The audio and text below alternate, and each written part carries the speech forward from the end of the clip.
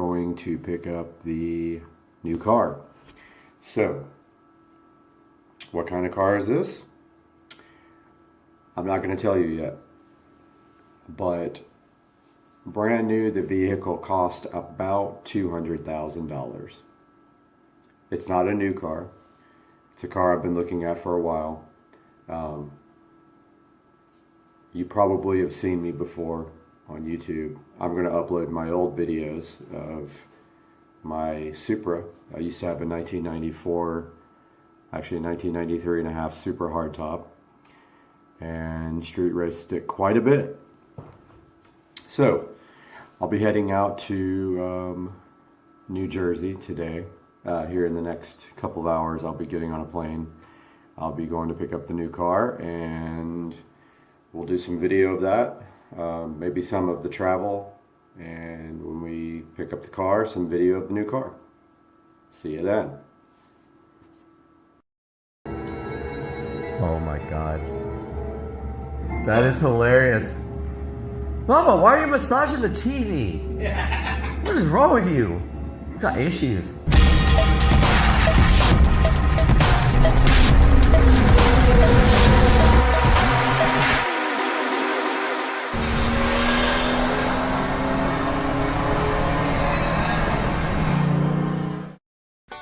Hey guys, and welcome back to the channel. Supercar Street Racing here, and today we are going to refurbish some old Malibu lights. So what we have here is some metallic copper base spray paint for the tops, which will go here, and we have some brown and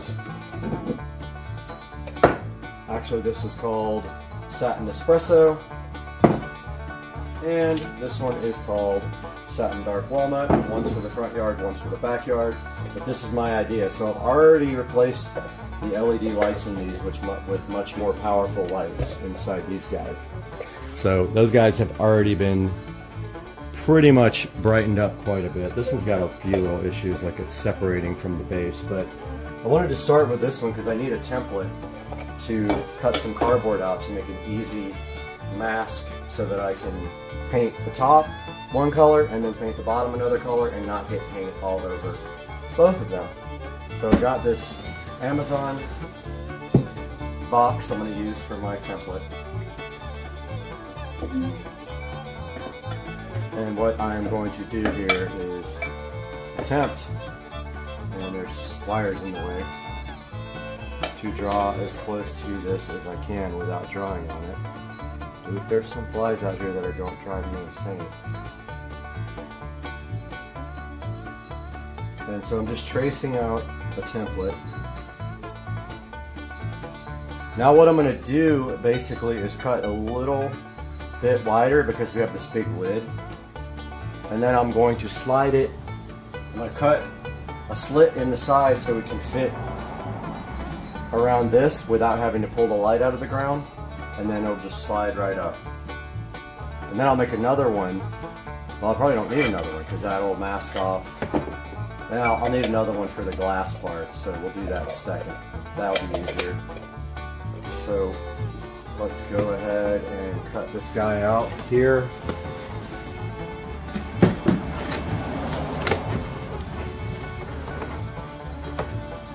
So I'm thinking, let me think about this. So we actually need the big part. So we want to cut out the middle part. Yep. Actually,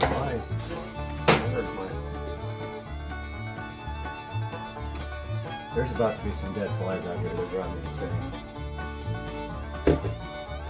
Oh yeah. A little bit bigger.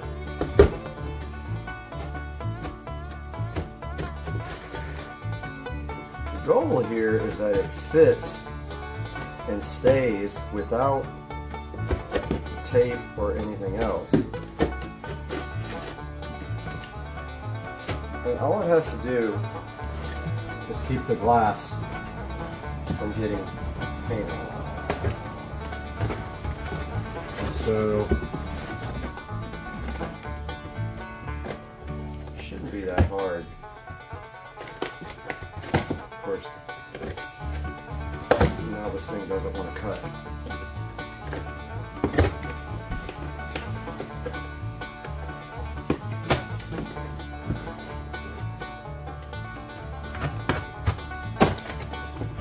Got a little bit of error right there cutting. This thing is not doing well.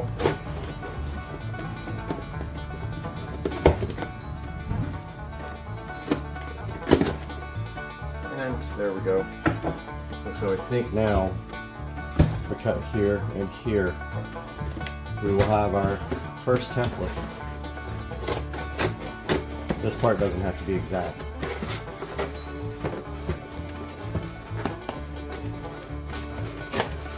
We're just going for like protection for the glass.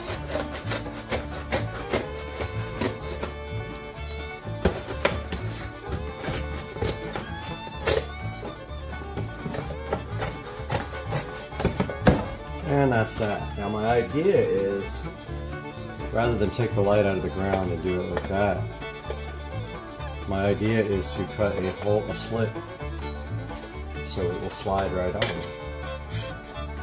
So let's do that. Here.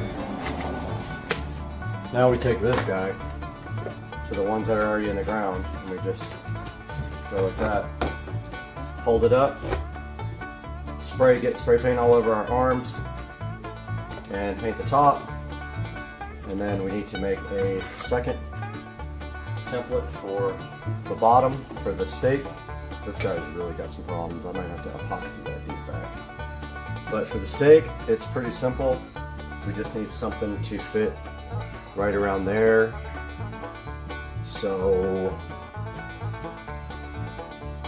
take out the bottom thing, grab our Healy, pop a hole right in the center, close enough to put this. Oh, the wire's not going to fit through. Well, it's going to have to. I think we can just do it like this, honestly. Just to make the template. Yeah.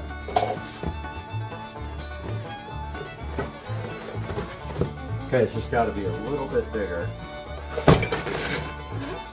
There we go. That's perfect. Now we got to cut out our second template.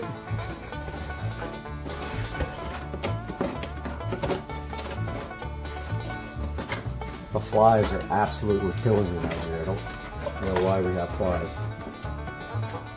There's like zero food out here except me. We got this thing. I'm about to blow up on a fly. My neighbor got one of those fly salt gun things. He loves it. Okay, so we got the hole cut. Now all we gotta do is slice it like this. Now we have our second template. So what that does is it goes right here, and we come up underneath and spray this guy here, and that's how we protect both parts when we're going to refurbish this light. Of course, we're going to get spray paint all over our hands, so we're going to put on some gloves. Yeah, that just slides on like that. That slides on like that. And we're going to test it on the spare light first. Alright, I'm kind of far away from the light because I don't want spray paint on my phone. But as you can see, we got the copper. This thing is kind of leaning. It needs to be repaired. This light is separating from the bottom. It needs to be like epoxied or something. So first thing we'll do the lid, the roof.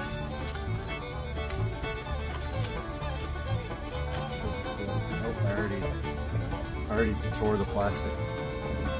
And of course, that's not going to stay on the phone.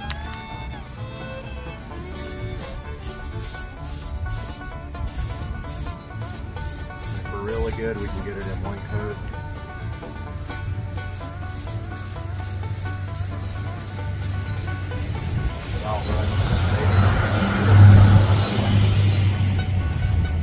Oh, it's already running.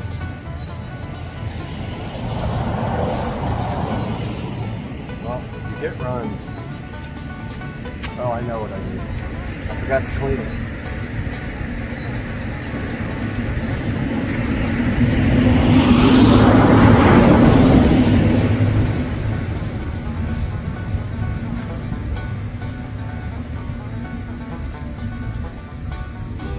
So yeah, I didn't clean the top of the light. I think that's why it's running. I think. No big deal. Oh, there goes my template.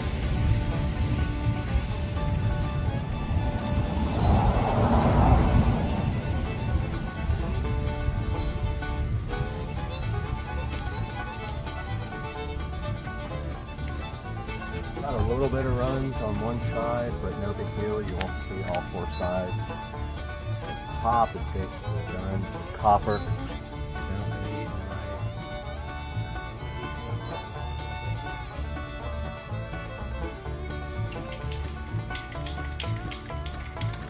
Got a little bit of runs left. And so we got our template here. This light is like just about to fall. So we take our template, mask, hopefully we don't knock the light down doing it.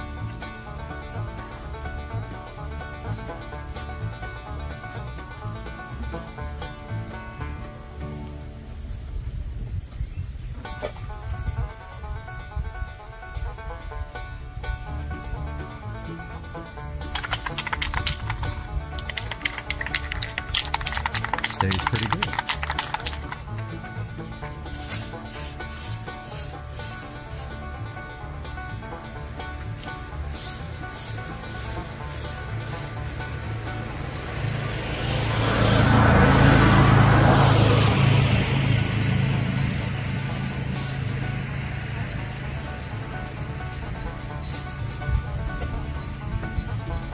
Almost had a disaster.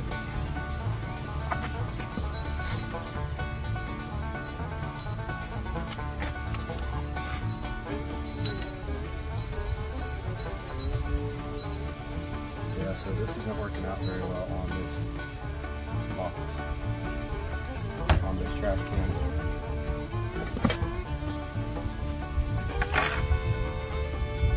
So we got a few issues here.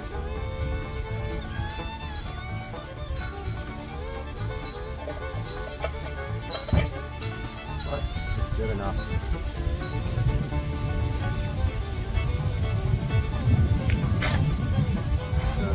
Take the side that has the least amount of issues and face it away.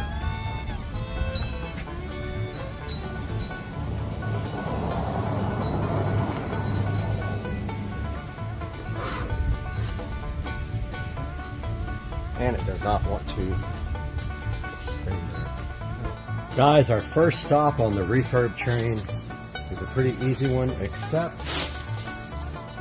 the house is kind of in the way. So what we're going to do is put this up against the house in the spring. It doesn't need the bottom redone. The bottom is in good shape. So all we are going to do is the top. Should be easy. We don't have to worry about the plants because these are all getting torn up to get concrete. So we are going to just clear that part out and not break the house.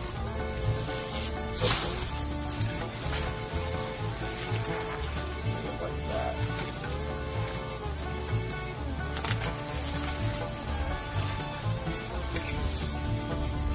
Yeah, that's sketchy. Gotta put this in there too.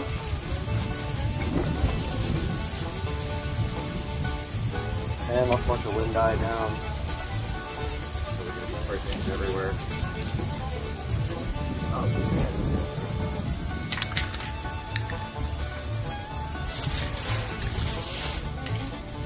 all these clamps are coming out.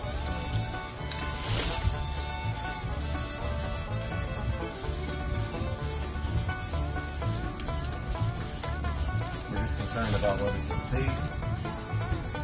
This side we can't see with this one. That's it.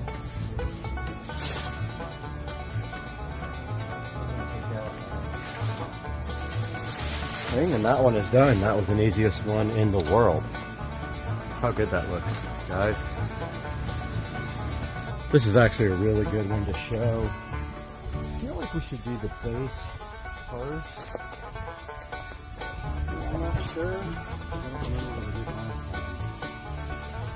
Base.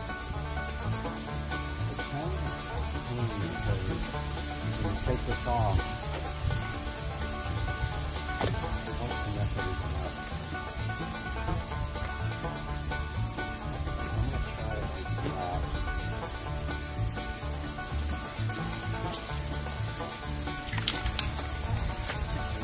Glass is covered.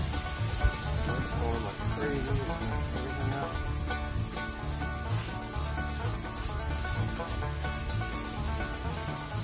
Okay. Very good. And of course the wind blue. Okay. And that's the only side you can see. So that part is done. The base is done. Now we have the glass. Pull the guy for it. It's not ideal. It works.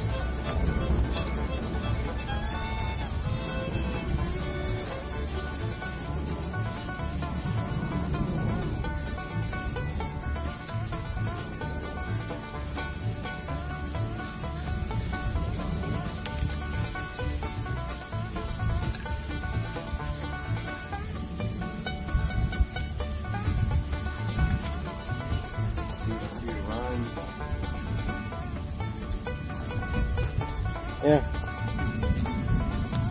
not ideal, but the other one was peeling, so better than what we had.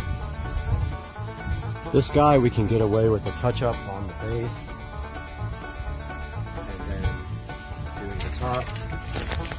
So by the way, these are going to match my porch lamp. That was the plan. That's perfect.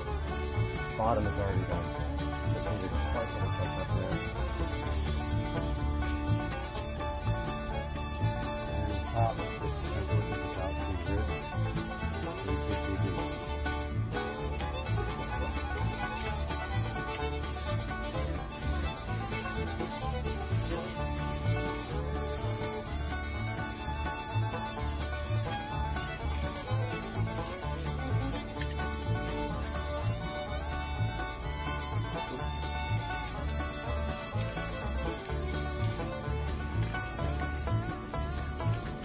Dry.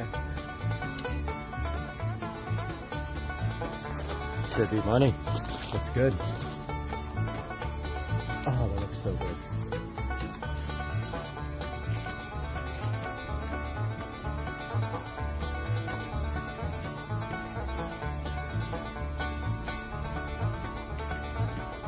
If I'm straight down on these, I can do a second coat. This guy is kind of hard to tell, but his whole bottom is not done because he was in the bushes. So he needs everything. So I think this time I'm going to try the bottom first.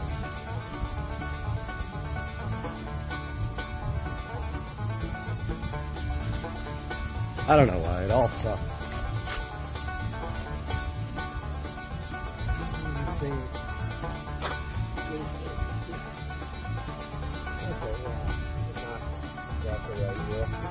This one, I think the steak is broken on this side as well.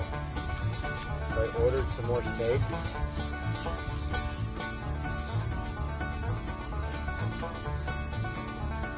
Ordered some replacement steak, but Until then, we've got broken stakes to do with. It's really active.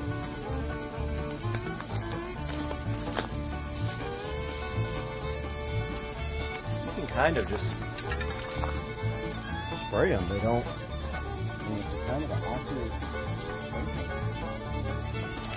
You go from the top, you won't get the glass. I'm gonna sharpen it up a little bit. See what happens.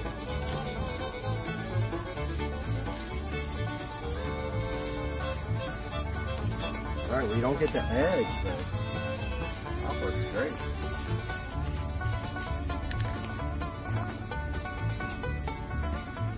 I think that's good, guys. Came out awesome. Man, these things look so good. It's just, they just make them pop. This one is not bad. Just a little touch up on the base.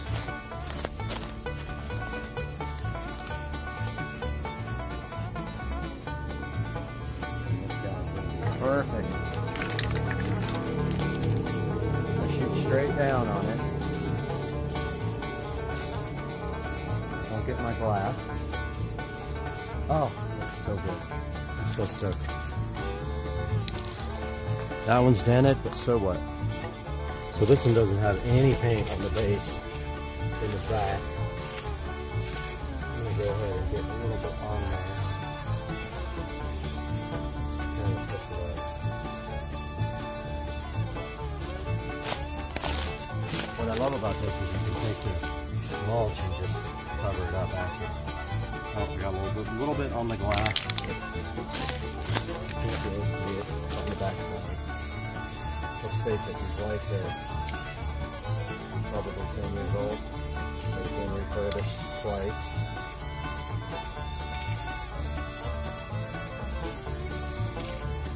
Honestly, I'll probably go back and put a second coat on all these. It looks awesome. Okay, guys. Time to clean up this guy. He needs some loving.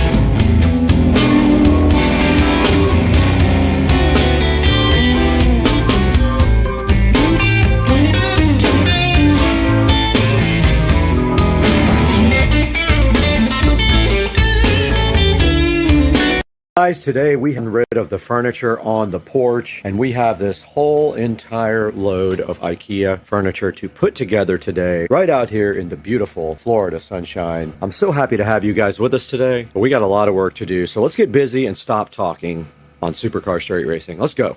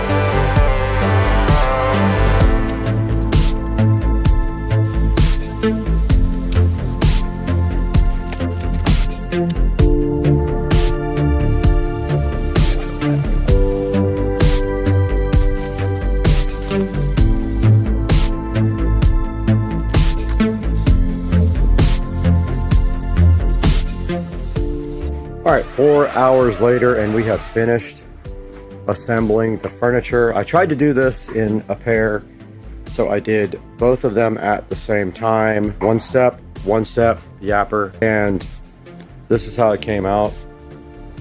So these are mirror images, and I think this looks fire, dog. I'm just gonna move everything over like an inch or two to fit on the carpet here. That.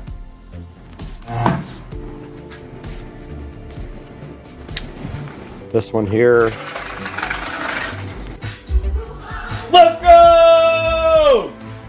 I had a mouthful of food. Let's go! Second part of the equation of the outdoor furniture switch over and refresh is this lounge chair and table set here. We got to get this out and get it put together. One of them is a table and chair. The other one is just a chair, and it is from Hdmi Outdoor Living with very good reviews. Let's get these outside, get them unboxed, and have probably the most fun ever by building more furniture that only took 4 hours to do the other set, guys.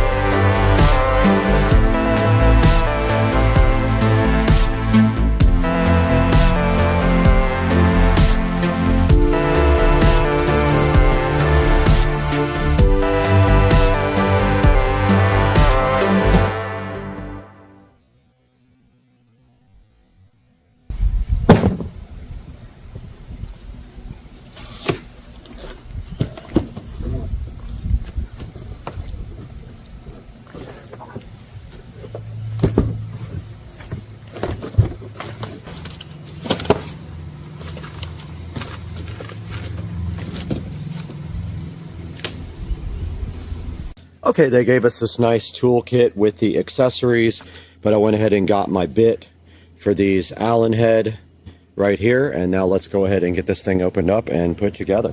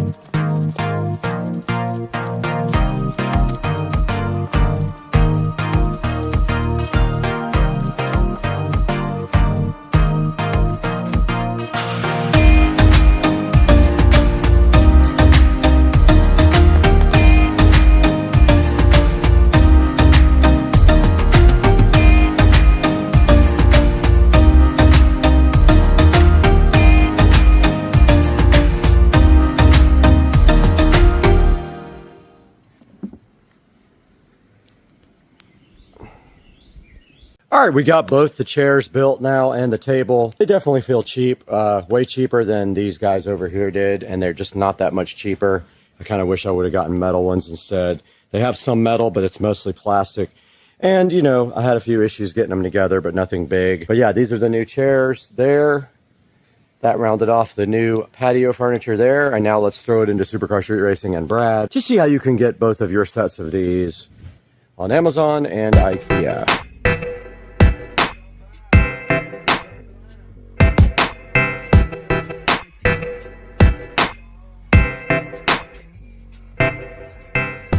We're back at the 4K production studio today. My name is Brad, and if you haven't been to our channel, welcome.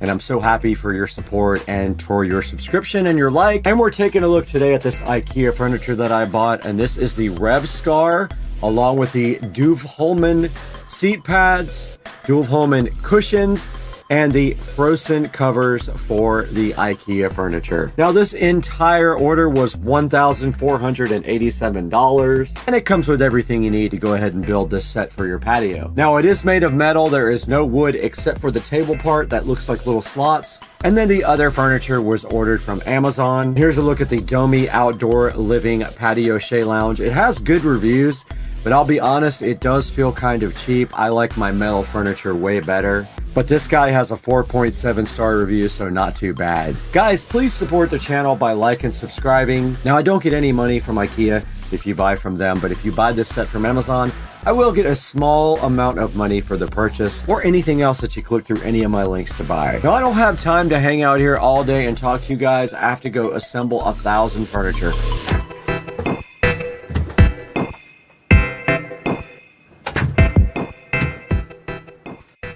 Okay, this is how you, if you forget your cutter, You take your axe. right, Normally throw. your heavy axe, Yeah, and don't hit your thumb. right. Oh, hell yeah! Bye bye.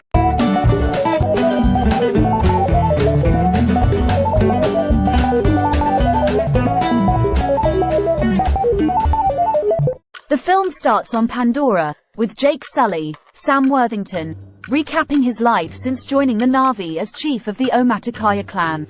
He and Neytiri, Zoe Saldana, have become parents to Netiyam, Jamie Flattis, Loak, Britton Dalton, and Tuck, Trinity Jo Lee Bliss, along with another adopted daughter, Kiri, Sigourney Weaver, who is the biological daughter of Grace Augustine's Na'vi avatar. The kids also spend time with a human boy, Spider, Jack Champion, who was left behind with the human scientists after the previous group evacuated Pandora since babies couldn't be put into cryostasis. While the children see Spider as something of a cousin, Neytiri feels the boy would be better off with other humans, in part due to her own hatred of the Sky People. While everything seems blissful, Jake's happiness is quickly shattered when shuttles of RDA ships begin to descend upon Pandora, destroying huge parts of the forest and killing the wildlife. Jake and Neytiri get their children and the other Na'vi to safety, but Jake holds his wife as they watch in horror at the devastation left behind. 1 year later, Colonel Miles Quaritch, Stephen Lang, wakes up resurrected in his own avatar body. While he attacks his former teammates, all now in their own Na'vi skins, Quaritch soon realizes what happened after watching a video log he left himself before their previous attempted mission to tear down the Naivi's Tree of Souls before he and his team were all killed. After gathering their new weaponry, Quaritch decides to lead a team back onto Pandora with one goal in mind: killing Jake. The RDA has colonized Pandora and built a mining base, along with a settlement called Bridgehead City. Jake leads several Na'vi to fly their Ikran to attack the humans' aircraft and supply lines. Netiyam and Loak attempt to join the fight, nearly getting severely injured in the process. Jake gets them to safety but chastises them for putting themselves in the line of fire. The group returns to their camp with the rest of the clan. Jake discusses with Neytiri how these changes are impacting their children's lives. Meanwhile, Spider joins Loak and Kiri as they go to the humans' research facility where Norm Spellman, Joel David Moore, and Max Patel, Dilip Rao, continue to work. Kiri talks to Grace's avatar as her body lies in the tank. Spider then notes that his Na'vi friends at least know their parents, while he knows and resents who his father was, Quaritch. Quaritch and his team arrive at their base and meet General Francis Ardmore, E.D. Falco, who updates him on their operations since his time being dead. Ardmore informs them of the advantages the Omaticaya have on them before telling them how they can gain their own upper hand. The team enters the forest at the exact same time that Jake's kids and Spider are playing there. While Kiri immerses herself in the nature, the other kids spot Quaritch and his team as they survey the former link unit for the humans and their avatars. He finds his skeleton inside the AMP suit where he was killed. The villains find the kids, and they realize they are Jake's kids because they have 5 fingers. Quaritch meets Spider and realizes he is the boy's father. Quaritch calls in Ardmore and her squad to come down while he takes the other kids as hostages. Jake and Neytiri are alerted to the scene, and both are stunned to see their nemesis alive and in a Na'vi body. Neytiri kills some of Quaritch's team before they open fire. She and Jake manage to get their kids back, but Quaritch and his surviving teammates fall back, taking Spider with them. Ardmore subjects the boy to a torture method to get him to disclose information on the clan's location, but Quaritch stops her and opts to try and get closer to Spider to earn his trust. He convinces Spider to ride along with him on their mission, or else the scientists will experiment on him. Jake talks to Neytiri about having to leave the clan now that they are being targeted. While Neytiri doesn't want to leave her home, Jake assures her that it is best for their children and the rest of the clan. He passes on leadership to another warrior, Tarsum, Keston John, and he leaves the clan with Neytiri and their children. They fly their Ikran and head toward the eastern seaboard to the home of the Metkayina clan of Na'vi. The clan gathers with their leader, Tonawari, Cliff Curtis, and his pregnant wife, Ronal, Kate Winslet. Jake requests shelter for the sake of his family, though Ronal and other tribesmen are quick to look down on Jake and his kids for their half-human heritage, as well as the potential of bringing their dangers to this land. However, Tonawari respects the accomplishment of the Taurik Makto and allows them to stay, and also instructs his children Ernung, Philip Gelio, and Sireya, Bailey Base, to show Jake's children how to adapt to their oceanic surroundings. Quaritch and his team take Spider through the forest, with Spider becoming their translator for the Na'vi language that the team is still trying to learn. Quaritch also manages to link himself to his own Ikran, albeit more forcefully than the Omaticaya did. Jake's kids join Ernung and Sireya, plus Ernung's friend Rotexo, Dwayne Evans Jr., as they explore the reef. Sireya shows that they communicate with the underwater creatures via sign language, and they link to them the same way the Omaticaya link to their animals. However, when Loak attempts to connect to a creature, he is pulled quickly through the water and is thrown off. Meanwhile, Kiri has a more natural connection to the creatures and helps one of them interact with Tuck. Jake and Neytiri are shown how to fly the Surak, which can move in the air as well as underwater. Loak gets closer to Sireya, who shows him how to better his breathing underwater. He also takes him and his sisters deeper underwater by using creatures that provide air when resting on their backs. However, Ernung and Rotexo are antagonistic toward Kiri for her being considered a half-breed, leading to Loak punching Ernung in the face. Netiyam joins in the fight along with Ernung's friends, leading to Jake scolding his sons for their behavior. Jake forces Loak to apologize to Ernung. He does so, and Ernung invites Loak to hunt with him and his friends. They go far enough until they trick Loak into going after a creature, just before he and his creature are attacked by an Akula that kills Loak's mount before chasing after him. Loak attempts to swim back up before he runs out of breath, but the Akula attempts to go for the kill until Loak is saved by a whale-like creature called a Tolkien, named Payakin. Loak follows Payakin and finds a harpoon stuck in his fin, so he removes it and earns Payakin's trust. Jake speaks to Kiri, who has been feeling different lately due to what she has been seeing. She claims she can feel the heartbeat of the goddess Awa, and that it is mighty. Jake assures her that there is nothing wrong with her. Everyone then sees Loak return, and Tonawari scolds Ernung for leading Loak beyond the reef when it is forbidden, but Loak takes the blame for everything to spare Ernung from getting in trouble. Jake tells Loak that he has shamed the family with his actions, but Ernung comes to respect Loak.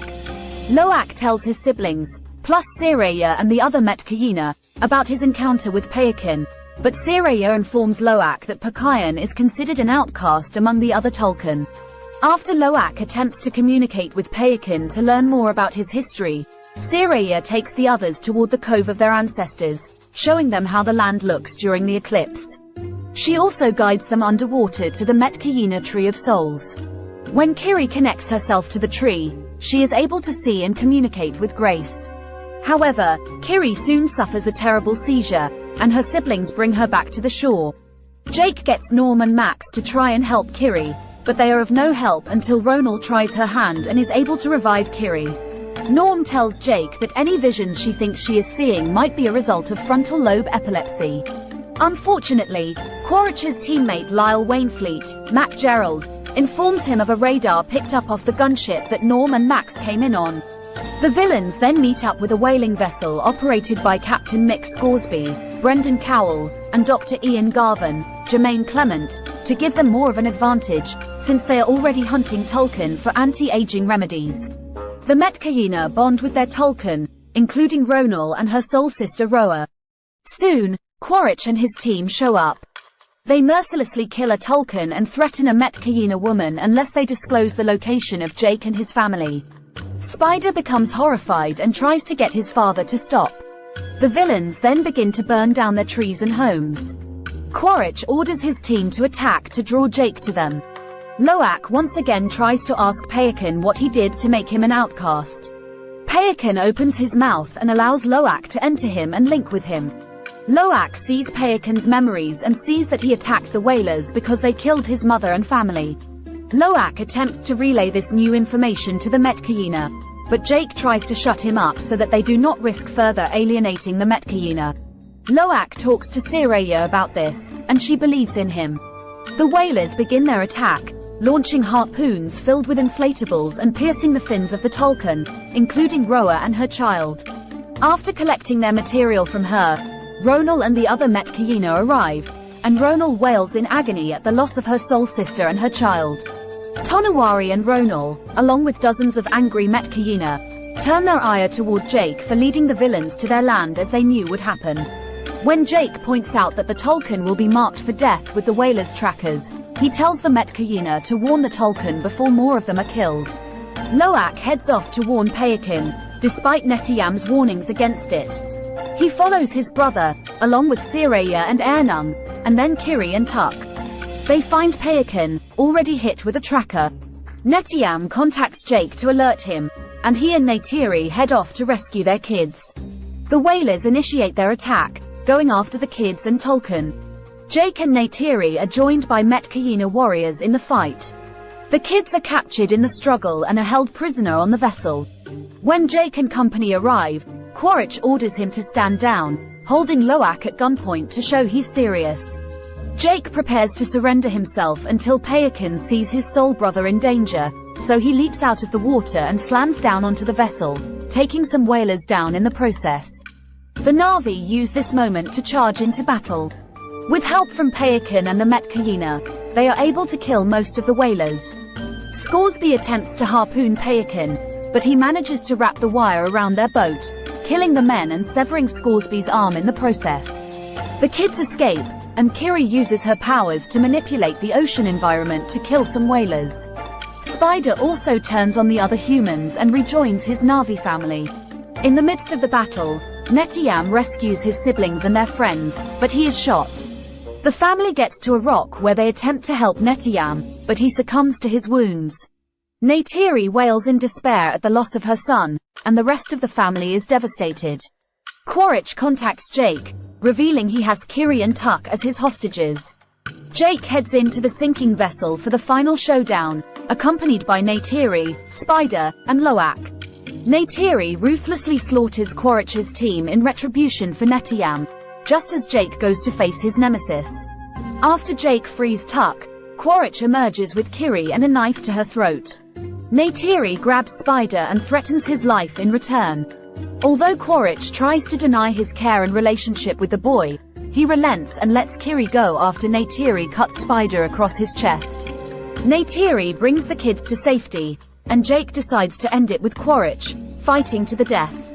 The vessel starts to come down completely, trapping the family underwater.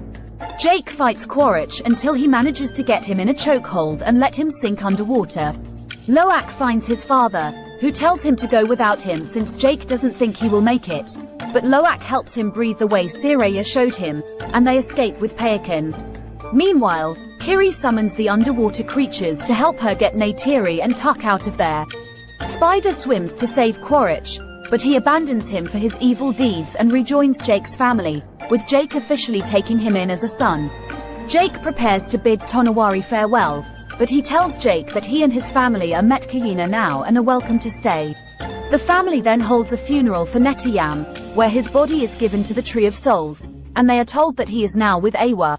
Jake and Neytiri link themselves to the tree, where they are able to see Neteyam through memories. Jake, recognizing this land as his family's new home, vows to continue to fight and protect them. Years after Jake Sully joined the Na'vi as chief of the Omaticaya clan, he has built a life and family with Neytiri and their kids Neteyam, Loak, Tuck, and Kiri, who is actually the biological daughter of Grace Augustine's Na'vi avatar, along with a human boy called Spider.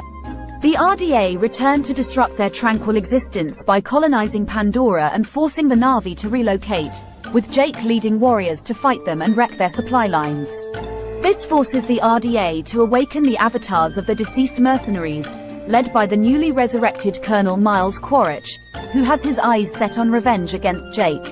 After the villains threaten Jake's family and home, he takes them from the forest and moves them to the eastern seaboard of Pandora to the home of the Metkayina clan, who have a deep connection with the underwater life. Jake's children, Loak in particular, bond with Sireya and Ernun, the children of the Metkayina's chief Tonawari and his wife Ronal. While the Metkayina are initially distrusting of the Omaticaya, they teach them their ways and welcome them to their home. Kiri also discovers that she has a deeper power and connection with the creatures. Quaritch and his team work with whalers to hunt the Tolkien, creatures that the Metkayina have deep connections with. Loak bonds himself with Payakan, a Tolkien that is considered an outcast. When Quaritch and his team begin to lay waste to the Metkayina homeland, Jake and Neytiri are forced to fight back. The kids go to warn Payakan, leading to them getting captured. Payakan helps the Na'vi fight back, with many of the whalers getting killed, but Neteyam is fatally shot. Jake goes after Quaritch, who has taken Kiri and Tuck hostage. Neytiri kills the rest of Quaritch's team before threatening Spider's life to save Kiri, and Quaritch relents since he is the boy's father. Loak and Kiri help their family get to safety, while Spider saves Quaritch but abandons him for his cruelty. Jake and his family are accepted by the Metkayina and are allowed to stay. He and Neytiri are able to see Neteyam by connecting themselves to the Metkayina Tree of Souls.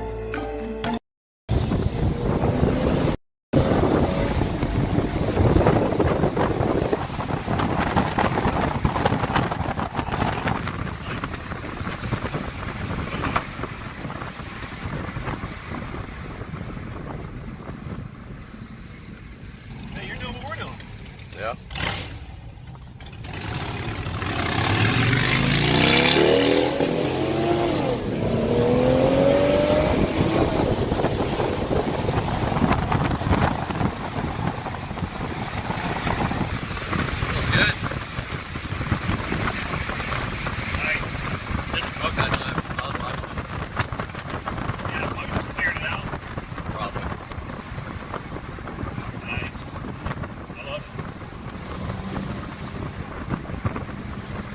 So pop it over in sport now and let it shift itself.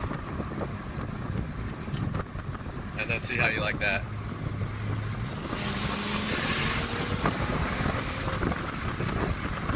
See if video goes down here.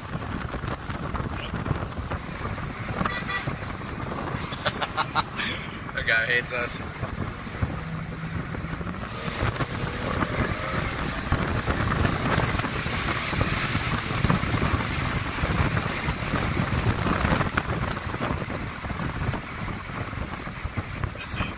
What do you think the horsepower is? 375, maybe to the wheels. Close, 360, 370 to the wheels, since it's on E85. It'll feel better with the new intercooler. Yeah. This thing is nice. Fast, too. Relatively fast. Got a little shudder in the brakes. You feel that? No. I feel it in the steering wheel. Broke it hard. I think lug nut just... Feel how it rev matches? Yeah. When you downshift.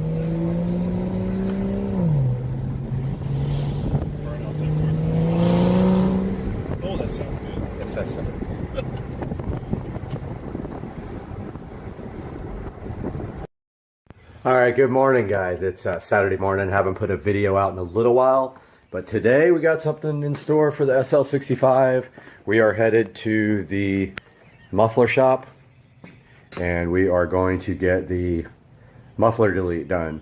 The car is just not loud enough with just the downpipes. We're headed that way to do an oil change and a muffler delete. So I'm going to show you guys a cold start now with mufflers. So here is a cold start. I'll try to jump out and get to the back.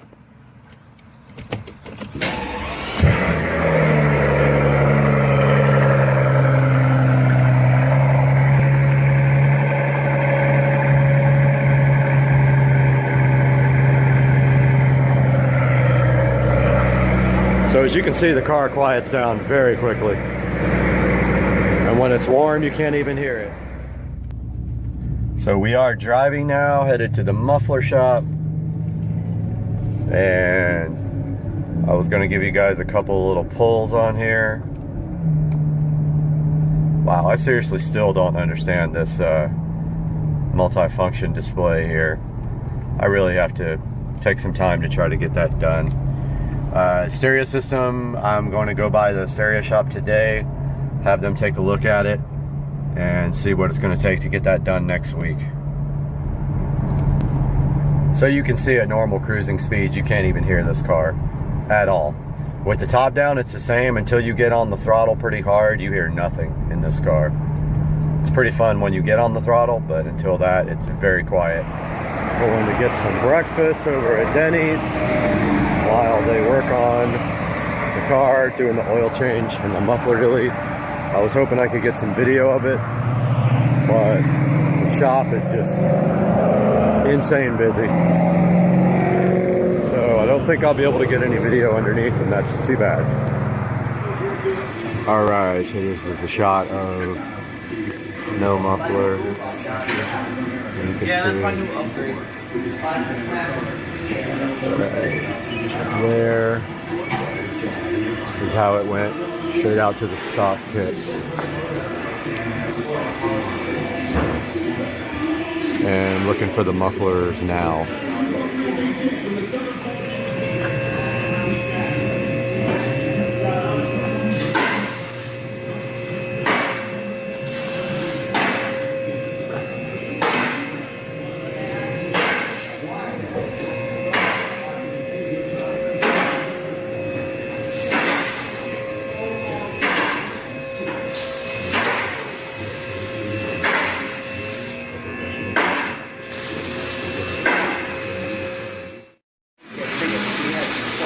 Here's a look at the factory mufflers.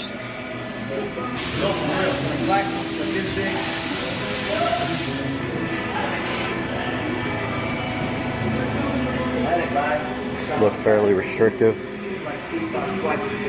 We'll see what it sounds like. It's gonna be loud. I know. Oh, it sounds so good.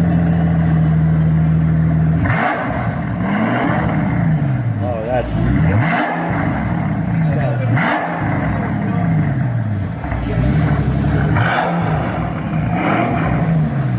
so mean.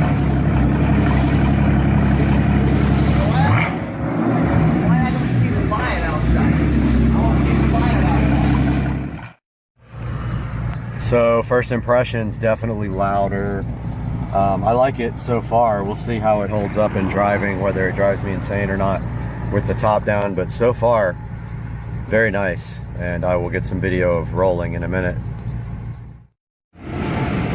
Getting the car washed now. Still got mud from last time because this place is being worked on, the roads. As soon as I left, caked with mud.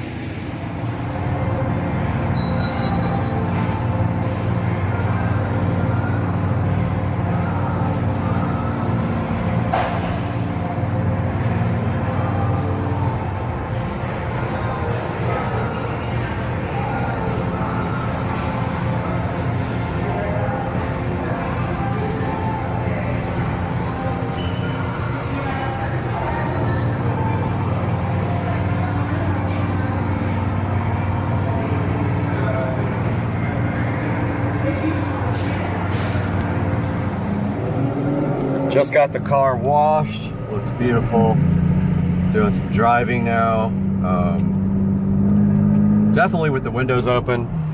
It's not loud at all. But it is louder than it was before. I definitely like it. I'm keeping it like this for a while at least. Next up is intakes. All right, guys, here's some video of the car right out of the car wash. The tint in the front was redone yesterday. Some fingerprints on the inside there. I'm gonna have to get off. But yep, that is the way it looks right now. There's the new exhaust. So pretty much the only thing you have to worry about when you take out your mufflers is drone. If you can handle a little bit of drone, then deleting the mufflers definitely is a, especially on a turbocharged car. The issues with a non-turbocharged car is, excuse me, sometimes it can be a little bit too loud. But the turbochargers on this car definitely muffle the sound enough where it's not overbearing.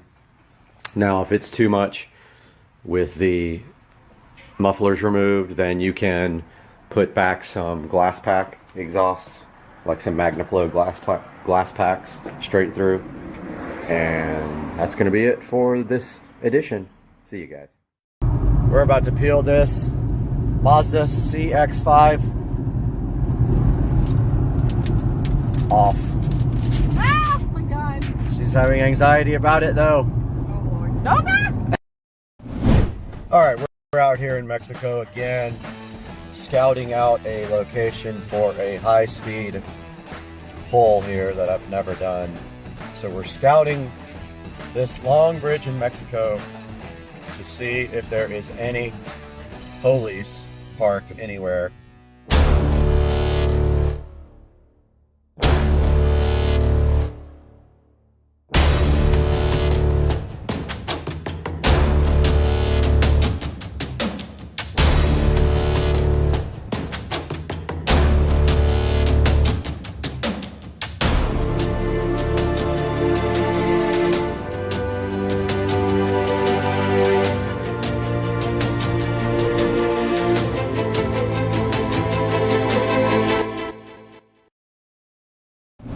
So we're scouting this long bridge in Mexico to see if there is any police parked anywhere before we come back down. And there is a dude riding some kind of weird something on the other side. But so far, this Mexico bridge is pretty good for a short pull in Mexico. We'll see what happens once we get to the other side, but I'm looking for Mexican police officers parked on the side of the road here, and does not appear that there are any parked here, so we'll try it in Mexico. All right, we're coming over the top of the bridge now, and there should not be any reason why right here on this stretch right there we can't open it up a little bit and maybe get out by ourselves. There's a nice, probably quarter long, maybe a little bit longer than a quarter strip over here where it goes uphill a little bit, but this car doesn't take long to hit top speed, so we'll see. I've never done it, and this is a abandoned road in Mexico that it's really easy to get up to speed on, so let's see what happens.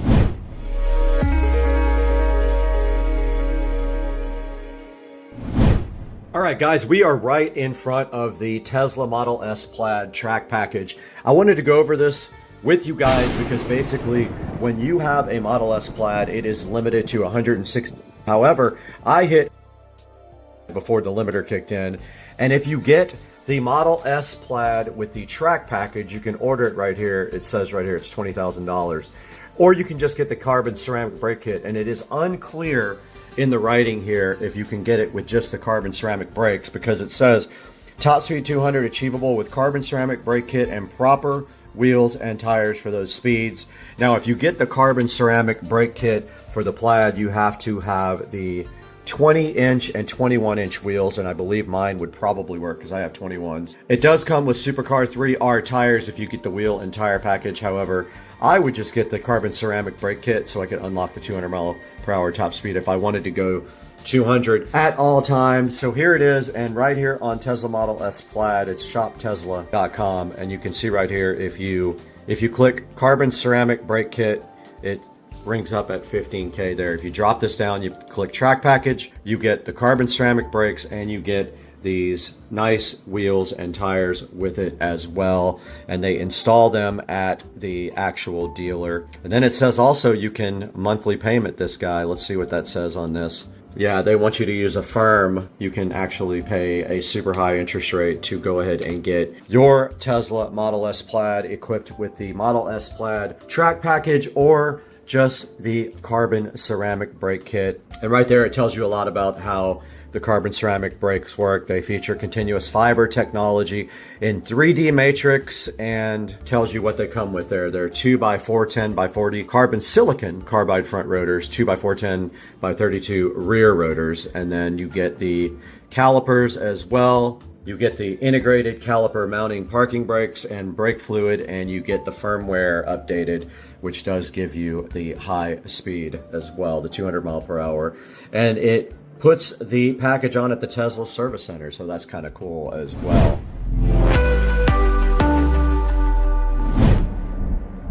All right, we're not going to want any traffic anywhere near us when we do this, so we're going to let this go by and then flip a U-turn at this light here. Okay, we have let traffic kind of go for a minute. We have a straightaway right here. I'm going to just do a roll-on pull and see right when I round this corner and see what we can get the car up to, and hopefully there's no Mexican police officers on that side. So let's roll into this now. That's full throttle. That's 100, 10, 20, 30, 40, 50, 160, 165, and that was the top speed. 165 is the speed limiter. I hit the top speed, and now we are coming off and on the brakes, which are terrible. I smell the brakes. That's the first time I've ever hit the top speed. I believe it's 165.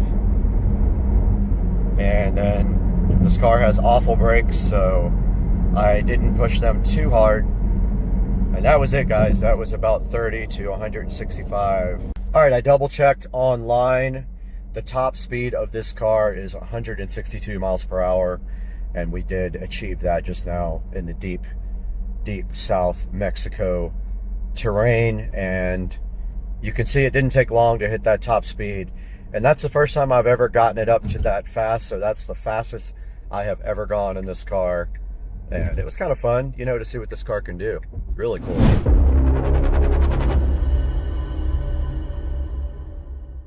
Now let me show you guys another option for carbon ceramic brakes, but you do not get the unlock firmware, so that's the one thing you won't get. All right, the last thing I wanted to show you guys here is another option here, like from T-Sportline, and they do offer this Brembo Gran Turismo kit for the Model S and X Plaid. It is $54.95. You can select different options here, and they do go up or down. That one says unavailable. The GT is unavailable. Only the GTS is available. It is $54.95 right now. That gives you another option. It does come in a bunch of different colors as well down here, as you can see. However, this will not unlock the top speed if that is what you're after. Just simply getting these big brakes from T-Sportline will not give you the Model S Plaid top speed. You have to have the firmware also unlocked in order to do that, and you cannot get that done by anybody that I am aware of. I think that you can only get it from Tesla.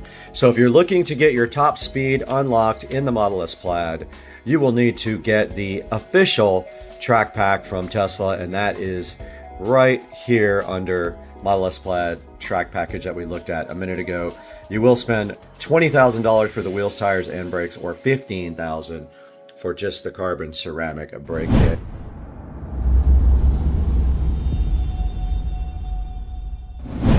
We have another option right here for you, and that is the Unplugged Performance Model S Plaid Superlight Carbon Ceramic Front Big Brake Kit. You can see this runs up to $9,000, and this is just for the front. They do have other kits available, but that one is the performance brakes for the Model S Plaid. When you click on it right there, there are some other options. You can get larger rotors for just the front and the rear, or you can go ahead and get the full carbon brake kit, which is right here. $91.95 for this. Your options here are big brake kit or replacement brake pads. If you choose big brake kit right here, you can choose your caliper color, red or black, and then you can choose your brake pads if you want racing or street. And it looks like right here, right now, that is going to be around $8,400 is your total if you would like to go ahead and get the Unplugged Performance Big Brake Kit. Racing Brakes also makes a big brake kit for the Model S Plaid. We are on racingbrake.com showing you their options here.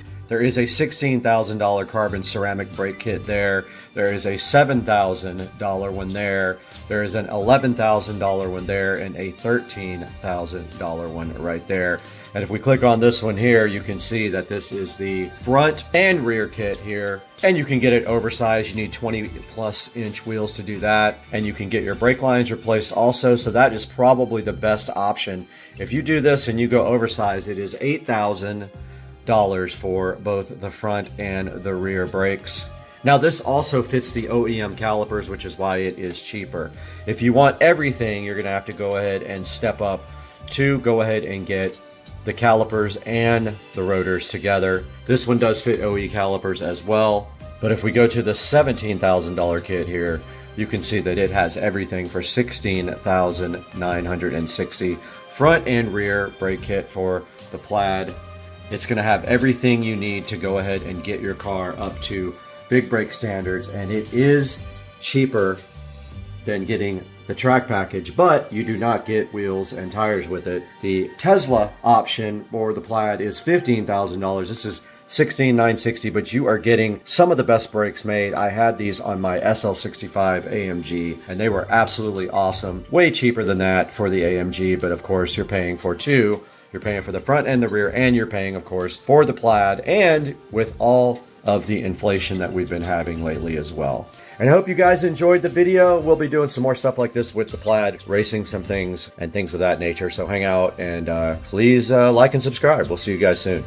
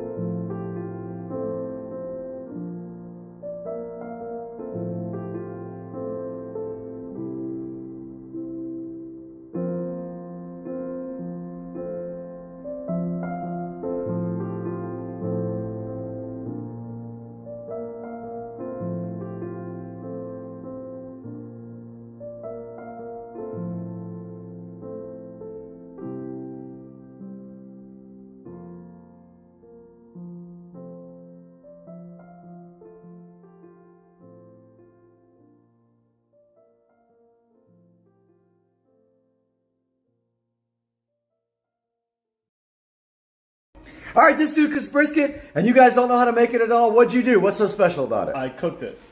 Long and slow. All right, let's see the first cut. We only got 5 seconds. Let's go. Yeah, look at that thing. So juicy and great. Guys, welcome back to Supercar Street Racing today for a different change of pace. We are starting out in the 4K production studio, and I wish it was on a good note because we were trying to do some green screen stuff and it just did not work out. So I'm shooting all this footage over again from the studio, and today we're going to be solving an issue with something in my house that needs some storage, and we're going to do that next. So hang out on Supercar Street Racing.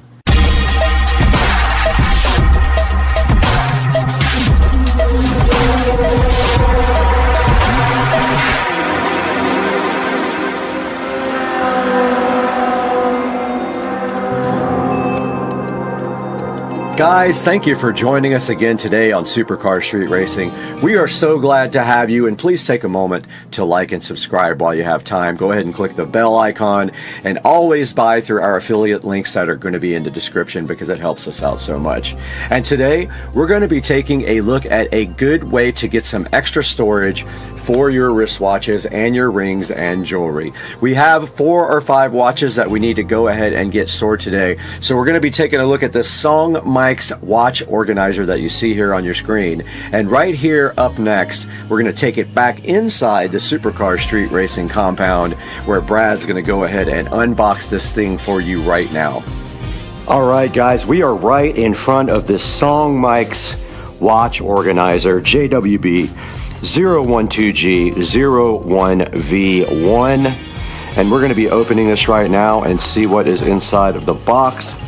And of course, on the very top there is a styrofoam protection device, which will make a mess if it gets everywhere in the house, so do not get that everywhere. And then inside of the box, it looks like we have the actual watch organizer right here. Let's go ahead and move this to the side. Get this guy right out of the box if I can. And of course it is making an absolute mess, but here is the Song Mike's watch organizer, looking so cool.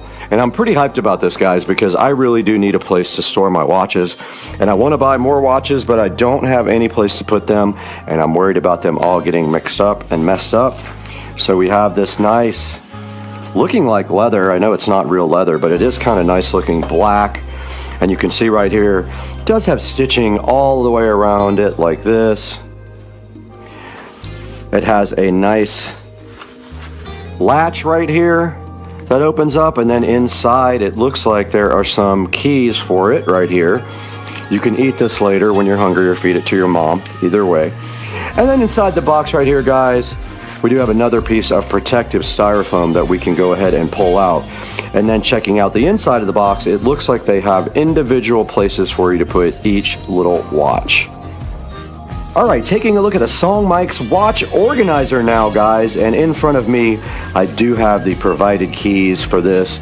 Not that this is the ultimate in protection, because definitely somebody could break into this if they wanted to, but it looks like the keys just go right there to lock it, and then of course you can't open it at that point. And then if we go back this way, looks like the key, the lock goes like all the way around. So I guess like that, it does open back up. Yes, it does. And then look down here, we have this nice tray that folds out to store some other things. If you need other things like rings and things like that, you can store them on this bottom part. So pretty cool. It's got these separate trays here to get things in the bottom, and it looks like you can put rings around these as well. I think you can put rings, which I don't have any, but you can push them down here. So this is kind of cool, guys. Very cool little organizer. All right, taking a look at the exterior of the Song Mike's watch organizer, and basically it is just finished in a black, kind of matte black, probably a substitute leather or something like that. Very just generic and black on the outside with a couple of little rivet holes right there, or screws or whatever. But as you can see on the inside of this, it has a nice glass top here for you to look at your stuff. And on the inside, we can store 6 watches here, 6 watches here, and then down here you can store rings and other things, which I think that's cool, because I wouldn't mind starting to get some rings also. And let's go ahead and see if we can get one of my watches into the Song Mike's And what you do is you pull this part out. It comes with a little thing that the watches go around like this. And then you just put that on there like you would your wrist, and it will store your watch. So you just kind of tighten it up on this watch thing, like so. And then you make it so you can see it, and then you just push your watch down in there like that. And when you close the top, you have a nice display of your watch here. Okay, we do have the Android watch here now that we're going to go ahead and store in the song mics and see how that looks as well. So all we have to do right here and right now is just take this and put it around that like you do your arm. Go ahead and tighten it up. I didn't tighten up the other watch very much. Go ahead and push that through there. Tighten it up as if you were putting it on your body. And throw the watch back in there, angled upwards. You see how this one's kind of loose? I could go back in here and go ahead and tighten this one up more, and then throw it back in there, like so. And then we have one more on my arm here. We can go ahead and get this one all stored up very nice as well.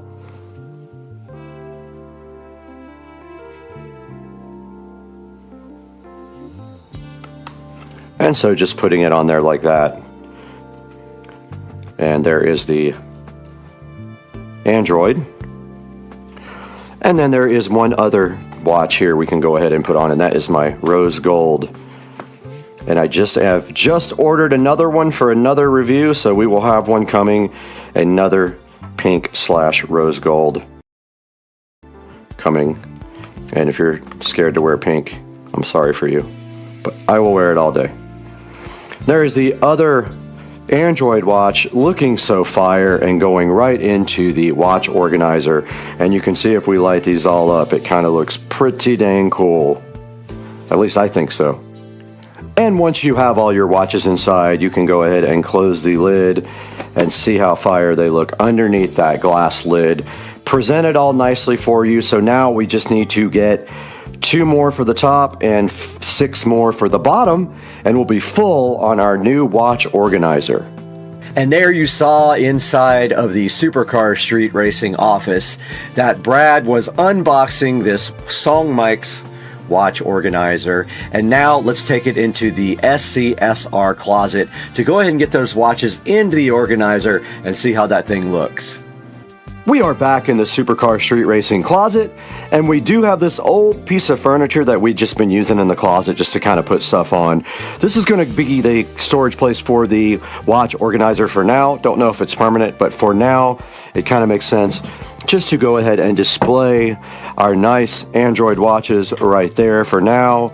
And then maybe in the future, we will go ahead and get something nicer or mount it to the wall or something like that. But for right now, we've got this really nice Song Mics watch organizer showing all our watches off in the Supercar Street Racing closet right below the On collection of shoes. And now let's throw it into the 4K production studio and see what Brad has to say about other choices and this choice of watch organizer.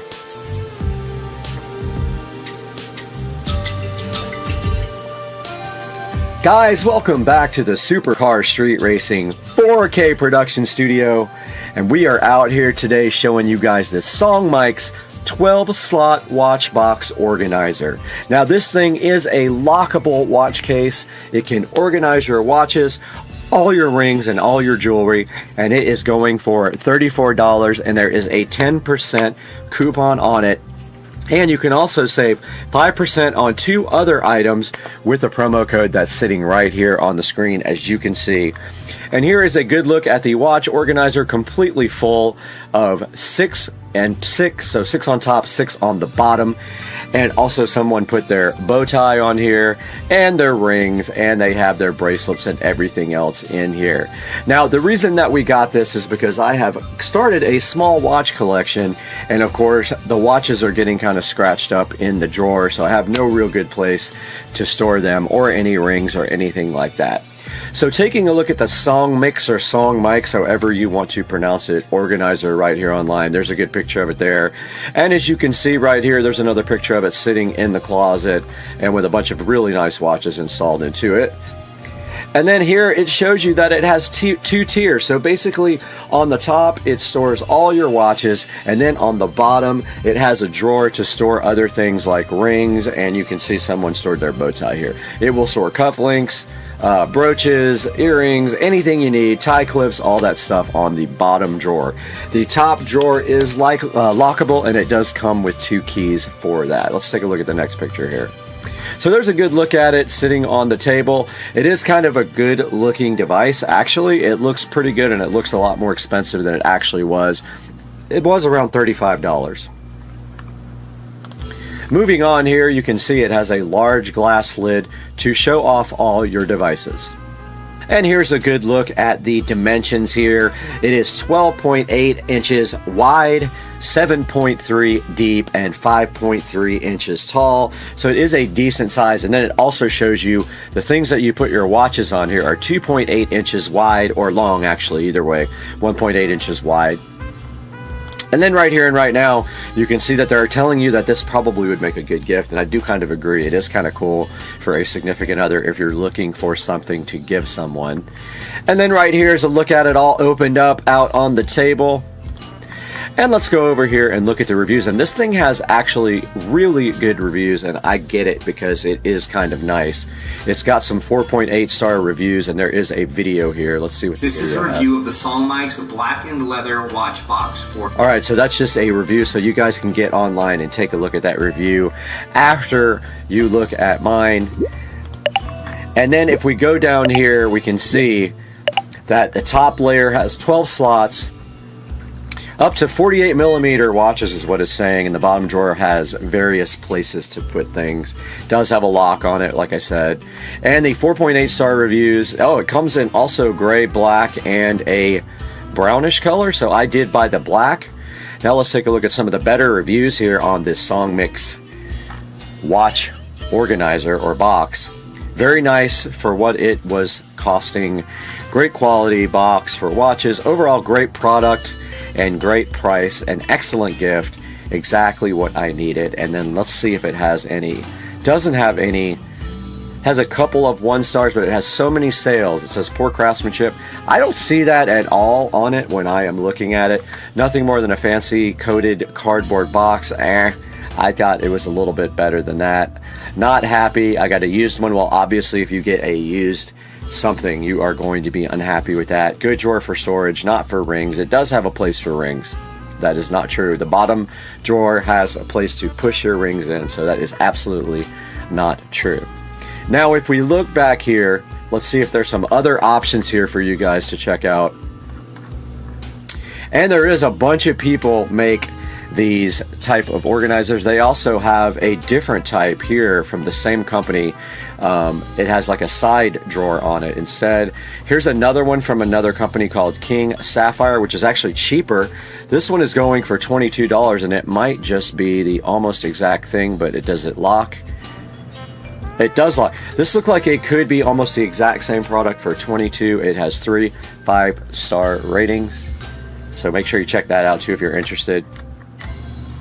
There's several other ones over here for anywhere in the $25 to $29 range, so make sure you check out all the interesting options. And I do kind of dig this red one, but this is $129, so it's quite a bit more than the one that we purchased. They are all in the $129 range. So if you want to spend a little bit more money and go for a little bit better quality, go ahead and get one that's a little bit more expensive and see if you like that better. You can always return it, so always keep that in mind when you spend money on Amazon. Guys, I'm going to go ahead and put the link in the description. I'm going to go back to the Song Mix here.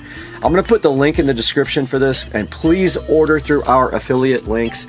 Go ahead and click subscribe and click the little bell so you get notified every time we drop a video.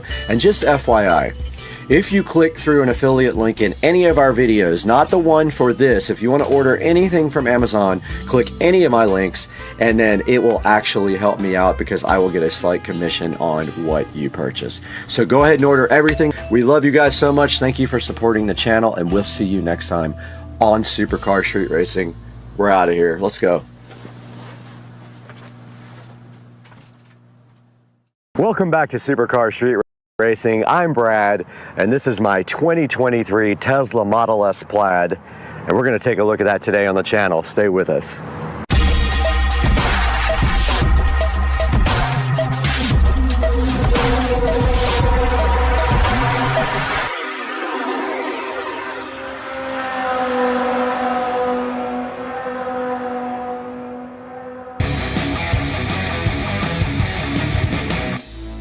Welcome back to Supercar Street Racing. My name is Brad. Hopefully you are tuned into the channel for more than the first time, but if not, welcome. And today we have my brand new 2023 Tesla Model S Plaid sitting here, and we're going to tell you all about it today. Now, the car was purchased back in April. It does have some modifications to it from stock, and we're going to show you that all today on the channel. You're checking out the front of my 2023 Tesla Model S Plaid, looking so fresh out here in the middle of the parking lot. And I wanted to take some time today to show you guys the front of the car, some of what has been done to it, and some of the unique features of the car. And of course, the first thing you can see here on the car is that the car is wrapped, completely wrapped in a satin wrap. Now, you can also see in the front of the car that the headlights are also wrapped in satin, and I was a little bit concerned about that, but actually it has not been a problem. They're actually really bright, and it did not affect the brightness of the headlights at all. Taking a look at the front also of the 2023 Tesla Model S Plaid, there are a few other modifications here.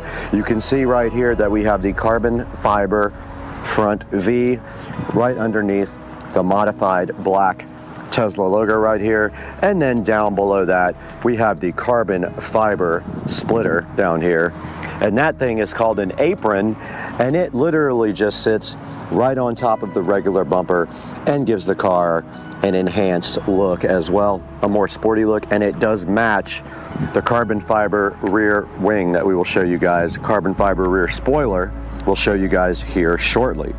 That is the extent of the modifications on the front of the 2023 Tesla Model S Plaid. Now let's take a look at the side of the car. This is my 2023 Tesla Model S Plaid. I'm happy to have you guys here on the channel checking it out. And taking a look at the side of the vehicle, the first thing you will notice probably right away, if you're familiar with Teslas, is that I do have aftermarket wheels and tires. Immediately, the first thing I did when I bought the vehicle was go ahead and order my wheels and tires. Now, I did get the car with the 19-inch Tempest wheels and tires because I didn't want to pay the upgrade for the 21s. I figured I could take that money and use it and get whatever I want. I did end up ordering the BC Forged HB04s in matte black. And there you can see how they look, and I did order the hardware also exposed for the three-piece wheel, and the bolts are actually matte black as well. And apologies, I'm in a flight path right now, but that's just what happens. Now keep on looking at the side of the Model S Plaid. You'll see some other cool features. I do have the hardware 4 version of the Model S Plaid, and so this has more cameras and no sensors whatsoever, all camera based, and that is what you're seeing right here is the hardware 4 camera. And if you notice, right on top of the hardware 4 camera, we do have some carbon fiber camera covers, which I think add a nice accent to the side of the car here. And then moving down the car a little bit further, and you can see it just opened by Bluetooth, we do have the carbon fiber mirrors as well, looking really good, and they do also match the carbon fiber camera covers here and also the carbon fiber that you're about to see in the next picture. All right, we're towards the back of my 2023 Tesla Model S Plaid now, and you can see right there that the door handles did pop open because of the Bluetooth phone. And here we have the carbon fiber caps for the Model S handles, and they look awesome. And back here you can see the 295/35 ZR21 Pilot Sport 4S's with the HB04 BC Forged wheels. And that's going to round out the side of the Model S Plaid. Let's take a look at the back now. All right, here's a good look at the back of my 2023 Model S Plaid. You can see the tail lights looking great. I don't know if they were resale for 2023, but I did forget to mention that the front headlights were restyled for 2023, and they are upgraded laser headlights. Here in the back, nothing really to show except for the fact that we removed the Tesla logo here completely when we did wrap the car, and also in the front, we also removed the front license plate. Taking a look at the inside of my 2023 Model S Plaid, and I did wait specifically for the exact color combination that I wanted. I wanted black interior with carbon fiber, not the wood grain, and you can see in here, this is all new carbon fiber interior, and also this car does have hardware 4. And taking a look at just like every other Model S, they have the screen over here on the left that shows you a bunch of information like navigation, your charge rate, the time and things like that, and maybe like your radio station and things like that you're listening to. And then over here we do have the yoke. I did not have a choice on the yoke. I did not order this car custom made, so the yoke was actually already in the car. Moving down to the bottom here, you can see that the Plaid comes with some brushed aluminum or just straight up aluminum pedals, which look pretty cool. And then moving up to the seats, these are not real leather seats. All of the Teslas have vegan kind of safe leather. And then looking to the center here in the middle of the dash, they do have 2 chargers for wireless phones. So if you stick your phone right there, and it did start charging. So they have 2 of those right here available for you. And then moving into the center here, we have a pocket right here that does have just enough area for a few pairs of glasses. And then moving forward, there's another pocket that I actually just found out about. I did not know this existed until yesterday, and if we move that open, there's actually 2 USB connectors right here and 2 on the back here in the right by the back screen here. And then of course we have our center console with a lot more storage in here, and we do have a cup holder if you let that slide forward. Moving up to the center of the dash here, I'm sure you guys are all familiar with the Tesla display, and if we go to the home screen here and we go to the actual vehicle down here and the software, you can see this is a Model S Plaid with 903 miles on it for supercar street racing. It does have the VIN there. It does have a full self-driving computer. I did not purchase full self-driving, and we are on 11.1 2023 26.9 software. And then moving up to the very top of the car here on the controls, you hit the control button. You have the ability here to play with the mirrors, the steering, the wiper, the window locks, fold your mirrors, the display, the child lock. And then at the top of the screen here, you can see LTE. You can move the display towards you or away from you with this button here. And then of course there is your brightness control, and this button here pops open the glove box over here. Moving down to pedals and steering, you can see this is where you choose your acceleration, and that basically is how the pedal reacts to your foot. And you can see here we have chill, sport, or plaid. And then of course if you want to do drag strip mode, you can check that out in my other video when I did that for the first time. That is your drag strip mode, which puts the car in cheetah stance and then allows you to launch with the most possible power. And then also your steering mode can be set to comfort, standard, or sport. And then track mode is right there, and that really allows you to fine-tune the car for more of a track type aggressive day. And there's settings in there for the front and rear traction, and things like traction control and regen are available in your track mode. And then of course it says apply your brakes when regenerative braking is limited. So that basically is telling you if you're not able to regen, it will help you by putting the brakes on. This auto shift out of park is basically, it's a beta thing where the car knows if you want to go forward or backwards automatically. I do not have it on. And then the slip start basically is when you get stuck, you use that. Here's a suspension, and the ride height is set to low. It's on sport. You can go advanced on the suspension, and you can set your comfort and your handling. I just keep mine on sport. I really like the way that feels. It says here if you want to use comfort dampening and autopilot, you turn this switch on when you have autopilot on, and then it sets your default ride height to low. But if you press this, it says when enabled, the default ride height will adjust to low mode in most driving scenarios. Model S will always automatically adjust the ride height to balance comfort, handling, and range, and that's all that's available on that screen. And then this screen is where you see your charge limit and your actual percentage that you want the car to charge up to, and this car is set to charge no higher than 90% is what they recommend, and they recommend 80% if you're going to be driving the car every day, which I do not. This is where you actually adjust with your current that you want the car to charge in. So if I stick it in a 50 amp, it'll charge at 48 amps maximum. And then the last time I supercharged, which was April 14th, I've only supercharged the car one time, and it's when I bought it. It was $27.30 because I do not have free supercharging. And this is the autopilot, and you can set it to either traffic aware cruise control or auto steer beta by doing that. And then you have to answer yes.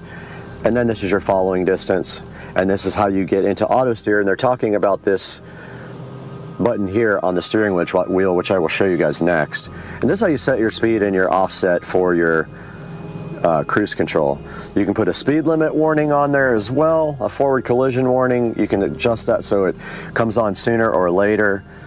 Here's your lane departure warning, and this can set to assist, so it will actually help you steer.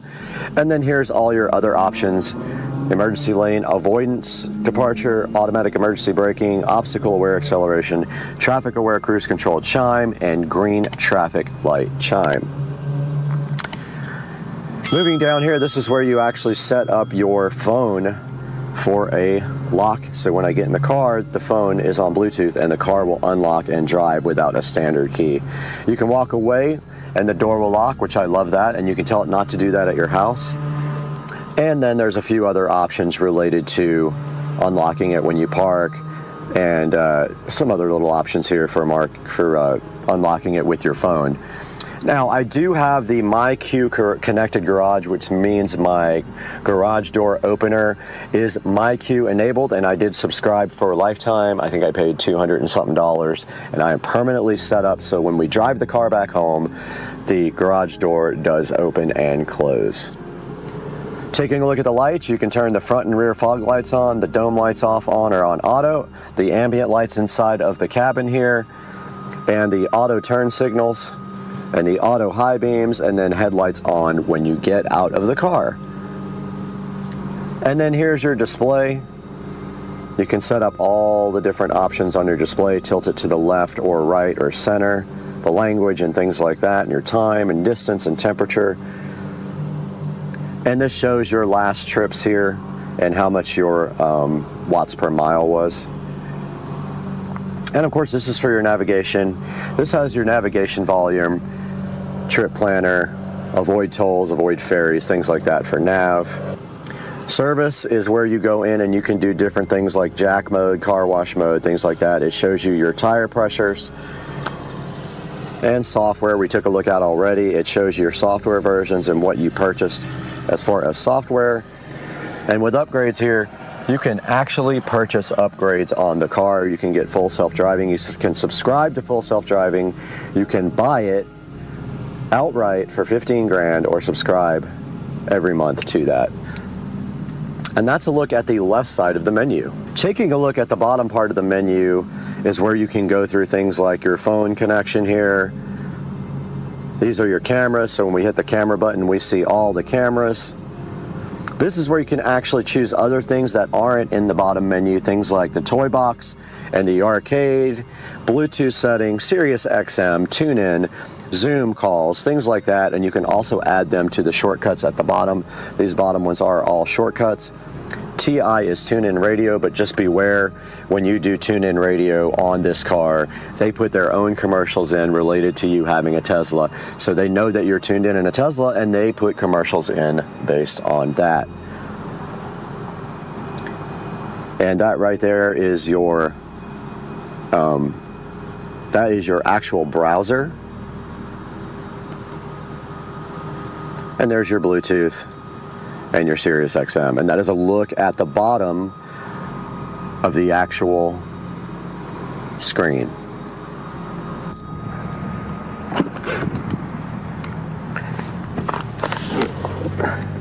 We are now in the back of my 2023 Model S Plaid, and I'm telling you, the back seat of this car is absolutely awesome. They redesigned the back now with a screen for the rear passengers, and the rear passengers now have control over their own climate control, and they are able to actually watch videos back here. Now you can see right now I just powered on this, and I will show you some video of this that I'll cut over. But you can hear that the AC is now on, and also I will run you guys through the whole entire thing of this screen here momentarily. Also, let me turn this off.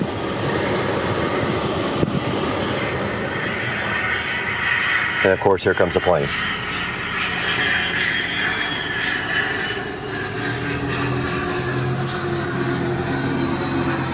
I'm literally in the flight path. My God, ridiculous. Jet.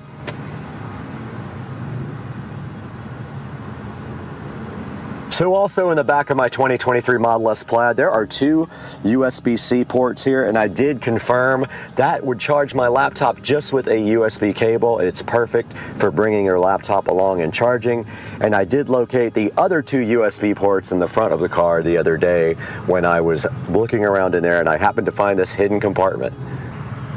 Now the seats in the Model S Plaid are very comfortable. I'm in the back and I'm not very tall, and I have the front seat all the way forward, but I can still sit comfortably back here, and I think they're some of the most comfortable seats I've sat in a car. We are back in the back of the 2023 Model S Plaid to give you a closer look at the climate control and the controls for the entertainment system in the back. And you can see right here, we have controls for our climate control right here, where we can adjust the back seat temperature. And that is the little fan control here. We have controls here for the seats, the heated seats.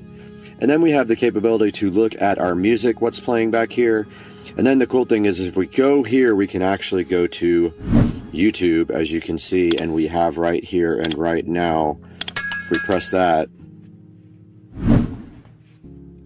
there is the Supercar Street Racing channel right here, looking so cool. So yeah, the backseat drivers, or backseat riders, passengers, can actually watch YouTube and some other things while they are in the back seat. The front seat cannot do that, but the back seat has a choice of Netflix, Disney Plus, Twitch, Hulu, YouTube, or you can look at the Tesla tutorials.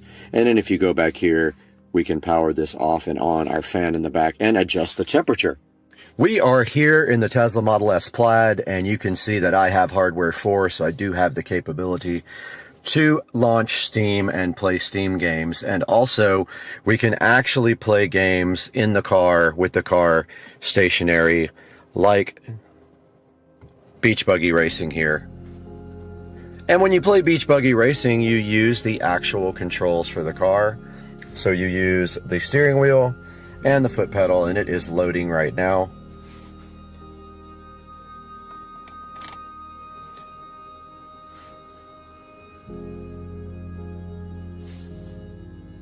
And I am trying to figure out why there's no sound. But the sound isn't what's important right now. It is important that you see that this plays with the stock factory steering wheel and gas and brake pedal. You can see here I am steering this guy with the car, and I do have my accelerator pedal. So that is how you play games while you are sitting still in the Tesla Model S Plaid. Alright, we are back in front of the Model S Plaid screen here, and you can see that we are in the arcade. And if we hit launch Steam Beta here, it will take a couple of minutes to launch. There it goes, so it is starting up right now.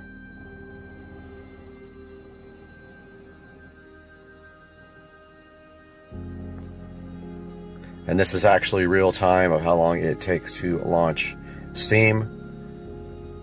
So it has been about 25 seconds since I did it. There's the Steam logo, and here we are in front of the screen, and you can see right here we can actually install all the games that we have inside on the PC in the car and play them with Steam. So I just wanted you guys to check that out real quick, what that looks like.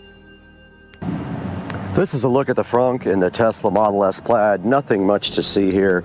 I've only been inside here one time.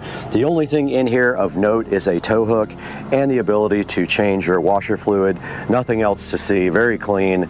The probably first or second time I've ever opened it. All right, we're around back at the trunk of the Model S Plaid, and I purposefully left everything in here so you guys could get a good idea of the space that this thing has. And you can see I have a large Walmart box in here I have to go return. I have my camera equipment here and some shopping, and my charger right here is right underneath these clothes. And I do have the Tesla wall connector there, the Tesla mobile connector, sorry, not the wall connector. And that is what I use if I have to charge, which I really never have because I don't really drive the car that much.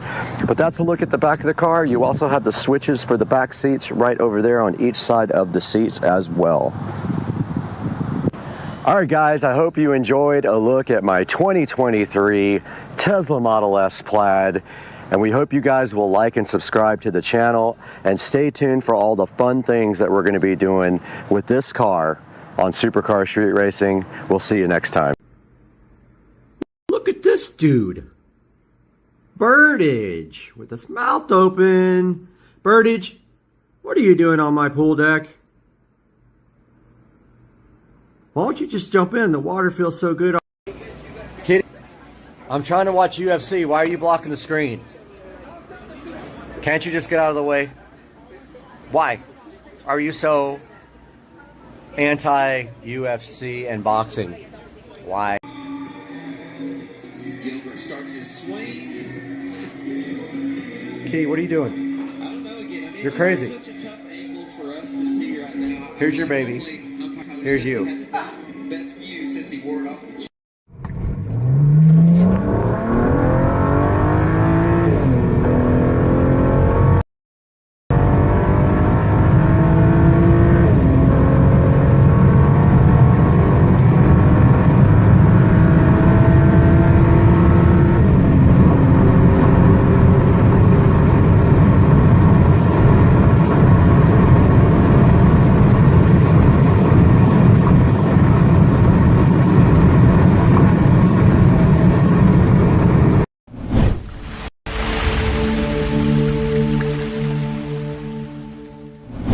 Guys, what's up? We are in the Supercar Street Racing amazing sunroom, as you can see right now. You're back with Brad on Supercar Street Racing, and today we got something sitting somewhere close by that is super relevant for the channel. And I was so hyped up when I found it that I immediately ordered it, and it is going to be such a cool addition for us. I cannot wait to get this out of the box and show it to you guys. It's something I've been waiting for a while, and I finally got it. Let's dig in.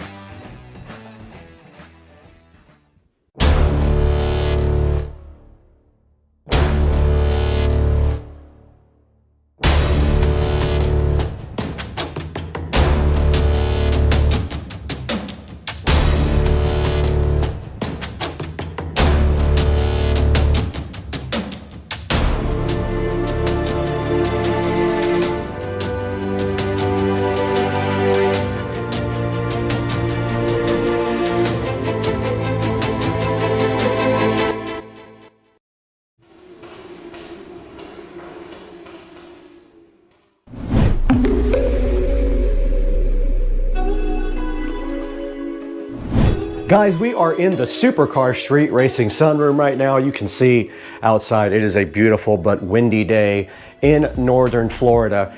And here we are with a special project for the channel. Now, I've been trying to get something like this for the channel for a while, and I see other channels that have them, and I was so jealous. So I went ahead and pulled the trigger and bought a special treat. It is not sponsored. It doesn't mean it won't be sponsored in the future, but for right now, I paid full price for this object that is sitting so fresh and so fly right next to me in the box here.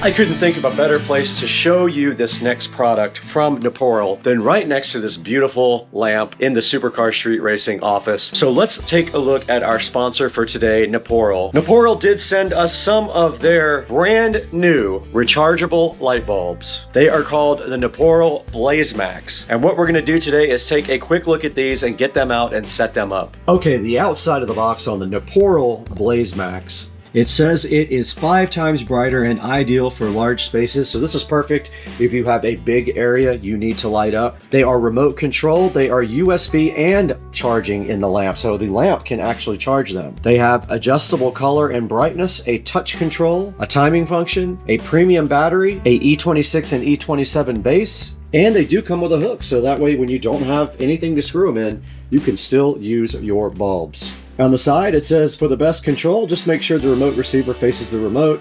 If it's too bright, try dimming them down for a more relaxed glow, and for best experience, avoid using with other infrared devices nearby. That is, these are a infrared remote control device, not RF.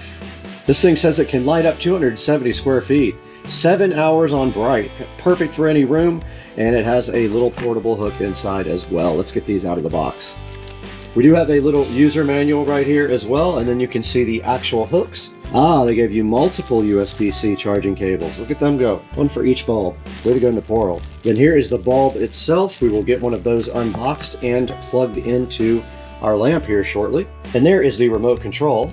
You get a remote control for every single light. Way to go, Naporal. Stepping it up.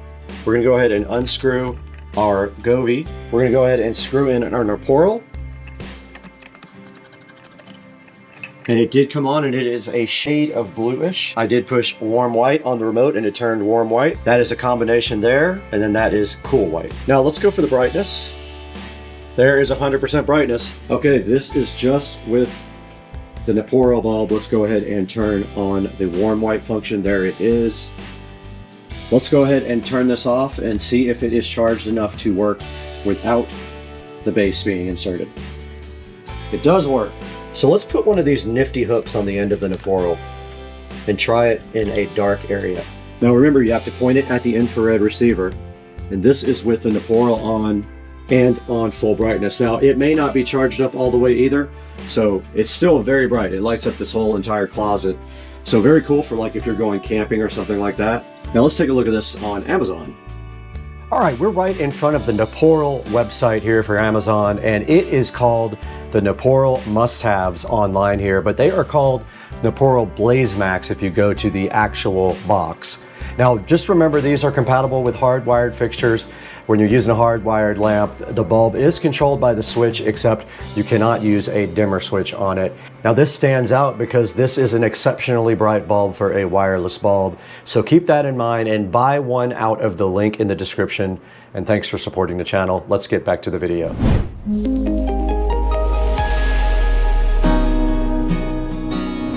Inconspicuously marked from Switzerland is a fire looking box right here that got kind of beat up, but hopefully it is fine. And our first mission is to figure out how to open this. And it looks like it's taped there. It got some tape on the sides as well.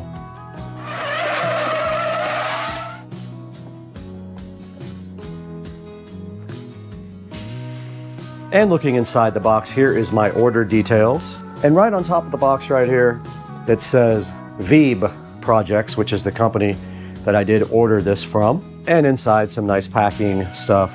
Nice label there for VEB Projects, I like it. And it did just come off without even ripping, so I will keep that. Nice packaging, great looking packaging. All right, let's get this thing right out of the box.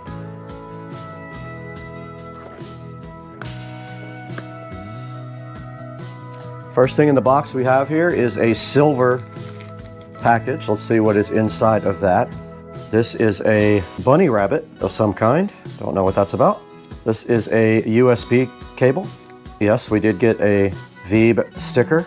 We got some, looks like chocolates. That's really nice. Nice gifts from VEB.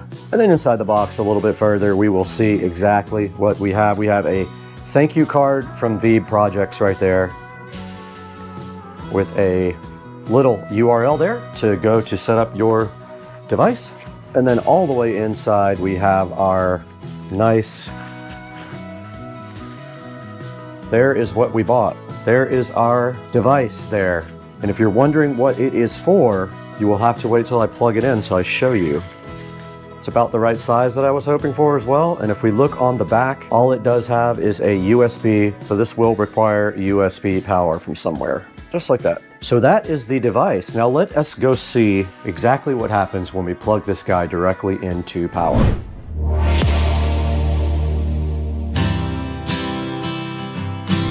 Okay, we're in front of the Supercar Street Racing whole home audio system, and looking behind the WIM, we do see a USB port right there. It's the easiest way to see it is with the phone. You can see right there, it's on the upper left. I'm gonna go ahead and provide power to this guy with that USB port. Okay, the first part of this equation is getting power to this object. We went ahead and did that right here in the back of my WIM, and now the next thing we have to do is make sure that we do have the setup on this going, and to do that we're supposed to access a web page on the phone. Okay, we are recording both on the phone and on the GoPro now, and this is the instructions for lighting up the object, the VEEB. So basically you just plug it into a USB port that has power. You go ahead and scan for Wi-Fi networks inside your phone, and you join the Wi-Fi network that says VEEB projects. Once you do that, it takes a couple of minutes, but you have to might have to press log into the network if it pops up, but mine popped up after about a minute. I went ahead to that page, and then I will put in the information now. Basically, you manually type in your Wi-Fi network to it, and you manually type in your password. There is no drop-down scan thing. You just do that. And that's all there is to connecting this guy to Wi-Fi. Okay guys, we did get our awesome YouTube subscriber counter, video counter, and view counter all done and connected up. And I noticed something really cool about this thing, and that is that it does keep the numbers even when you disconnect the power. Now, part of this is already built into the screen. The part that says YouTube and the part with the red square is built into the screen already. That is not part of the graphic. The Supercar Street Racing, the numbers and the videos and the views are part of the counter that actually makes up the screen. Now, I did think it might light up. It does not look like it lights up. That's fine too. It's got a, and there it is booting up actually. Now, when it boots up for the first time, you will see it go through this little process here of doing this flashing. I thought something was wrong with it at first, and also a big deal if you get this is when you first connect this device, you will not see anything on the screen. Even when you power it up, you'll only see the red square and the YouTube logo on the screen. You will not see any graphics even while you're connecting it to Wi-Fi. Now, this is initializing right now, and there it goes. It is fully initialized and up, and that part of the project is basically almost done.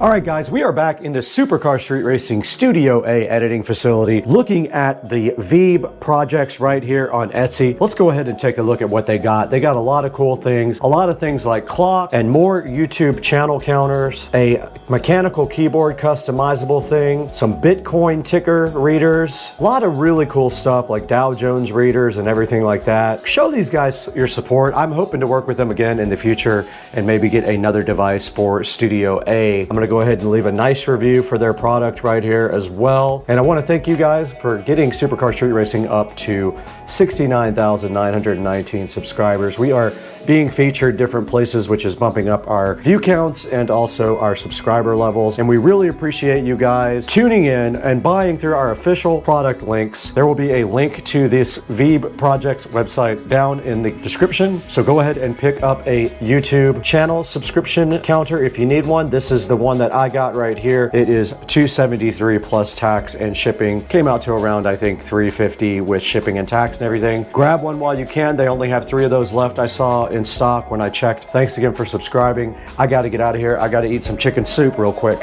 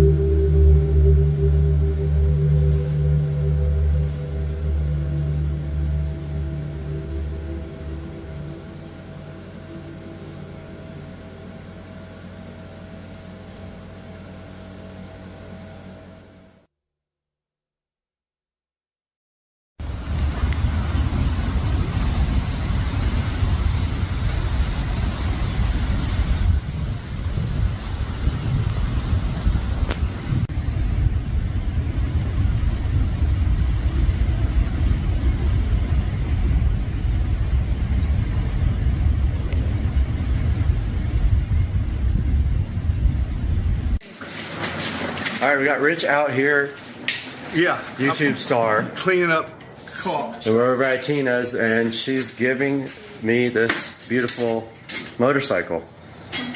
Take home, and it's got patina on it. This is on purpose, right? No. I don't know what that is. What is that? Patina. What It's just, you know, rust. It's well patinaed. We're gonna take this home and see about maybe getting it running again. Jack for your foot. We got to get this out of here right now.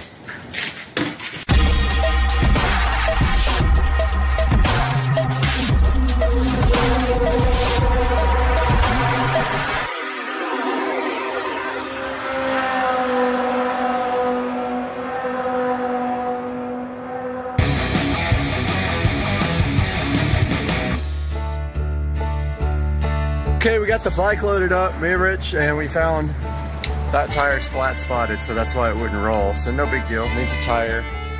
And I found we have the manual, so we'll order parts for it when we figure out what needs to be done to it, right, Rich? That's correct. Not Tina, she's not on camera. Off cam Tina. And 2 weeks from now, we'll be jumping cars with it. Jump whatever will get in front of us. That's pretty Cars, much. cats, dogs, whatever.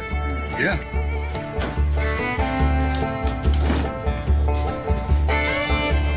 Man, feel rich on minimum wage. Love is money.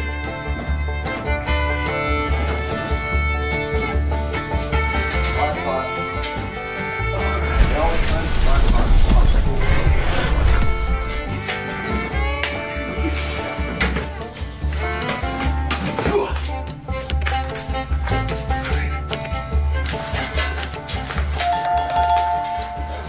That's great. So you hit the flat spot.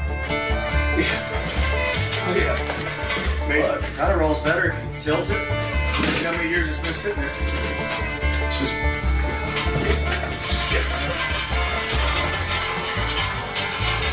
Right here. Alright. Extend. Sweet. Boom! Okay. Mini bike. Awesome. Dude, the mini bike life. Coming over to get some potatoes. All right, we're out here in the garage, and Rich is over there doing something to his truck, I think with seafoam. And I'm trying to make him help me, but he's tired, even though I only slept 2 hours. Gotta get the lights going here. Okay, so we got right here a real gas tank. Actually, I'm gonna get the microphone. All right, somebody's coming over. I got my Glock ready, Tech 9. No, so Rich is coming over to help me with this bike first look at. And so we got this, I was telling Rich, so these don't have a real gas tank, so this doesn't come off. Here's the gas tank, here's the choke, here's the fuel cutoff.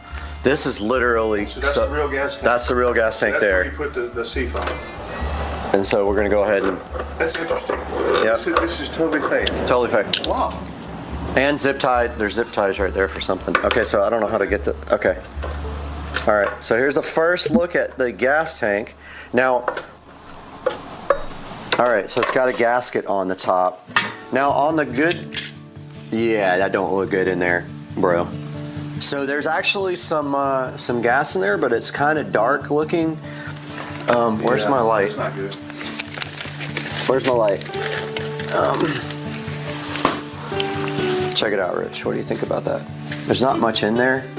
Should we like just pour that whole seafoam thing in there and then also fuel, or just? There's not a lot in there. It's not a lot. I would pour seafoam. Seafoam usually, but God, it's been in there for years though. I mean, I How don't. you want to get it out? Is there a drain? That's what I was gonna see if we could drain it. If we can, I would yeah, need to drain. Drain it? Yeah. Okay, let's see if we can figure out how. All right. So, all right. So there's no drain plug. No. Okay, so you'd have to siphon it out. Oh yeah, and I don't know if I want to deal with Or we that. just add seafoam to it. Well, I'm thinking like a bunch of seafoam and some fuel. And get some new Yeah. ethanol. And since it didn't Well, I go- mean, yeah. And since it didn't go into the carburetor, Right. since it's off, maybe that's enough Yep. dilute. All right, so we've got our seafoam here.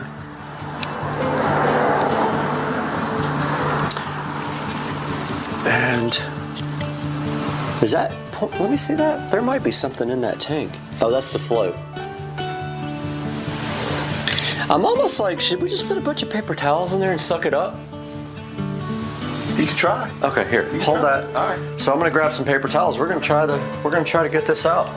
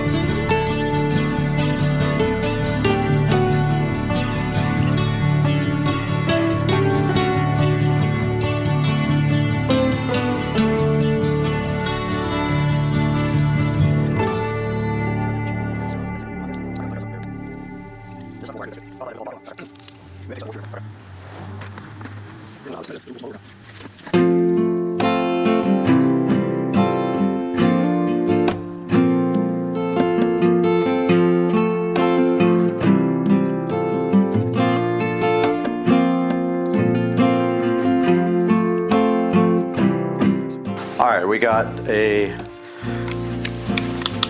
light on over here, and here is the oil. Okay, so this looks like the oil dipstick, and that might be the, it might be the drain. Oh. You want me to wrench? Oh, you got Nope, it came out. Not too bad for probably 10 or 12 years. Right? It's got oil in it, dude, and it doesn't look bad. It actually doesn't look bad. It's not dark at all. Wow. So I'm gonna stay with that for now, but I'll change it after I figure out how, because I think, yeah, this has got to be the oil, oil bung. All right. And we probably should, well, that looks jacked. Look at that. It's bent. Yeah. That looks fucked. That might need to be replaced. It's like it's curved that way. You see what I'm saying? Yeah, that's... Yeah. So it doesn't have gears. So it's got one of those clutches that just works when you give it the gas and then it lets off. So where is the air box? We gotta take the air box off and clean it, and then put starter fluid in the air box before we can take naps. So that looks like the air box right there, carburetor. Let me zoom in closer on this guy right there. So we've got a wing nut up here. Did the seat pop up? Comes off a little, no, does not pop up. But we got a wing nut on the air cleaner here. What we'll do is we'll take the air cleaner off completely. It's definitely rusty. I have to, it's seen better days for sure. Okay. It's hot. I know. Air cleaner doesn't look bad either, honestly. How the hell are you supposed to get it off? I know it's... Oh, just like that. I'm gonna leave it like that and then just hit it with some starter fluid.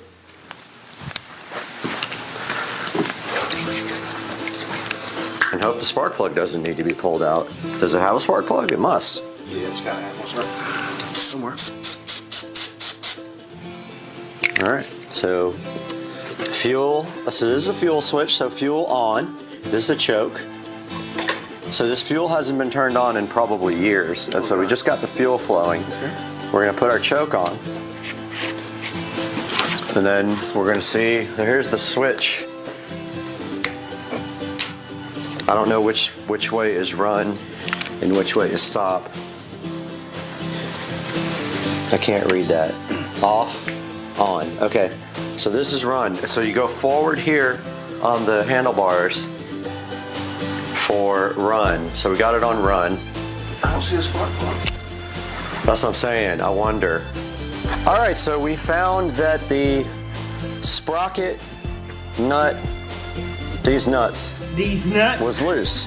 That's why the rear tires weren't moving. This was so loose that basically this was spinning, but this couldn't do anything. So we got some jack stands here. We got to find the right socket for this guy.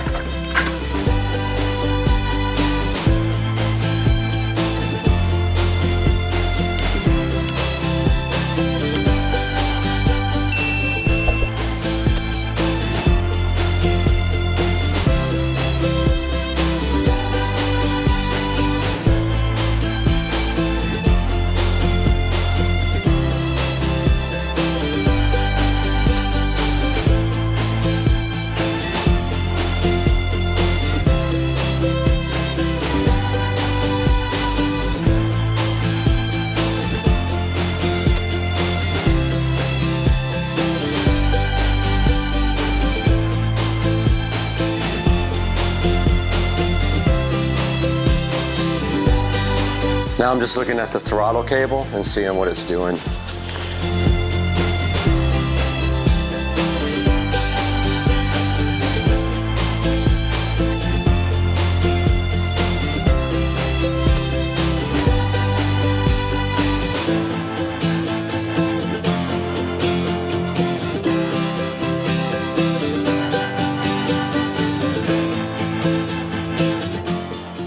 All right, so the verdict is that the throttle cable does not work. It is not doing anything and the bike is stuck on wide open. So I'm going to pull off this breather and see why it is not doing anything. So we got one wing nut for the breather cover, and we got one wing nut for the actual foam air filter.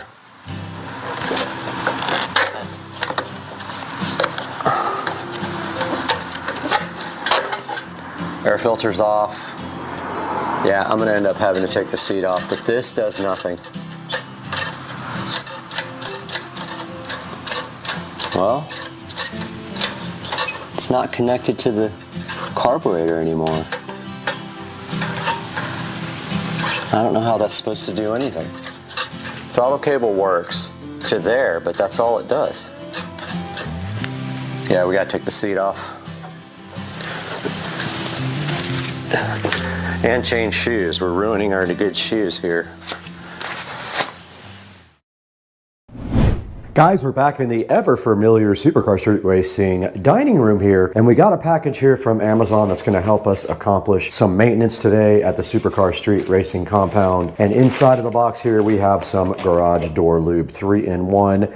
We're not in a cold climate, so we don't have the silicone-based garage lube. We're going to use this stuff today and show you guys how to keep your $16,000 garage door properly lubricated. So hang out with us today. We'll all learn something lubing up the garage door. Let's go.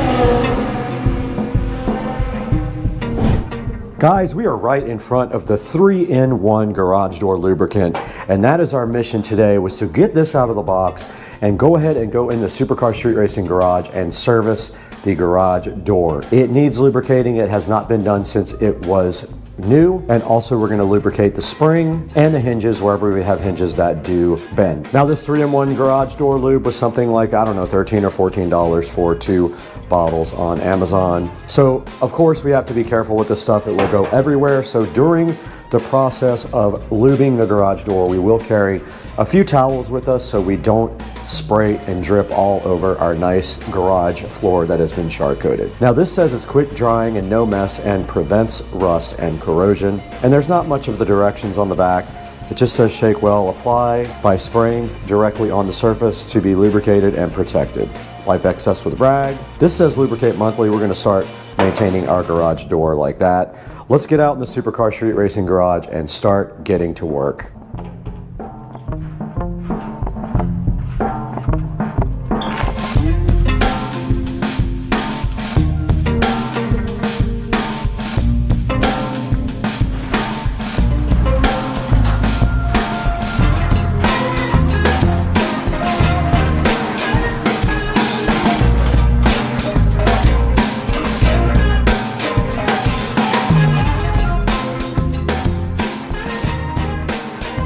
Out here in the garage today with the 3-in-1 garage door lube, and all we're going to do right here and right now is show you guys how to lube up the garage door. And the most important part is that you get on the tracks where the rollers go and you're actually cleaning the garage door as well. And then you also lubricate these hinges right here. So the first step is going to be to do the part that is open right now. We'll get all this lubricated, get it wiped down, and then we will go ahead and do all of these hinges right here. So that would be the second step. Now the garage door lube does come with a nice little red hose right here for you. Sorry about the traffic. And so all you have to do right here and right now is get a towel, and you don't want to go crazy with this stuff. So you just go light. And then you take your rag, and you are also cleaning the tracks at the same time. Wiping off the oil doesn't mean it's not lubricated. And look at that. So that is dirt accumulated from whatever over time. And then of course, while you're here, you can go ahead and lube the roller, but you don't need much, just a little spray. So part of the problem is it's going to drip, so wipe it off after you do lube. If you get any on your nice floor, go ahead and wipe that off as well. Let's go ahead and do the other side. And obviously that needs cleaning. So I'm gonna get that today also.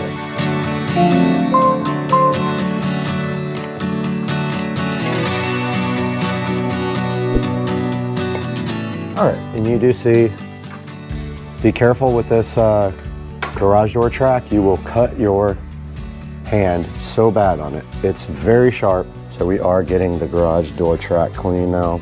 And that is that. And then we spray a little bit on these hinges right here. Just a tiny bit. You don't need a lot. And that does soak right in. See, that time I did better because I didn't get it all over the place. And now I'm going to take the opportunity to clean this, all the spider webs and mess right there.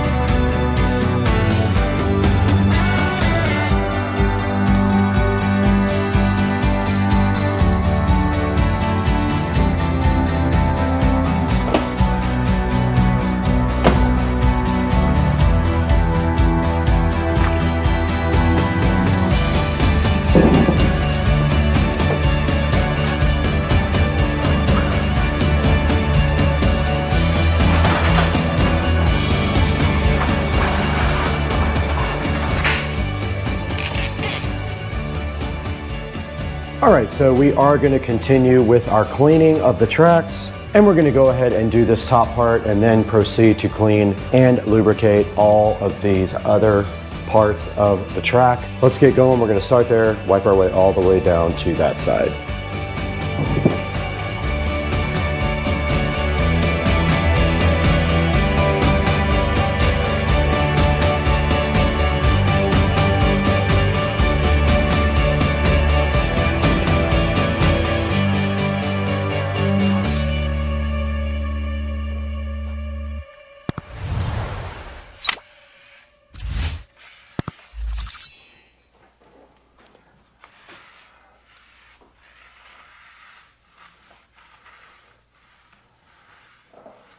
We just finished lubricating that track right there and cleaning it. Notice I wiped off all of the oil. Well, not all of it, but I wiped off the oil, the excess.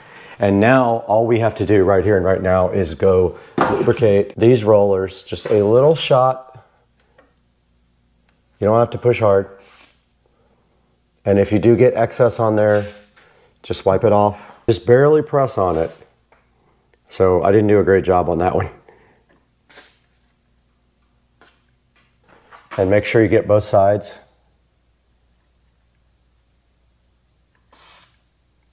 That one's gonna drip. Let's get all of these done.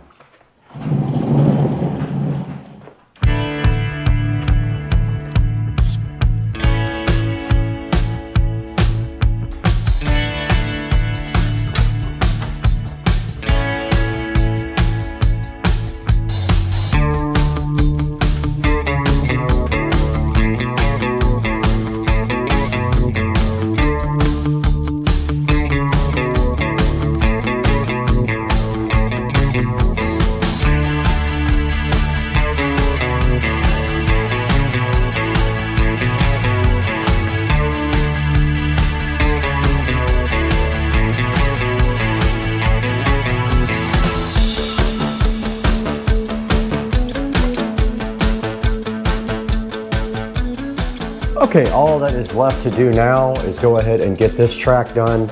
I got all the other ones done and all the rollers and all the hinges, so that's the last thing left before the spring. Let's go ahead and get this thing done now.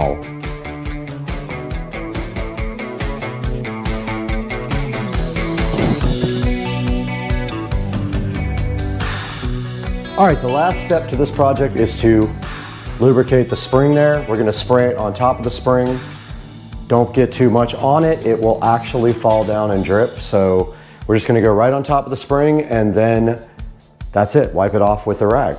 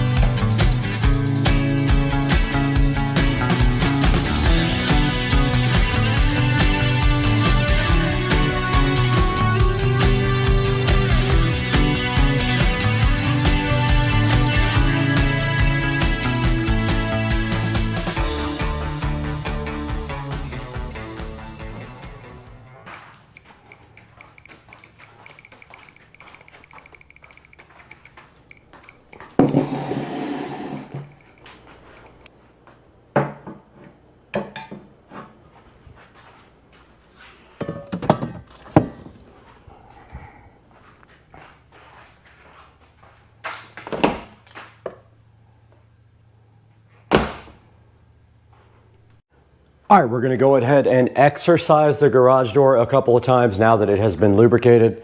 Let's go ahead and open it up. That's gonna allow that nice lubrication to get through those rollers. And the garage door did open. Let's go ahead and close it.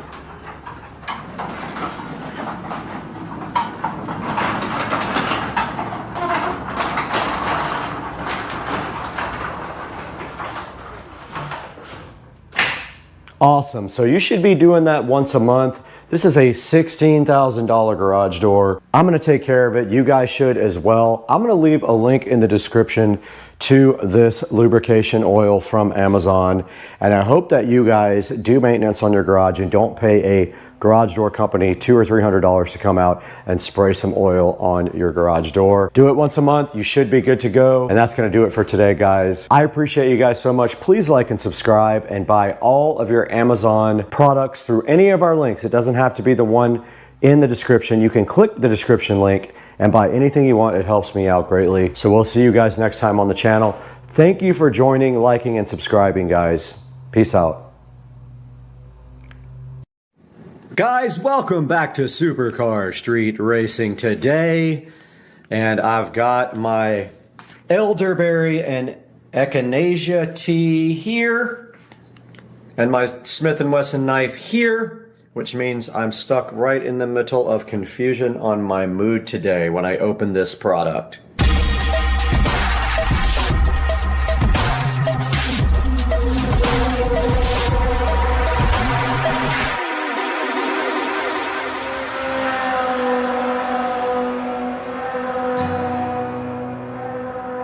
Guys, Supercar Street Racing here with Brad.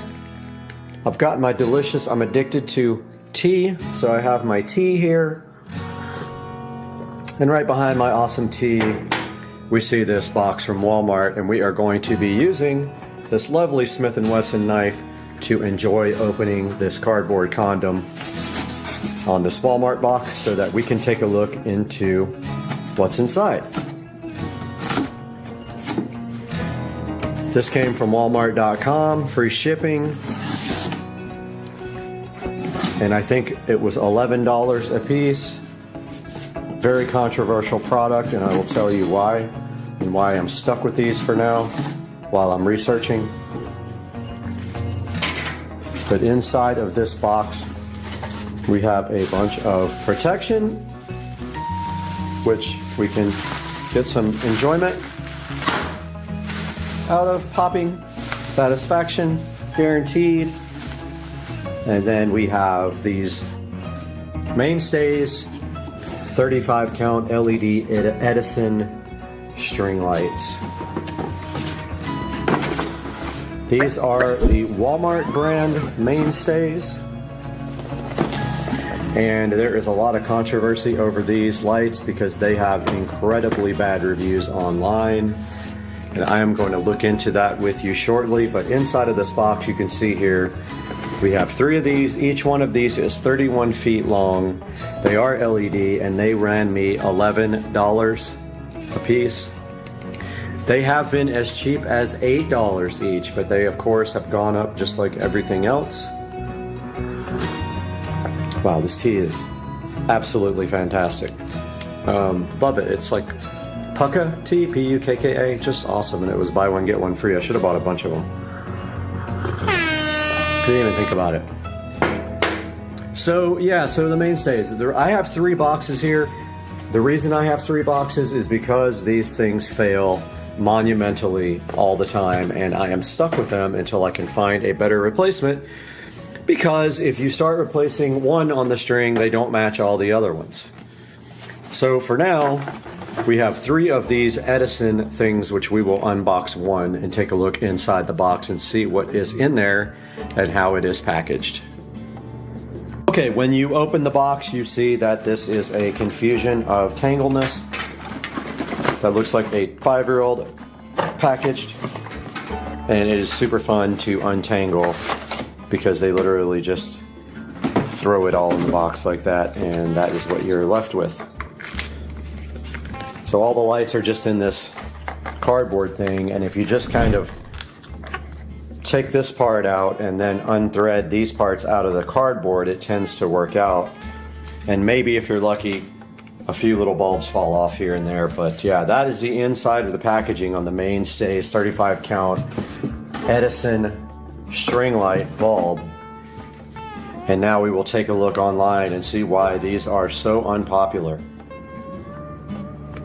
All right, guys, we are in front of the Supercar Street Racing editing rig now with you, and we are broadcasting on our brand new HyperX mic here, hoping that the audio is sounding good. There's a little bit of an echo in this room, so you might hear that on the microphone because it's quite sensitive.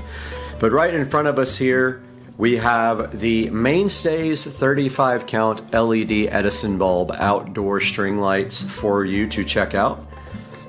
Now these guys are $11.72, and here's a look at the picture, and they are warm white.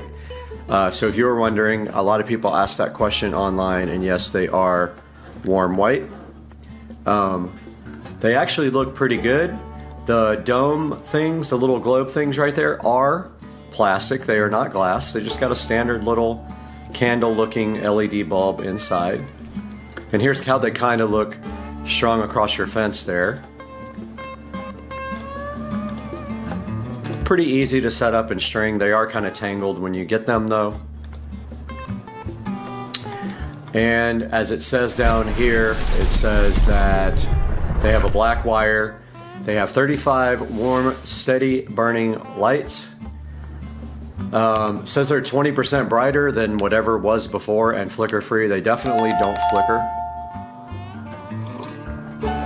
And it says it has a rectifier plug. Not sure what that is or means, but you can connect a bunch of sets of these together. I have about 10 sets connected together outside on the fence, which I'll show you later. Once it gets dark, we're actually going to go outside and we're going to show you why these things have such a bad review on Walmart.com. But they are the cheapest possible lights for this length, and so let's get into that in a minute. It says that they'll last forever, which they're definitely lying. It says that maximum 216 watts or 1.8 amps, and that would be, I guess, with all the lights connected together. And then it says 30 maximum, and they do put out a 2700 Kelvin color temperature, which is towards the warm side. When you get up to the 5000, you're in the more blue side, and 6,000-ish is getting towards the white side.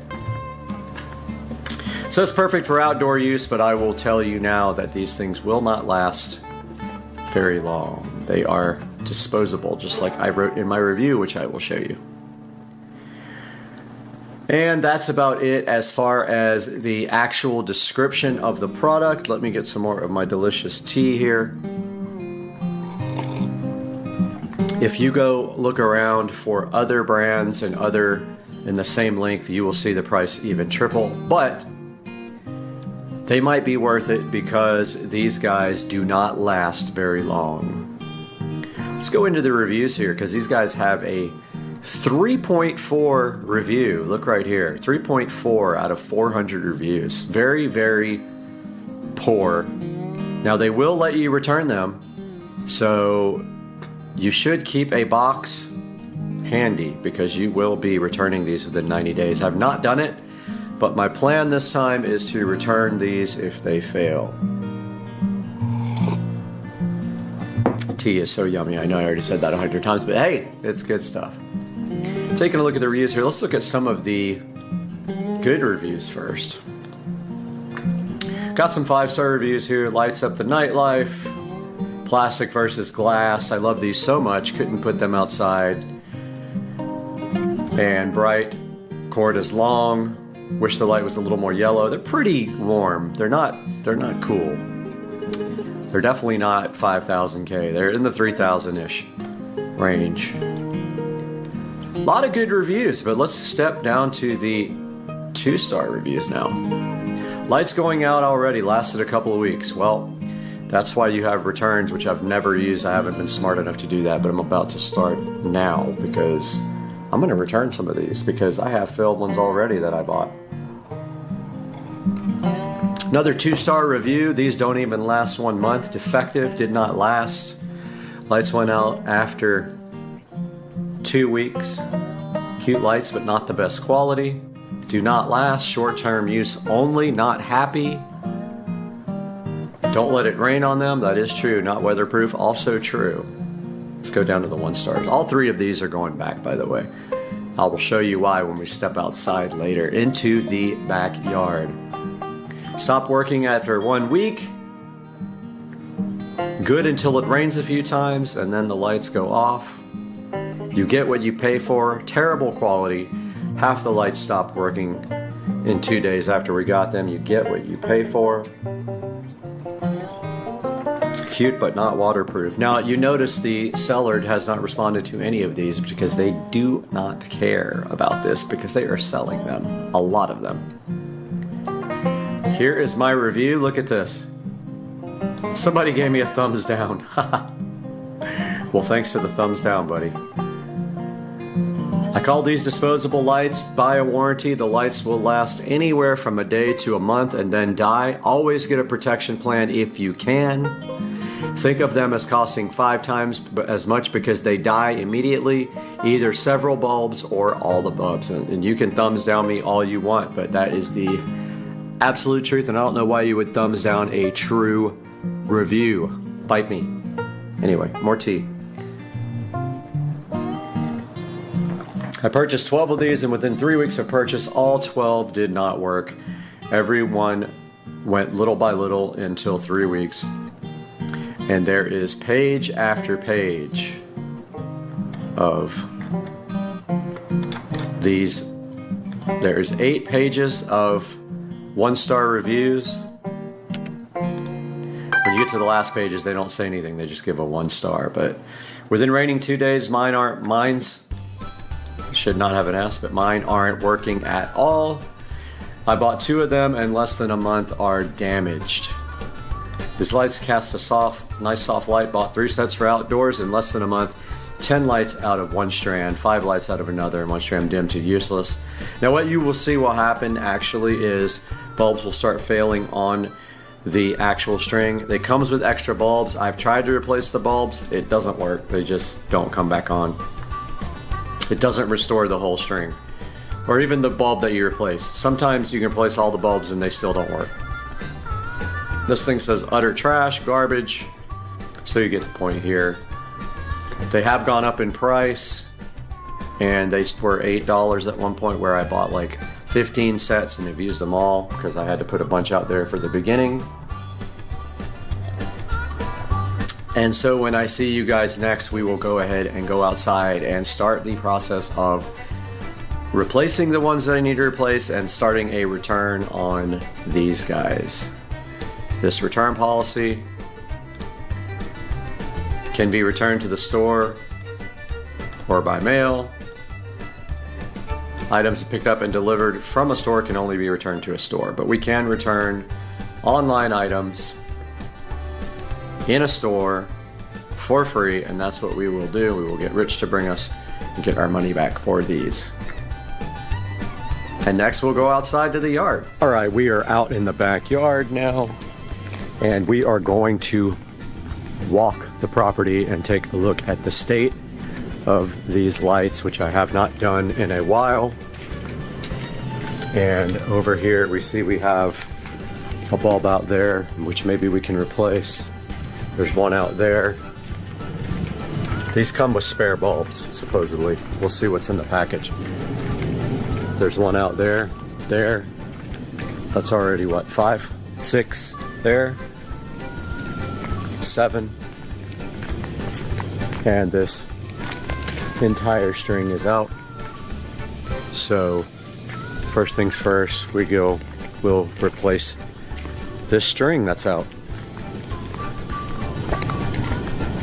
So let's get moving with that.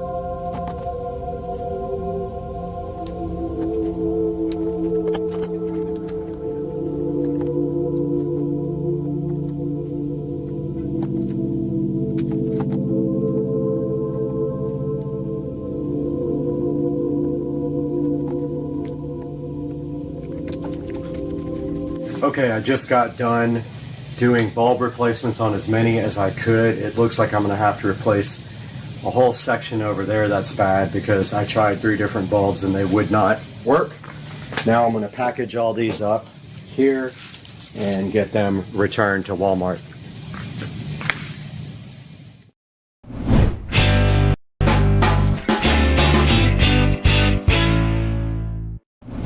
What's up, guys? We are back in the SCSR living room today with something awesome, something different though than before, than what we had last time. We do have another robotic mower here for you guys to check out. This time, Yard Care reached out to us again. We have worked with them in the past. They sent me this robotic mower to check out. Now, this one is different from the first one. It uses cameras and it has bumpers on the front and things like that to detect where your yard is. So this is a little bit different. Let's get this thing looked at and then take it out back and see how hard it struggles on my very difficult backyard to cut.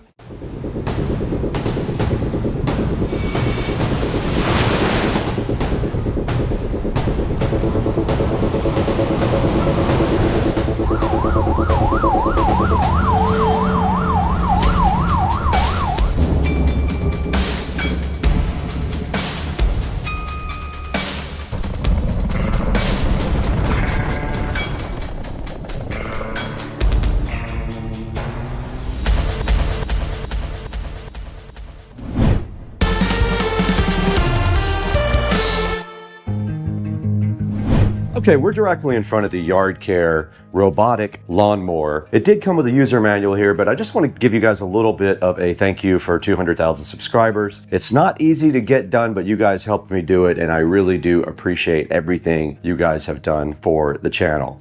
Now back to the Yard Care here. It is sitting here looking fresh. It's pretty cool looking. It's kind of a grayish color and the wheels are black with like a blue stripe on it. And I believe this is a camera here in the front, the little camera cover there. Right there is also blue. There's a large red stop button on top and a control panel up here. This is where you control the mower, and it also has a few readouts here. There is a cutting height here. It is set to the maximum. If you look right now, it is set to 60. That is the maximum cutting height, and they advise you to set it on 60 to do your first cut and then go from there, because notoriously a lot of these mowers cut too short. So I'm hoping this will be good enough to cut at that height. Now, right on the side here, it does say danger, keep your hands and feet away from the mower. Obviously, you don't want to be putting your hands and feet in there. Now, last time we had a mower out back, it struggled with the back because we have a drop off at the edge of the yard. Now, they do say in the manual that if you want to purchase magnetic strips for the edge of the yard, it will help the mower cut your yard better and know its way around. So it does say that they are sold separately. I'm sure you can get them when you look at the Amazon ad, which I will have a link in the description, and I'll link those strips if I can find them as well. But right here in front of me, I do see the user manual looking so fly and fresh, and it does tell us a lot about the mower itself. It did also come with a battery and a charger. It's an 18-volt battery and a regular 18-volt charger. That is in the kitchen charging. We'll show you that here momentarily. Now on the bottom are the actual cutting blades, and you can see them right there, right underneath there. Those are the blades. They are small, and I have heard complaints about other mowers that the blades are too small to deal with a lot of grass, but we will see how they act on mine. Now on the very top of it, you can also see a control panel here, right? On top of the control panel right there, there is a power button. You hold that down to start. Indicators are not flashing here on the top. You are in standby mode. All you have to do is press the start button one time. You press the OK button after the start button. There is a spiral mowing mode. You can see it right there. You can mow in spiral. There's the spiral button right there. When the battery power is more than 20%, the light will be green. When it's less than 20, the light will turn red. And there is an alarm indicator. You have to press the OK or the stop button to clear those errors. You can press the stop button on top to clear and stop the mower. There's some maintenance tips on the next page. You can carry it from the back here. There is a lifting handle underneath the back. Now you can also replace the blades at the bottom when they do get dull. They are small blades, almost like little razor blades. And now let me show you guys the battery pack and charger. Okay, we're here in front of the Yard Care battery pack and charger. This does use one 18-volt battery, making me wonder how long it's going to last. We'll see if it can cut my backyard. It's very small. It was almost charged when I got it, so it is fully charged right now, and it does go directly in the back right here. There's a slot for it right there. There is not a whole lot to this because it does not have an app and it does not use GPS. Now that we've taken a good look at this, let's take it outside in the back and see if it can cut my yard.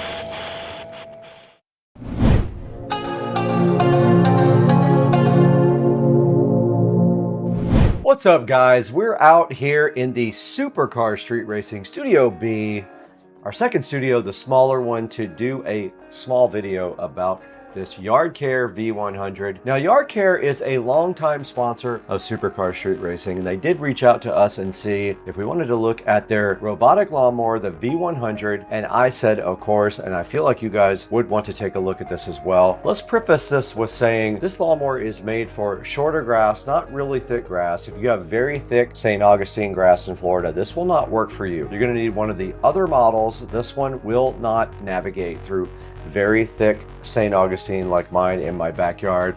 I ended up using it across the street at Rich's house, in which case it did fine.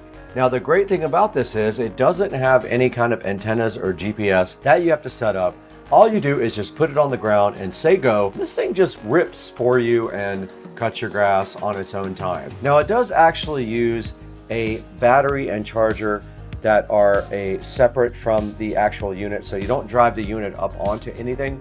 You actually charge the battery in a charger and then just stick it right directly in the back of the unit. It does have interchangeable blades also, so if they ever wear out, you can get under there and actually change the blades out. And it does have a place to grab it on the back. You can hold it from the back and then the front and just carry it directly like that. And that's what I did when I took it over there to Rich's yard yesterday and cut his front grass. Now, you can see right here in the picture, there is the actual charger right there. And it looks like a lot like a standard tool charger. When you buy like a regular tool, It's like that, and I believe it is 18 volts on the charger. And you can see right there, it does say 18V right there, 18 volt charger.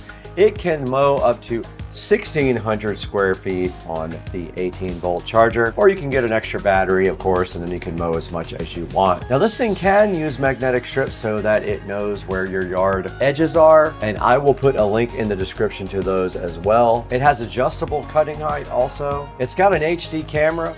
That's how it knows if things are in the way. And if you watch the video, you can actually see this guy trying to avoid me when I'm in front of it. This thing says in the description, you have to have a well-defined lawn. What that means is clear boundaries, no big drop-offs, so that the mower can see what it's cutting. Now here's a good look at the obstacle avoidance that it uses. You can see right here, it scans the area and can see things. There's a spiral mode. There's a button on top that activates that. All you have to do is push it. It does this mode. It's got a bumper on the front too. You can see it right there in the picture. And you can see it in my video actually. If it bumps into that bumper, it will move almost like a robotic vacuum cleaner. It has adjustable cutting height. Look at the picture here. It can go up to 2.6 inches and then it thinks it's an obstacle. There's instructions right here. It says obvious boundaries. So you see here what it can and cannot handle. It has problems with very tall grass and also unclear borders on your lawn.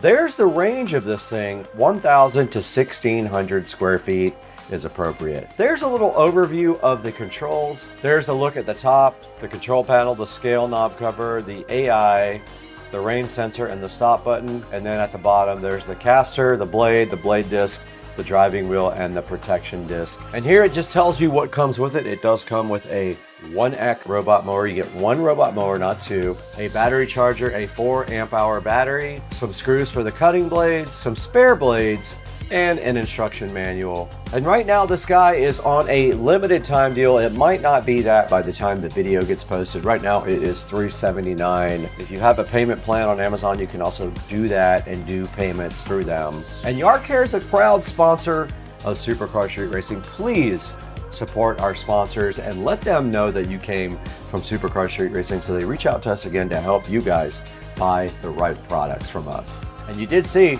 this thing made easy work of Rich's lawn. His grass is thinner than mine, so it was easy to cut for this thing. I believe I left it out there for about 15 or 20 minutes and it did get most of that front area cut, and then all you would have to do is take it and transfer it to the other part of the yard. And I want to thank you guys for 205,000 subscribers on Supercar Street Racing. We could not do that without you. That is a huge milestone. I also want you to check out our Instagram and Facebook channel. I will put both of those in the description now. That way you guys can please go follow me on Instagram, follow me on Facebook. Let's get this train rolling. But we got to get out of here. I have to actually work.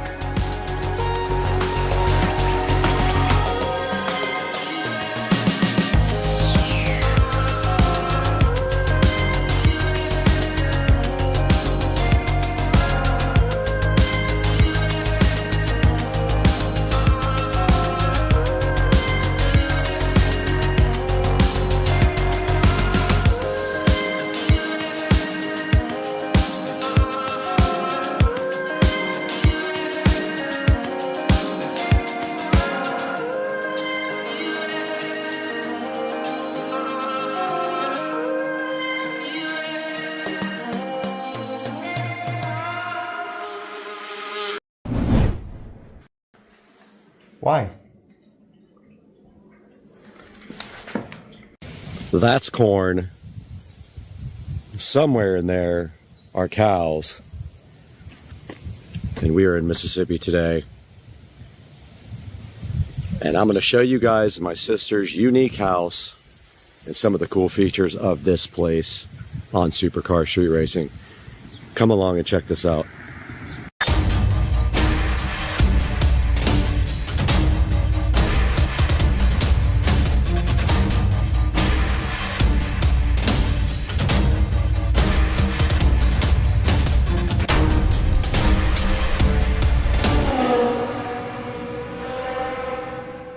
Now you can tell already stepping on the porch of my sister's house that she has some unique things out here. Very unique taste in art and furniture, and she collects some really cool things, but I've spent some time on this porch playing guitar with the corn right across the street and the beautiful plants. And you can see here, this is just the beginning of some of the coolest things you'll probably see at a house. Now let's go inside. Hey, dude. What are you doing, dude? All right, we step inside the house, and of course, there's some really cool, older, vintage pictures here. I don't know exactly what they are. That says Guadalupe, so that's Mexico. So yeah, some really interesting old photography here. And then of course we are from New Orleans, so down here we have some very cool Mardi Gras stuff there, and we have Bo the cat. And then moving up here, there's some very cool antique lamps here. A very old antique, it looks like an armoire, or I guess you would call it a dresser, more like, and not an armoire. And then on top of that, some vintage photography, and I don't know the significance of this, probably isn't one. The cat is trying to open the door. You're not getting out, dude. Some interesting palm leaves here, a candle, and then some shawls adorning this, and some more old photography back here. But a very cool old dresser here as you enter the front door, and some older looking ornate lights. And then on my right here, this is one of my friend's artwork, Andre. So he painted this of a local artist. Okay, so my sister is really into Day of the Dead stuff. So you're going to see a lot of skulls and things related to Day of the Dead. And up here, we do have a cool picture. Looks like painted by Anthony Hart. And then a picture of my sis and her boyfriend there. And then down to some interesting artwork here. There's a diver's bell here. There is some kind of old, I think that's a trombone. There's an old cigar, a Puerto Rico tiny ukulele there, and then knickknacks on the top. And to the left of that, a old vintage microphone with some Mardi Gras beads, and an old, looks like a Mardi Gras trumpet, honestly, is what I think it is. And then a cool old piece of furniture underneath this. Looks like it's just like some sort of chest, and that is part of the living room there. Now let's move over. And this guitar is Paul Thorne. It has tickets on it and it's autographed, and that is pretty cool. If you guys haven't heard Paul Thorne, go ahead and check him out. And there is his Catfish Alley poster, and then a picture of him and my sister, and some other Paul Thorne stuff here, and then a cool little poster here, artwork by Paul Thorne. It is signed by him. And then a lanyard from his concert, and some other cool rock and roll related. Maybe he played in Clarksdale at the Deep Blues Festival. And then down here, there's some Eddie Hodges stuff. Looks like an Eddie Hodges record, autographed, and a old resonator guitar, which I have played this several times. It's kind of interesting to play. Some kind of, looks like a ray, manta ray or stingray skeleton there. And then we've got an interesting little table right here as well. On this table, there's a bunch of knickknacks, a bunch of automobile-related stuff, some airplanes and stuff like that, some more Day of the Dead, picture of my sister's boyfriend with the president, and just a lot of cool little knickknacks. And then some art up top, looks like Mary art. Down below, a dog and a suitcase and some old antique, looks like antique buckets and an antique suitcase right there, suitcase. And then some walking sticks over here to round out this wall of coolness. Okay, over here on the side by the antique fireplace, you can see some more cross-related art. She really likes crosses and the Day of the Dead stuff. And an antique piece of furniture down there. An old antique chair, so a vase, an old phone here. Some really cool artwork, some more religious artwork. More cat interference. And then up here we've got a nice big painting, and on top of the mantle a bunch of cool crosses and candles. And then down here in front of the fireplace, a bunch of cool little candles on a metal antique table. Very cool. Some more religious artwork there. Another cross here, which is pretty cool. You guys can see that. And more candles. And some more art in the corner here. There's a corner shelf with some interesting things on it. Few little knickknacks here and there, some more crosses on the wall. And then over here in the window there is a case full of antique cars, a Buddha here, another old piece of furniture with a cool candelabra thing in front of it. And another really old antique chair there with a chandelier above the window. And then this ornate piece of iron here with some things hanging on it. And this couch with these nice pillows. You can see this really old cool suitcase here. An antique book on top. And then here is a signed Meatloaf autographed microphone, a cool Eminem dude with a saxophone, and then an Elvis. And you know, we just visited the birthplace of Elvis yesterday, and there's Elvis with his microphone chilling on top of this old piece of furniture here. And then another old table with some things inside the top. And a skull on top with a Mardi Gras hat of some kind, it looks like. Side, there is a pretty cool piece of artwork up here, a bunch of candles, a bunch of old dishes, antique dishes, all the way down this, I guess you call it an armoire or a cabinet of some kind. And then on this side, some really cool, colorful curtains, another Day of the Dead type skull, old bowling pins too, which is very cool.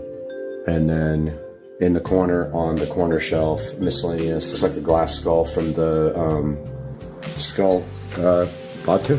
Really, really cool artwork here. Really cool antique tables. Another pretty cool hanging mirror with some, and she's also a cat lover, if you couldn't tell. The cat's staring at Patricia. And then this, another cool little skull. And these hanging cat ornaments are awesome. Look, these are cool. And then rounding out her cool living room, she has some more neat artwork right here. And then, of course, more cats right there. And an awesome shelf. I like this piece of art here. It says odd on it, and it's got the little Barbie doll head. More religious stuff there. And then all the way down the shelf here, some interesting books. And a really old vintage guitar here with some signatures on it. Okay, in the kitchen here, you can see some really cool antique stuff here. A dulcimer, or a dulcimer. Some artwork up there. A neat old phone. And then, of course, a bunch of skulls and random. There's a llama here for your mama. And then grouper legs. We're in the foyer area, and this whole foyer has a lot of cool things in it related to rock and roll and some cool artwork. Bunch of wine bottles, really old wine bottles. And then up there, signed guitars. They are Charlie Daniels, ZZ Top, Glenn Campbell, Eddie Hodges, B.B. King, and the Greg Allman signed guitar, all up above the door here, along with some old glass vases, old wagon wheel. Up there, there's a Christopher Cross signed guitar and some Elton John artwork down here on the side. But yeah, just a really cool collection of signed guitars. Top of the steps here, some more. But yeah, just a really cool collection of signed guitars. And more music-related stuff. And that is a Vince Gill signed guitar right there. And let's take it on upstairs where there's some really interesting artwork. A couple of signed guitars right here, along with a cool metal guitar guy and a bookshelf. And then an old music stand. Right here we got this rock and roll guy that used to be a suit of armor. Now he's all dressed up for Mardi Gras, and he's got his rock and roll record. Some old books over there. A really cool old guitar with a bunch of stickers on it. Just some more random cross artwork. And then, of course, this cool doll, which is so fascinating. It's like a doll in a wheelchair. This is what happened to baby Jane. I like it. I think it's awesome. And then here in the chair, nice old metal chair with an old helmet in it and another skull. Really cool old door with a voodoo thing on it, and of course more cats. And I love the horse decoration here. This is 11 Spoonfuls signed guitar here. This one is Reba, James Taylor here, and then next to my mess over here, because we have taken over the upstairs. We love this thing. It's like a frog body with a doll head with a foot in the mouth. It's so cool. Over here, Star Wars memorabilia, drums over here. An alligator head, some cool books and dolls, Curious George stuff, Snoopy stuff. And again, I've taken over this area with my suitcase, but very cool mirrors and a shelf here with different types of kind of Day of the Dead stuff. Interesting artwork here. The top here, that reminds me of the Oldest View. If you don't watch Kane Pixels, you should watch the Oldest View. He is very talented. And then interesting baby head inside of a thing. And then again, we took over a lot of this area, so it isn't messy because we have a blow-up bed chilling in the back here. I thought this probably makes it interesting lighting. And then below it, there's a candelabra here with some cool old candles with the fleur-de-lis because we are from New Orleans. And some interesting artwork here, an old telephone, some art. Same over here, some art there. Some more art up here above on the wall with the disco ball making interesting light in the background. Okay, going out into the backyard of my sister's house is kind of where craziest backyard happens. This is one of the most tropical backyards I've ever seen. Take a look around here at my sister's backyard. She has this place all decked out with flowers and plants of all kind. Beautiful flower beds and the pool. Every square inch of the backyard has some kind of cool flower, plant, or art. And we actually are going to be installing some LED curtain lights out here today. Moving to what we came here for, she does have a pool here with plants all the way around it. You can see how beautiful it is. They take care of this with a lot of attention and care, and it's a lot of work to get these things taken care of and watered every day. It's an oasis back here. Check out this array of plants, flowers, trees. It even goes all the way back here. There's a big space back here, and they have the banana plants. Every flower you can think of, and then this beautiful pool here. Artwork, that one is missing its head, but still. And so yeah, I just wanted to give you guys a little insight into one of the coolest places I've been to. One of the most beautiful backyards I've seen, and this is in Mississippi. Check out that, guys. Just amazing. And I hope you guys enjoyed this, enjoyed a look into this beautiful house, beautiful backyard. And we'll see you guys again soon. Thanks for joining us. Like, subscribe, please. Patricia, I found the tequila gun. Let's go. Oh my God. What does it taste like? Tequila. Oh, okay, cool. What's up, everybody? Super Street Racing here. And today, UPS just left, and there is something out here I want you guys to check out.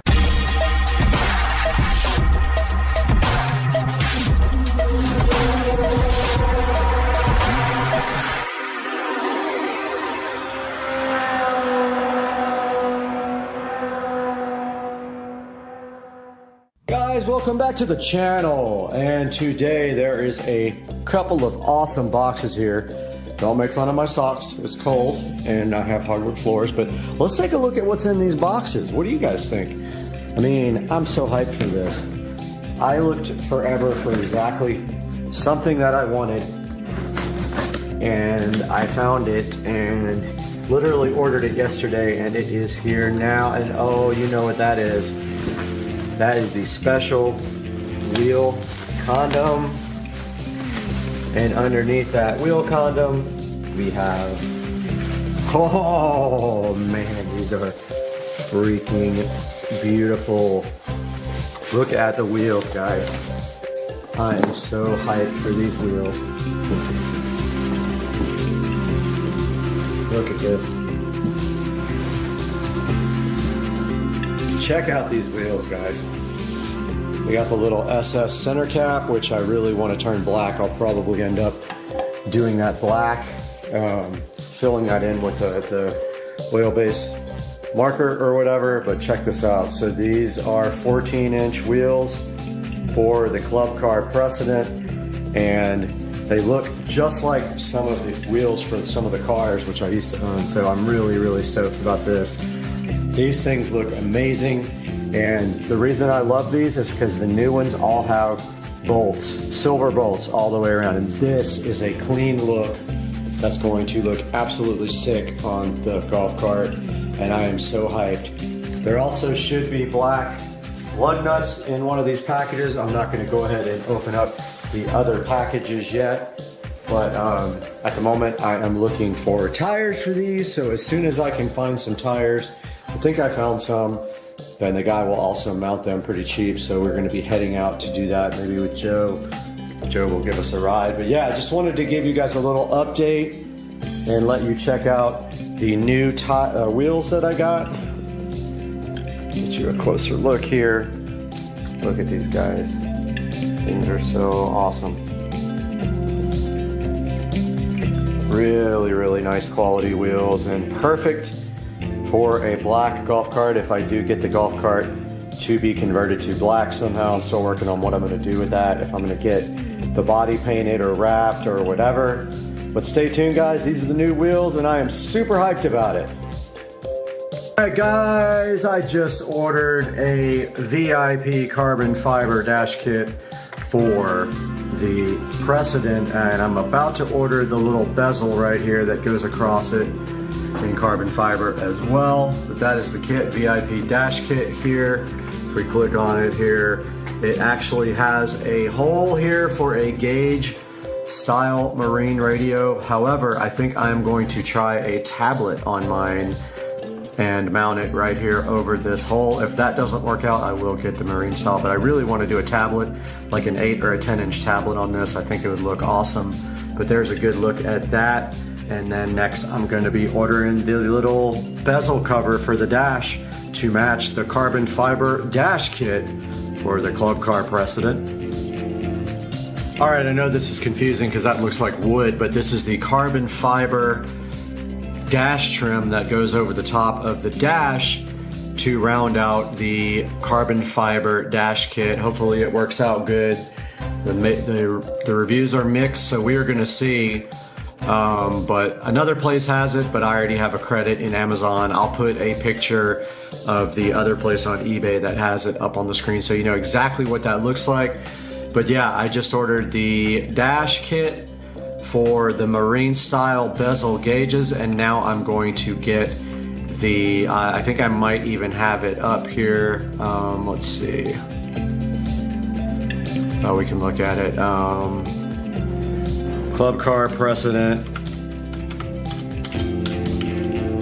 carbon fiber dash trim, so you can see a better picture of what it actually looks like. So here's an actual shot of it right there. So that is what makes out the entire kit and makes it all look great.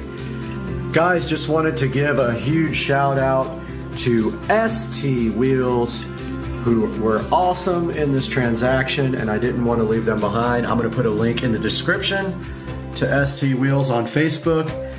This guy's awesome. He shipped the wheels out literally Saturday, and I had them 2 days, so literally 1 day later. Either Friday or Saturday, I can't remember, but it came really fast. He's also in Florida, so it made it easy. Guys, please do the channel a favor. If you need wheels for your golf cart, check out ST Wheels. The link is in the description and below. And I hope you guys enjoyed the video and have a great day. Hey everybody, welcome to the channel, Supercar Street Racing. We got a whole new look, and today we're taking a look at the Sunjoe SPX 3001 pressure washer. Stay with us.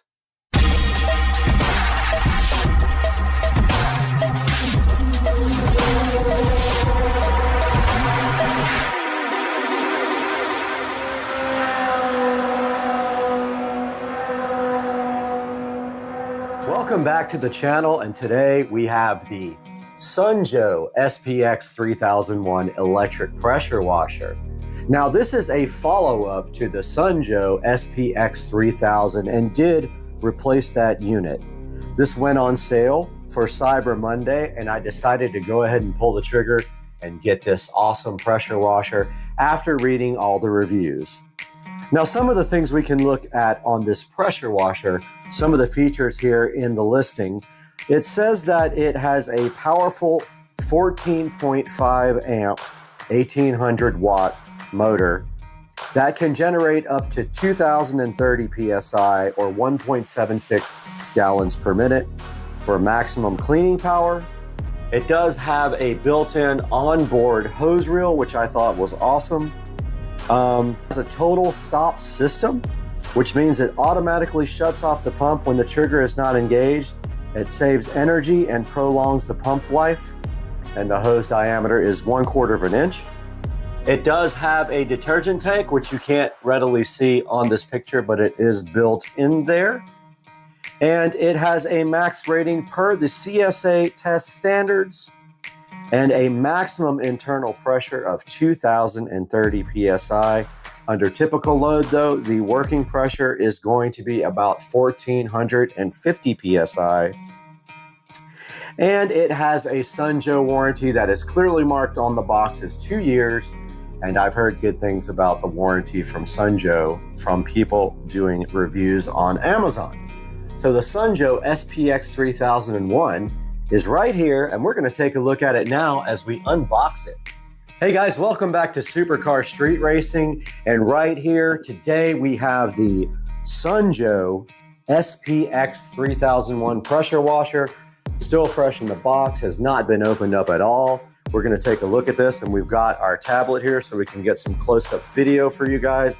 But if we see here on the front, right at the top here, you can see it's a 4.5 amp electric pressure washer. It has an onboard reel, and you can see the actual reel right there. And then there's a good look at the box where it actually shows the pressure washer. And it says at the bottom here, 1.76 gallons per minute. And then we can see here on the side, it says that it has a 2-year warranty. It says if your name is on it, grime is gone. And then it's got some little technology details down here, like an onboard hose reel, total stop system, aluminum hose adapter, and a 40-ounce detergent tank, and 5 quick connect nozzles are included with it. And then there's some other little details down there in other languages. So there you have it. That is the outside of the box of the SPX 3001 from Sunjo. And now we are going to actually open up the box. Let's get our trusty scissors out here.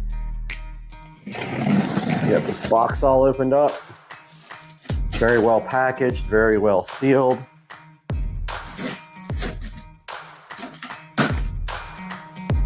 And on the top of the box here, it says if you register today, you can get a 2-year warranty, 90-day bonus coverage, and it has the URL here to register, and I will throw that up on the screen. Now we got to look at the very top of the box, so I'm going to get our video out again here.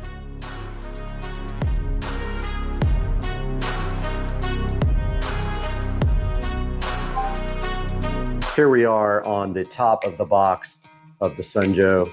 I'll tilt it a little bit that way for the other camera, but you can see right on top here, we do have some hose adapter nozzles. These are the actual spray nozzles that determine the pattern and the pressure. Those are right at the top here. We also have the adapter for the hose, it looks like, right here. I think that's what that is, and some various little pieces that go on the side of the device here, probably for just accessories and things like that. Put that to the side here. And then we have the actual unit is in the box after that. You guys can see it on the big camera, and I have it on the tablet right here. Let's get that opened up now.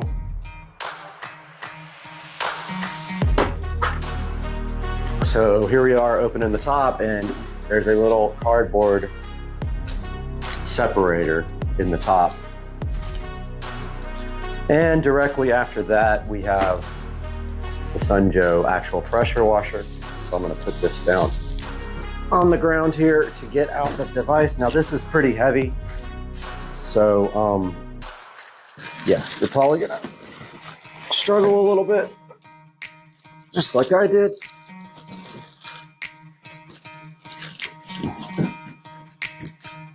And it has a pretty beefy long hose here with a GFCI on the end. And also in the box, we have the wand. We have the metal part of the wand where the tips go on here. And just making sure that there's nothing else in the box. I don't think there might be one more thing in here. Let's see. Okay. Yep, so that's it. There's nothing else in the box.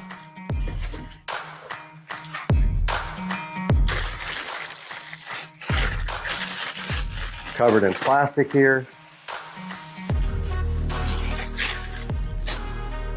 And you can see right there that you have a well-placed pressure washer condom right over your new Sunjoe SPX 3001 pressure washer.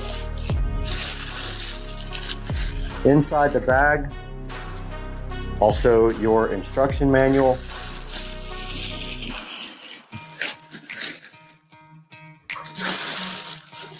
Pretty cool. The detergent bottle is on the back. Let me get out the actual tablet so we can take a look at this.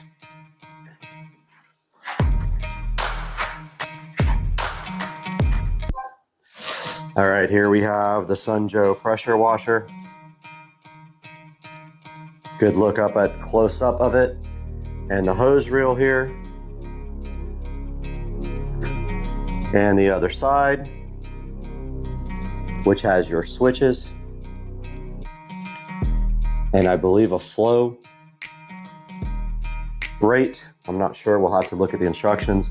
And then on the back, there is a look at the back and your detergent tank.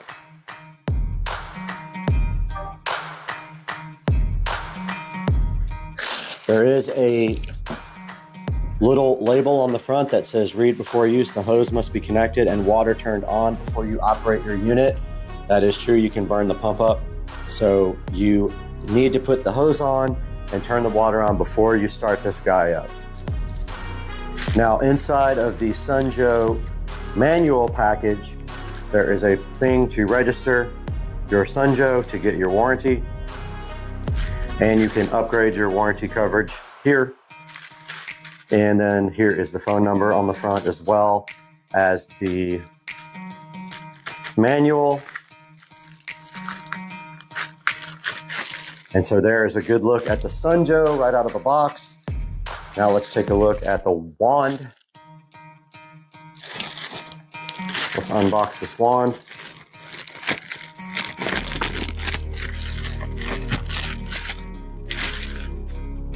And here's a good look at the wand that comes with the Sunjoe SPX 3001 pressure washer. Feels kind of plasticky, but it does have good reviews. And then the hose actually screws on to the end of the wand right here. So that would be this hose. You literally just screw it on right there. And then you take your tip here. Your tip actually, you pull this little condom off the end. And then that actually screws on to the end of this wand, like so.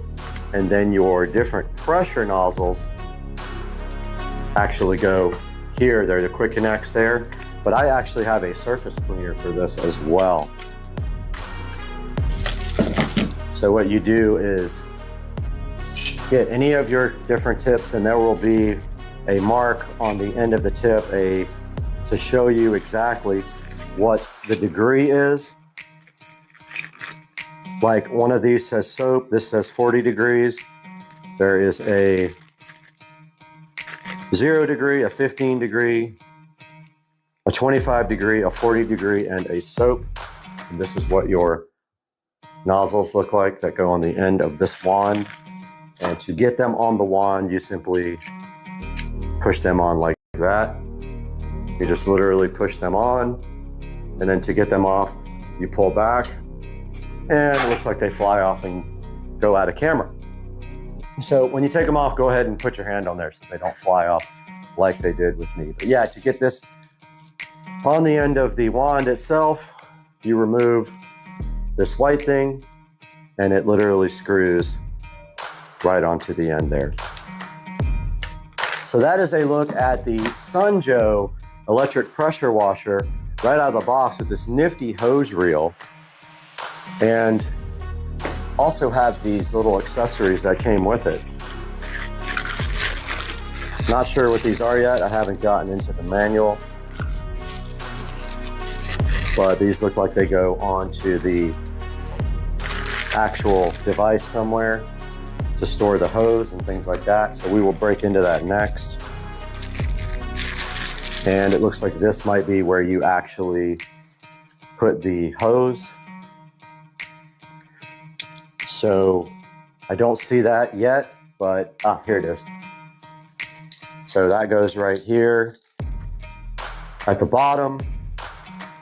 Let's grab our tablet so we can get some video of that. Here at the bottom of the Sunjoe, they give you this little adapter here. And basically what you do is you screw that onto here, and then your hose will go onto the other end of the adapter. And there's a little filter inside there to keep goop out of the device. But yeah, you just screw this on here like so. And then you tighten it up and put your hose on the other end.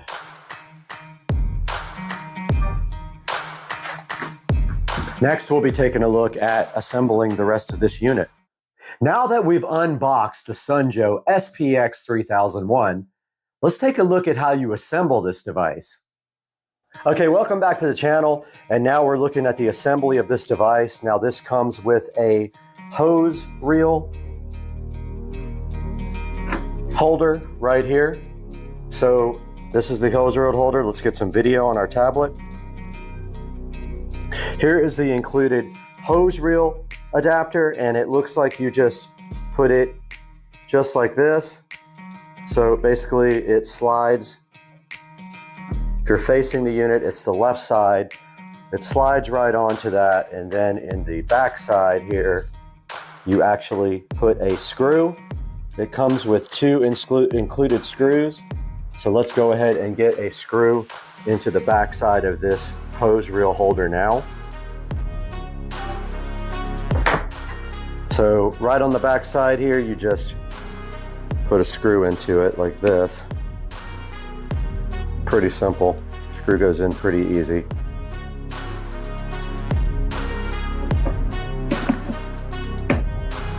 Might take a second to get it lined up.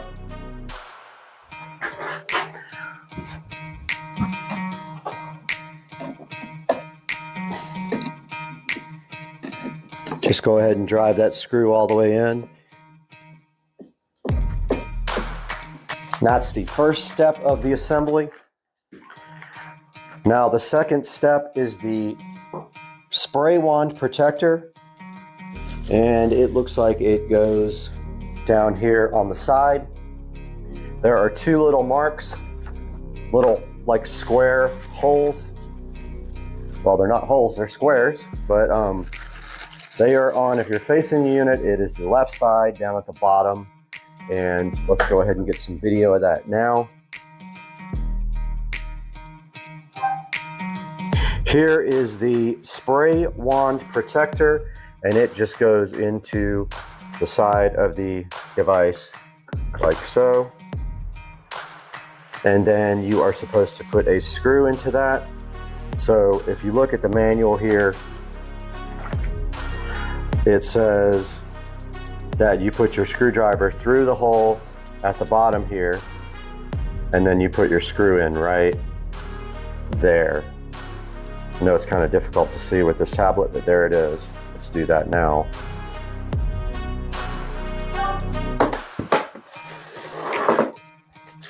So right here, we put our screwdriver through.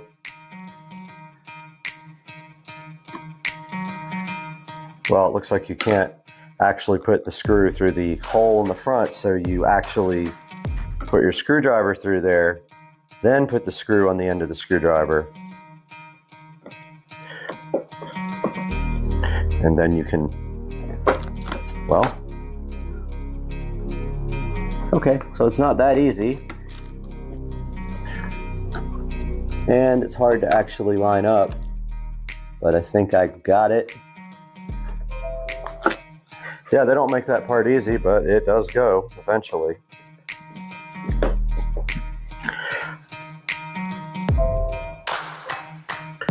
You can see here, you got to put your screwdriver kind of through the hole there and then put the screw inside first, and then you can go ahead and tighten this up. You don't have to go crazy. It's just going to be just like that, and you are actually done with that part.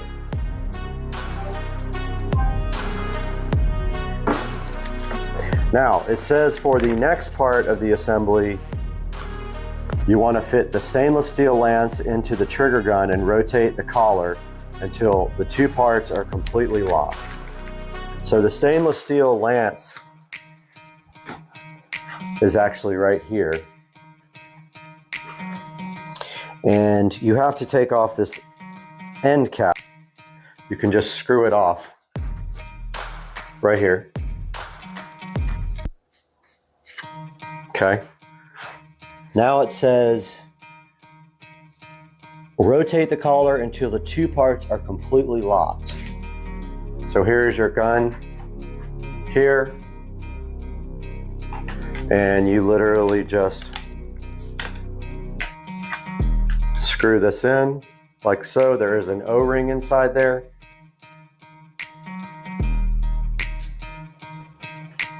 And tighten it up like this. It might need more tightening once you get outside, but that's pretty tight. If you have to, you can get your wrench right on the end there to tighten it up. That part is done. Now the next part of the assembly instructions are saying that they want you to go ahead and hook the hose up, I think. So let's see, 5. Connect the high pressure hose to the trigger gun. That is, of course, if you want to store it with this connected. You don't have to, but if you see right here, our little wand goes directly in like that, and then the protector is at the bottom. I'm not going to put the hose on yet, but you just screw this hose reel the same way you did it before.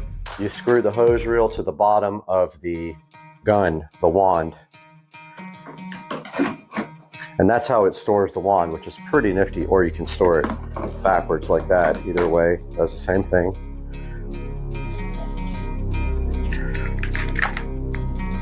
And then it's got some information about how to use the wand. We'll go over that when we go outside. Now it has also a place for you to store your nozzles. Let's take a look at that with the tablet.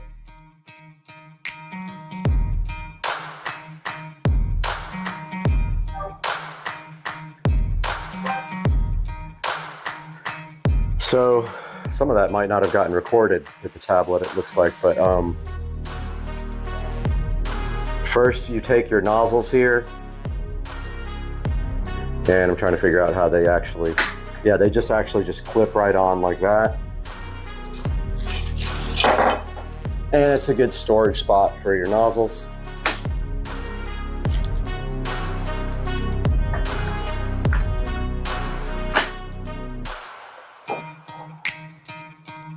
Notice how they all get on there pretty neatly.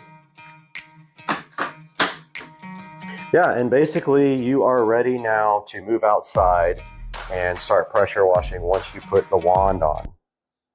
All right, guys, we are finally back out here after I had lip surgery. Sorry about that. If you see my lip is kind of jacked up, it's because I had lip surgery. But now what we're going to do is prep this driveway to get pressure washed here. And as you can also see, the rust stains there and there from my well. We're going to be dealing with that a little bit later as well. But for right now, we are going to get these leaves off of the driveway and get that garbage can out of the way.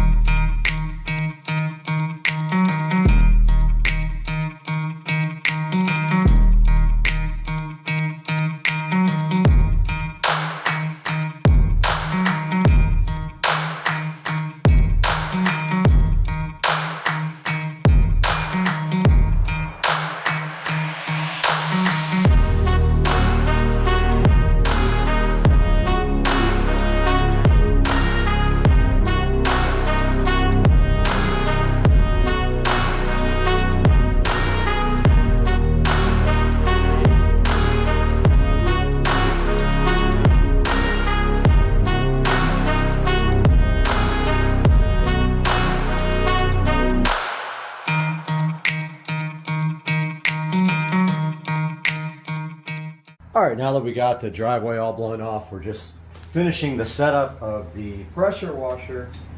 There's a little zip tie on the hose. And looks like the pool guy is here as well. But the next step is to put the wand onto the hose. Looks like there's a little O-ring connector right here, and then it just really just screws on just like that.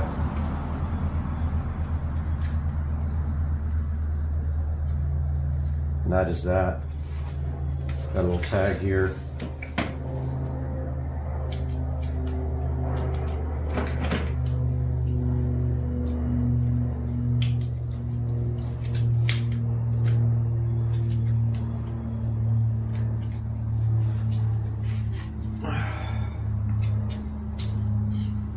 Still not sure what this knob is for on the side. I'm gonna have to look that up.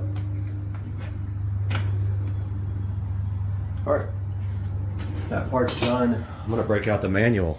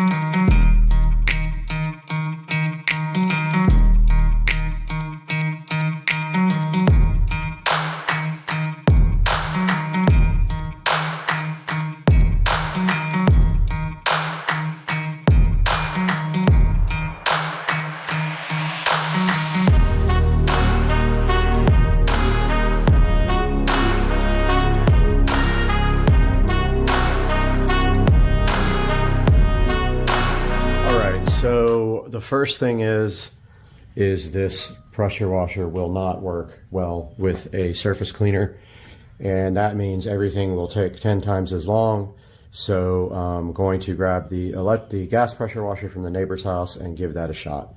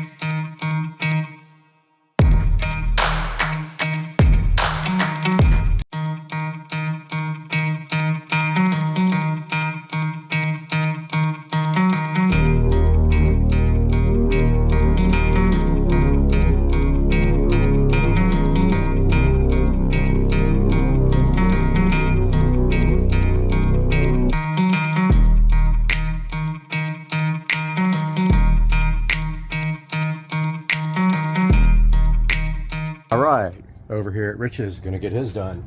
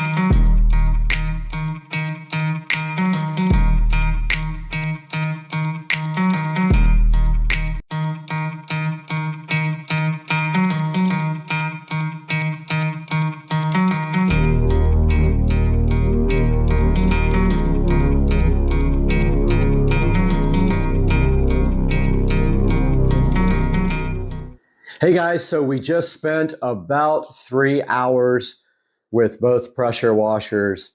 And as you can see in the video, we started off with the Sunjoe and it could not run the surface cleaner. So basically, the Sunjoe has enough power for the wand if you put on one of the smaller narrow tips to generate more pressure. But the Sunjoe does not have enough power to run the surface cleaner, which is important. Because if you're using a surface cleaner, the reason you're using that is because using the wand, you clean about this much per swipe of the wand. Now, as you can imagine, that could take some time to do the entire driveway. So with the surface cleaner, you can pretty much clean an area about 15 inches wide per swipe of the wand. Now, as you could see, I got about 10% of the driveway done, if that, maybe 5 to 10%. And then I completely gave up on the Sunjoe and trying to use the pressure washer in any way with both the surface cleaner and the wand.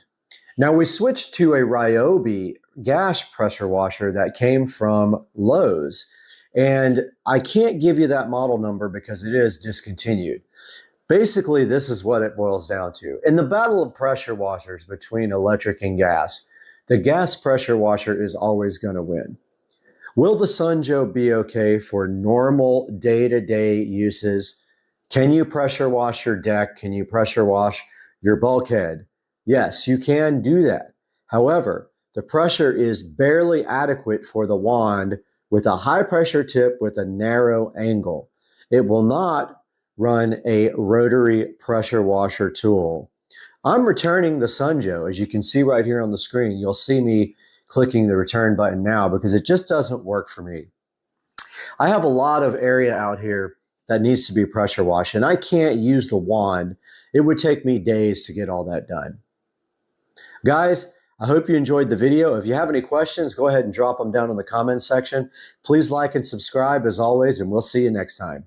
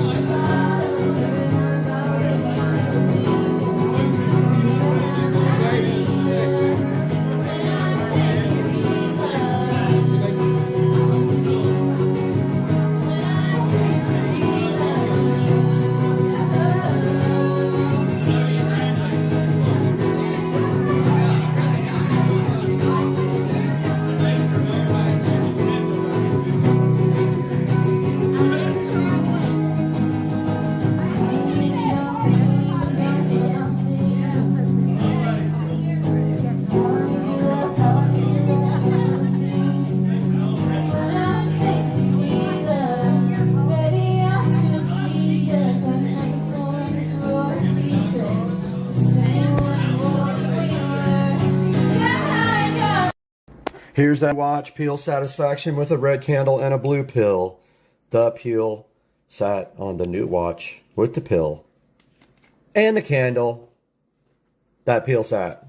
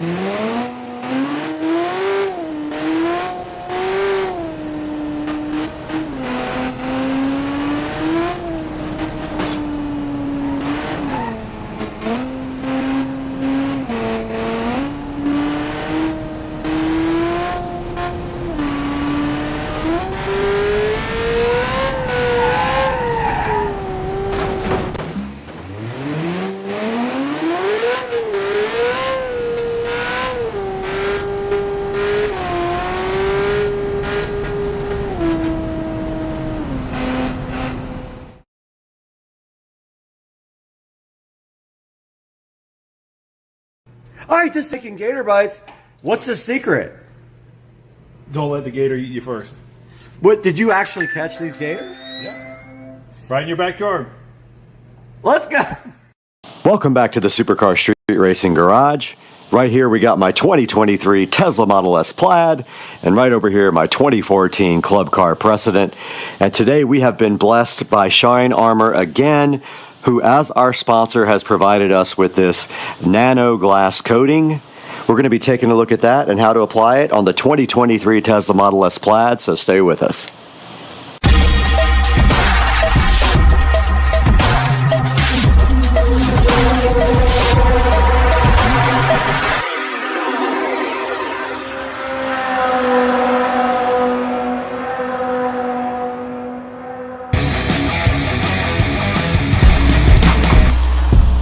Welcome back to the Supercar Street Racing Garage. Right here next to me we have my 2023 Model S Plaid with less than 700 miles on it.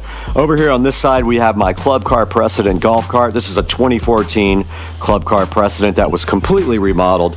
And today we are lucky enough to be joined by Shine Armor again, who is sponsoring the channel, and they have provided us with this nano glass coating. So today, if we can get a break from the traffic, we're going to show you guys how to apply this on the 2023 Model S Plaid windshield. There is a special way you have to apply this, so we're going to show you how to do that, how to get it perfect, and that way your glass is protected from now on. Guys, welcome back to the Supercar Street Racing Garage again, and today we're going to show you how to install the Shine Armor nano glass coating onto your windshield. But there's some preparation steps, and the first thing you're going to need is some invisible glass. This is going to completely clean your windshield to get ready for Shine Armor, so just spray that on there. Take a clean terry cloth towel and go ahead and wipe your windshield down completely. And make sure that you get under the windshield wiper. Again, sorry for the car going by. Not much I can do about that. And that side is completely clean. Let's go around and do the other side with a new towel.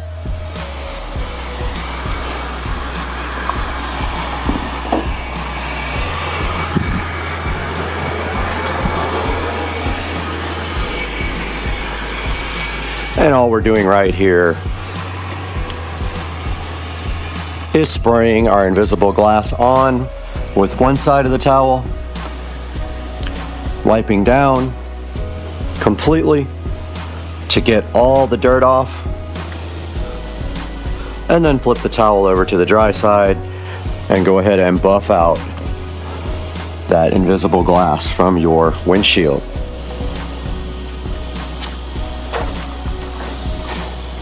And as you can see right here and right now, the glass is completely clean. And then we have a couple of more steps to getting this nano glass coating onto the windshield of the 2023 Model S Plaid. Back out here in front of the 2023 Model S Plaid, this guy has less than 700 miles on it. And we are trying to take care of this car, and one of the ways that you do it is by using quality coatings on your car. And Shine Armor is a proud sponsor of this 2023 Model S Plaid and have provided us today with this nano glass coating that is going to assist you in getting your car windshield perfect and also resist rain and dirt. And we're going to have to show you how to put it on now. So Shine Armor graciously provides you also with a pump spray. So let's go ahead and take off the cap.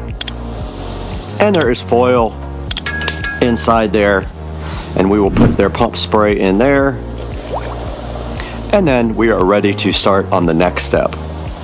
The next step of this process is to apply the nano glass coating on one half of the windshield at a time.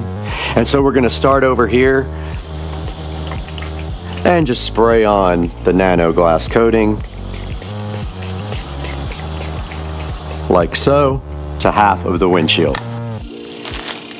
All right, for this next step, you do need a clean cloth, and Shine Armor was so gracious to provide us with this bag of their nice terry cloth towels, which are super soft, super absorbent, and perfect for the 2023 Model S Plaid. And what you want to do is buff from the bottom up.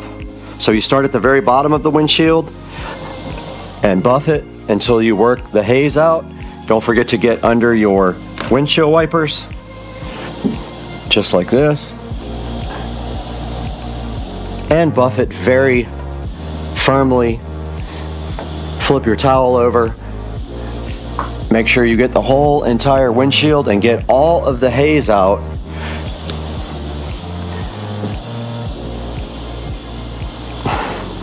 Flip your towel over again and prepare to move to the other side.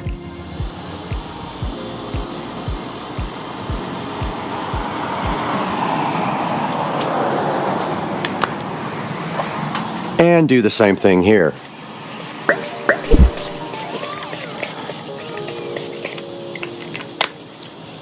Apply a generous amount. And take your towel and buff from the bottom up, just like this. Getting all of the haze out.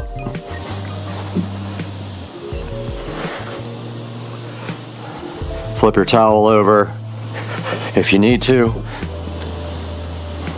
and get that windshield nice and clean.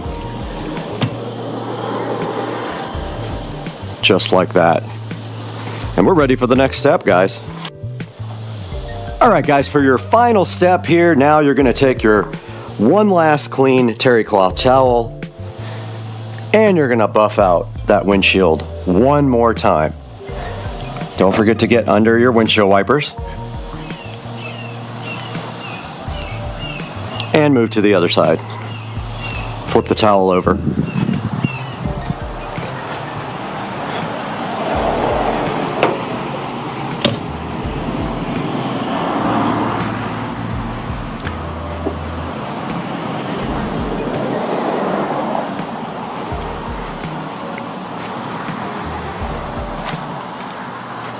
And that does complete the process of putting the Shine Armor nano glass coating on your windshield. Now this windshield is protected from rain.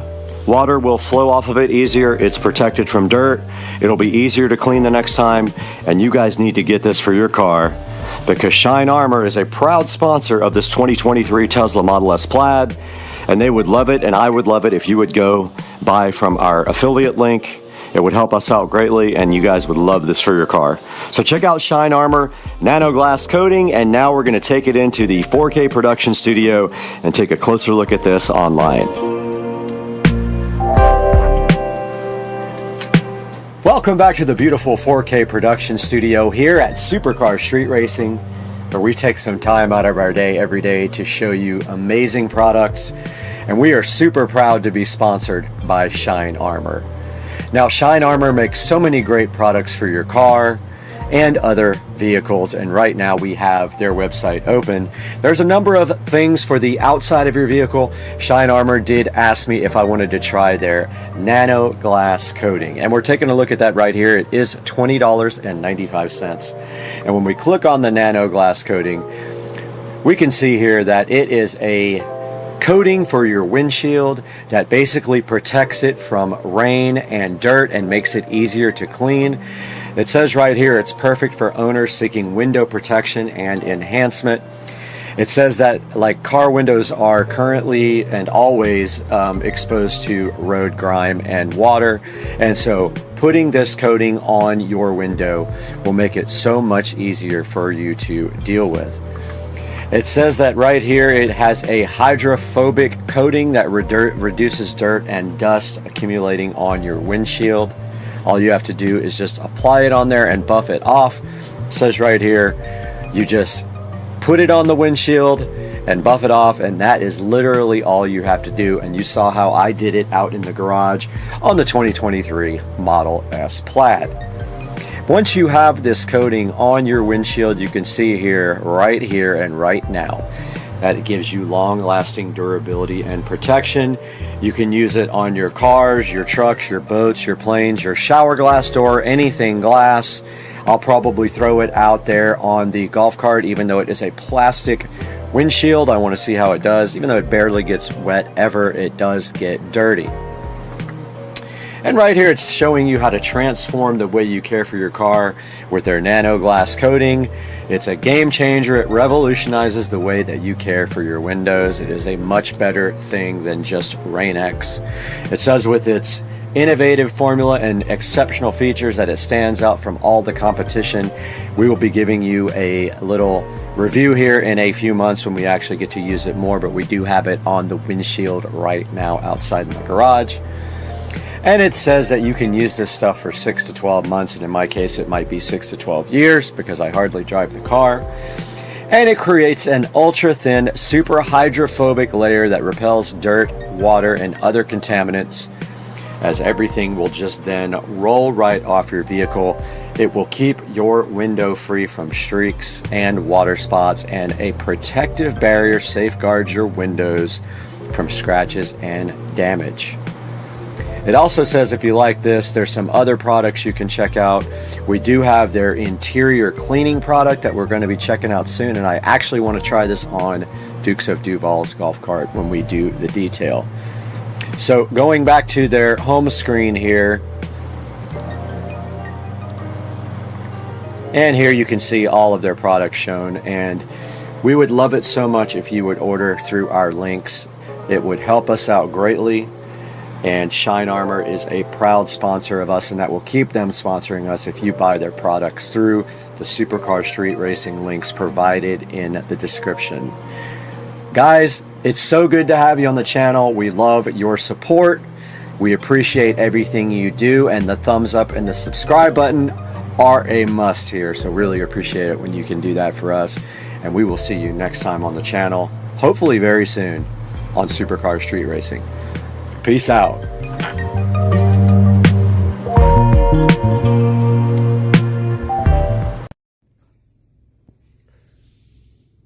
Frog. Climbing up the window.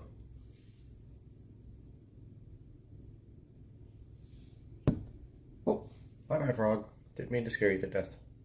What is the deal with all the frogs out here? They're insane. Why? Is it so loud? Guys, the frogs. What is happening? Wait.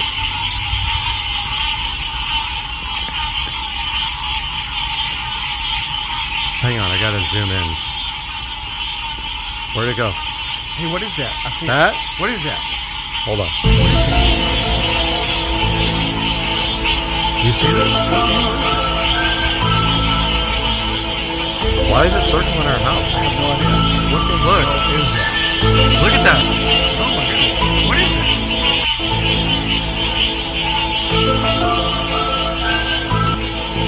It keeps circling us. Supercar Street Racing here with a Supercar Fact Update. When you think of supercars, you probably think of power, speed, and performance, right? What about gas mileage and fuel economy? Well, probably not. If you can afford any of these cars, you probably can afford the fuel. But what about the rest of us? Here are the top 20 cars with the worst average fuel economy. This takes into account both city and highway driving and makes an average. At number 20, we've got the Lexus LC 500. It makes 471 horsepower, costs $92,000, gets 16 miles per gallon in the city, 26 on the highway, and averages at 19 miles per gallon. Next up, the Nissan GTR with 565 horsepower, costs $100,000, gets 16 in the city, 22 on the highway, and averages at 18 miles per gallon. Then the Chevy Z06. At an $80,000 price tag, it gets 15 in the city, 22 on the highway, and averages at 18 miles per gallon. Up next, the Jaguar F-Type R. 550 horsepower, costing $103,000. It gets 15 miles per gallon in the city, 23 on the highway, and averages at 18 miles per gallon. Followed up by the Cadillac CTS-V.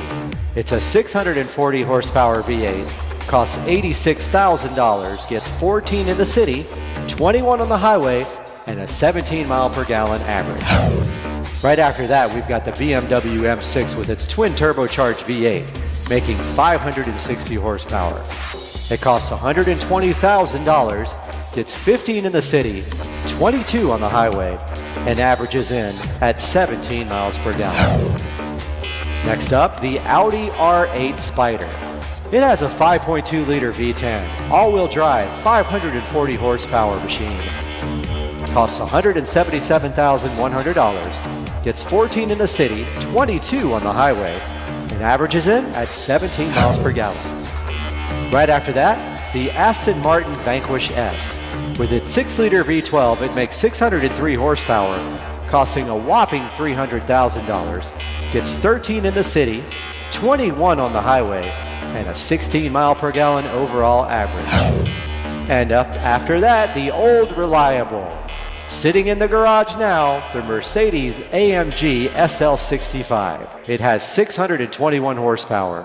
It costs $222,000, gets 13 miles per gallon in the city, 22 miles per gallon on the highway, and a 16 mile per gallon overall average.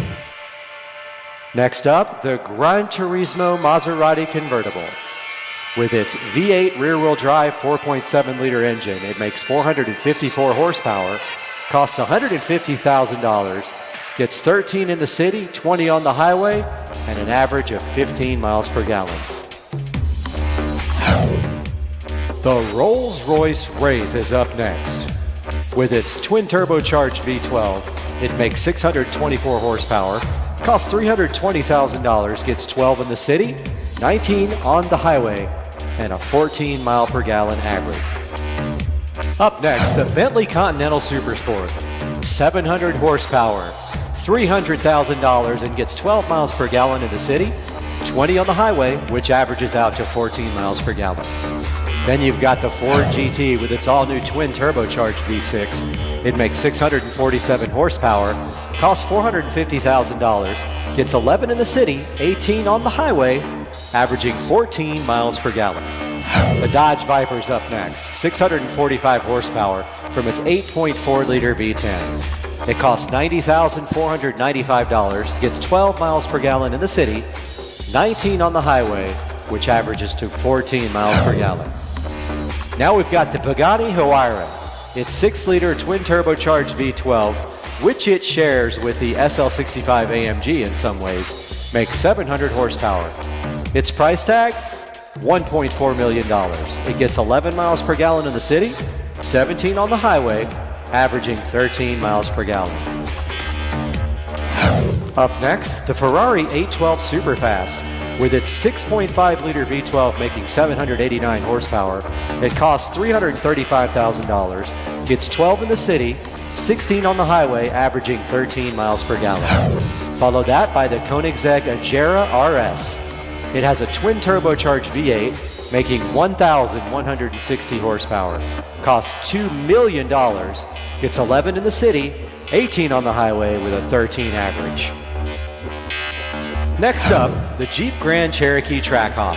Makes 707 horsepower, costs $85,900, gets 11 in the city, 17 on the highway, and averages at 13 miles per gallon. Followed up by the Lamborghini Aventador S. Makes 740 horsepower, costs $424,845, gets 10 miles per gallon in the city, 17 on the highway, and 12 miles per gallon, for a total average. And now, the worst gas mileage of any car. The Bugatti Chiron. It has an 8-liter quad-turbocharged W16 engine, all-wheel drive, makes 1,500 horsepower, costs a whopping $2.4 million, gets, can you guess? 9 miles per gallon on the city streets, 14 miles per gallon on the highway, and averages at a tiny 11 miles per gallon. This has been the worst gas mileage cars from Supercar Street Racing. Yeah. All right, this guy's trying to shoot me with a salt gun. Let's go. No, that's too close. Oh, fuck! I told you.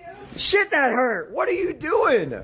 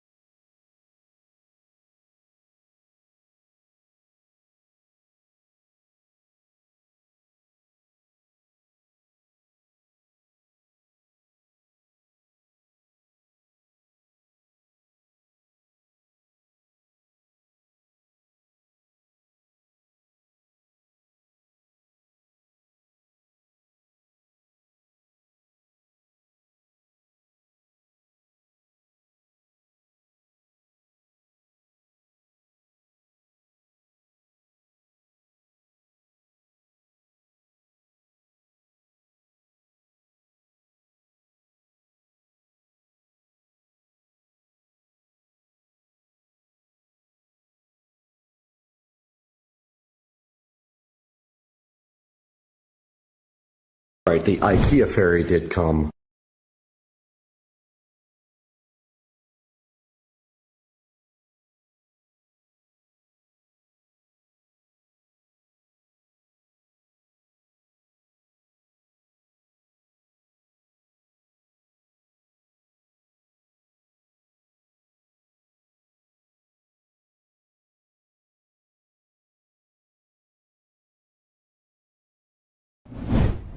The fairy did come. Right, the IKEA fairy did come last night, and I did get rid of the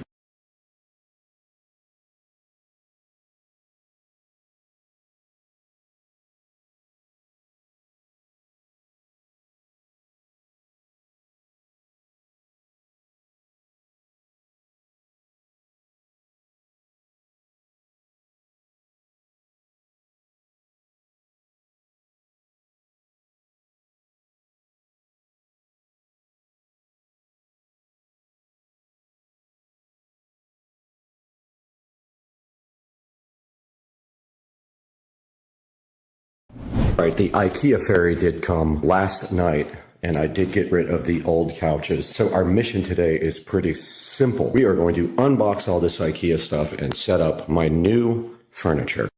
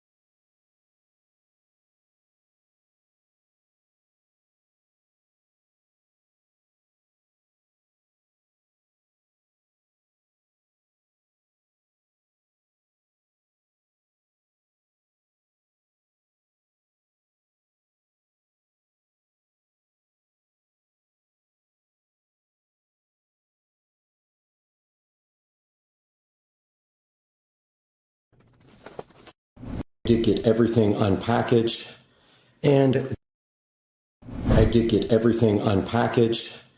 and the hardware and instructions were in the last box tucked underneath the springs. So I'm going to get the instructions out right now and figure out what is going on here. This is a modular set, so it has to be put together a certain way. Let's get to work.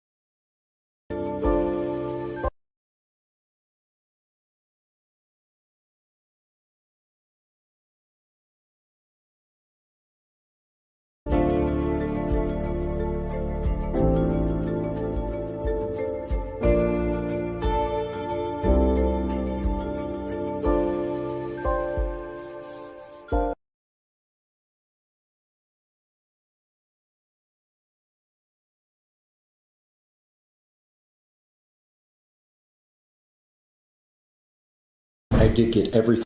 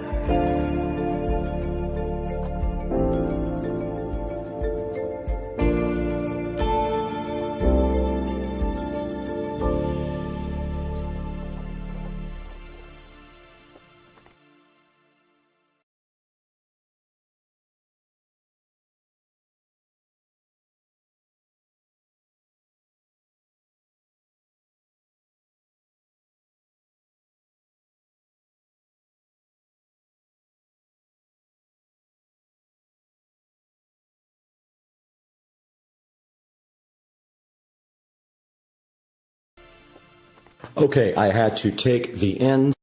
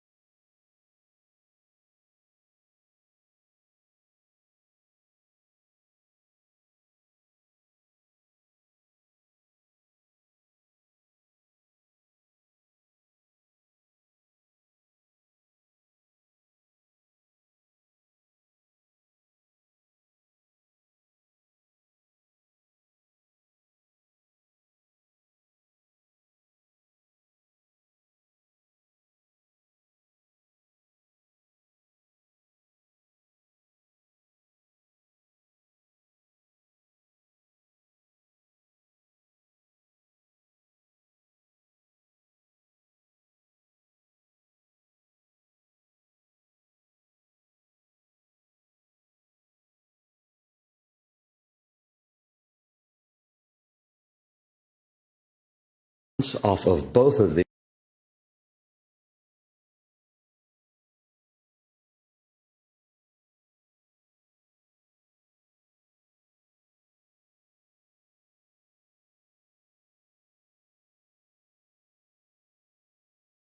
Okay, I had to take ends off of both of these and swap them around. They are interchangeable, so I had to take this end off because it was configured for completely opposite.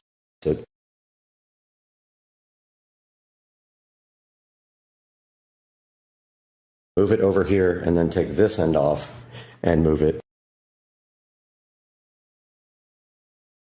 Putting this back together.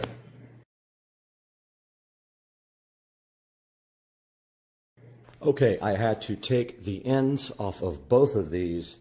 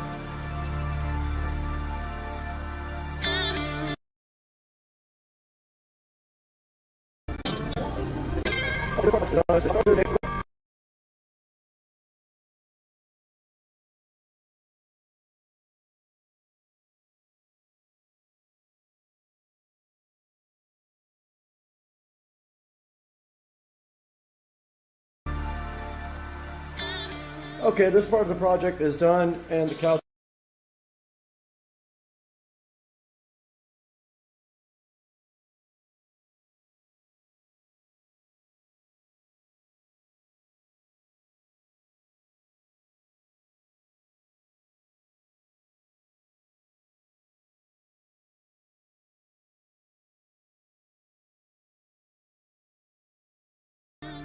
The project is done, and the couch is put together. It wasn't too bad. I made one mistake that cost me maybe 30 minutes of extra time, but I got that fixed now. And you can see right here, let me step back here and put it on wide.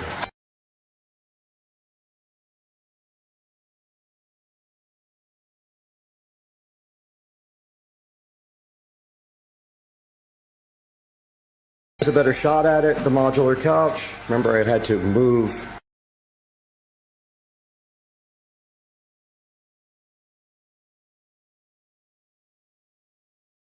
one side to the other to get it to the computer.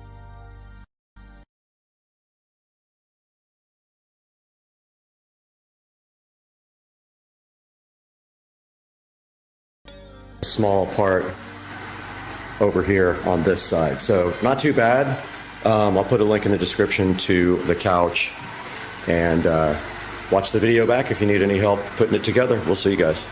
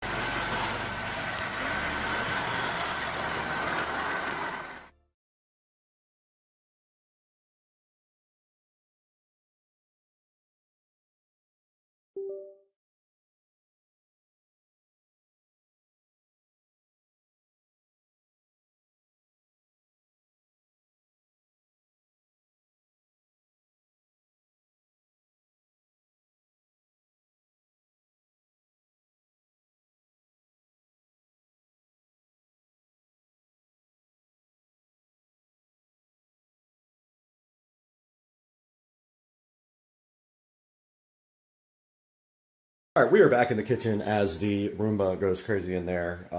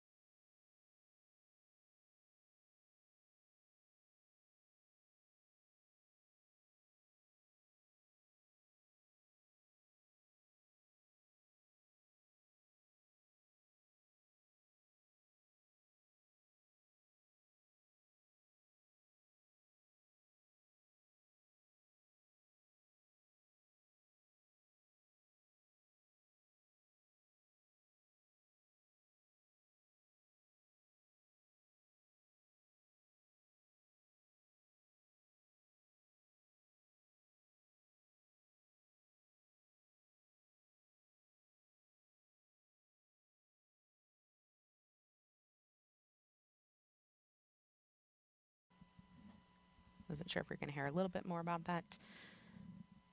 But again, there will be 3 calls coming up on this Starliner readiness poll for terminal count. They will pull the mission support room manager or MSR. After launch, the BMC. A beautiful shot of our beaches here from the courtesy of our chopper team here at the Kennedy Space Center. Folks coming out to enjoy the launch and an amazing day. Weather, no changes again. Low-topped cumulus clouds on land, which you see some of it there, but because they're low-topped, that's not a concern. When a rocket flies through a big, thick cumulus cloud, it can trigger a lightning strike, but those clouds are not the kind that can do that, according to Launch Weather Officer Melody Lovin. And so we're good to go there. We also have a launch visibility is always a factor here in the southeast. Can you see the rocket and from where? And our friends at United Launch Alliance provided us with this graphic so you can see about which point in the launch you would see the rocket. If you're within the first 2 inner circles, you should be able to see the solid rocket boosters jettison a minute after launch. Folks in the Orlando and Central Florida area will be able to see it about 90 seconds of flight. And then it'll come into view for much of the rest of the state after more than about 2 minutes, including Tampa on the west coast of Florida. The southeast corner of Georgia might be able to see the Atlas Centaur separation, which happens after 3 minutes of flight. Again, we're looking good here at the ASOC. Richard Jones polled his team, the NASA operations manager. 15 minutes. And all of them are go. LC flight, channel 1 and air to ground 1 are now merged, going to air to ground 1. Roger. We'll send it back to the host desk. LC flight, air to ground 1, ready for contact with Starliner on channel 1. Roger.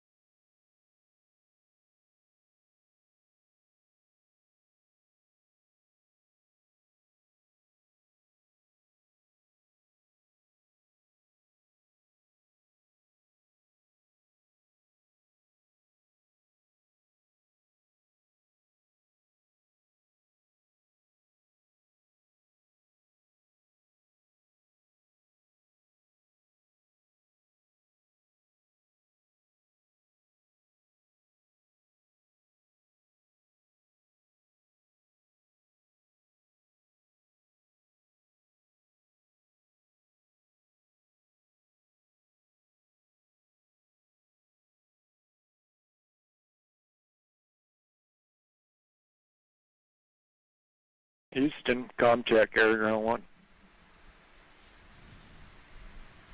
Houston. Flight Alan Shepard, May 5th, 1961. Gemini 3 with astronauts Gus Grissom and John Young launched March 23rd, 1965. Apollo 7, October 11th, 1968, with Wally Schirra, Don Isley, and Walt Cunningham. STS-1 launched with astronauts John Young and Robert Crippen, and it launched April 12th, 1981. Starliner Houston, your suit fan Bravo is repowered. It looks good. Please close your visors. Column closed. You saw video there of Demo 2, May 2020, Doug Hurley, Bob Benkin. And then, of course, today's NASA's and Boeing's crew flight test with Butch Wilmore, and Sonny Williams. You know, Mike, 12 minutes and 15 seconds to go. How are you feeling?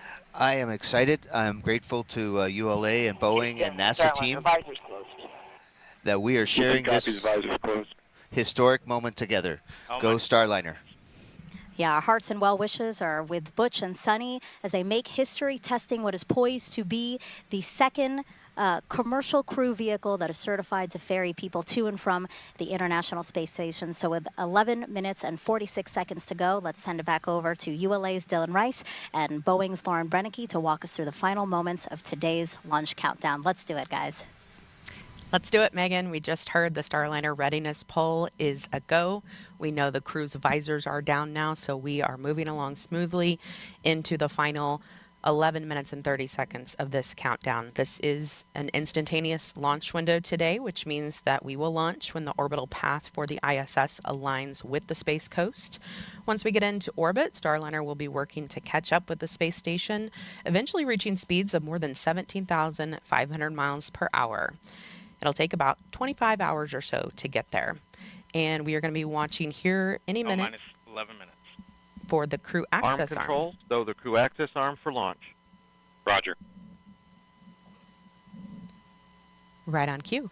Crew access arm about to start moving away from the spacecraft. And Dylan, we will watch it move very slowly today, but it could move much faster if needed. That's right, Lauren. It takes about 2 minutes to rotate the 120 degrees back away from Starliner to its stowed position and latched position on the crew access tower. Here we go. But we could, in the event of an emergency, redeploy it in less than 15 seconds. It's amazing that it can do that. We hope to not have to ever see that happen. After liftoff today, Brandy and Jim will continue commentary from Houston through ascent, spacecraft separation, and the orbital insertion burn. We will have the shot of Butch and Sunny inside Starliner until the moment of launch, and then we will get it again when we get to the ISS. Minus 10 minutes. Flight, verify CST 100 on internal power. Verified. Starliner, configure ordnance for launch. Touch and land. All right, the spacecraft is running completely on its own now. And they are configuring ordnance for launch. That means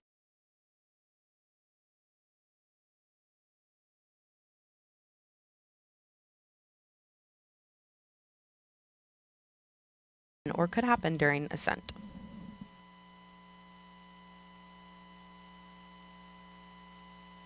So Lauren, we're just about 2.5 minutes now away from our terminal count status check. The terminal count status check is the final report from each operator indicating that their system, whether it be a ground control system or a launch vehicle system, is ready to execute the final 4 minutes of the countdown to launching the rocket. At this point, if there were an issue, the anomaly team would be discussing it, but nothing like that has happened right now. All's quiet. I am expecting to hear all members of the team report go when pulled by Chief Launch Conductor Doug Lebo. And we're actually hearing on a side channel that they are preparing for the launch vehicle systems poll. This is the long one. A lot of people view this as their favorite poll. It's kind of fun to listen to them list off each system, and then that team will give a final go or no go for launch.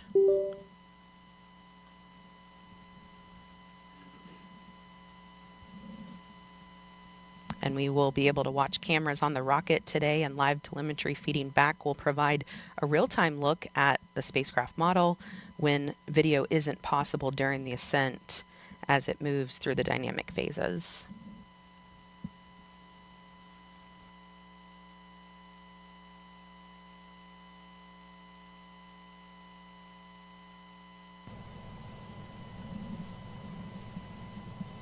minus 8 minutes.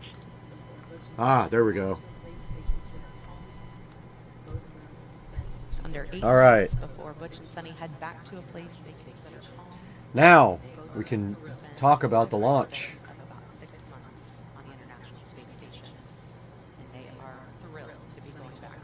So we are 9 minutes away from launch of Starliner,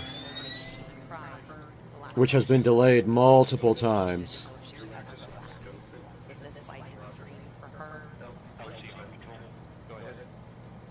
So we are 7 minutes away from launch here, and there's still a possibility of a hold.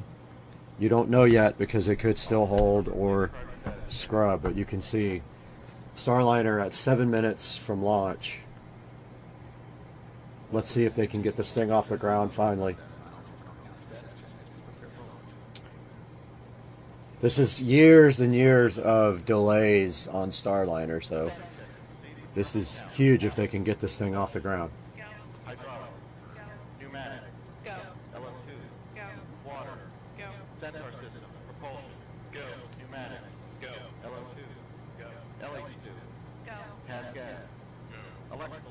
But this is the final check for all of the systems.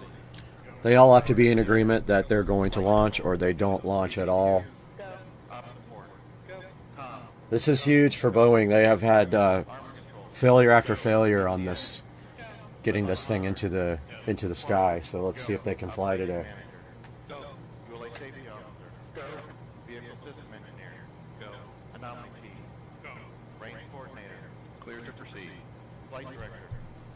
I think there's a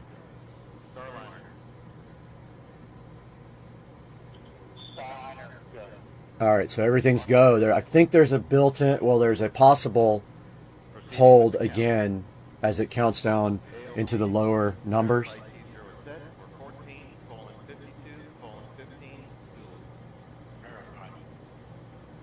All right, so we're 5 minutes and 45 seconds, and it still could hold.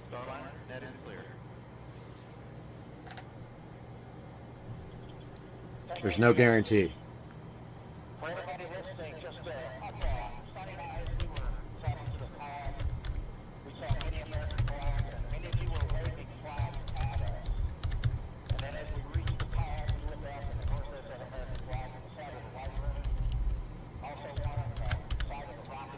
All right, a little over 5 minutes away from launch now of the first launch of crewed astronauts on Boeing Starliner, delayed years and years and years with many, many, many problems. And so obviously people are nervous about this launch. And it still could scrub. They have a built-in ability to hold, I think, at either 2 minutes or 1 minute. We're going to see.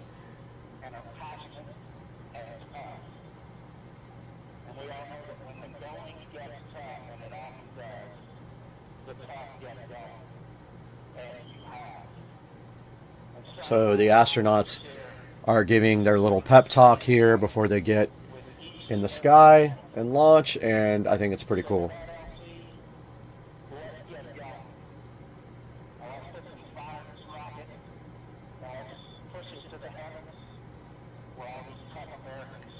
A little over 4 minutes left in the countdown now for Starliner.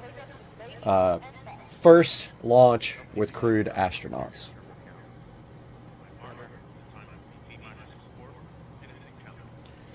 4 minutes to go here, and Starliner on the pad with astronauts in it for the first time on the real test flight. Every time they've launched so far, they've had issues and they've had failures, and they've scrubbed many, many, many times. So let's watch. 3 minutes.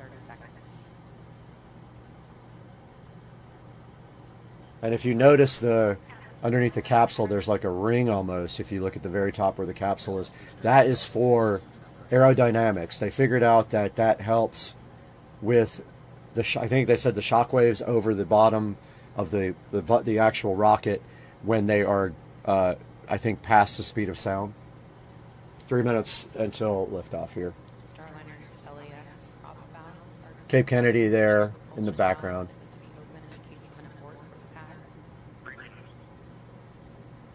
First launch with astronauts. This is a flight test, guys, so this is important. If anything happens in this actual flight, then there would be a lot of delays with humans on board. It's big. 2 minutes and 40 seconds.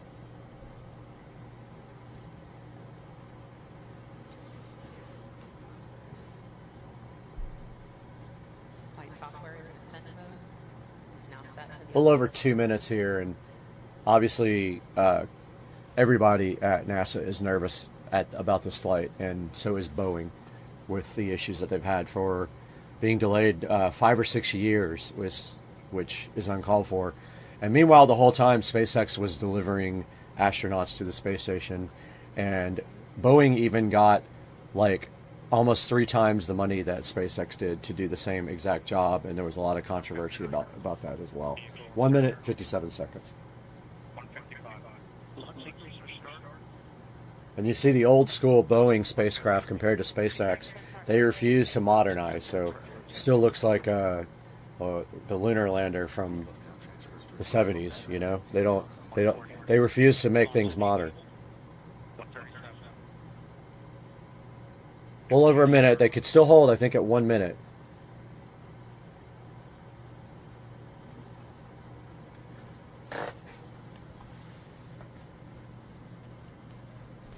$120 here.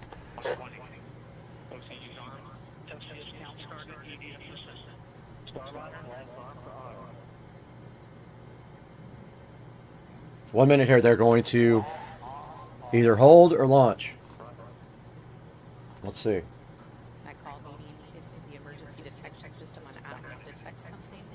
All right, so they got past the 1 minute mark. They could still hold for any reason. If when they try to ignite, if there's a problem, they will stop the launch. About 40 seconds here.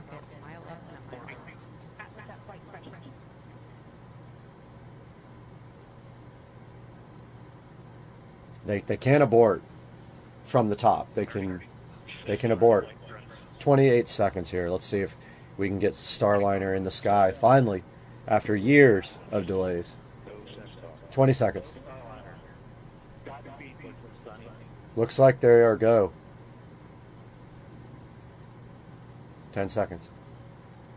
10, 9, 8, 7, 6, 5, 4, 3, 2. Back here, it's already launching.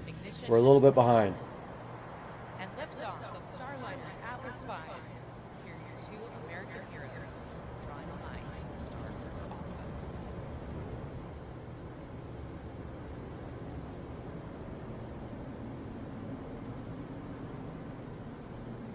A little bit behind on this broadcast. Back here, they're about 5 seconds ahead of us.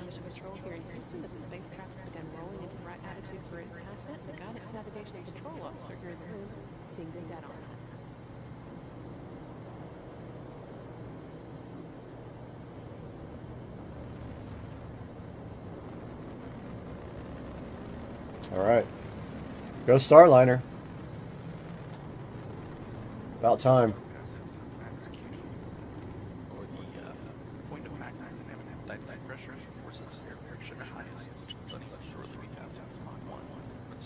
There's a good view of the tracking shot of the spacecraft. Next thing that's going to happen is the solid rocket boosters. Well, the next major event is max Q, when the aerodynamic pressure on the outside of the vehicle is at its greatest.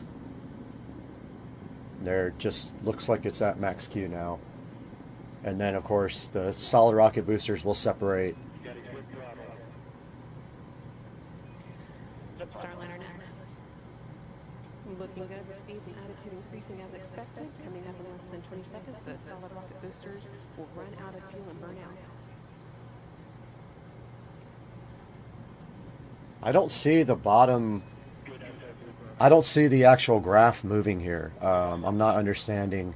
I guess they're not showing the timeline at the bottom. They're just showing the next event. So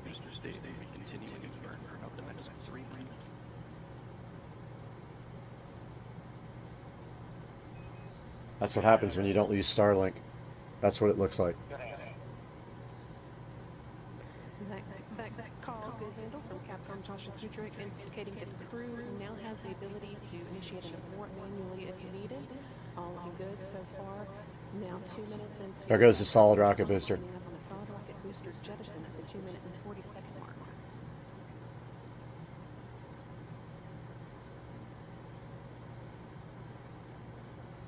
Such a low quality shot. You get used to seeing SpaceX with the high definition shots, and you see this and you're like, wow. So can't see what the next thing is. Okay, they are actually moving down the timeline. Solid rocket boosters have now been jettisoned after seeing Starliner through its first 90 seconds of flight. Team on the ground here confirming that it was... Oh, no, they're not. They're just stepping through the steps. They're not actually moving down the timeline.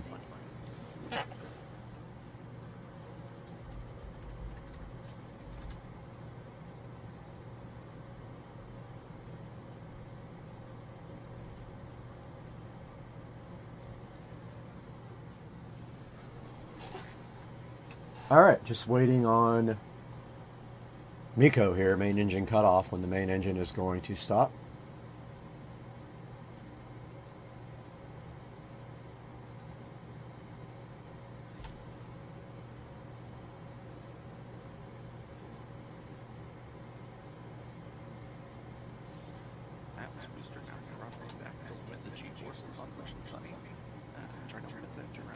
Nice view of the Earth there, although pretty low resolution compared to what we're used to from SpaceX. I don't think Boeing has the ability to use Starline, or to use I forgot what I was talking about. Starlink. So that's probably why they don't have good video.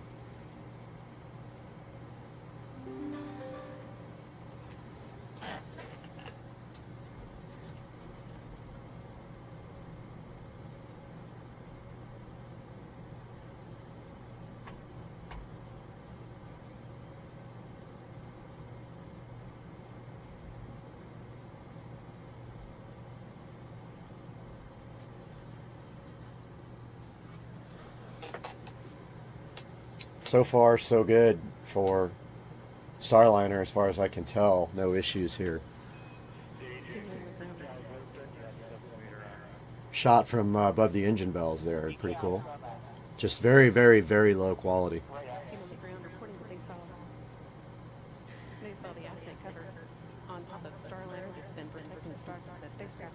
There goes the cover.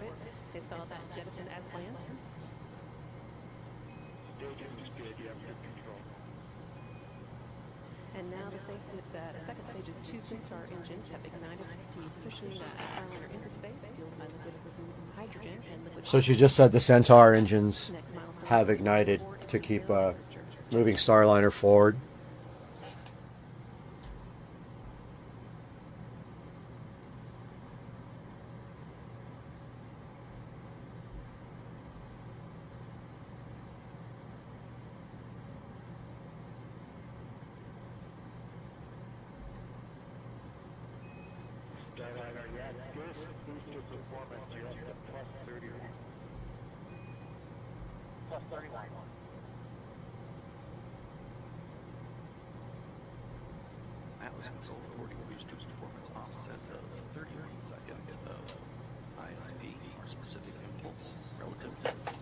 Alright, so we're off of live video now and on an animation. And that's where we're going to call this broadcast a done deal. Appreciate you guys tuning in as usual. Have some finish this editing project here, so I'm going to sign off now.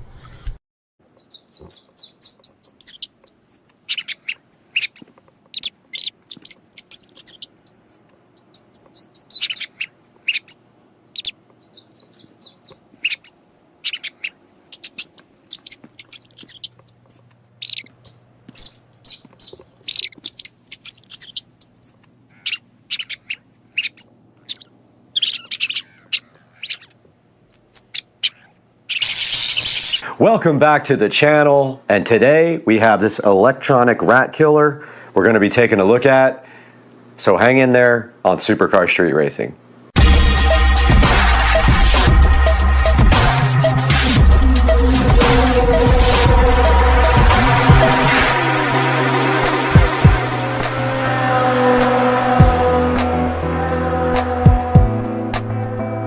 We are back on Supercar Street Racing, and we're so happy that you joined us today. And we're taking a look today at this electronic rat killer from Xpest on Amazon. Now, the way this thing works is you actually charge it, and once the charge indicator goes off of green, you will know this thing is fully ready to go, and then you'll have a solution that is more humane for killing rats and mice. And you just slide this door right off the top of this guy, you put some bait right inside there, slide the top back on, and on the side here there is an off-on switch that you do turn on. All right, once you have this electronic rat killer loaded up, it does come with an indicator LED right here. It is a small little LED light that you plug into the side, and supposedly it will let you know when this has actually activated. And you take this LED right here and you plug it right in next to where the charger goes, like this. And now this thing should just flash whenever something is caught in the trap and killed. Now, XPest does not recommend that you use this thing outside. I am going to break all the rules, of course, and put this outside on my patio because I need something to try to get the mice out there. I do know I have a mouse problem out there because last year I would find droppings and things like that. That's a good indication that you do have a problem. Now, it has some LEDs on the front here, and actually right now it is in charging mode. So if this guy right here has a green LED on it still, it is charging. It is plugged into a standard USB-A 5-volt accessory jack here on my nightstand. Now the red indicator light is on. High voltage electric shock, keep working, whatever that means. The translation is a bit rough here. 2 blue indicators on the trap and power line flash separately. Rats were killed, flashes once per 5 seconds, and that is this LED here that we just plugged in, and this blue indicator right here on the front. Green indicator light means that it is charging and it will go off when this guy is fully charged. The red indicator and blue indicator flash alternatively. That is a low power warning and you need to get this thing on a charger. The buzzer alarm reminder after your electricity is finished, it rings twice of 30 seconds. Not sure what that means because the translation is really loose on this. Right here in front of the XPest electronic rat and mice killer, and there are some cautions in the manual I wanted to go over with you. It says avoid touching the metal plate in the bottom of the machine so you don't get shocked. We would hate to see you get shocked. Only for indoor use. What I see out here, don't do. I am putting it outside because that's where I need it the most. Do not leave the mousetrap open where children or pets can reach it. So obviously you don't want to leave this top door off here, which slides back because of the risk of electric shock. Wait until the blue light flashes and the buzzer prompts to open the cover when the mouse is shocked. Don't open it before that until you do get an indicator light on here and on this LED that is so coolly connected to the trap. When the yellow indicator is on, the battery is low and it does need to be charged. The mouse killer trap supports 30 times electric charge after it is fully charged.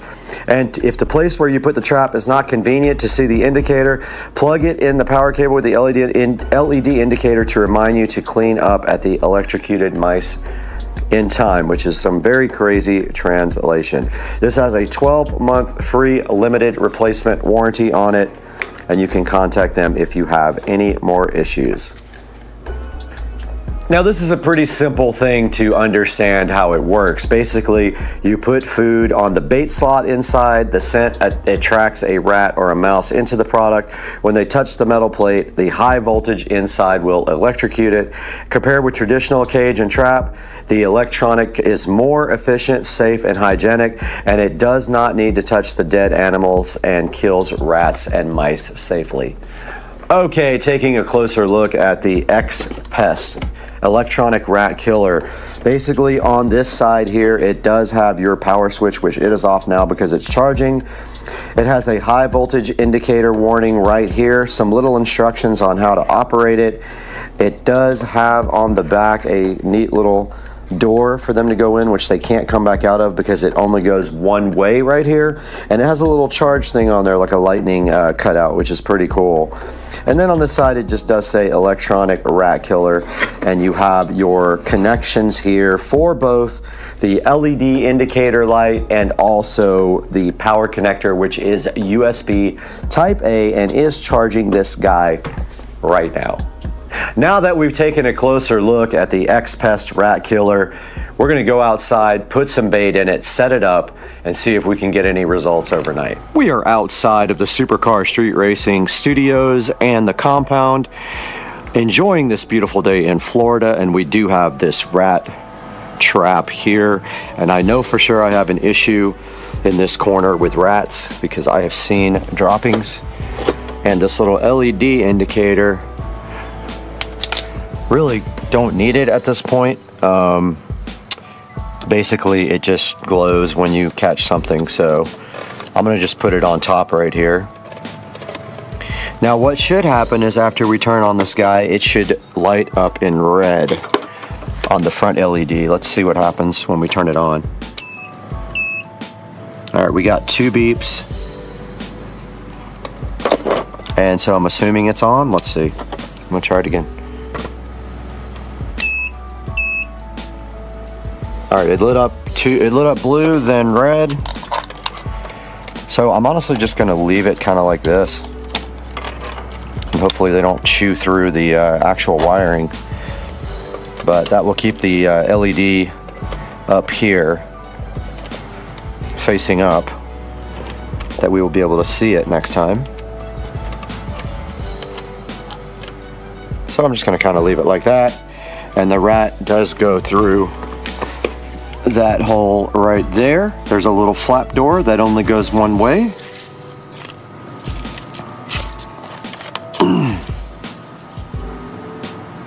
So it just says, after the rats are shocked, the 2 blue lights, one on the trap and one on the power line, will flash together and the product will enter a safe mode. So at that point, you have something in the trap. So let's leave that guy overnight and see if we can get anything for tomorrow.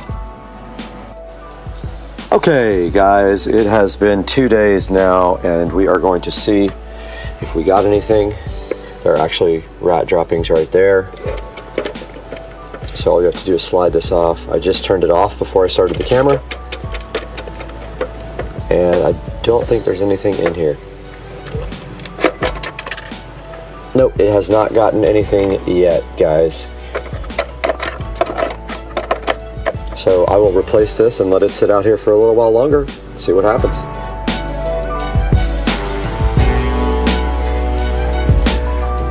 How's it going, everybody? You are back inside the Supercar Street Racing wonderful 4K production studio, and I'm Brad as usual, and today we have this X-Pest electric trap, high voltage electric shock to kill mouse, rat, other nasty rodent, blah blah blah, and the description goes on forever.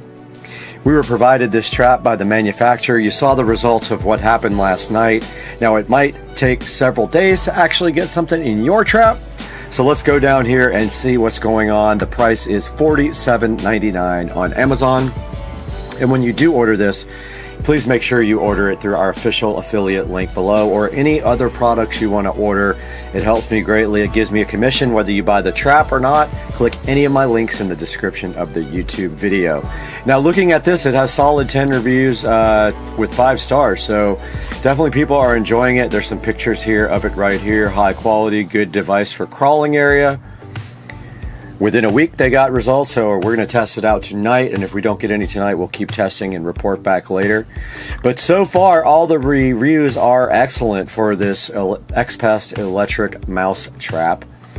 And if you can compare it to some other products down here, you can see that there are some other ones available that are similar, that have some similar amount of reviews. There's glue traps, there's standard mouse traps, and then there's the electric trap. All of them with 4-star and plus reviews, and we don't have any negatives to go by here. But if we go to one of these other ones, not going to play that, but let's go to the actual listing and look at some of the negative reviews here on this type of trap. They won't snap, they just attack ants. I don't know what that means. Small food cup, don't waste your money, worked once, blah blah blah. Not very effective. So that's what some of the other tests are getting right now on their other mousetrap types. But if we take a look here at the bigger picture here, you can see that is where the LED is on the side. And then back here on the back where my mouse is, one of those is the charging port, and it does charge for about 4 or 5 hours until the green light goes off here in the front. And then right here it says keep away from children, don't touch the steel board, obviously turn it off when you are actually loading it.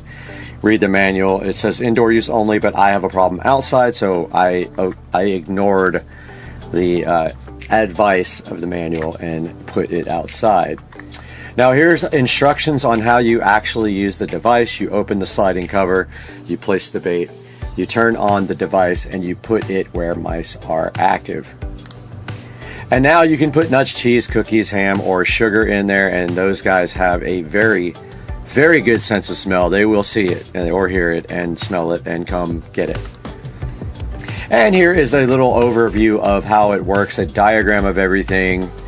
They don't show you the LED port, but it is right next to the charging port here. It does have rechargeable batteries, a indicator on the back.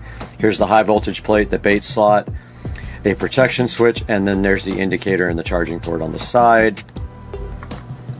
And this thing is about 10.5 inches long to accommodate some bigger rats and 3.9 inches wide. And you guys saw it right outside there on the patio is where I am putting it. And that's going to do it for the X-Pest electric mousetrap. Guys, please like and subscribe. You don't know how much that helps me as a channel, and it helps us stay alive and do other reviews for you because we lose money on the channel. Hit that like button, hit that subscribe button, buy everything through the Amazon links in the description. And I got to get out of here because I am... Peace.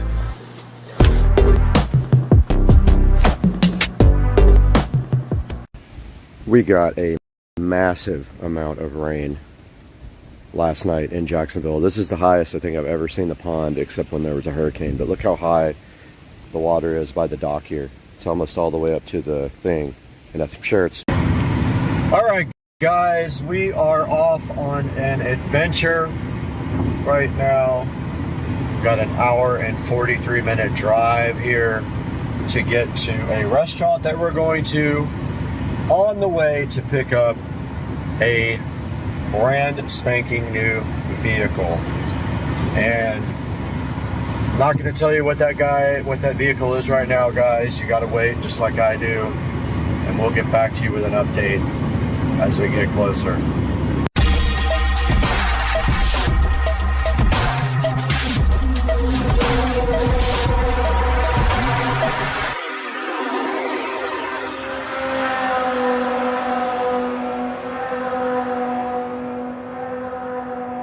Alright guys, we are almost to our destination, about 13 miles to go until we get to Cocoa Beach, Florida.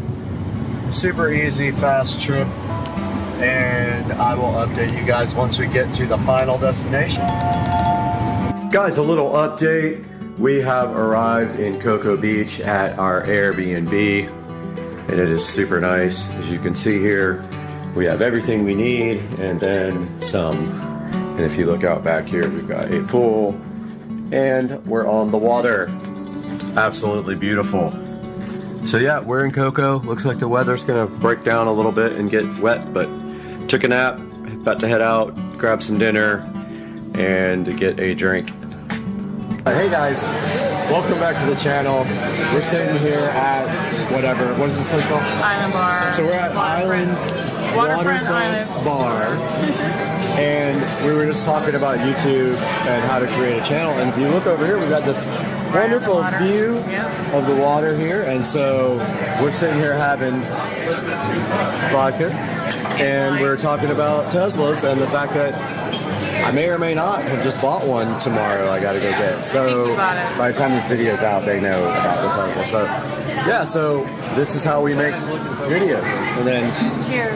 That's my husband. That's her husband over there. So we're just sitting here having fun. So we'll talk to you guys soon. See you soon. It is an absolute must to get out here and get an hour of walking done. It's not optional if I can help it, even though I got maybe 5 hours of sleep. I don't know. I think I fell asleep at 11 and woke up at 4:30. Typical when I have alcohol. But I am out here in Merritt Island doing my hour walk. When I am done, I'm gonna go find brunch or breakfast, have a keto breakfast, and pick up the new car at 11:30, hopefully, if everything goes like as planned. That's how you start your day. And there is the Lighthouse Christian Church chilling right there with the rainbow sign. Right across from a school, I think. I had to record this. This is my absolute favorite house of all time. I am so digging the lighting on this house. I want my house to look exactly like this. I don't know how I'm gonna do it. I know about the soffit lighting, but this guy has like these sconces on the garage. So they got, waiting for cars to go by. So they got 2 single car garages, and on each side they have sconces. But the coolest thing, I would have probably done warm lighting in the soffits, but the coolest thing about this place is the door lights. Those are, on each side of the door they have the LED lighting. Place is awesome. Love it, love it, love it. They got the security cameras installed, brother. Yeah, man, cool.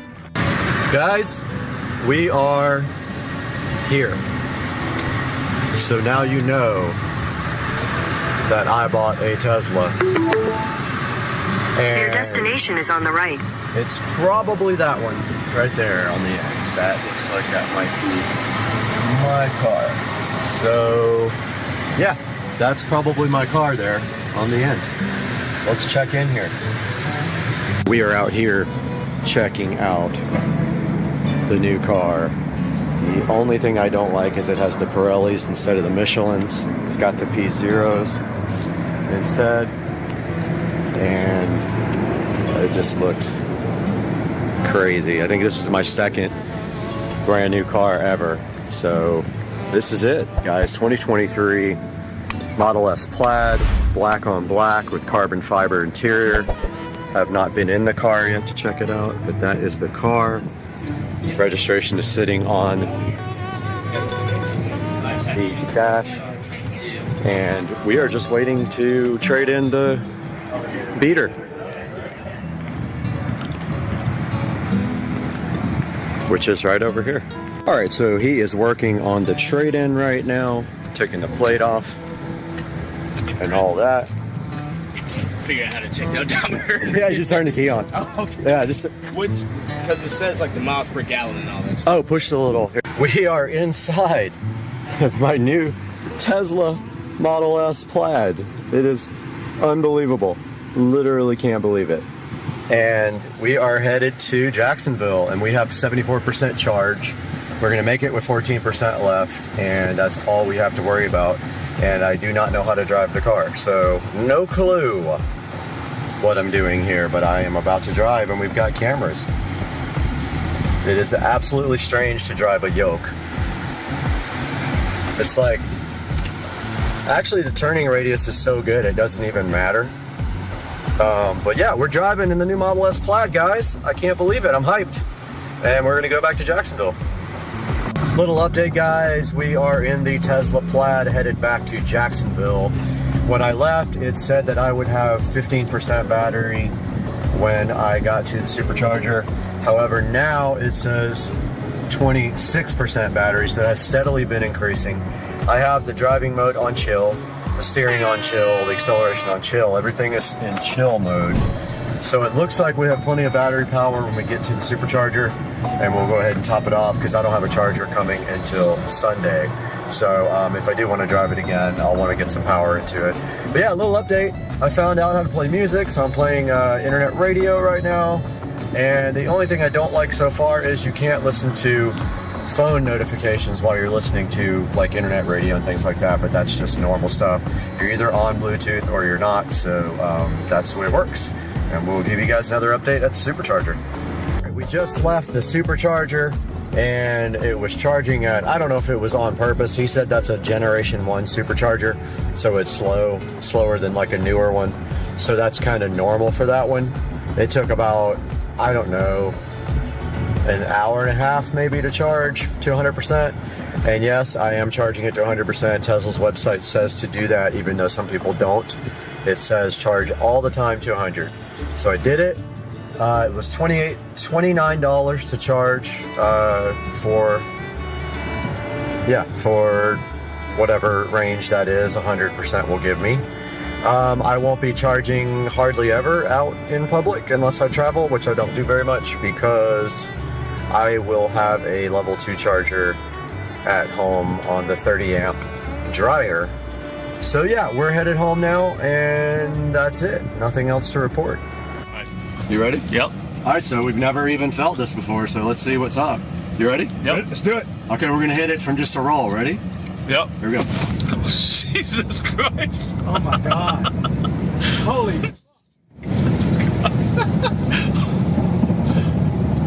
Holy shit. Wow. It's not real.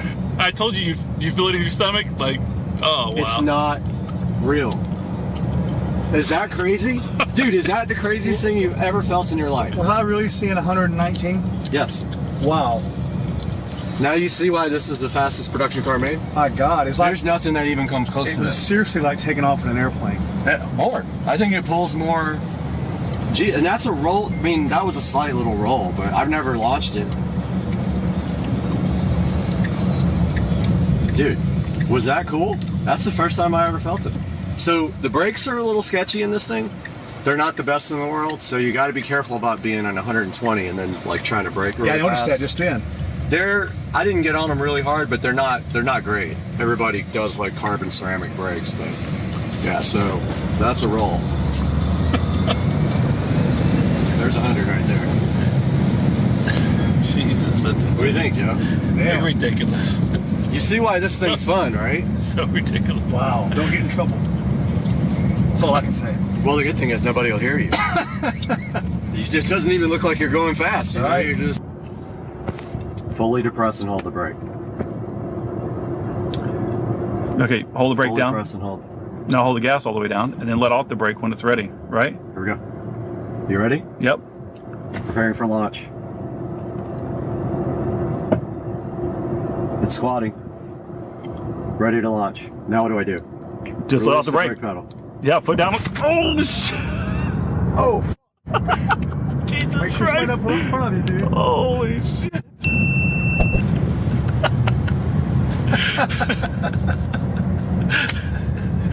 Oh shit, that's crazy. Woo!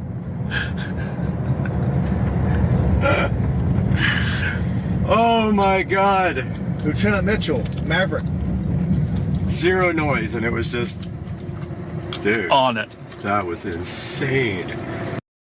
So we are live, guys, in Isla Mirada. We're in the Florida Keys here. And take a look at this view. Let's see if it'll let me. So there is the live view. There is the cabin and the ocean here in Isla Mirada.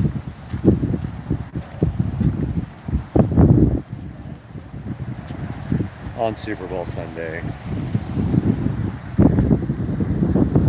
That is what it looks like in the Keys right now. A little overcast and danger. But making the best of it, and it's supposed to be very nice tomorrow. We will likely be out here on the beach most of the day. Right now we're headed to get some seafood. I'm craving some oysters maybe or something like that, so we're gonna see. Yeah, this is awesome. I'm so hyped for the little cabin here. We'll talk to you guys later. We absolutely 100% have a shoe fetish, and we are shooting this video in 8K 24p. Not sure if we're going to upload it in 8K, but we're going to find out. We're going to play around with the editing and see if we can even edit at that high amount of data rate.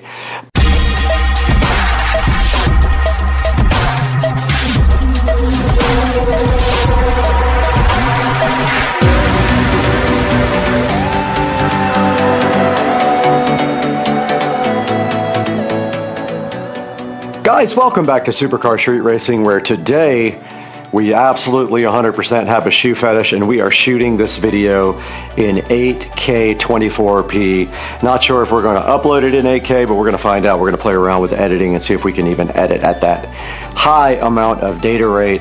But today, we do have that shoe fetish I was talking about, and I am hyped about getting my brand new On Cloud 5 sneakers here, because On is one of my favorite things to own. They are very high quality shoes, not cheap at all, and I have a ton of them in my closet right now. But today we've got a brand new pair of On Cloud 5s right here in this box for the channel Supercar Street Racing.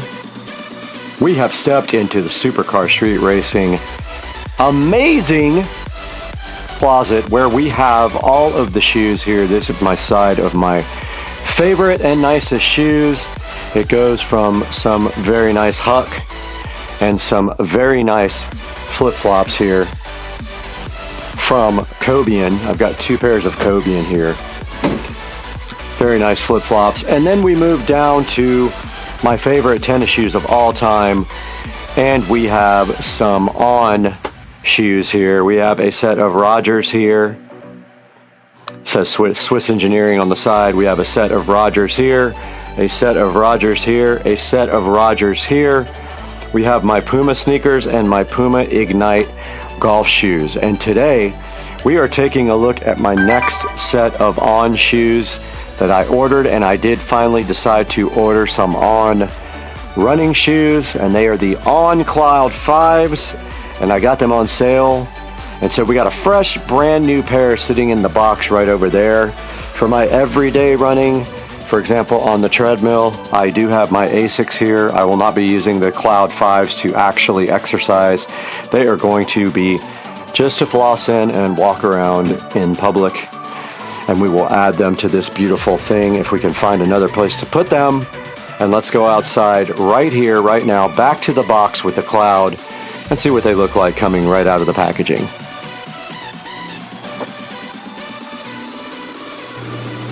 Back in front of the amazing On Cloud 5 running shoes, and you can see that right here we have a fresh unopened box.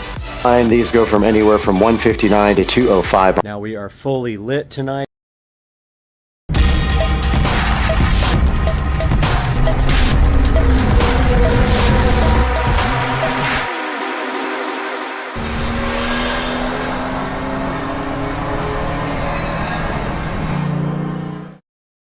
Alright guys, Supercar Street Racing back. Date on the same video of the yard.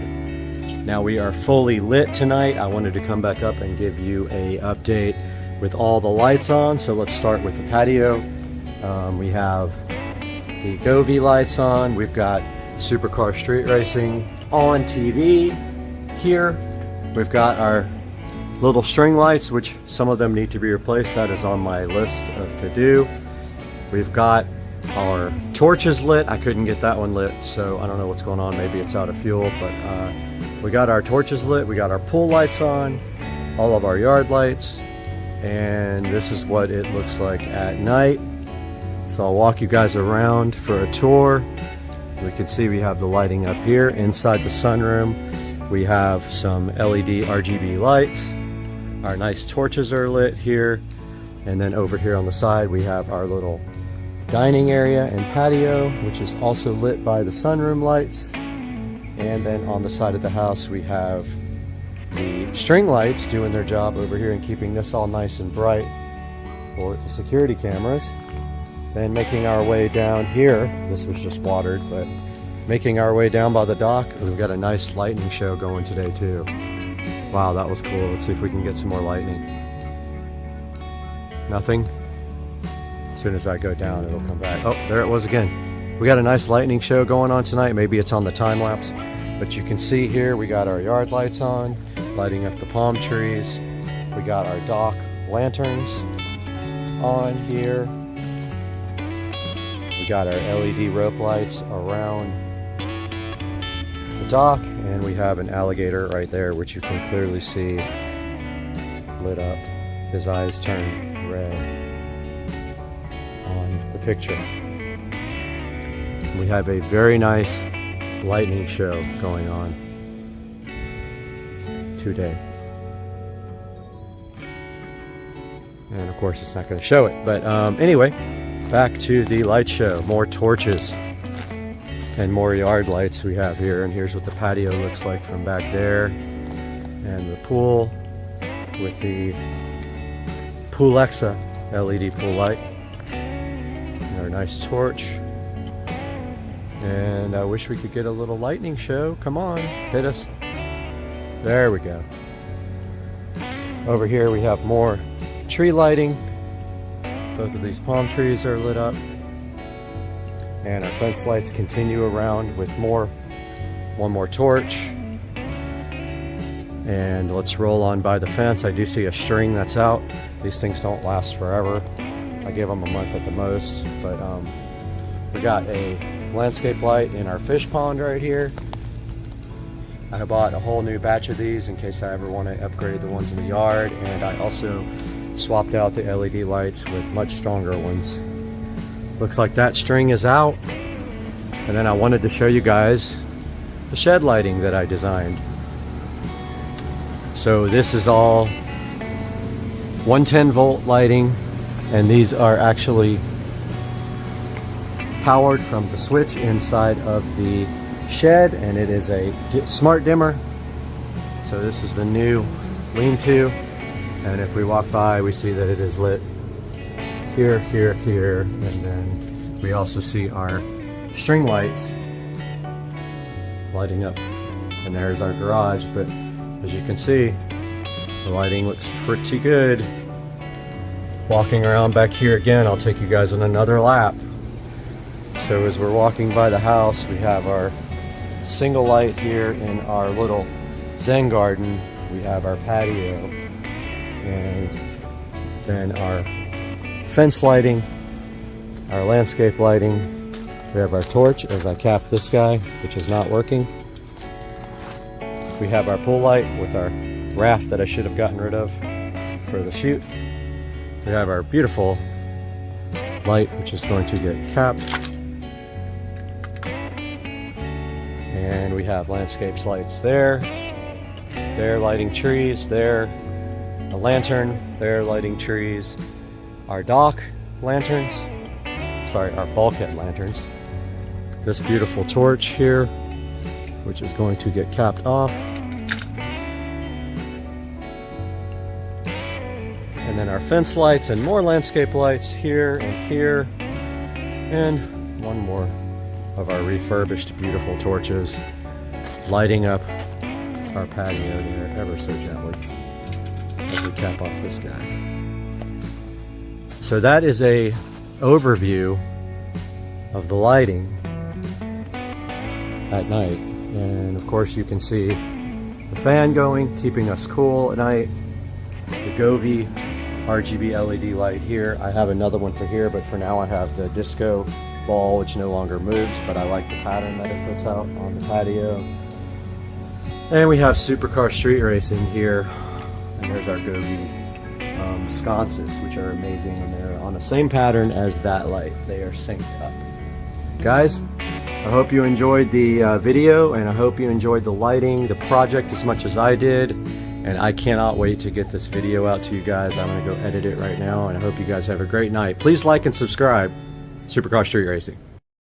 Hey everybody, Supercar Street Racing here. Took a little bit of a break. I know you guys noticed if you watch the channel that I've been gone for quite a while. Had some personal things going on in my life that I needed to take care of, and so I took a small break. I actually toyed around with the idea of doing SpaceX related content, but there's so many other channels out there that do this already that I decided probably wasn't going to do that. And I was going to actually live stream SpaceX launches with commentary behind them and all that. That is not going to happen now, but I did want to get back to the channel, maybe start posting some updates. Car needs a couple things and had just a couple things done, so I will talk about that here shortly. But also I think the channel is going to be renamed back to what it was again, because I'm going to hopefully get some car content going, so I hope you guys stick around for that. So just wanted to give you guys a little bit of update over what's going on with the car right now. So also shooting an 8K video for the first time and hopefully editing in 8K, but not sure what Premiere can handle. But the car does have new wheels, and I believe that was featured on the old channel. And so looking good with the new matte black powder coated wheels here. And other than that, the car hasn't given me any issues except for the radiator. Now, those of you who know BMW know that the radiator is plastic, and there is a history of those things cracking because this car is 11 years old. So decided, had a few weeks left on my factory warranty, decided to go ahead and pony up and get the Mishimoto. So as you can see where the coolant was leaking there, but that's is a Mishimoto radiator in there. Waiting for one hose that was back ordered for 7 days that they patched together, but the car does have an aftermarket radiator. No other modifications have been made to the car except that. In the next couple of weeks I'll be ordering the digital ID4 display, which replaces the analog gauges here and is programmable. But for now, what I'd like to do is concentrate on what today's task is, and that is I want to get all this chrome trim here, or polish trim, or whatever you want to call it, metal trim, to matte black. So what we're going to do is go through the process of how you do trim. It's different from emblems because you on emblems you just, and these lights even, you just spray all the way around them with a big square and peel them off. Well, these guys you have to tape off, and then you have to spray a wet coat after you've got about 3 coats on it, and then peel your tape while it's still wet. What happens is the Plastidip on top kind of softens the stuff on the bottom, and then it allows you to get a sharp line. Otherwise, you start peeling dry with the tape, you're going to pull all the Plastidip off. So the first thing I'm going to do is clean this stuff. So I'll get back to you with that. So I've just got some Windex here and a standard, what do we call it, soft cloth used for cleaning the car. I'm going to go ahead and clean all this trim up just like this, just to get all the exterior dirt off. You can see here how difficult this is going to be to get right under here. That's going to be fun. But see this cleaning job here, and you notice on the back we have this long strip here. It's got some black stuff on it. I'm going to do my best to get it off of there. So I'm going to go ahead and clean the whole car, and I'll get back to you guys after that's done. Okay, so I cleaned the entire trim here all the way around the car. Even though there's still some black right there, I can't seem to get that out, so I hope that isn't an issue. Plastidip is usually pretty resilient and it will stick to almost anything. So I got that all cleaned off. So the next thing you have to do now is tape off the trim and mask off the car. Otherwise you're going to have Plastidip overspray everywhere. Now it will come off, but I don't recommend that that's something you do, is try to do that and take it off. Go ahead and cover the car up, mask it off with plastic, and I've got some 3M blue tape to facilitate that, and I also have a painter's tarp, and I'm going to use sheets for the inside of the car. Now this is a two-step process. There's trim here, and then when I put the top up, there's going to be more trim that's going to be all the way around this back part here that we're going to have to do, and up on the window. It's going to be a two-part step. Each step needs about 3 to 4 coats, and they take 20 minutes each, so this is going to take a while. So I'm going to go ahead and start the masking process, and I'll get back to you guys. Car had to go by, of course, but we're back with a little update. So I just want you to be prepared that this prep process is very time consuming. And I know why I started doing this one time and then quit. Now the other problem I'm having is, of course, this tape sticks to literally nothing. It doesn't even stick to itself, as you can see here. So you're going to have to do your best to get everything taped and hope that your tape actually sticks. Mine does not, and that's becoming a huge problem. So what I've done here is I've got some sheets on top of the car like this.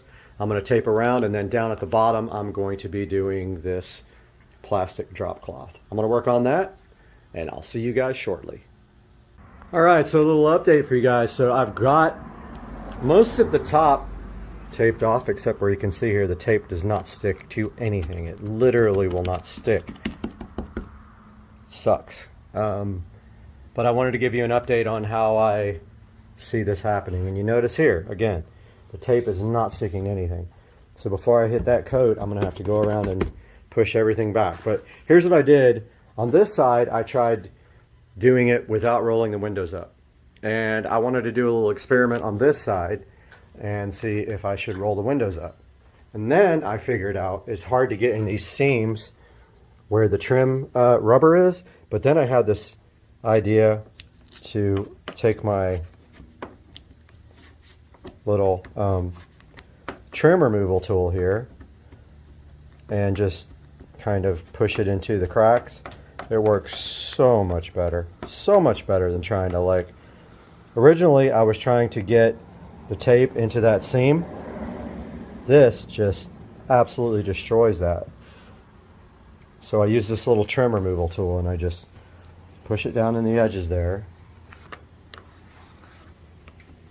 And anywhere it's like extra, if you can just like push it in there. Now don't forget, this is all going to be in view. If you have tape lines, you're going to see them right here, because, and then actually you probably can go up this way too to tuck it under. It works awesome. Can't believe I didn't think of this beforehand. But you see, like right here where the edges go in there, I mean, there's a little bit of a gap right there. Hopefully you don't see that. I'm really trying to get that fixed. But now the issue I have is that the tape is all coming up, and hopefully it sticks right here where it matters most. But yeah, you see here like where the edges are? If I run this up, it should tuck the tape underneath there. This is a hard area right here. It's not sticking to anything like up here. Hoping that this just will stick long enough for me to spray the car, but I still have to do the bottom masking, and I've got the plastic ready for that. So I'm going to first finish this side up here and around this mirror, and then I'm going to start masking off with plastic. All right, no, yeah, I agree. This is the most cluster FS I've ever seen in my L. I mean, life isn't even a curse word, but so this stuff here, you want to shake it for like 1 minute straight. Get some practice on other stuff. And then I'm going to show you guys how to start this process. Get all your tools out of the way like I didn't. Those over here. Oh, oops. Well, I guess I just lost some scissors because they fell into the tray. So shake that for like 60 seconds and then I'll get back to you.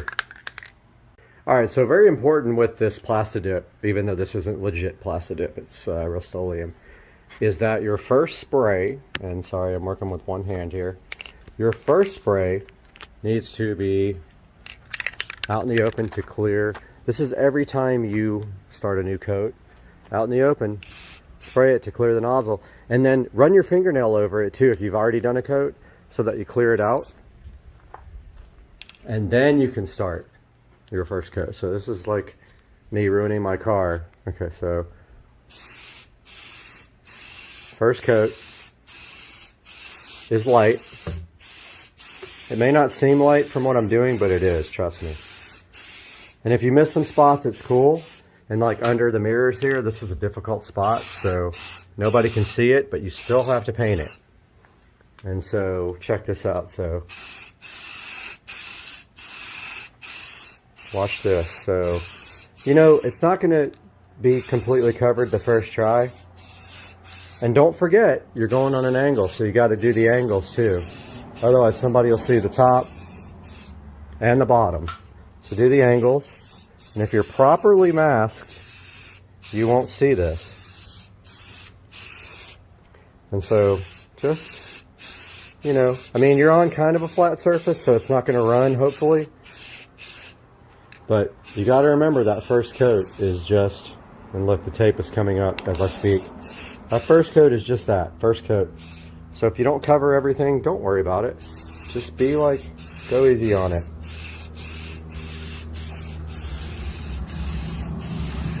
And I brought 2 cans. I don't know if that's going to do it.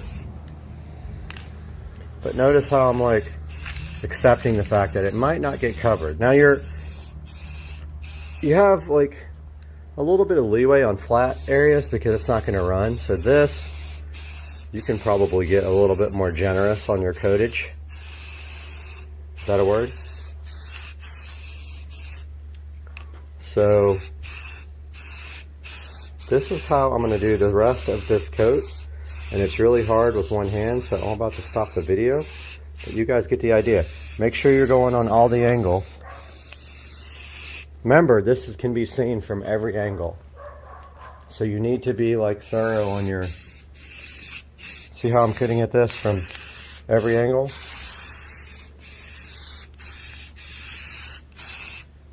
Sorry. Alright, so at some point my video cut off, so I'm just trying to tell you guys that you want to get all angles. So see the bottom here where you can see the edge? People can see that. So you want to get from up here, and I know my camera keeps tracking off in the distance, and you also want to get from down here. So get the top edge and then the bottom edge. Beware of drips, but at the same time you've got to get these edges. See how that covered that whole edge there?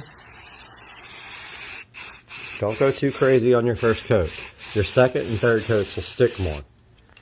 Okay, so, I mean, yeah, you see how that isn't covered on the underside edge? Get that like this. And if you got any issues later, you can always touch it up. But look, see that? You got to get that edge. And then underneath here, where people can or can't see, you still got to get that. And then cover this top edge. See that? I know my camera, it's really difficult because it's such a small field of view. But that's the first coat, and I can already see where we missed this edge. So come back and get that whole entire edge on the bottom. If you don't, people will see it.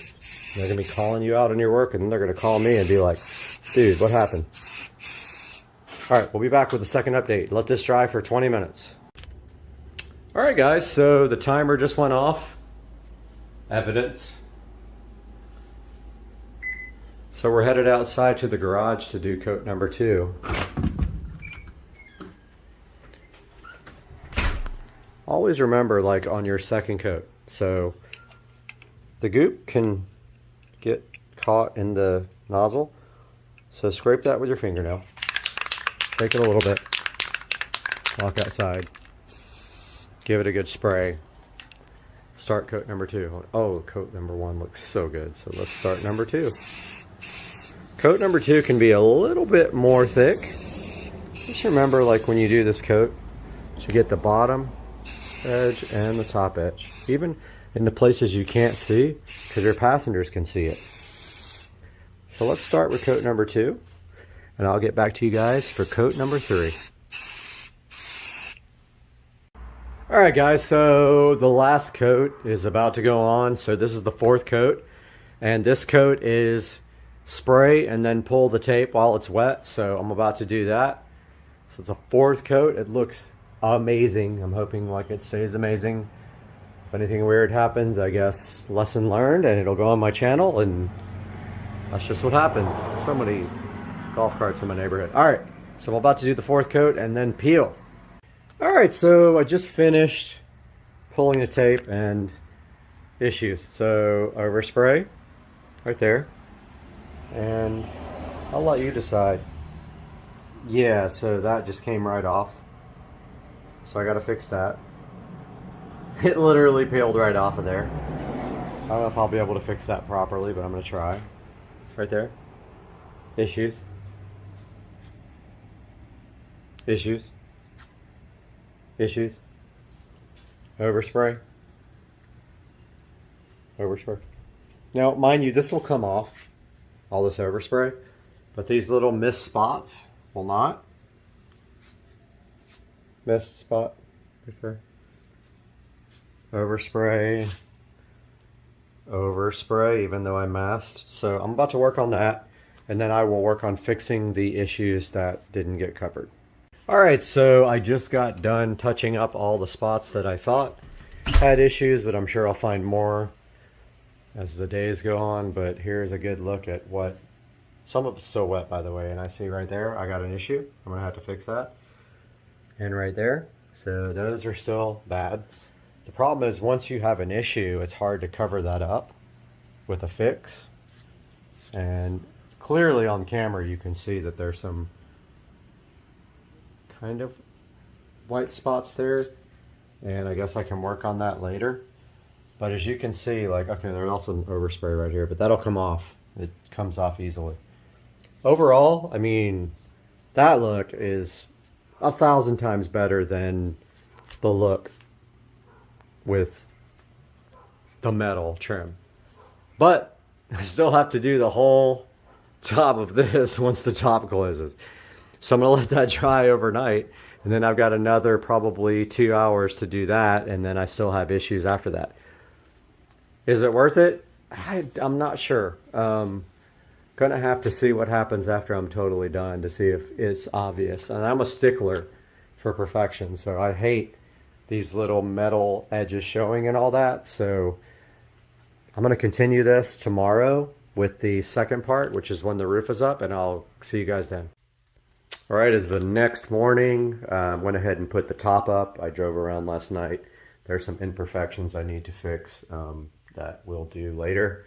But now you can see with the top up, now I have to finish the rest of this enjoyment. So I'm going to start taping this off right now, and I will update you guys as I get closer to being ready to do this.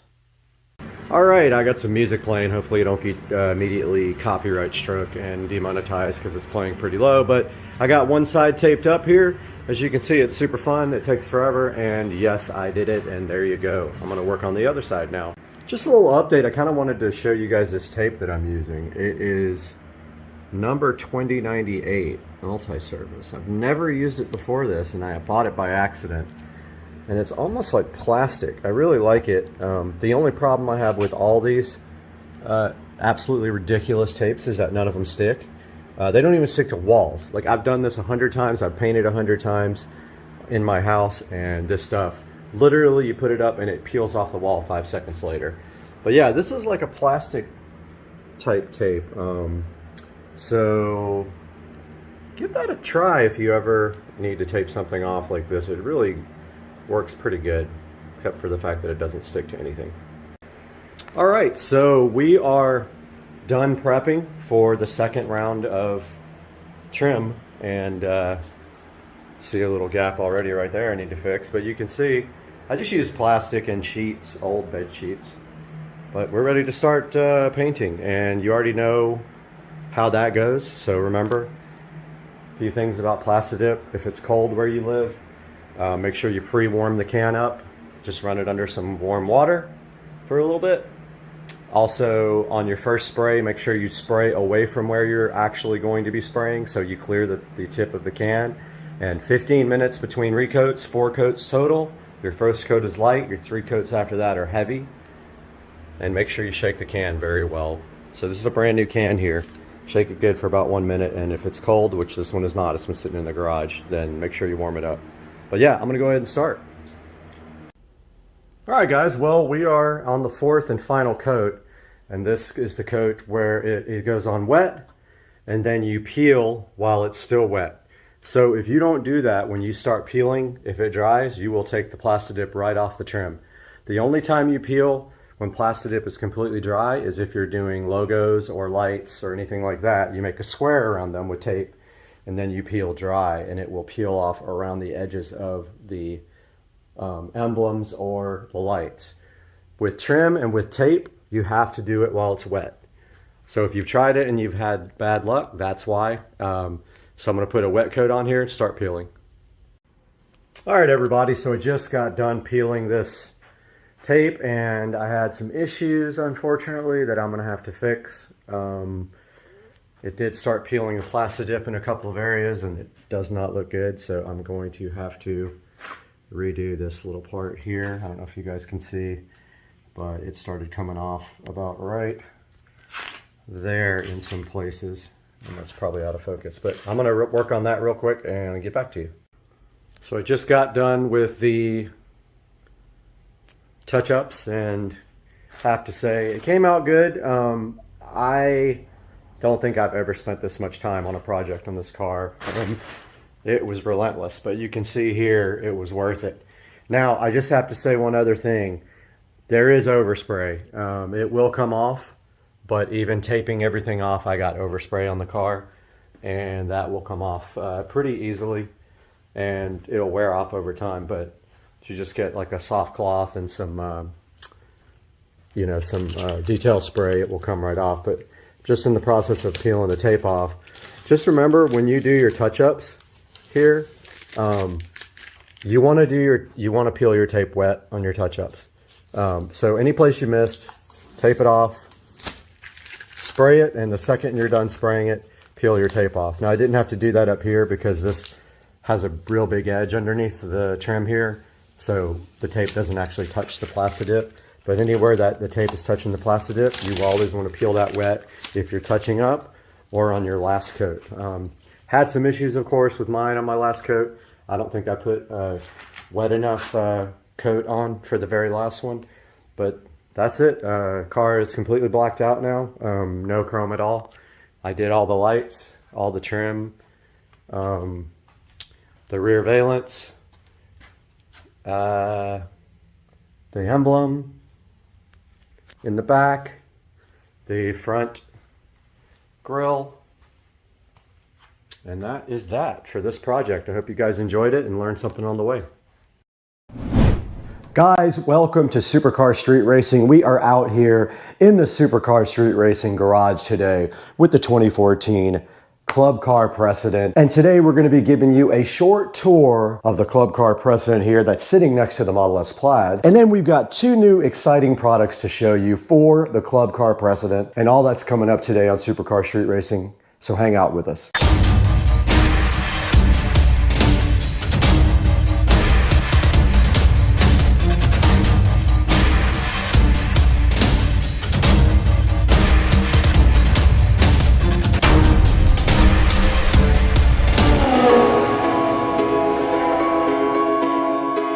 Guys, we are out here in the Supercar Street Racing garage, and right next to me is my 2014 Club Car Precedent that I completely remodeled from top to bottom and installed a killer sound system in. This 2014 Club Car Precedent started off with ugly brown alligator seats. I since have done a lot of upgrades to this guy, and I want to show you what I did before we take a look at two exciting new products from our sponsor today. Kemimoto was kind enough to send us two things that they thought you guys would like. I'm actually giving them away after the video. So let's get started. Take a look at the golf cart real quick. I'll show you everything that's been done to it, and then we'll look at these two products from Kemimoto.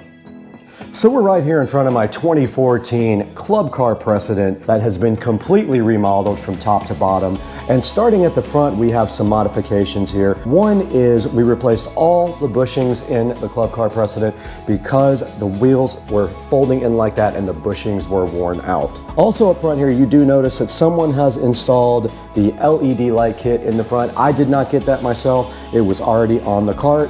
And it does include the rear tail lights and blinkers as well. And now moving up, you can see a custom Supercar Street Racing plaque here that I ordered online from Amazon. You can get your own and you can get whatever you want printed on it.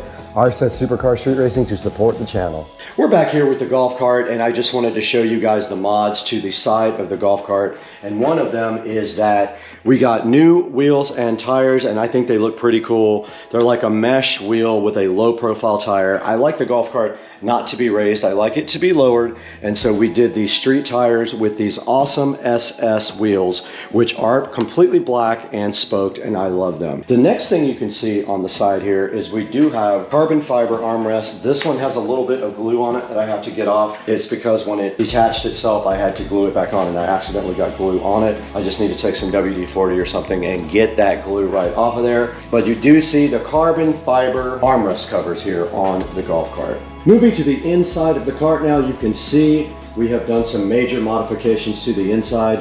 One of those is the nice seat that has been painted with black fabric paint. We did take the brown seats and paint them black with fabric paint, and it came out awesome, I think. We might want to put another coat on that pretty soon. It might be wearing off a little bit, but we'll get to that when we have time. The next thing we're showing you is our mat. Of course, we replaced the mat with a laser cut mat. I'll put a link to that in the description as well. It fits perfectly, and it has a gray stripe on the edge of a black mat. Now moving in even closer, you can see that we have a tablet that runs all of the golf cart accessories. It runs the motor controller, can be tuned with it. It also runs the sound system, and it can run any Android app that you want. So it's very cool. You can see I've got the speedometer up on it right now. But yeah, such a cool idea for the golf cart. It does not have to have any kind of head unit. Everything's Bluetooth back to the sound system. Now right down here in the golf cart, you can see that we do have a charger here. It is a USB charger, and we have a second one next to it with USB Type-C and also quick charging. So that's what these two are right here. Below that is our gauge for our eco battery. It shows you the state of charge and also the voltage level coming from the eco battery. Moving up here, we got the carbon fiber dash, of course, which we put on there to give it a little bit of extra sporty look. We got the JBL speakers, of course, and we've got a carbon fiber steering wheel. And that's gonna do it for the front of the golf cart mods. And now let's take a look at the motor and the controller underneath the seat. Moving under the seat, you can see the most important thing in this golf cart that has been modified. This golf cart has been converted from 48 volt lead acid batteries to 70 volt lithium ion. This is the eco battery, 70.4 volt, 105 amp hour battery. It was not cheap, but it is so awesome. And we also added the Novitas DC to AC conversion, a 600 amp controller, and a AC motor. So this golf cart is no longer DC. The AC has better battery life, it has better torque, and it is just an all-around better selection. And you do see also, when you do convert to lithium ion, you move your charger into the cart. The charger is right over here, and you use a standard female side of an extension cord to plug directly in the cart, and all the charging happens right here inside the cart. And on that side of the well over there, under the camera here, we have the 12 volt relay switch. That switch over there on that side of the engine bay controls all the 12 volt accessories. So if you go into a bar or somewhere and you want to turn off everything so nobody can fiddle with your stereo system or Bluetooth you or anything like that, you flip that switch there. Right here in the back of the cart, we went ahead and took the opportunity to go ahead and put in 2 more JBL speakers so we could get full stage sound back here. So we got the same speakers, our 6.5s, 2 ways in the back here. And then right next to them, we have our epicenter control for our bass. And we do have another fast charging USB-C and USB-A receptacle right here, and a little plaque to show you what this knob actually does. Guys, moving to the back of my 2014 Club Car Precedent, there's not a lot to see back here that was done by me. We actually got the cart with this brand new back seat already put on it. It does fold out. And also all we did besides that you can see here is remove the white top, and we went ahead and got a black top because it matches our theme better. But all the rest of this was done except for the stereo system, of course, and I did black out the taillights here by spraying a little bit of Plasti Dip on each one. Now let's not also forget our 12-inch woofer down here right below us. I did add that as part of the stereo system. Let's show you that now. All right, the last thing we have to show you, which you can barely see, is the stereo system. So behind the seat of the golf cart, we do have the entire stereo system. We have our 72 volt, 12 volt converter here. It's actually an inverter. We have a master switch for 12 volts here. We have some Bluetooth accessories there, a Bluetooth receiver, and that is how the signal does get down to the head unit. Right down there, you can actually see the amplifier chilling right there with the Bluetooth receiver sitting right on top of it. That is a 5-channel amplifier, so it's running the 4 speakers up front and the subwoofer.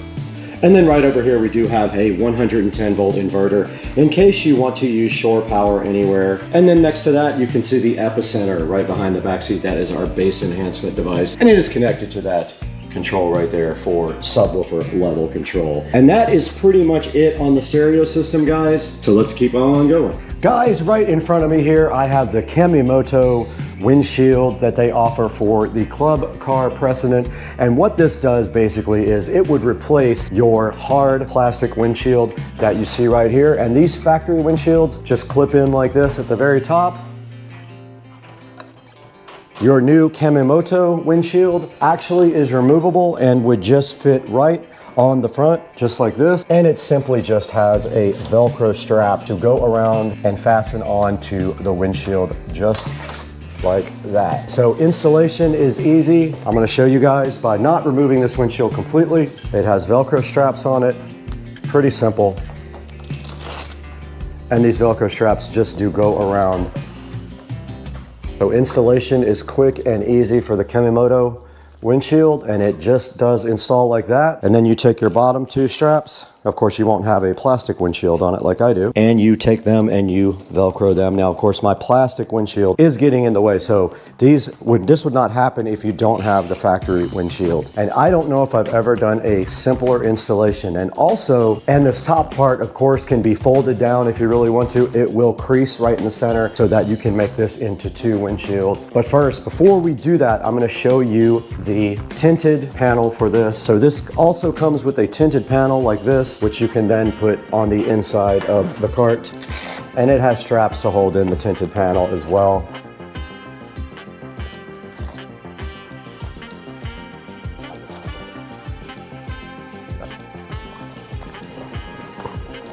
And then the other side just does fit the same way. Pull that tight and your little tinted panel will fit there. And there are also installation Velcro right on the inside here as well. And that is how you install your sun shield on your new Kemimoto brand new windshield. Yeah, so that's the Kemimoto windshield, guys. If you are interested in this, there will be a link in the description down below to get yourself one. Go ahead and order it through our link and save some money if they are running a discount. Go ahead and order it through our link and help out the channel and help out Kemimoto as well. All right, guys, the next product that Kemimoto sent us was a seat cover for the club car precedent, and you can see right here and right now we have it right in front of you. And this guy just simply goes like this. You put it directly on your seat like this. It has straps that are Velcroed, and the straps just run underneath the seat.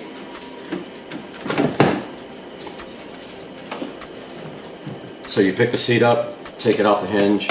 You do the same thing for both sides.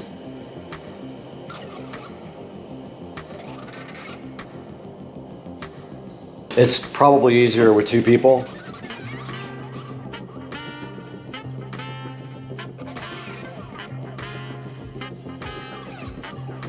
Here is the club car precedent seat cover, looking so fresh. So if you are interested in this seat cover, there will be a link in the description. It is very easy to install. And if you just want a quick solution to cover your seat, I would go ahead and grab this seat cover.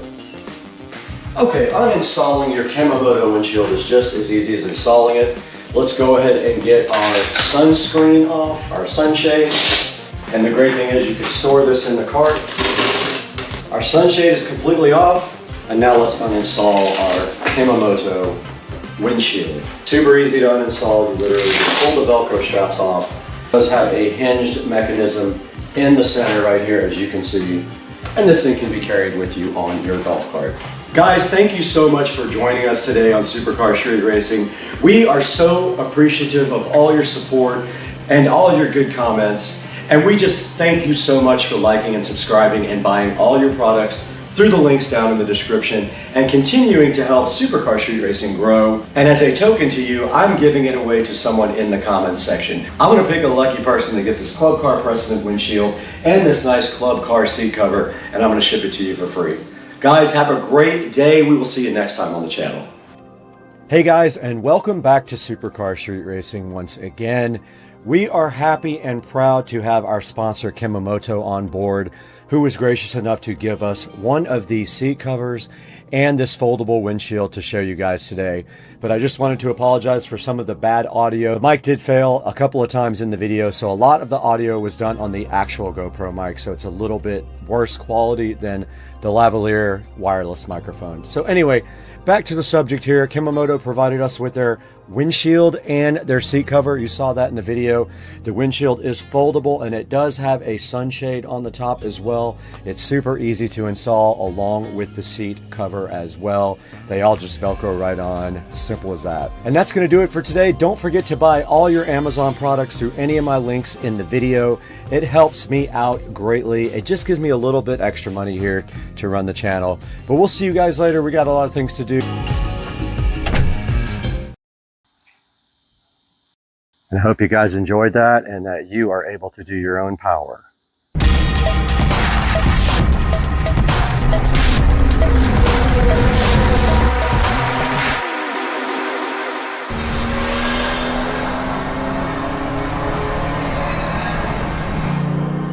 Hey guys, Supercar Street Racing here, and today we're going to show you how to add an electrical outlet to any exterior wall. And this is the first things you will need for the actual project. You need a pair of gloves. We're going to need our level to level off the electrical box outside, our concrete screws to screw the electrical box into the outside wall because I have stucco. We've got our automatic wire strippers, a manual screwdriver, our utility knife, a drill to drill through the metal box, which I'll show you in a minute, a small piece of Romex wire, which doesn't matter what gauge really, our workman pliers, and our masonry bit to actually drill through to the outside of the house. And also on the inside here in my kitchen, we have the other parts to this puzzle. We have a metal outdoor box. Got this off of Amazon, link will be in the description. And we've got a Tamac outdoor weather box cover. So that is the first things you're going to need in order to install an electrical outlet anywhere outside of your house.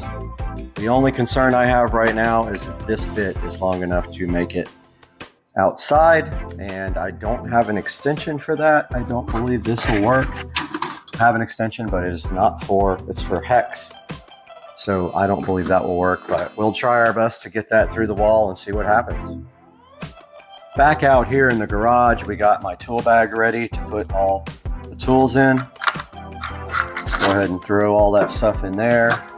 This is really handy for doing any job. I just throw all the tools in here and I can tote them around the house pretty simply. Even my drill will fit. And my gloves. And let's go ahead and roll inside to the bedroom, and I'll see you guys in there. Okay guys, welcome back. And for this project, we are adding electrical to my patio, which is right across from this wall. And so conveniently, we have a receptacle right here that we can work off of to try to run electrical outside. So the first thing we need to do is remove the wall plate and pull the receptacle out completely. Now this receptacle probably feeds another one. So I may have used the quick connect screw holes on the back already when I changed the outlets out, because I changed all the outlets in this house over to Decora, which is the square style. So unfortunately that makes my life a little bit harder, but not much. I will have to actually put the wires around the hook most likely. I've got my drill out here to make this part easy. Looks like this one has a two drywall screws in it. It must have been stripped. Yeah, I usually don't use these unless the boxes are stripped. And apparently that's what happened here. And they are very long too. Now, the power is on, so we're not going to connect this side until the other side's ready. And I did not use the quick connect, so that is a plus for us for today. The ground is in there as well and kind of in the way, so I am going to attempt to drill through this box. Well, that's gnarly. There's roach poop all in there. That's pretty gross. Yeah, I don't like to see that. It means there's probably roaches alive somewhere unless they have already been killed. I don't normally see any roaches in this house. So these are my masonry bits. So the first thing I'm going to do is actually use, I guess I should use my paddle bit first.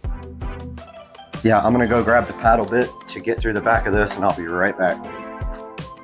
All right, I got the paddle bit. When you do this, you're just hoping there's no wiring behind the box, but these both go above, the wires go up.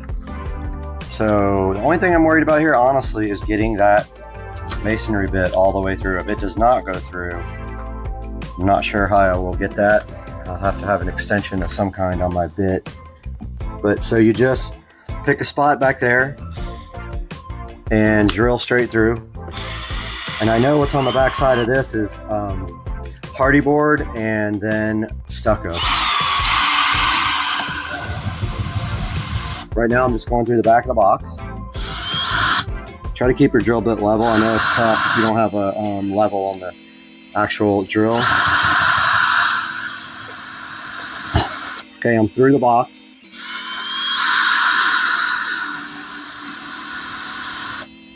Not sure what I'm hitting now.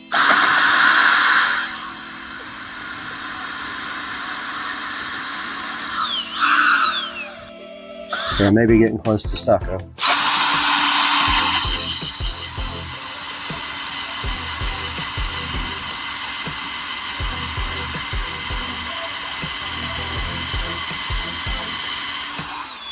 Still see wood coming out.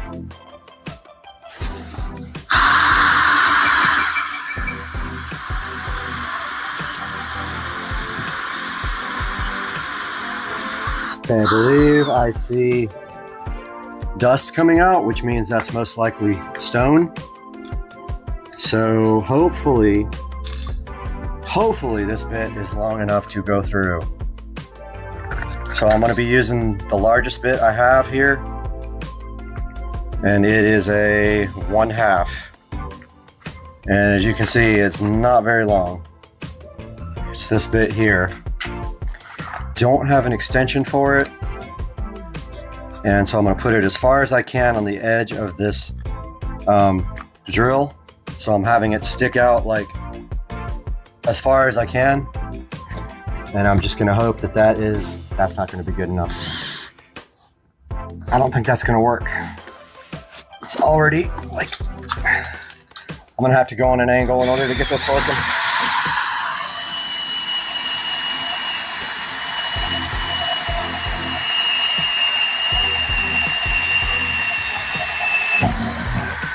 All right, we're through. I see daylight.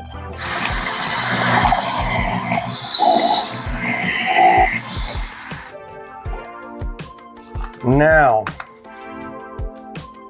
all right, guys, we have our hole all the way through to the patio. Awesome. Okay. We don't have to stick the whole Romex through there. All we have to stick through it, honestly, is the actual 2 wires. So I'm going to go ahead and pull these out. So this is the inside of the connector there, or inside of the wiring. And now I am going to, well, actually, we don't even need to do this on the inside of the house. We can do this on the outside. The only thing that we have to do inside that's kind of a pain is connect the ground. So we have to undo the wiring nut and connect that. So our next steps actually are outside. So we are done with the masonry bit, and it really did a good job. I got these off of Amazon, link will be in the description.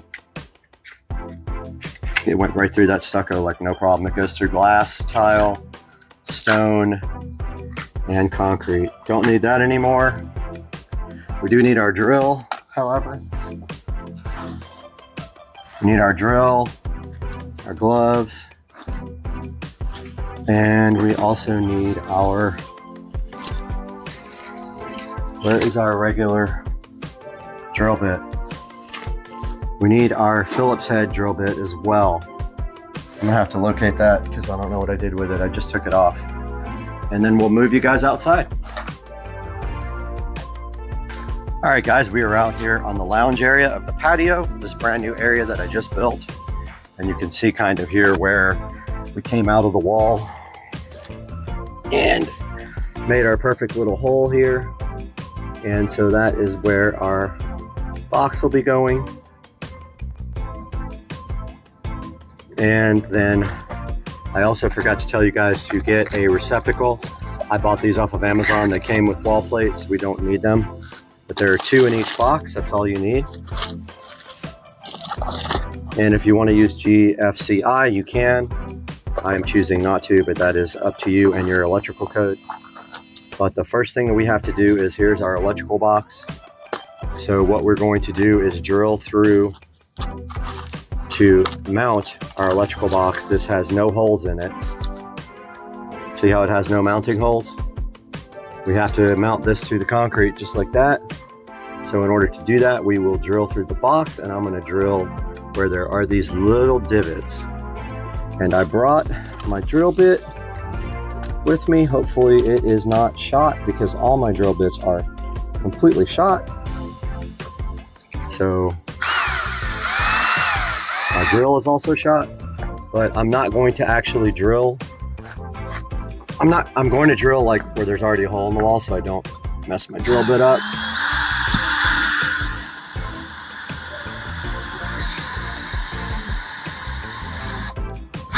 Yep, that drill bit sucks.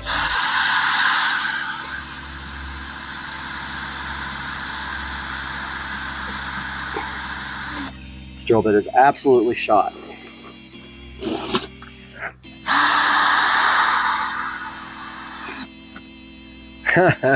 This drill bit will not do anything.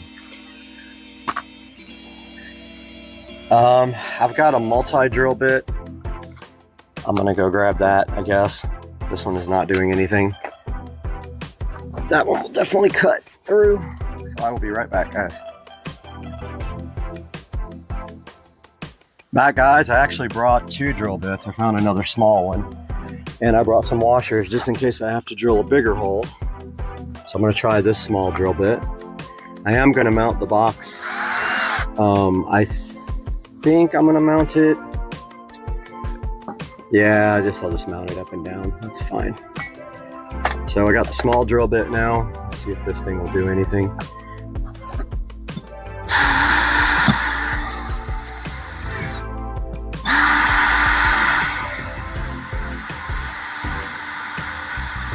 That's not doing anything either. These drill bits suck. So I'm gonna use my multi-depth bit, which will cut through anything. Just a hole big enough to get screwed through. The first notch on the bit.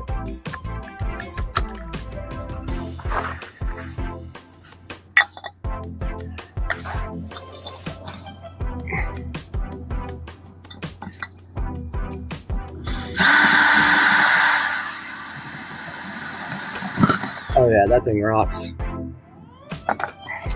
I don't believe we need 2 holes. One should cover it, should hold it, because we're also going to seal it up. But, I guess we can. Now what we need to do is take our masonry screws, our wedgets. Comes with a drill bit. And you have to drill the hole long enough for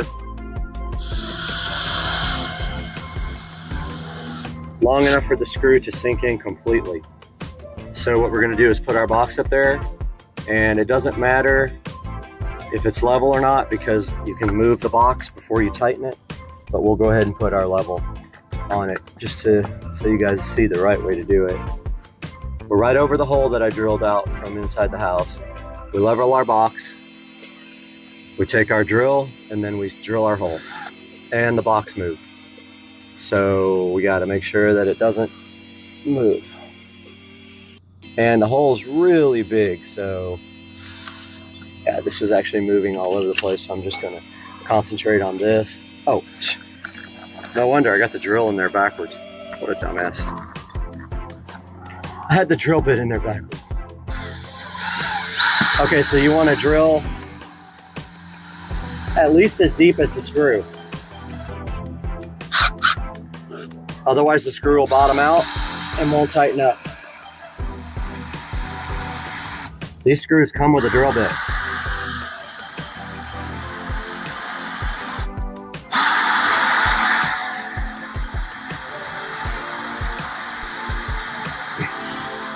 Still not deep enough.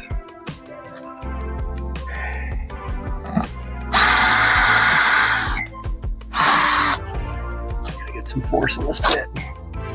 Maybe high speed? Oh yeah, high speed is better.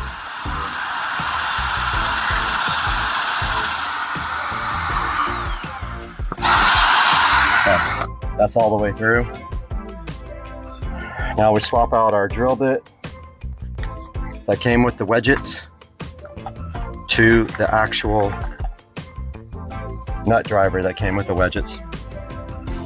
I brought some washers, thinking that the hole might be big. And we can go ahead and get this thing tightened up.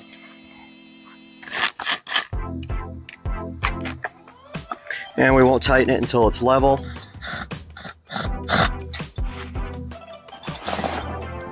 Haven't decided if I want the box up or down. Well, it's going to be sideways now because that's the way I drilled the hole.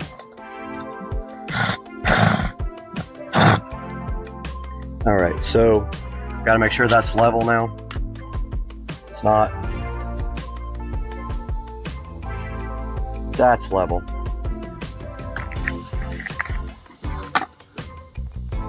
So the box is going to be sideways.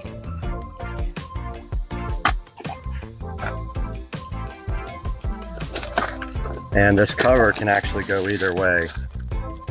You just have to remove the cover and reposition it. Okay, I'm going to tighten it the rest of the way, but I need to. I don't have enough on my enough extension on my. That'll do it.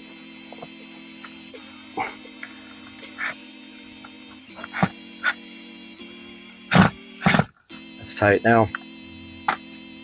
It's actually upside down, not that it matters. And we're going to stop down for a moment and take a break because I have a meeting. All right, that is perfectly level now. And after we're done, we silicone seal around it. This thing's not going to move at all. And we will continue after this meeting I have to go to.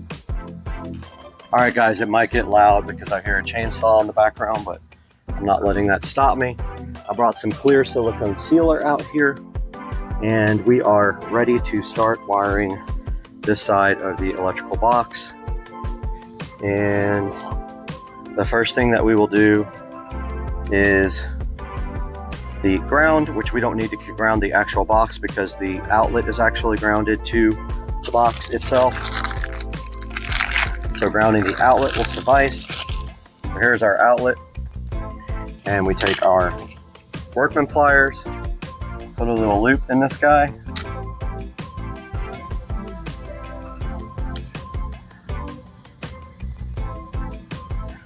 And do our ground screw. Make sure that your loop is, your loop direction is the direction that the screw is turning. Otherwise, it will unscrew from the actual screw. It will actually move itself out. Tighten that up really good. And now we can go ahead and wire the rest of these. So we got these wire strippers work terrible on solid copper, so I'm going to show you why, because they pull too much off. So make sure you have extra. See how much it pulled?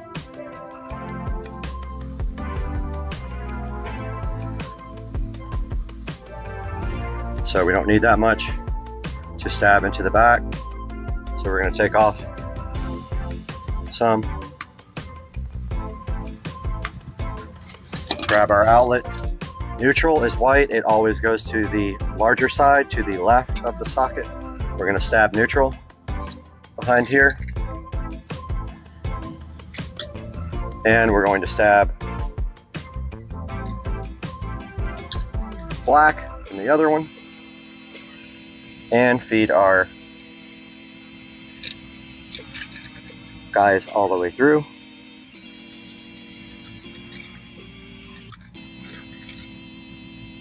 Pretty simple process on the outside. If you wanted to seal the hole now, you really wouldn't have any way to, because you still got to feed all the wires through. But we just stick that outlet through there, that receptacle, find our drill Phillips head, and go ahead and run this guy down. If you feel comfortable grounding the box itself, be my guest. But these screws will ground the box. Sounds like we're about to get loud out here.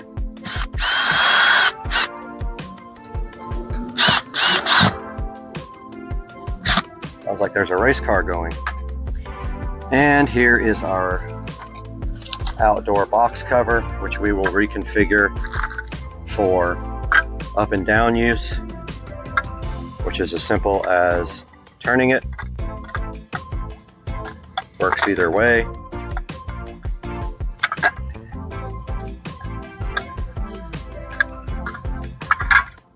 You just take this off and move it to the other pins.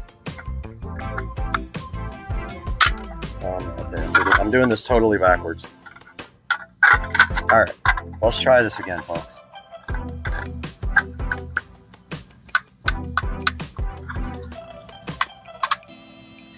Okay, I think that's how it's supposed to go.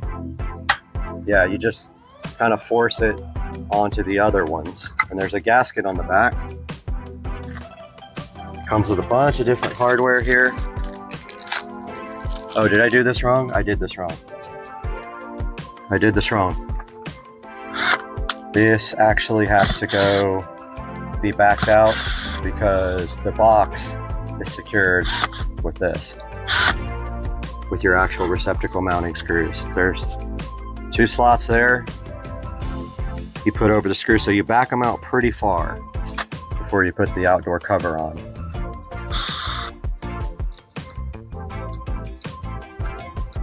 Don't over tighten these when you do it because it'll break the box. Okay, now that you literally just slide it over. I know you guys are having trouble seeing it because you're up at a high angle, but that is how you mount the actual box. And then you just tighten the screws down and the little gasket around it seals.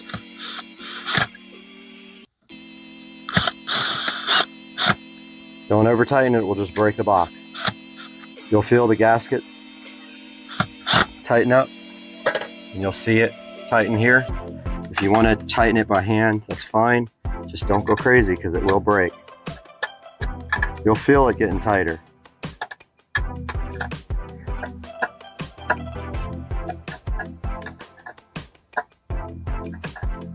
Okay, that's pretty tight already. That one tightened up just a little bit more. And so that is how that works. It is done. Now what we have to do is, the electrical box came with some caps. And where did I do with those? Did I leave them inside? Oh, here they are. Comes with some end caps. So what we are going to do is screw in those end caps here.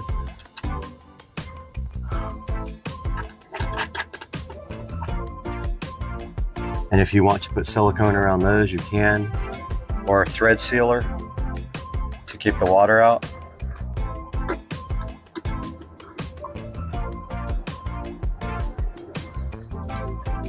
Don't think any water will get in there, but I might run a bead of silicone around there since I didn't bring the thread sealer out.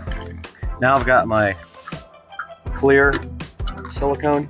Let me make sure you guys are still in view here. Got my clear silicone sealer.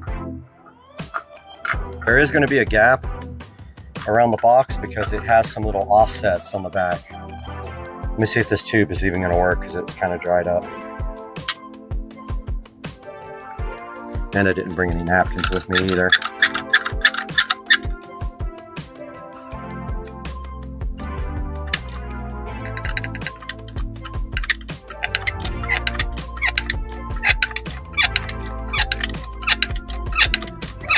Okay, this is not working at all. So that one's all dried up because I didn't tape the end like this. This is all I have left. This might not be enough. So I'm just going to run a bead around it all the way and then use my finger to level it. And I usually have a napkin with me so that it don't make a complete mess everywhere.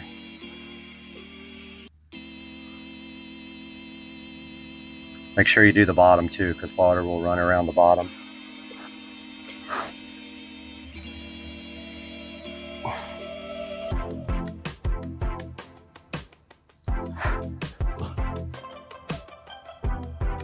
When you're done, run your finger all the way around it. Wipe off the excess on something.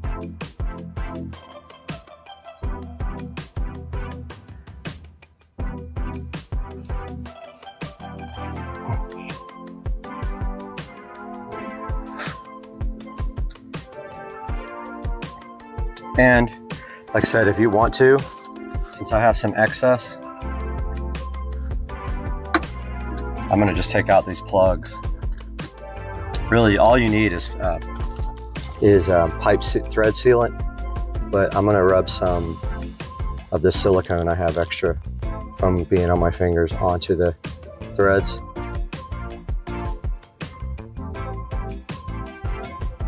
And that should be fine.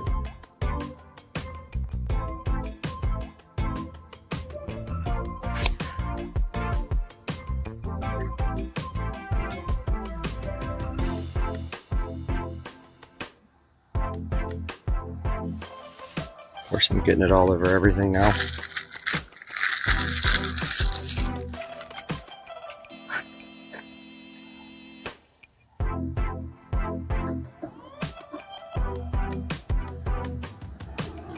Wipe off the excess there. Guys, I'm gonna have to go get some rags. I'll be right back. All right, guys, I got a paper towel with some water on it, which is the correct way to use silicone sealer when you put it on by hand.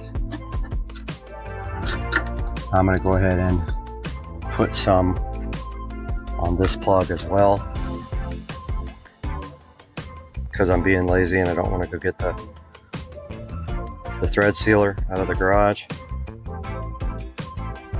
But this is never going to come off again, so it doesn't matter.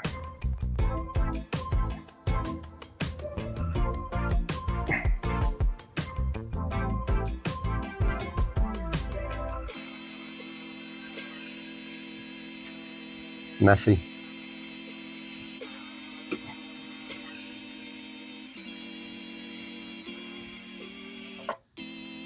Tighten that up, get all the extra off. That's what a wet paper towel is good for. Remember, if you feel more comfortable using a GFCI because this could get wet, then that is totally fine, and you need to look up your local electrical codes before you do it and see if you're doing it the right way. But I'm just making sure that I have silicone sealer all the way around it, and I don't. I see a gap.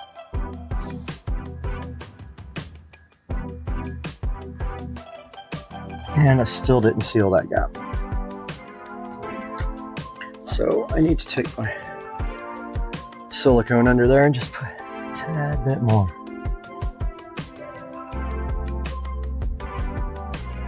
I think that should do it.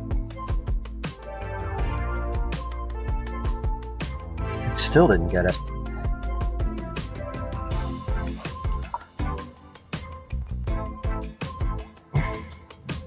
Okay, I think I see what the problem is. There's just like a piece of stucco that's pushed out. It's not really a gap. And that is going to do it for the outside. I kind of want to take the camera off, show you guys what I did.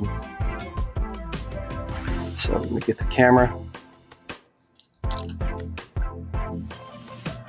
So that stuff will dry clear. Don't worry, it's not going to look ugly and white like that. That is all the way around. And then if you pick up the box cover, there is the finished electrical box. And it is sealed from the weather with this gasket. If you feel comfortable, if you feel better putting a little bit of silicone sealer around this gasket, then by all means do that. If you feel like it needs it. If not, it's probably fine with just the gasket. It puts a good seal right there. And now we'll move back to the inside. Guys, we're back inside the house. We have our tools ready, and it is 95 degrees outside or 100 degrees outside and nice and cool inside. Here are our wires that we have to. Now, actually, I should have made these a little bit longer.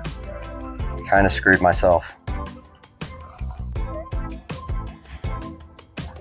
Somebody knows how to do wiring. Whoever did this original wiring is good at pushing the wires back into the box. I'm terrible at that.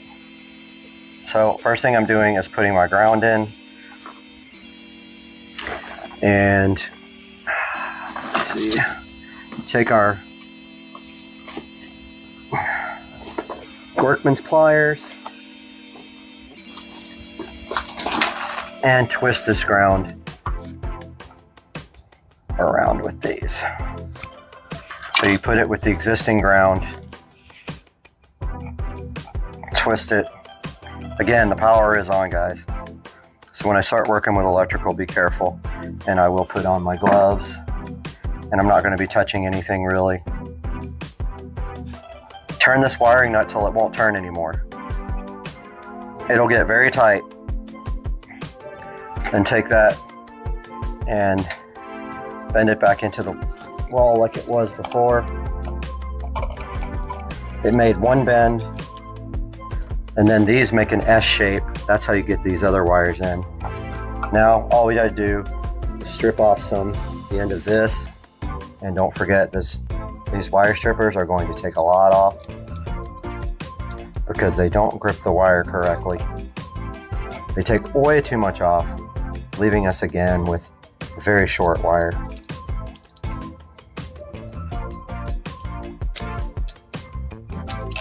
See how much they took off? A ton. Actually, that's kind of perfect. They both were perfect. I lied. Okay, so I'm gonna put my gloves on now because this is hot. But I've got electrical tape wrapped around the socket or the electrical outlet because I do that when I install these as an extra measure of protection.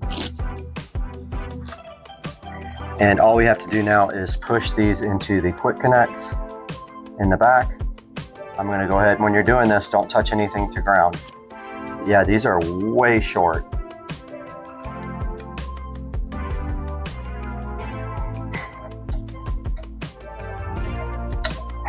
First one is in.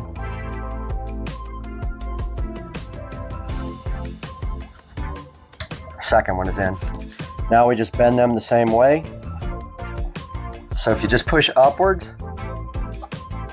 and make an S, then all the wires will push back into the box. Like that. And then we take our existing drywall screws, because that's what was holding in. I see a wire in the way. That wire didn't want to cooperate. Take our drywall screws now. Said this box must have problems. I don't remember.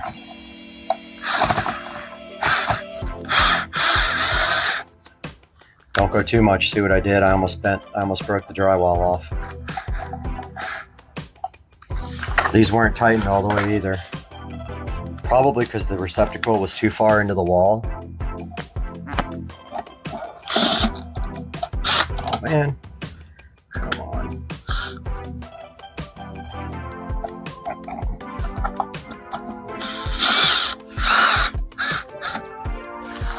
And that should be good enough.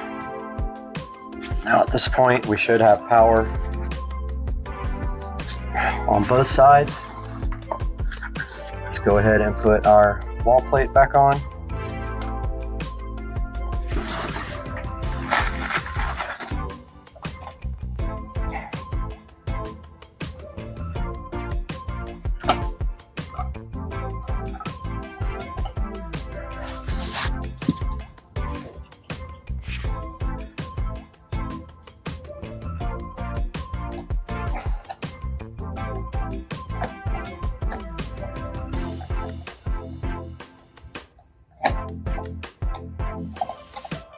All right.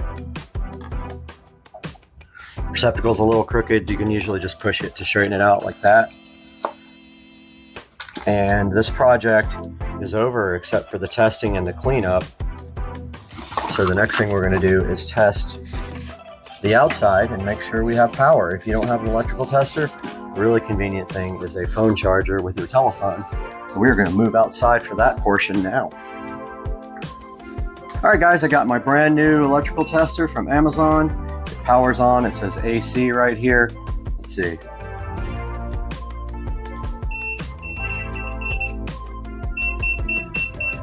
We got voltage. And so this outlet does work, which makes me assume the outside will work, but let's go test it. Out by the beautiful pool, it's about 100 degrees. I've already been in the pool today. And we're going to test our brand new outlet for our beautiful patio area here that I just remodeled, which did not go on the channel, but it is kind of nice. I probably should have put it on the channel. And we just open our box here. It's tamper resistant, so I don't know how to. All right, we have power. And that is all you have to do to add an external box. Just keep in mind, you're adding to an existing circuit. So if that circuit gets overloaded by whatever you put on outside here, then you will have an issue. But as long as you have enough in that circuit, and you're just planning on doing, you know, like small items, maybe lights or phone charger or whatever, then this is just fine. So here's a look at the finished product. It's kind of ugly. That's the only downfall of having the external outlets with the big covers on them. But this is it. This is our new patio. I'll set back here and let you guys get a look at how that turned out as well. And got all the nice artificial plants out here and got a table, and it makes a very nice place to dine or chill and have drinks, because right on the other side of that you've got the beautiful view here. I hope you guys enjoyed that and that you are able to do your own power. Hey guys, Supercar Street Racing here. Been over a year, well, probably much more than a year, with the AVEN BMW Android system. I wanted to get back together with you guys because that's kind of a popular video. I know people are curious about how I feel about this now. So let's jump in the car in real time. I want you to feel the pain with me. First, well, we got to turn on this phone, we have to turn on our hotspot. Let's see if it's going to shut us down. All right, hotspot is actually on. So I use internet access from my phone. So I just turned on mobile hotspot and I use the Wi-Fi access point for the AVEN BMW. Yep. Oh, caught in the reflection.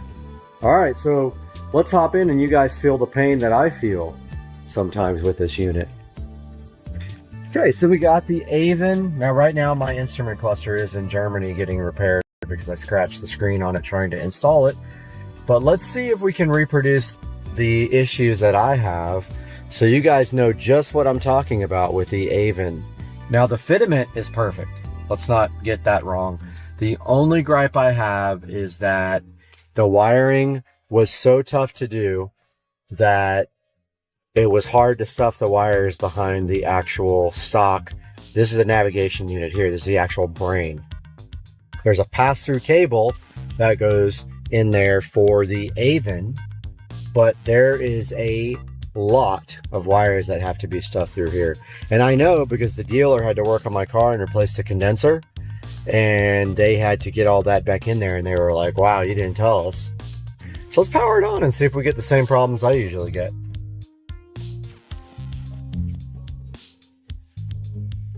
All right, so first things first, this is booting up to the actual AVEN, which is unusual.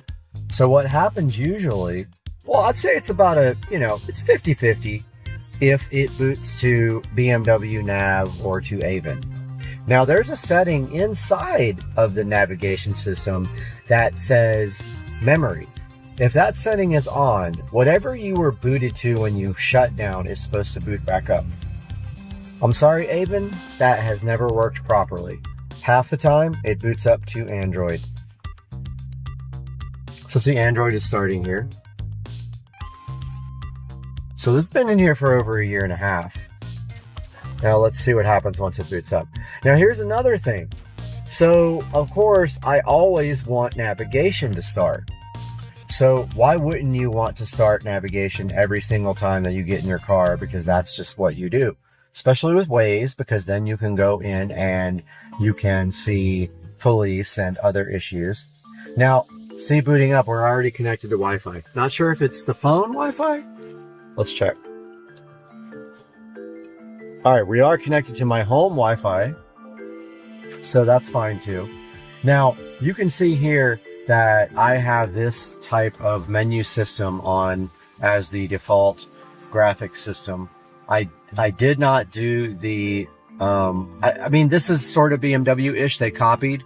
I've tried different ones. I am sticking with this one for now, but I do like some of the other ones a little bit better. But as you can see here, if you, this is the iDrive. I'm using the iDrive to do this.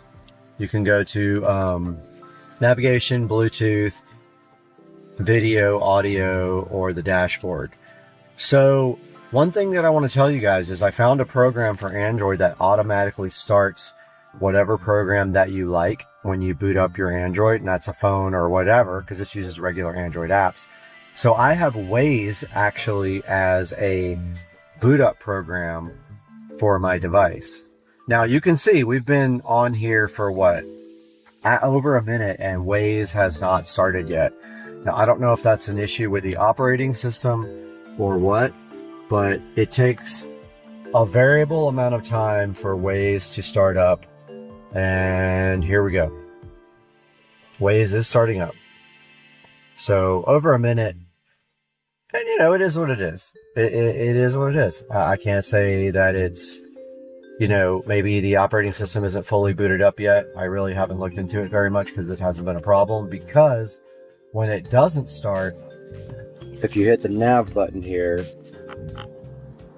if I can get it to focus, then Waze will start, because Waze is the default navigation. Now you can see here it's still trying to load Waze. Now likely that's related to Wi-Fi, because the Wi-Fi signal from inside the house is low. Let's go to the Wi-Fi. And okay, so it did decide finally that it wanted to start.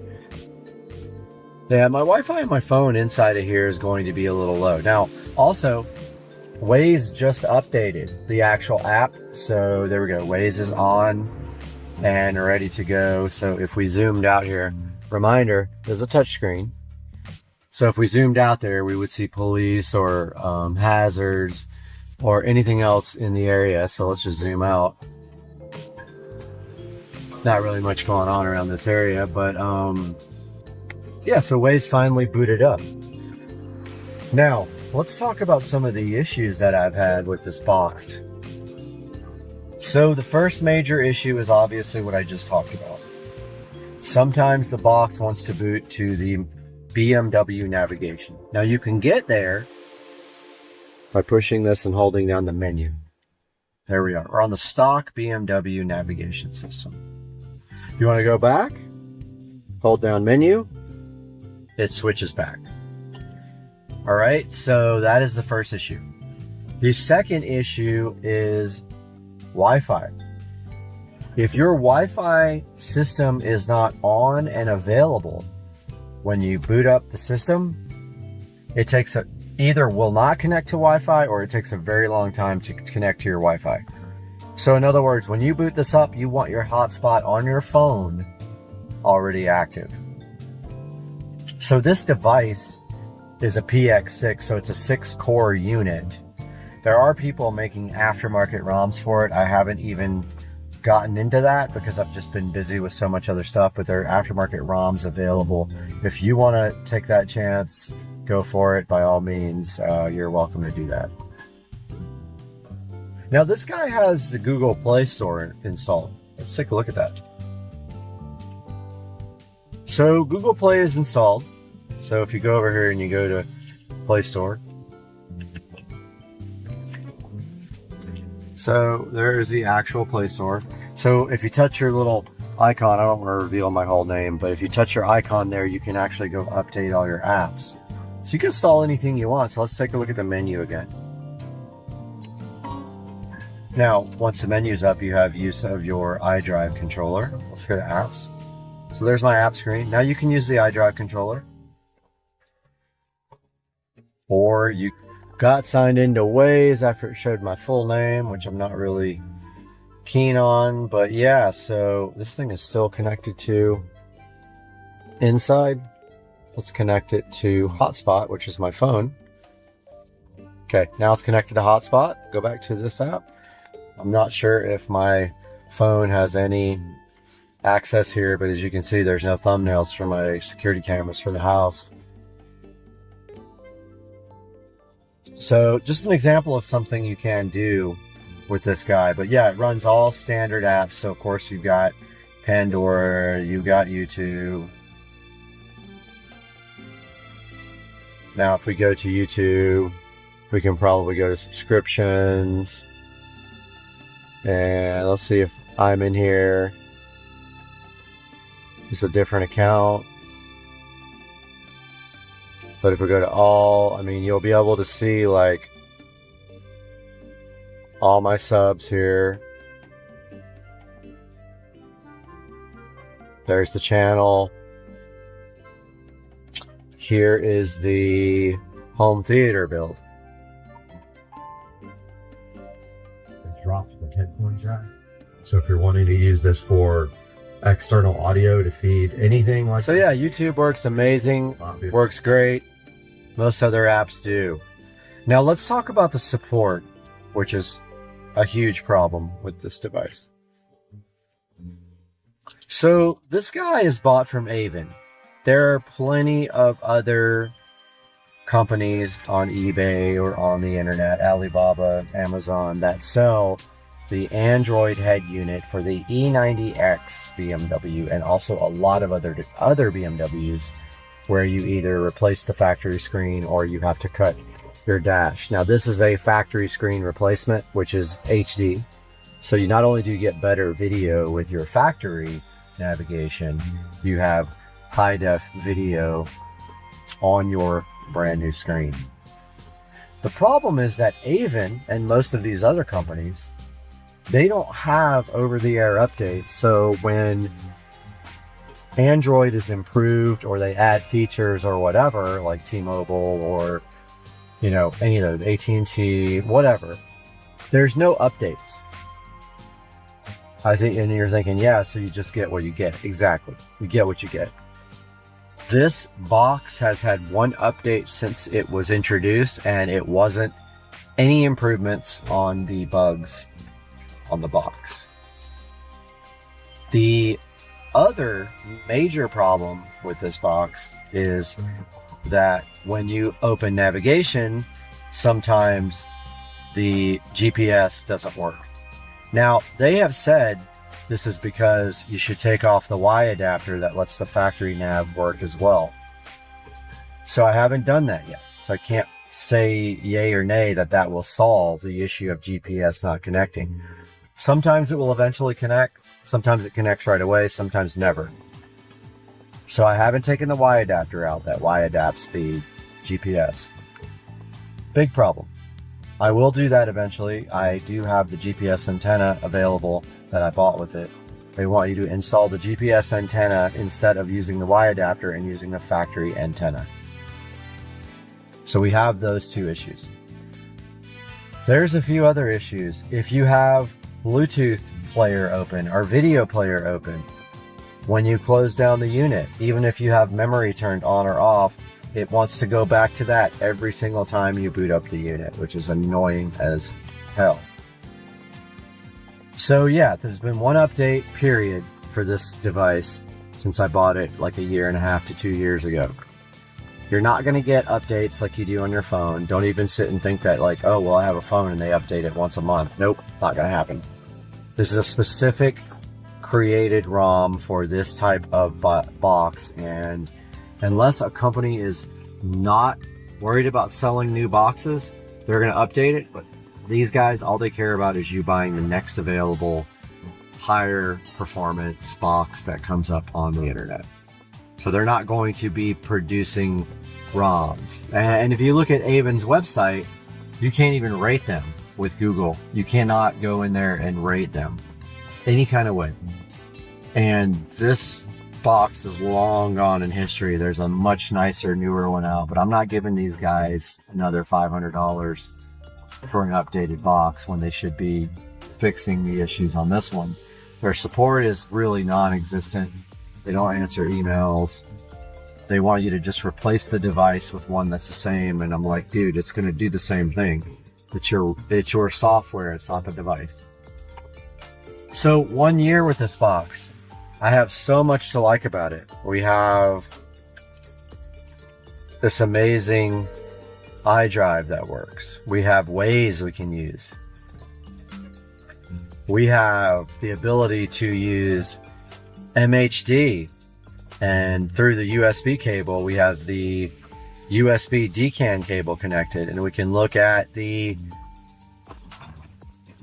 maybe it'll work. It's also a pain point of mine. Every time you go into monitor on MHD, it asks you if you want to use the USB. You say yes, you still have to back out and go back in. Okay, so yeah, MHD worked, yay!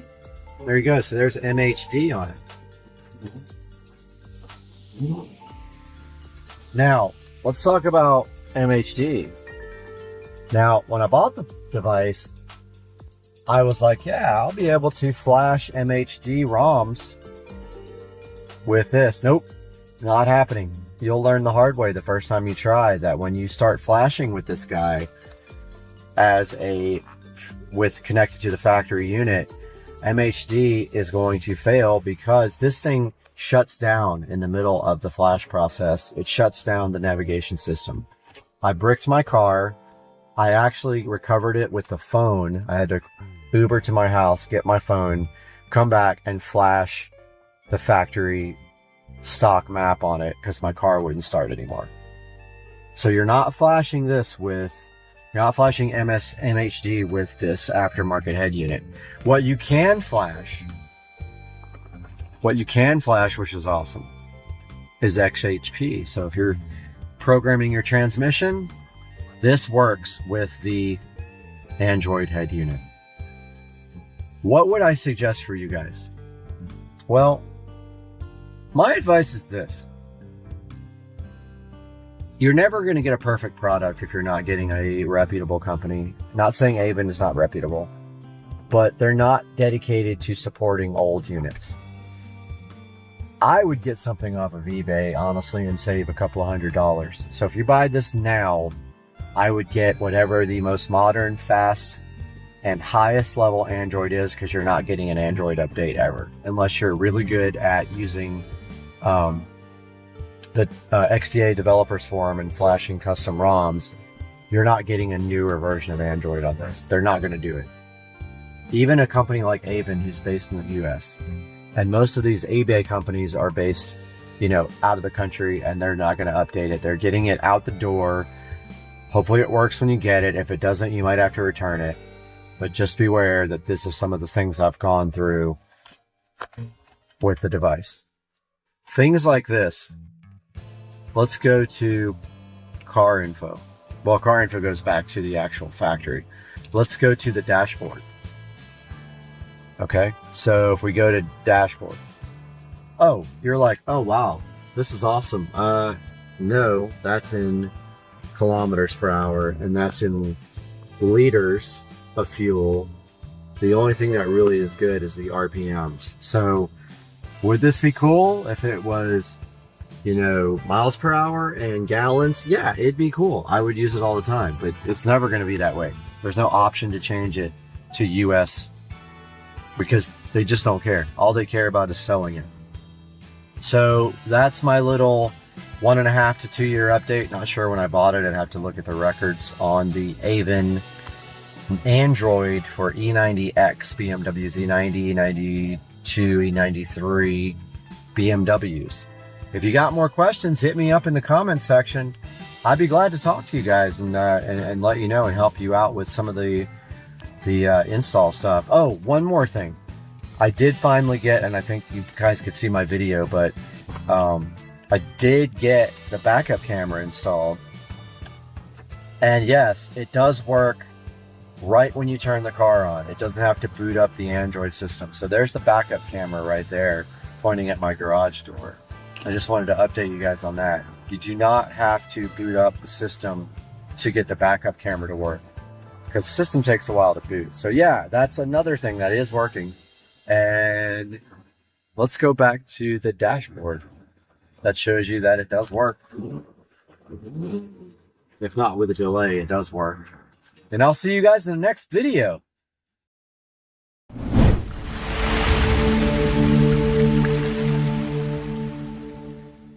Alright guys, welcome back to Supercar Street Racing. We are in the Supercar Street Racing kitchen where it is dark, but today we got an exciting thing happening. The Tesla Model S Plaid is sitting here so fly and so fresh, and today we are going to be taking this thing to the Tesla dealership because we have gotten something in for the inside of this thing that we have been waiting for a couple of months and also been waiting for like a half a year. Let's go ahead and get in the Model S Plaid and take it to the Tesla dealership.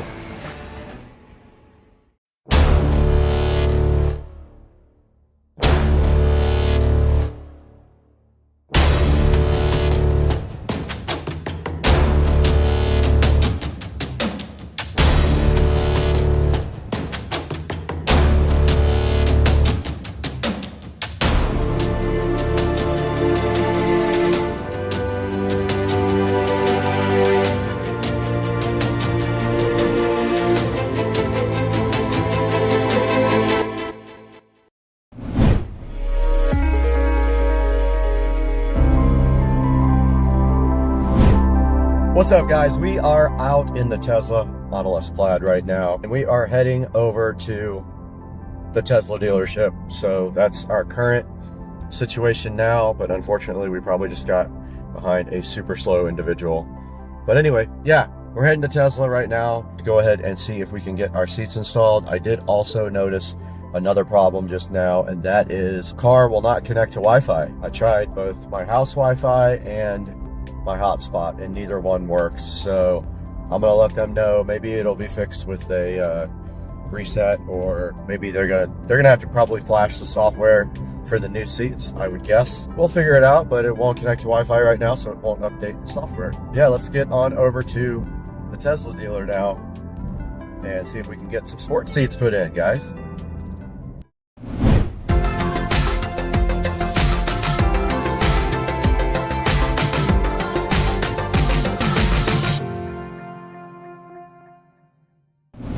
Alright guys, so it is 2 Fridays later. They ordered the wrong seats for me last time. I know we ordered black. Black did not come in. They never told me what actual color did come in, but they did do a quick turnaround. They got the seats in a week and a half, and I did message the service department yesterday, and they said that they opened the box and verified that the correct seats were actually there. So I am en route again to waste a whole nother day to get my new sport seats put in at the Tesla dealership. While they do that, I'll probably borrow one of their loaner cars and go ahead and go get some breakfast and all that stuff. But yeah, we're headed up to Tesla right now. We'll update you guys next time we have some more relevant information for you. Well, I'm in the Cybertruck. They gave me a Cybertruck and it is the weirdest feeling. It has 4-wheel steering. It turns on a dime. This is crazy. I'm in a Cybertruck, guys. I never thought that I would be able to try one of these out, and check this out. I'm in a crazy Cybertruck. It is the strangest feeling to drive this thing. It's so big, but yet it turns like on a dime with the 4-wheel steering. But the 4-wheel steering is insane.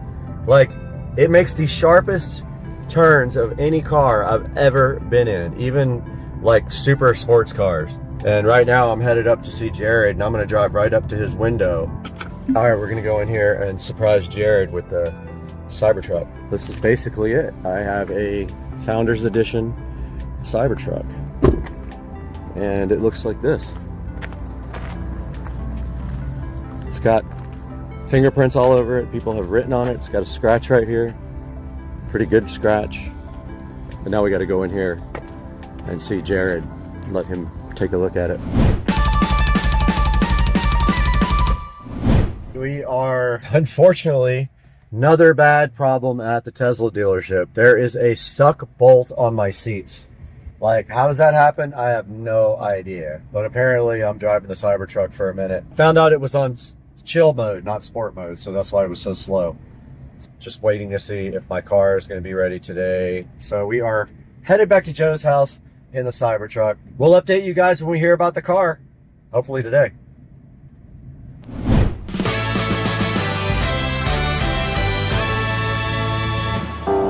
All right, we're back at home now with the Cybertruck, and I thought that I would be able to back this thing in the garage. And the first thing I learned is that this thing is way bigger than you think it is. So check this out. Like, I was backing up and I was using the GPS. I mean, I'm still putting half away, but I thought that I was like way more than that. And also when I went to back in from the driveway, I tried to get it in this slot right here, and it just was like way too big. And so I pulled the golf cart out here, and then I went ahead and backed it down right down the center. And I could have come over here another 3 or 4 feet, but I just figured, you know what? I'll just back it in here, plug it right into the charger, and then let it charge up for a couple hours at least. Yeah, man, this thing, look at this. This thing is in here. Supercar Street Racing Garage is full of Cybertruck action. Now I gotta pull the golf cart through this tiny little slot. I don't know if I can make it back in. That is a smallish hole to fit a biggish vehicle. Let's see. Maybe.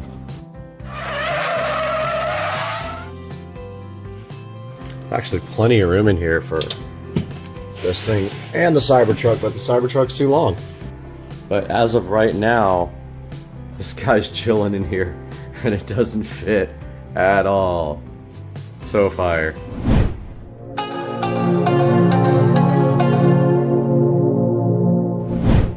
Okay, it's dark, 7 a.m. and I can't see. Parked this outside last night because it doesn't fit in the garage. The car supposedly is ready. It was ready probably right when they closed last night, but I wasn't about to run over there at 6:30 p.m. and try to grab the car. Kept the Cybertruck overnight, took it out last night, ripped it all night long. Going to grab the car. I only got like 5 hours of sleep. Second of all, I must have slept weird on my neck because I have robot neck. So yeah, I'm on the way to grab the car, and this guy just pulled right out in front of us. All right, it took me a minute, but I found the car. It is parked right over here. It's 7 a.m. Saturday. Look at the crazy tent. But this is the first look at the sports seat. Can't see anything. It's got sports seats, so... Oh, these are sick. You can't see them. It's too dark. These are way more firm than the stock seats. I'll show you these when the daylight comes up.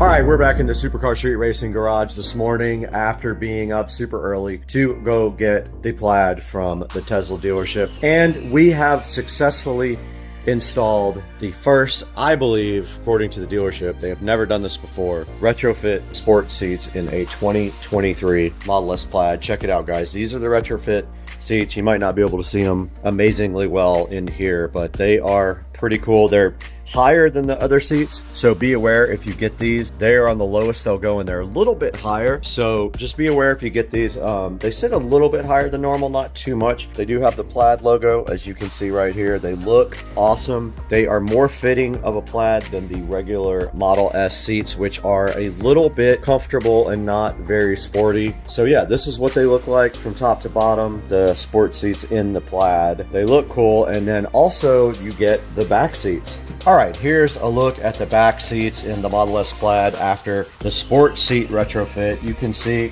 that you do get new bolsters on each side and on the bottom. Check it out in the center as well. It definitely gives the car a more sporty feel, and it looks a lot better than the factory seats. Yeah, that's a look at the back. Now here's a lit look at the front. You can see the Plaid logo right there, and the more sporty headrest and the firmer bolsters and bottom part. And there's the other side. This is how it came out. It looks awesome, man. I'm hyped for the Model S Plaid sport seats. Definitely added a new sporty feel to the car.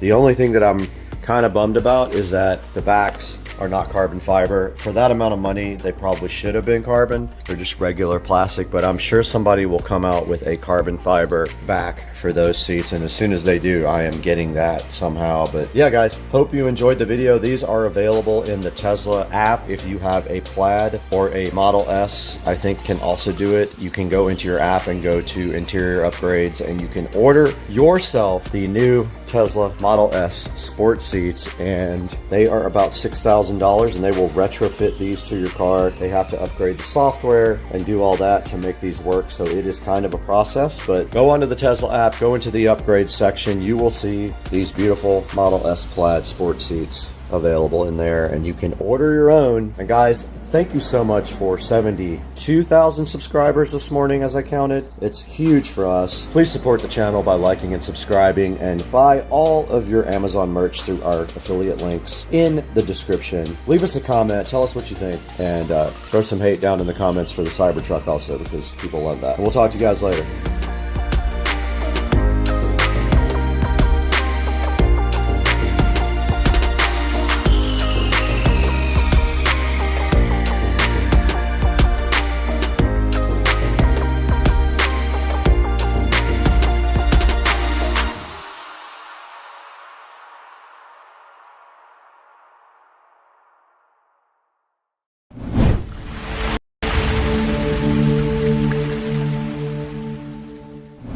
We got all the walls patched.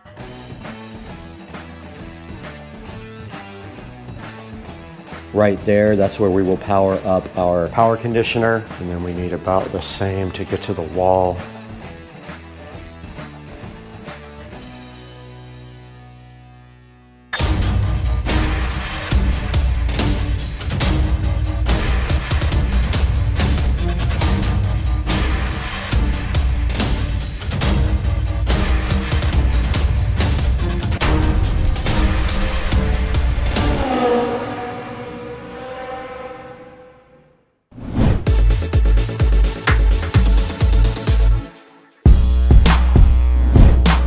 Good morning, guys. It is a fresh day, and I wanted to come in here and show you guys exactly what I got done yesterday and what my plan is going to be for this morning. So yesterday we got a whole lot done. Basically, we got all the walls patched. You can see we filled the huge hole right up here where wires were coming through when we moved them down there. We filled the hole where our subwoofer jack was up there, and we have basically everything ready now for paint. I'm gonna go ahead and tape the floor off this morning. Notice we have our subwoofer jack chilling in here. We got our plate for our Ethernet in here, so we're ready for Ethernet as well. All we have to do now is tape the floor and go ahead and paint this room. So I'm gonna go ahead and prep for that right now.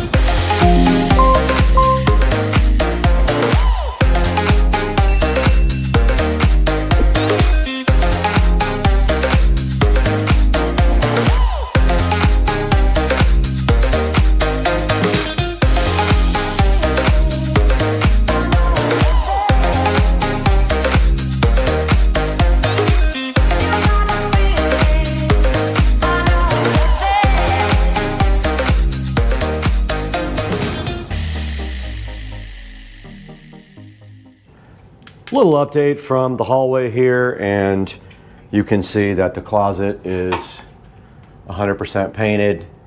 It is drying right now, so I'm just giving that about an hour and a half to 2 hours to really dry with the fan on it before I start working and putting wall plates and stuff in. I have the audio rack right here in front of me, and I need to start building out the audio rack. The big question is, where does everything go? Well, we know the subwoofer goes on the ground. That can go in last as long as we have the cabling all run. The tricky part about this is once that rack is in there and the trim is on, it will not come out without taking the trim off. We have to get a few things on the rack. We have to get our Juke amp, our audio distribution for our subwoofer system. This is a distribution amp for the sub signal. We got to get our Behringer Ultra Bass, and we got to get our preamplifier that is ordered, the WIM. All that cabling has to be in place when we roll in the shelf. So it's going to take some planning, because if I don't get it right, I won't be able to hide the wires, and I can't get to the back of the rack once it's in there. So that's kind of where we are now. I'm going to start laying out the audio on the shelf and figuring out where everything's going to go. The WIM is very small. I want to get the measurements out of that and kind of mock up where that's going to go so I can get the cables all done.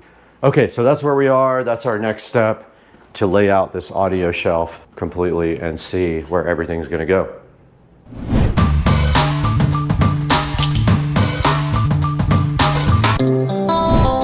We need to go ahead and unbox a couple things here. We need to get our power conditioner out and also our switch. We have a switch to put in. This is our power conditioner. It's a Panamax, pretty good, really kind of expensive power conditioner for the shelf here. So let's go ahead and get this unboxed.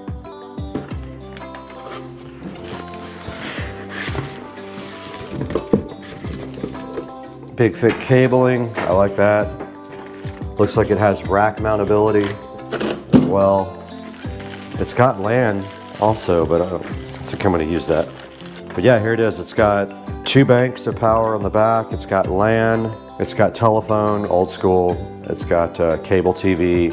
Don't need any of that stuff, but here's the front. It does have a USB-A on the front and a plug on the front. It looks pretty cool. I'm not going to use ears for anything. There's the audio distribution amp. It has 1 input and 4 outputs to feed the subwoofers. That's it, besides our WIM.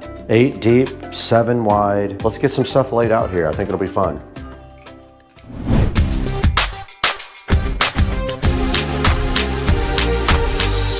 All right, so here is our shelf, and you can see we have power right there. That's where we will power up our power conditioner. We have 1, 2, 3 racks. The 4th rack is going to be for the subwoofer. Nothing will go there. So we have to figure out a good layout for this with all of our equipment, keeping in mind this shelf is lit. So whatever we want to be lit up needs to be right there. And we also have to keep in mind power and running cables. And once this thing is in the closet, it is in the closet till the trim comes back off. So let's bring some of our stuff over.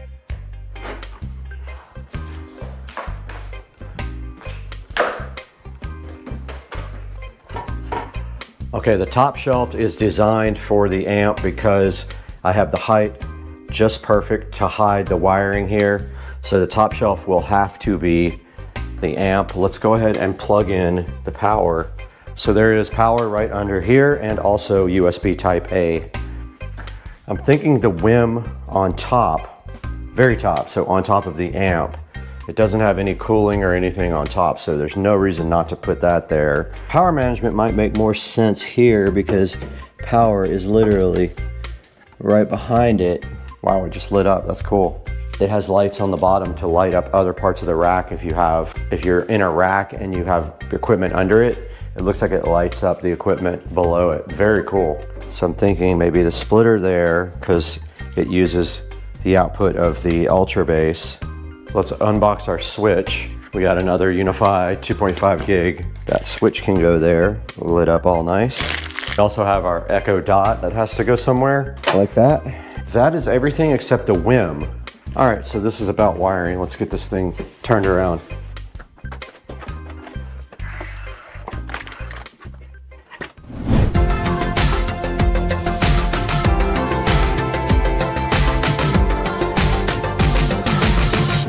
We're back behind the rack again after a trip to Home Depot and some research. I found a power cable for the WIM. So I bought it. I bought a bunch of zip ties. I'll never run out again. And I bought some cable management sticky things, the sticky pads that you use with zip ties. Those are very helpful. Here is the new power cable. Unfortunately, it's 12 feet. I don't need it that long. That's going to be tied up in the back. But yeah, this will allow me to pre-wire for the WIM. That's the whole point, is to get a head start because it's not going to be here for a while. I'm going to put this up here just to hold it for now.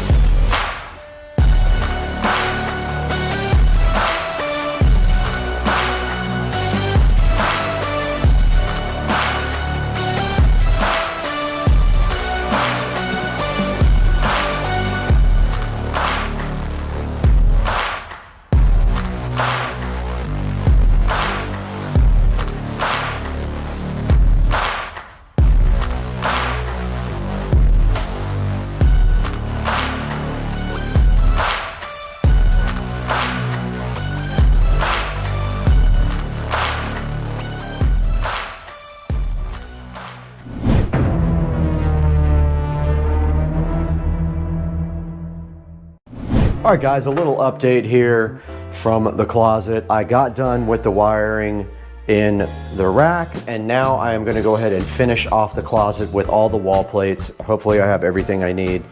I don't have the one for the RCA jacks for the subwoofer for the whole house. I have everything else, so I'm going to go ahead and do that now and get all these wall plates put in the closet. I have a brush plate for all the wires that I have to put in.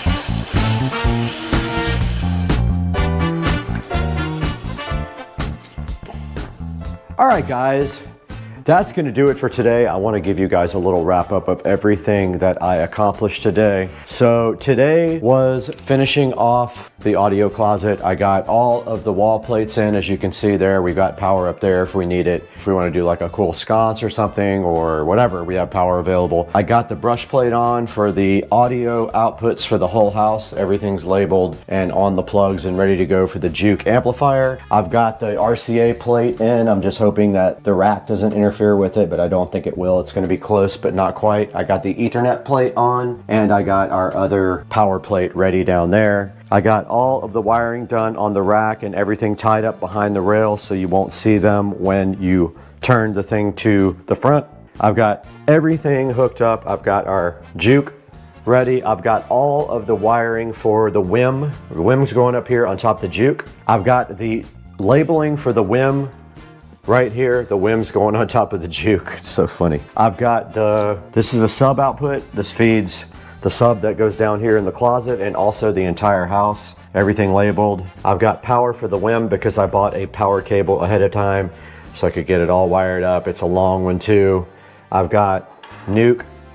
I've got the Juke input right here. I'm waiting for male-to-male RCA connectors for the back of the WIM. And so the WIM will feed the Juke. WIM output, Juke input. So we come out of this female RCA, we have male to males. This will go right into the WIM Juke output, if that makes sense. Now the WIM will also be fed the dot. So that's what this is for the WIM input, and the WIM output feeds a Juke. Pretty ingenious setup. The Juke is the whole home, all zone, 8-zone amplifier. Down here we've got our Ubiquiti 2.5 gig switch. We've got our DOT, and then we have our distribution amplifier for subwoofers for the house. So it comes in here and it is distributed twice. Once to feed the audio closet sub and once to feed the entire house right there to that wall plate. All the wiring is ready to go for that. And then down at the bottom we have our Panamax MR4300. So that is our power conditioner there. Our Panamax, it has two different banks of power, one high current, one not. It has nice little lights on it that are going to glow right here. It has a power on the front and also a USB type A in case we ever want to put a device here. And then that is also extra power there that comes with the actual rack here. There'll be a link to this in the description. It's in the other description of my other video. I'll copy it over. But yeah, that's about it for today. This thing is ready to go as soon as I get literally 2 packages from Amazon. We've got mail to mail for this, and we have, it feeds the Behringer Ultra Bass. The Behringer Ultra Bass feeds this 4-port distribution amplifier. So I'm waiting for the cable from the Behringer Ultra Bass out to our distribution amp in, and it is on the way. It'll be here anytime now. But guys, that's gonna do it. In the next video, you're gonna see all this stuff powered on and how it looks. All this trim will have to go back on as well. This will not fit with the trim on, so this is gonna slide in, trim will go back on, everything will be good to go. Thank you so much for joining us. We'll see you guys next time on Supercar Street Racing. Got my hair cut off for the channel. Let's do this.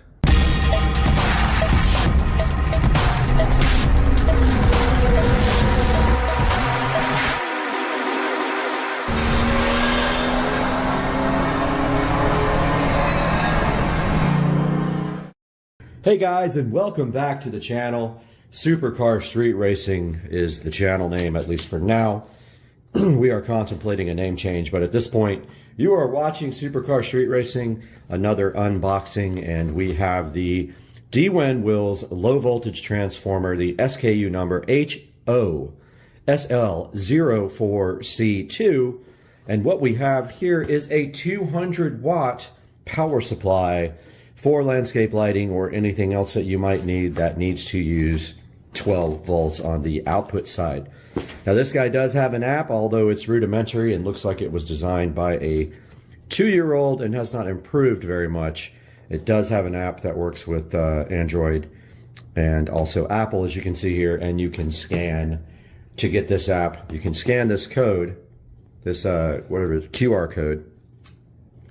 And let's take a look at what's inside the box here, freshly opened. We have a owner's manual here, and inside of this owner's manual it explains to you how to get the app up and going, and it explains the setup. We've already gone through this on another device, but we likely will do it today again. And this is just basically how it works to do the timer, the setup, and get the app going. So we'll put a link in the description to this smart Wi-Fi landscape timer, but let's break this guy open and see what we have in the box. So it's packaged very nicely, very secure. Got the styrofoam packing in it. Make sure you don't break your glass table like I almost did here. And then inside here we have our landscape timer. Let's get this guy unboxed. Comes with some drywall inserts or whatever you're going to be screwing it to, and 2 screws. Ours is going up against a tree, out of sight, facing the pond so nobody else can see it. And my only worry right now is that this cord is not long enough for my use, in which case I do have an extension cord I think that I can use for this, and I will tape up the plug, make sure it's watertight, and run that underneath the mulch. Probably not long enough is what I can see right now, because this is going up against a tree. Yep, that's not going to be long enough, so I might have an extension cord in there that works, or I could just modify this to work. I could cut the cord I put my own plug in. You can see here is the Wi-Fi antenna. I have 3 of these already, and so far my only complaint is that every once in a while they will lose Wi-Fi connection, and I will have to unplug and replug them, and then they reconnect. If you look on the bottom here, we've got 2 places to put a wire to run to our low voltage lighting, and we have a little clamp here which is kind of big. I don't know if it's actually, it can't be, it might be for this wire. I didn't use it for that last time, but it's probably for all the wires. If you unscrew this, you can place your power wire like this as well, and everything can go straight down nice and clean. On the front here, we see our power indicator, our power light, meaning that not that the actual device is powered on, but that the lights that it is powering are switched on. And you have your Wi-Fi indicator, and when this guy turns on, this thing will actually blink very fast before it connects to the Wi-Fi signal. It's got a warning on the side, which hopefully I can get off because it's super ugly. And yeah, I'm just going to go ahead and take. So it wants to be at least 1 feet above the ground. That is my plan. And the satisfying removal of this ugly sticker, because this will be out in the yard. And honestly, if we wanted to, we could take a little time and paint this guy brown to match the landscape, and maybe just leave this part maxed up. Would probably look better since it's going to be on a tree. I'm thinking about doing that real quick. However, I don't want to spray this Wi-Fi antenna and affect the range, so it might look weird with everything else painted brown. But as you can see here, we have our Dwin low voltage landscape timer, and in all reality, we probably can just set it up inside the house and then get the Wi-Fi all set up and then bring it outside. And I think that's what we're going to attempt to do now. Okay, we are back with the Dwin 200 watt landscape lighting transformer, and they have changed everything about the way these devices work now, because they used to use EcoPlugs as their app. Now they are using their own app, and also it appears that these guys have Bluetooth capability as well for the setup, and I just realized all this after trying to use EcoPlugs with it.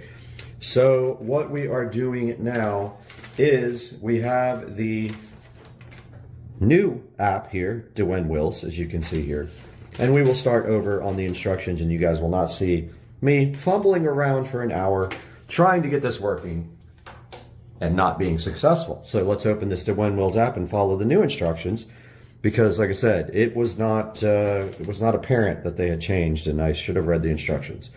So we got the Dwin app opening here, and now I have already signed up for an account with Dwin, and most likely we will have to enable the skill as well to get this working. So it says to, let's see. Okay, so download the app. We did that already. We signed up. And now it says turn on Bluetooth on the smartphone. It is. Click the plus. It's okay, let's see. All right, it says to click the plus here. We got the Wi-Fi low voltage transformer. All right. It says power off the device, and after 10 seconds, power it on again. So here we go. We got the power plug pulled here on the Dwin. We're waiting 10 seconds here. And then it's going to want us to hold the reset button down for 5 seconds. Now I have a pen, but to protect the button from getting ink on it, 1, 2, 3, 4, 5. Solid light. It is blinking rapidly. We're going to the next step. Hold the reset button again until it's blinking slowly. says 5 seconds. Now it's blinking slowly. Yep. You can see you have to press confirm here. Next. And it says to enter a password for my 2.5 gigahertz network, which we will likely have to blur that out. It says allow location access to search for nearby Wi-Fi. So let's see what it is already on, so we can go back.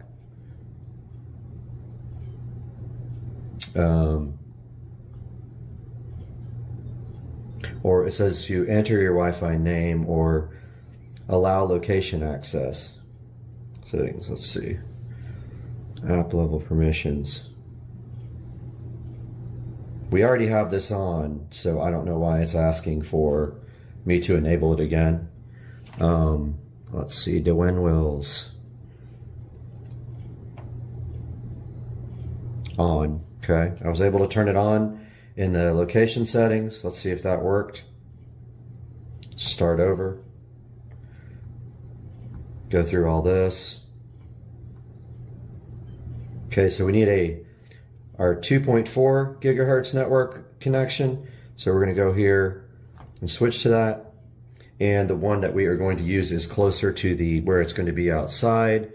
So we're going to use this one. All right, let's go back to the app and see if we have to do that again now.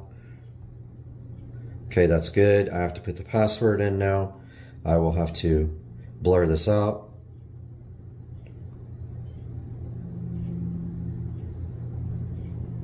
Okay, password is in. Connect your mobile phone to the device's hotspot. So we're looking for the Smart Life hotspot. Let's see. I'm actually following the instructions here, so I'm going through these. Okay, we're at that point. All right, so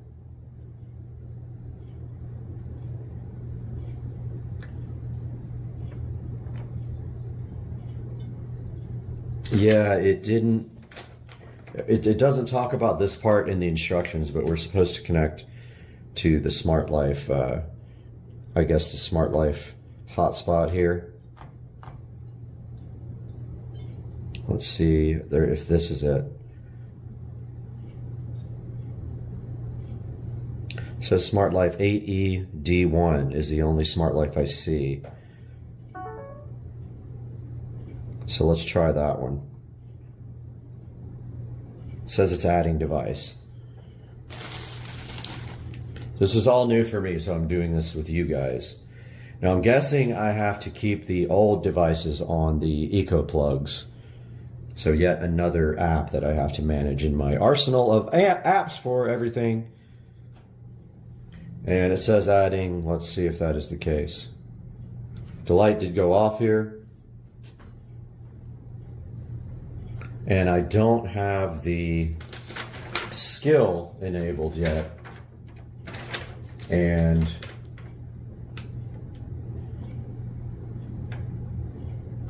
yeah, you have to download the skill.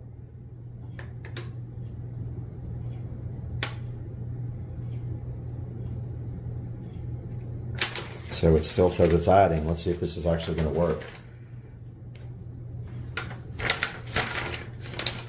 The skill part is a little janky on the instructions.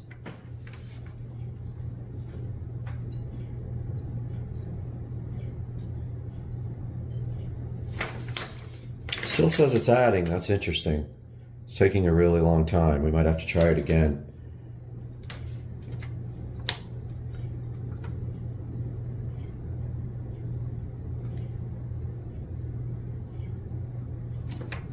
It says it's got 30 seconds left on adding. If this doesn't work, I might have to try it on the phone.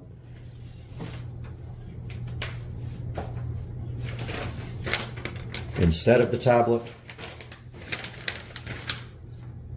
Got 10 seconds left. It doesn't look like it was successful.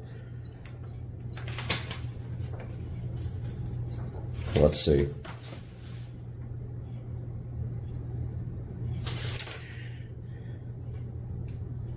Check your demerit points. Okay, guys, so that did not work. I am going to go through the process again using my phone, and I'll be back. Okay, guys, I went through the whole procedure again on the Dwayne app on the phone, and basically here is how you do it. You will go through the instructions on the actual app to add the device.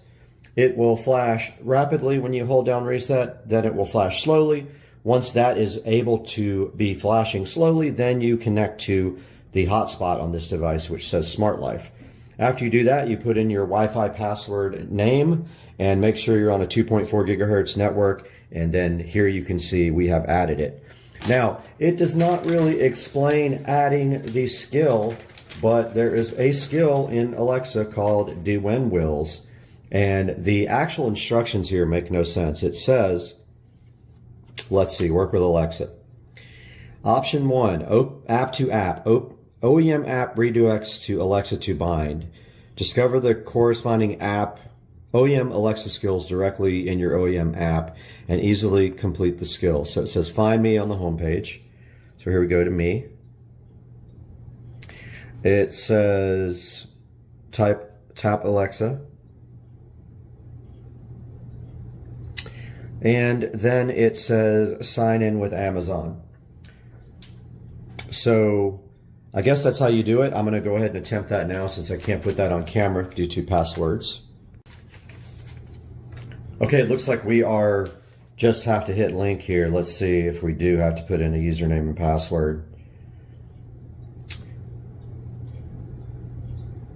Okay, already linked with Alexa. Okay, so I just got a notification from Alexa on my phone that this is already linked. So now we should be able to control the devices from Alexa and from, yeah, I woke up everything in the world. But here's a good look at the actual device. And I don't know if we have to upgrade the firmware or not on it. We can try that. Let's see if it actually loads here. Okay, it did load. Doesn't really have any, let's see, device update, automatic updates. I turned on automatic updates in the device. Doesn't look like there are any. Now the rest of this configuration, see how, here's the name of the actual device. We can probably take a picture of it. Let's see, device information there with the MAC address and everything, and the icon. Yeah, you can take a photo, so I'll do that once I get everything outside and ready to get hooked up. So yeah, that is the first initial setup of the Dwayne Wills low voltage landscape timer. Totally different from the other ones in that it doesn't use the EcoPlug app, it uses its own app now. So now we're going to take this outside and actually install it. All right, guys, we're out here in the garage now, and what we're going to do is prep this timer for installation outside by getting the wiring ready. And here is our low voltage landscape wiring. It's pretty heavy gauge. It's designed for outdoor use. Nothing will last in the Florida outdoor. However, this stuff might. Now, what we are going to be doing out here is we are going to be putting these spade connectors on the end.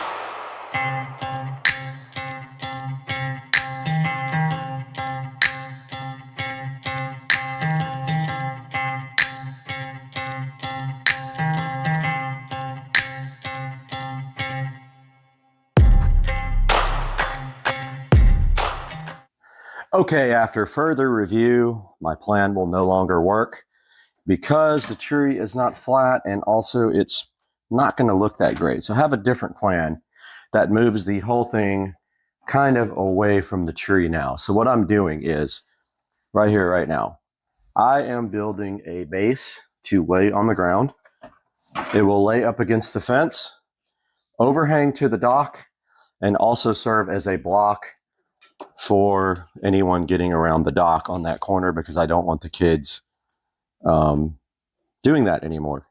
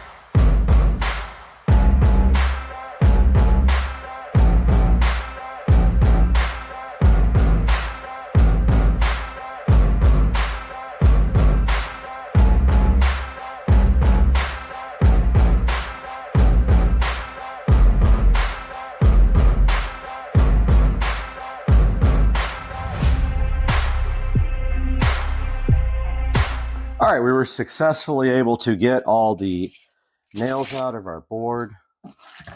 And so what we do now is remeasure 7.5 from the edge, about right there. And that should be the point where we can start driving down our screws here.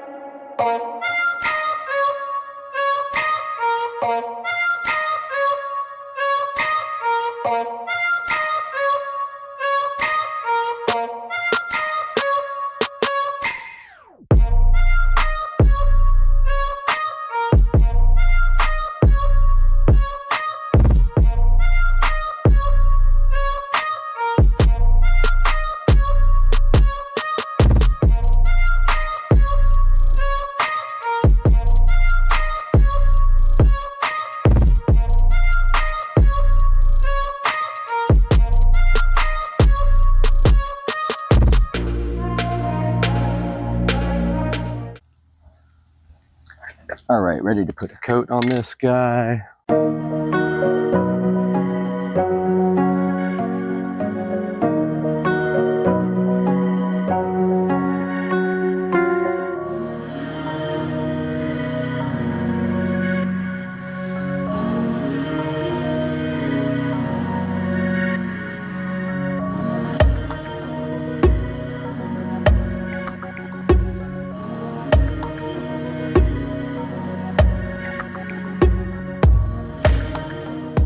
All right, we're out here with our friendly neighborhood alligators. There's one right there. Right there. And what we are going to do right here, right now, is run this brand new power cable from this power outlet here over to where we will be mounting our fantastic new device. And I have a longer cable here for that. But first, I'm going to try to secure this. Is it raining? It's raining. Project over. So back where we were here, I need to secure this dock, this bulkhead first. So I brought a lag screw to do that. This side over here is loose.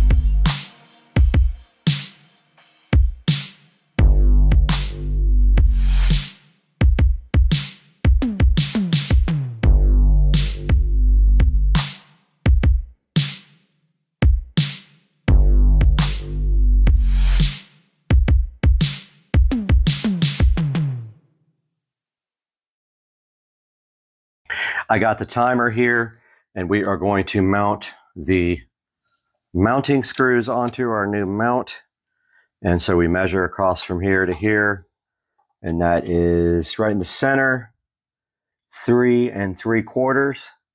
So we will have to come over here into our board and get a level 3 3/4 screw on each side of 3 3/4. So I'm going to go ahead and do that now off camera, show you guys the result after. Okay, it started raining again, but I got the screws done for the mounting part for our landscape timer. So all I have to do now is hang this timer on here, and it should be fine because all the weight will be pulling straight down and not towards us. Then this guy over here gets screwed to the bulkhead. That should be fine too, and that will keep the whole thing steady. Now all we have to do is go install it, and hopefully our wire here is long enough to reach to the next light, which I think it is. That would be sweet. So I borked that up really good, and the only way, I mean, this will work still. It's going to be more flimsy. I may need to get some L brackets for the back.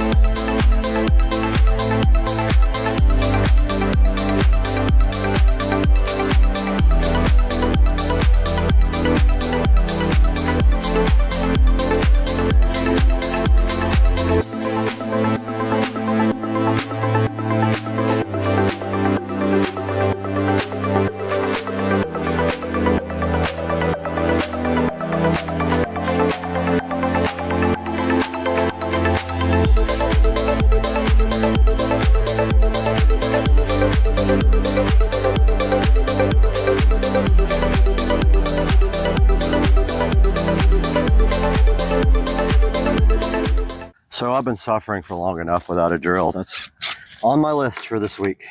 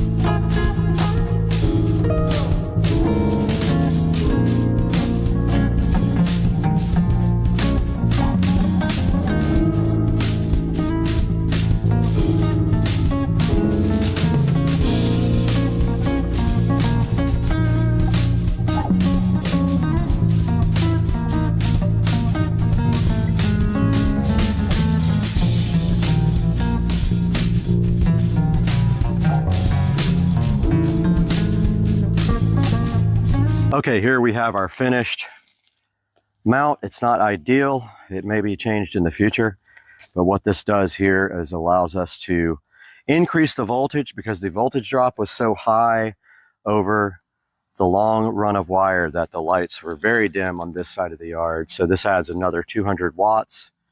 It is connected to Wi-Fi. I haven't tested it with the phone. I'm going to do that next.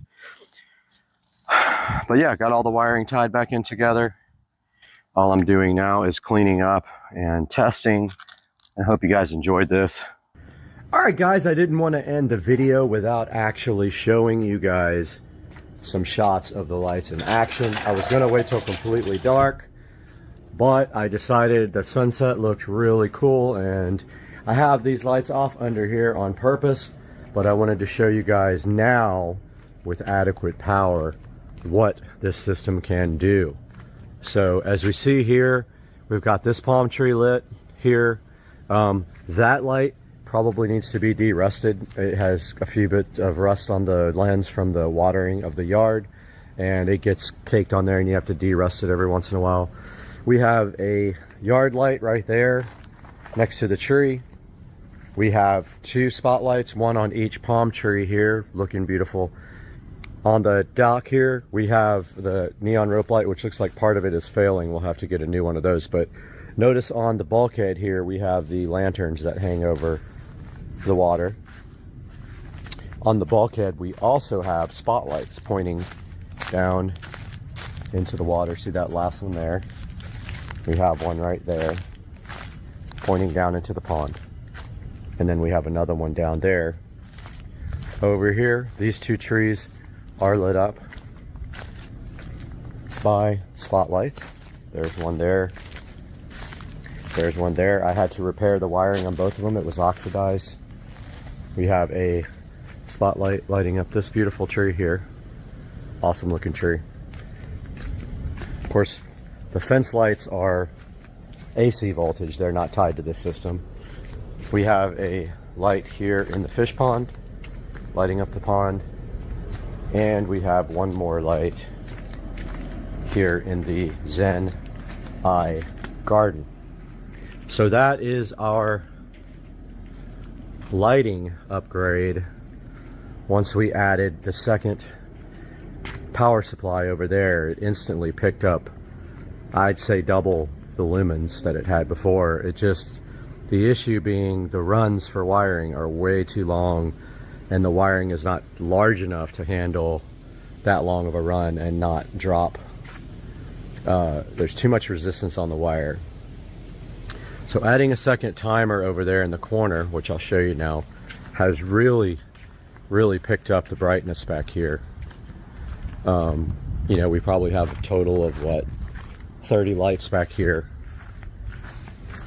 But there is the timer all finished up. I just need to get some mulch and cover that all up in the corner there, but it still looks okay, and also serves to keep people from coming around the corner. And you can see the LED rope light around the dock. It looks like part of it has failed in the front as well.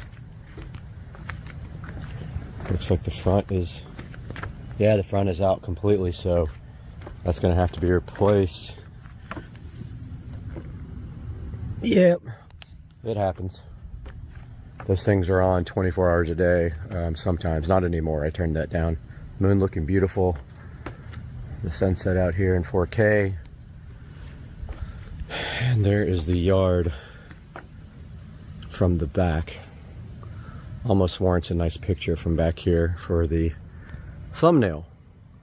Guys, I hope you enjoyed this, and if you have any questions about landscape lighting, make sure you hit me up in the comment section, and I will see you guys soon. All right, we are out here. New Smyrna Beach, me and Joe, and then right across the street from our hotel room, there's the burnt down bar. I forgot what it's called. But yeah, so we got the perfect view of the burnt. What's up, everybody? Welcome back to the channel. And today, in an effort to make this white golf cart black, this happened.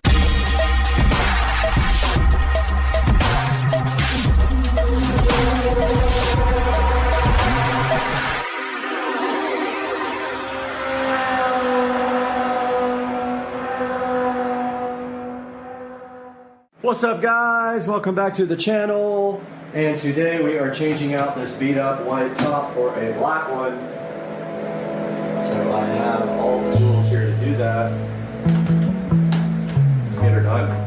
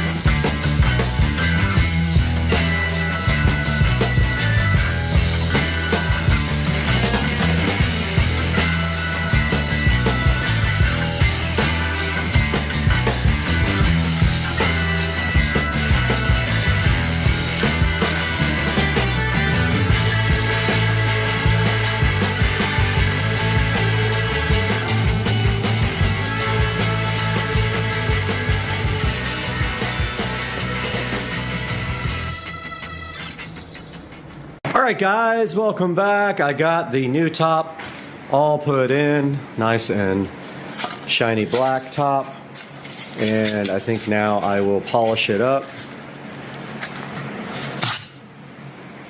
with some of the black restoring stuff if I have enough, and then I'll let you guys know how that turned out. But yeah, the black top is in.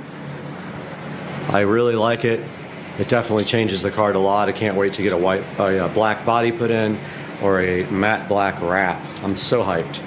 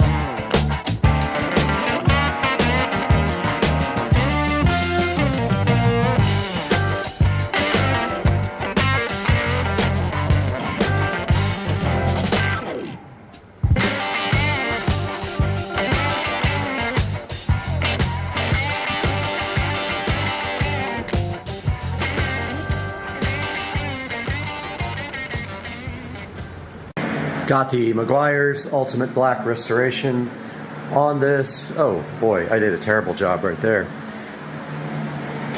Let's go back and get that place that I really messed up.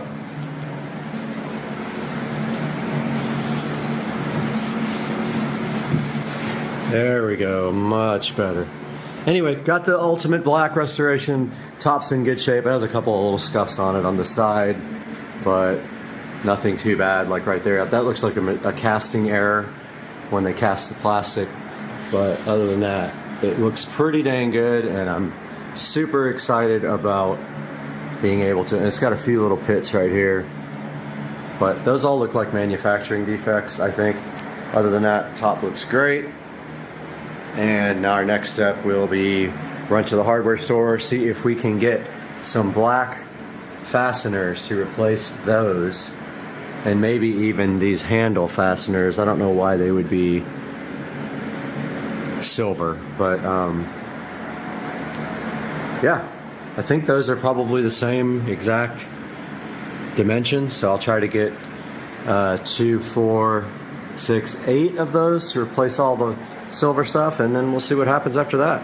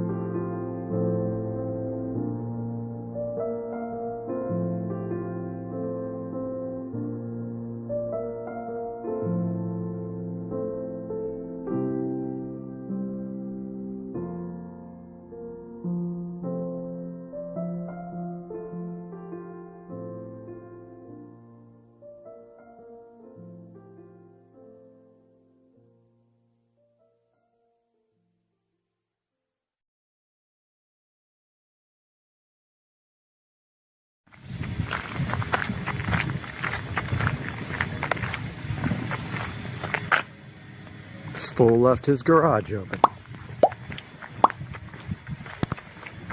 Look at this guy. Garage wide open. And look what I got. Common key. Got some kind of YouTube star. Got him.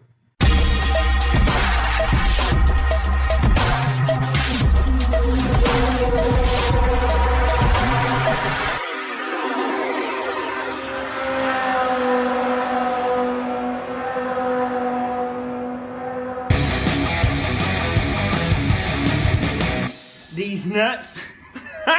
Hey guys, welcome back to Supercar Street Racing, and today we have a shipment for the golf cart, and this is a uncommon key for the golf cart. There are many reasons why you should get an uncommon key, especially if you don't want your golf cart stolen. You bring your golf cart anywhere into the public area, and literally anyone with a club car key can walk up to your cart and steal it. So today we got an uncommon key on Supercar Street Racing. Hey guys, welcome back to the channel, and today we are going to figure out one of the biggest issues with the club car precedent, and that is all club cars come with a common key, and right here we have an uncommon key. And if we take a look at that, it comes with a new ignition switch and a new set of keys right here. So what we are going to be doing today, right here, right now, is installing this key on the club car. So we need to take out the existing ignition key that I put into the carbon fiber dash and install this key. We're going to do that right now, guys. All right, guys, so here we have the carbon fiber dash.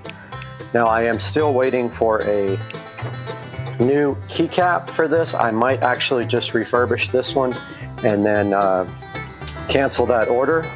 But yeah, we need to pop this little thing out and then pop the ignition switch out. I do have some trim tools, but also a little screwdriver might be better for this. There's not much room to work here. But as you can see here, this little plastic cap, it was kind of hard to get on. And of course I just scratched it again. It's going to be harder to get off, but I'm going to wait till I get the ignition out because I don't want to mess it up any more than it already is. But yeah, this ignition is just kind of wedged, the dash I mean, is just kind of wedged in here for now.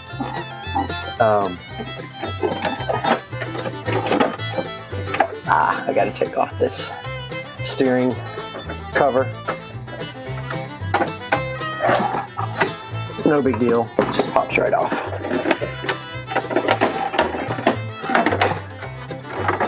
So that is it. That's how you get out the dash. Now here is the ignition switch clearly labeled from last time.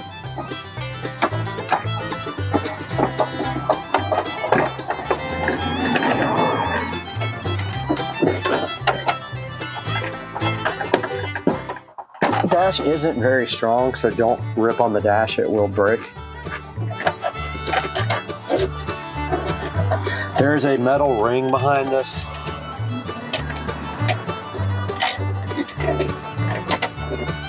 And then a little lock ring.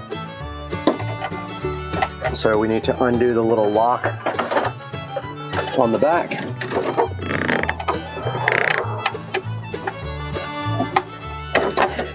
Ah, the lock's on the front, I forgot.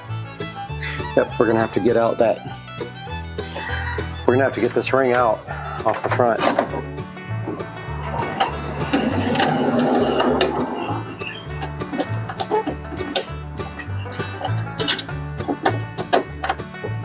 Yeah, I don't want to scratch it up anymore. It already scratched. I'm gonna end up painting it, I think.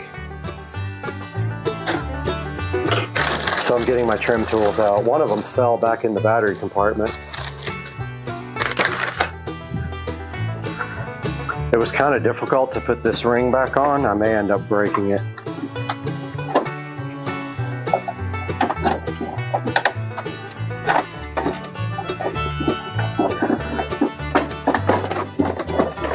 Yeah, it doesn't want to come out.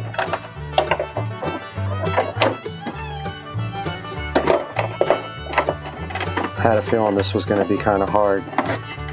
Ah, okay. I just turned the actual key switch, and that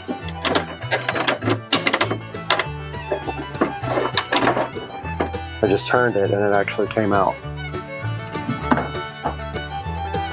So now what's left is the rings. Okay, the ring is out.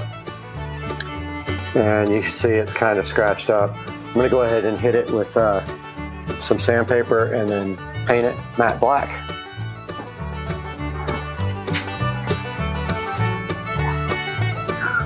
Where I have all my other stuff here. I'm just gonna scuff it up pretty good, degloss it. And of course my lights went out. And my big lights aren't even on. All right, I have a little sand block here. I'm gonna go ahead and hit this with the sanding block.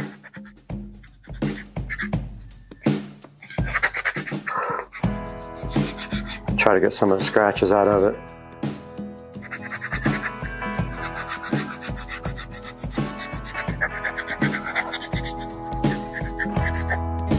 Got a big scratch right there.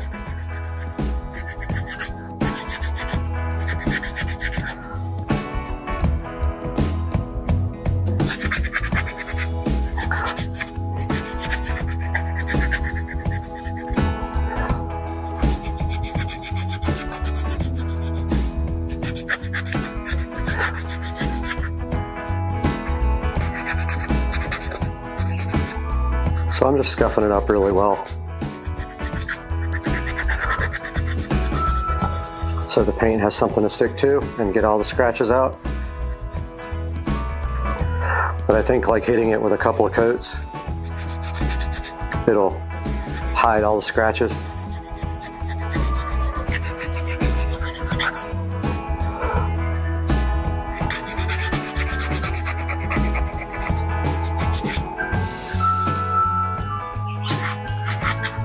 Ice cream man's coming.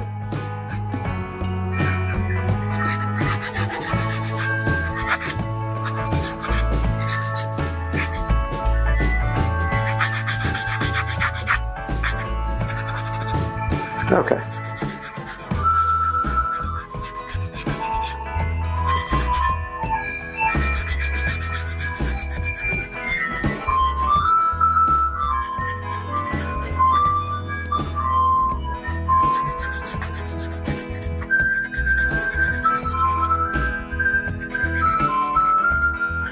All right.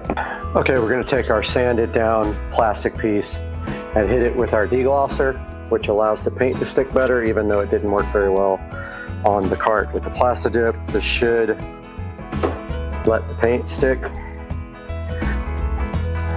So here's rubbing it down with deglosser.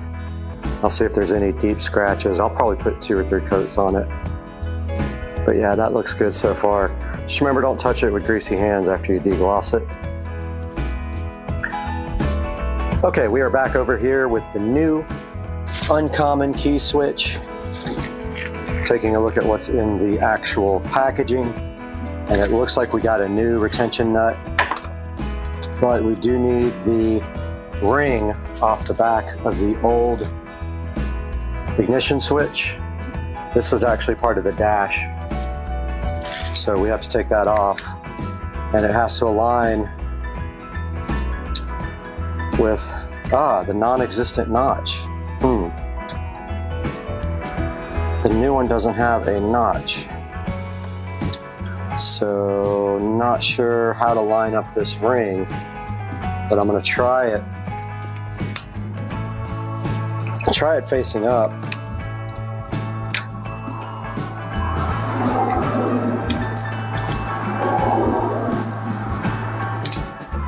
This came with the new dash, so it's not part of the stock ignition system.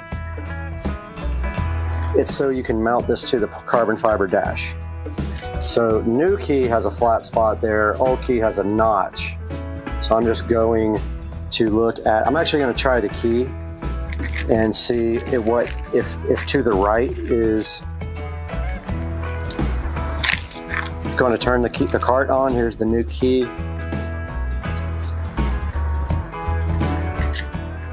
Okay, yeah, so I'm going to line it up just like that with the flat spot up. I'm going to put the notch there. It doesn't stay on. There's nothing really to keep it on this guy. I don't know why the new one doesn't have this notch, but it doesn't. So now the question is, which wire goes to which? Don't know what wire goes to which one. Guess we have to try it.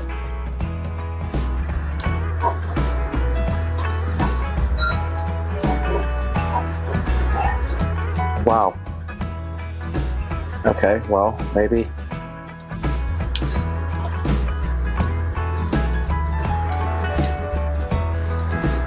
Now, how do we know if the cart's on?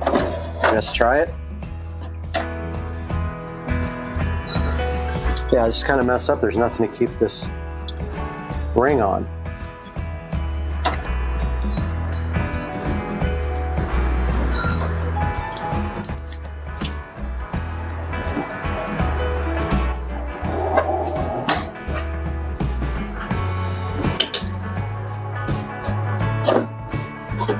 Okay, I'm trying it. Nothing.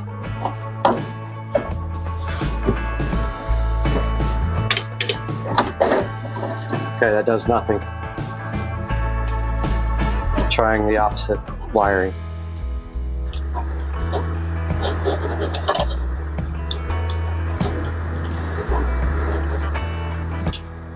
Okay, I heard something.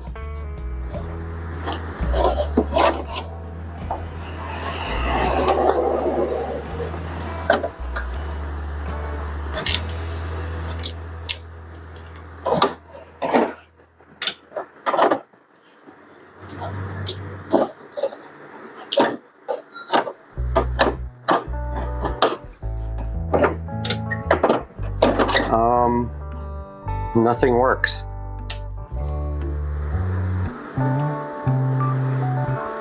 Neither way works.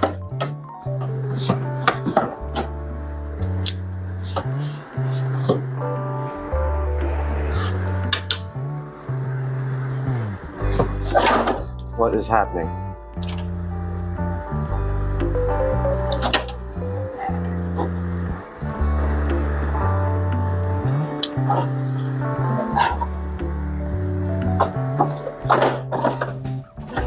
This doesn't do anything.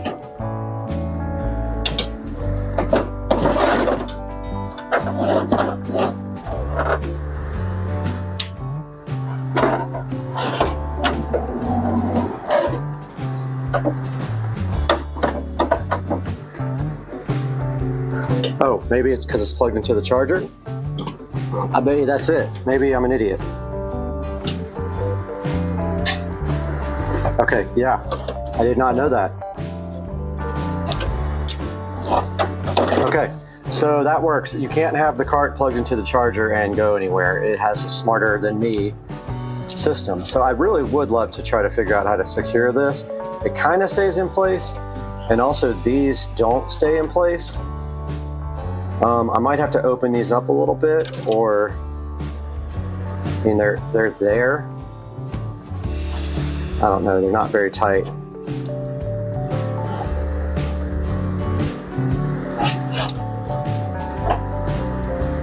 Man, they come off pretty easy, look. Because the bottom of this is small and the top is big. I don't know what they intended for that, but it's not a good secure connection. So, I'm not sure if I should redo that or what. Or maybe try to open up the, or either heat shrink them. I mean, it's not going anywhere, honestly. So I guess I'll just leave it. All right, so we have a new nut.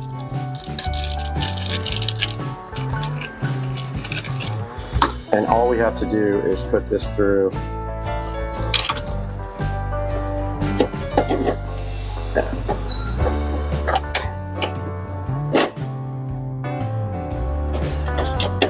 Make sure it's straight, and then tighten the nut. The trick is getting the cap on, because there's no room to put the cap around.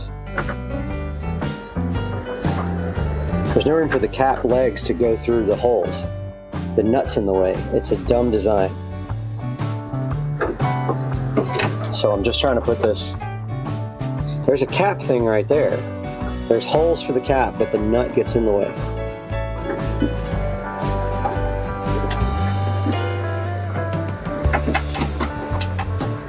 Okay, why doesn't that screw on?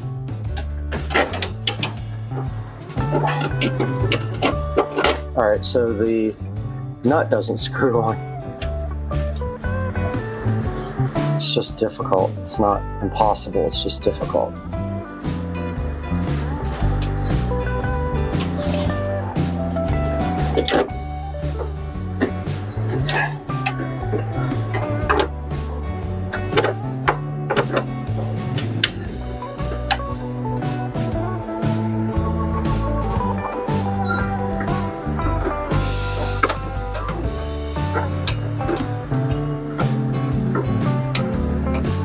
Okay, that was better.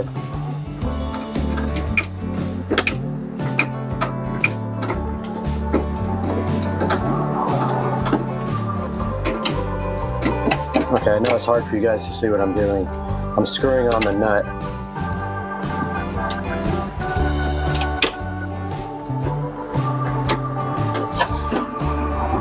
I mean, I guess I could, I don't even think I have a socket that big. And I definitely would scratch the dash if I try to use pliers.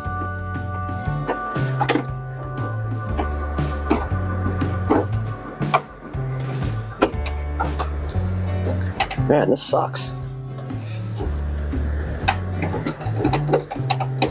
Okay, that works pretty good.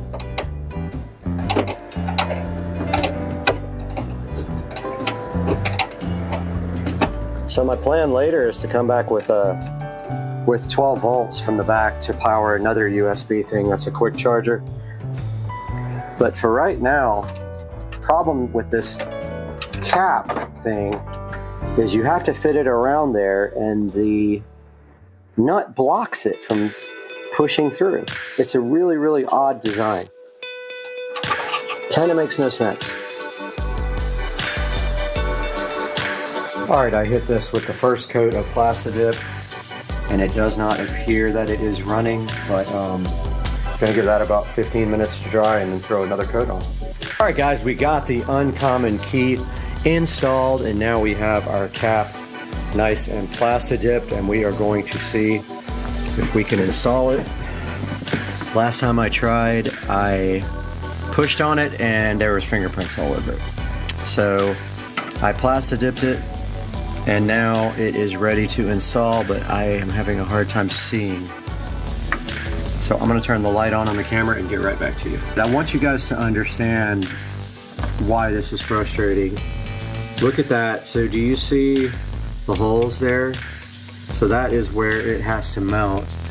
It has to go between those little, has to go between the nut, and the nut has to be just perfect in order to do that. So I'm gonna grab my pliers and go ahead and adjust this until I can maybe get it perfect.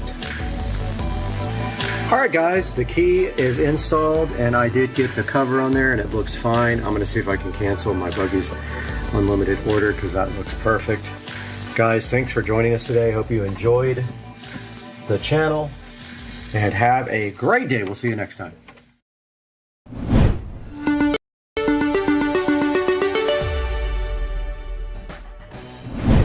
All right, what's up, guys? Welcome back to Supercar Street Racing. Today we got Dukes of Duval in the studio today.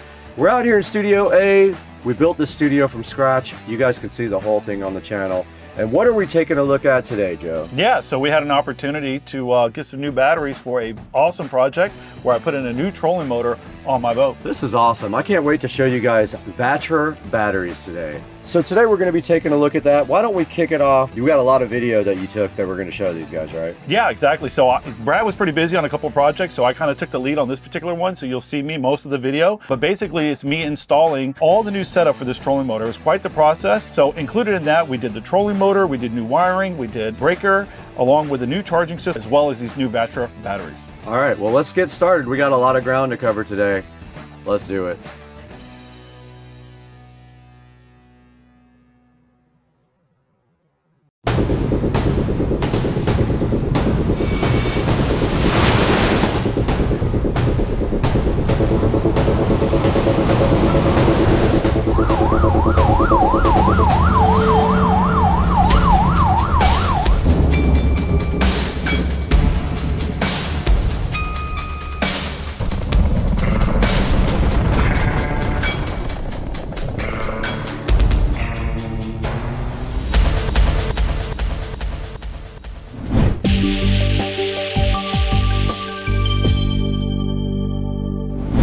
Hey guys, welcome back to Supercar Street Racing, and we're out here in Studio A with Joe. This is our primary production studio. This is where we edit a lot of the stuff and go live for you guys. And we have a special project for you today because VESA reached out to us and wanted to work with us on any kind of project. And they have so many different kinds of batteries that we had to think about something that we really needed to do. And what did you decide? Well, I knew this was a great opportunity because for some time I've been wanting to put a new trolling motor on my boat. And obviously there's a big expense that comes along with doing that. So that trolling motor itself that I put on is very costly.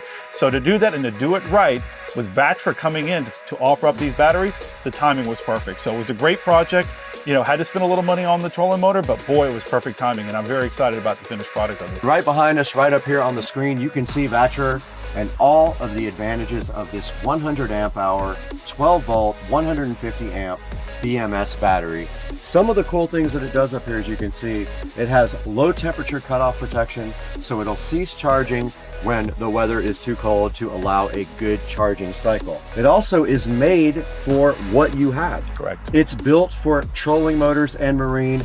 It weighs 17% of what a normal marine battery does. Has a battery management system that also helps keep the battery healthy because live PO4 batteries need a management system just due to the way that they drain and recharge. And then of course it has 20 protections that go along with that BMS system that keep your battery healthy.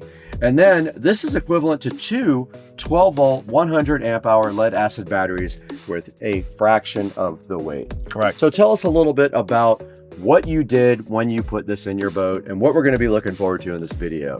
What you'll see is I put a brand new Minn Kota on the boat. It's a 24 volt system. Okay. This system obviously was a little bit different than the system that I had on there. It was a 12 volt system. So a lot of work needed to be done to be prepared to be able to take on such a more powerful system. Installing the trolling motor itself was quite the project. Along with that, what we needed to make sure is that we had all the proper wiring, all the proper breakers, everything that was necessary to make sure that it could handle this 24 volt load. So what VESA did was they gave us two 12 volt batteries. So what we did was we put them in a series to give us that 24 volt that we needed. We had to increase the wiring to make sure that it could hold the amperage that we were about to push through it, along with the breaker that's 60 amp. So you'll see in the video, what I will say is that trying to get the video that we needed in the tight area that I was working from was very difficult, but I think I did a good job of capturing most of that.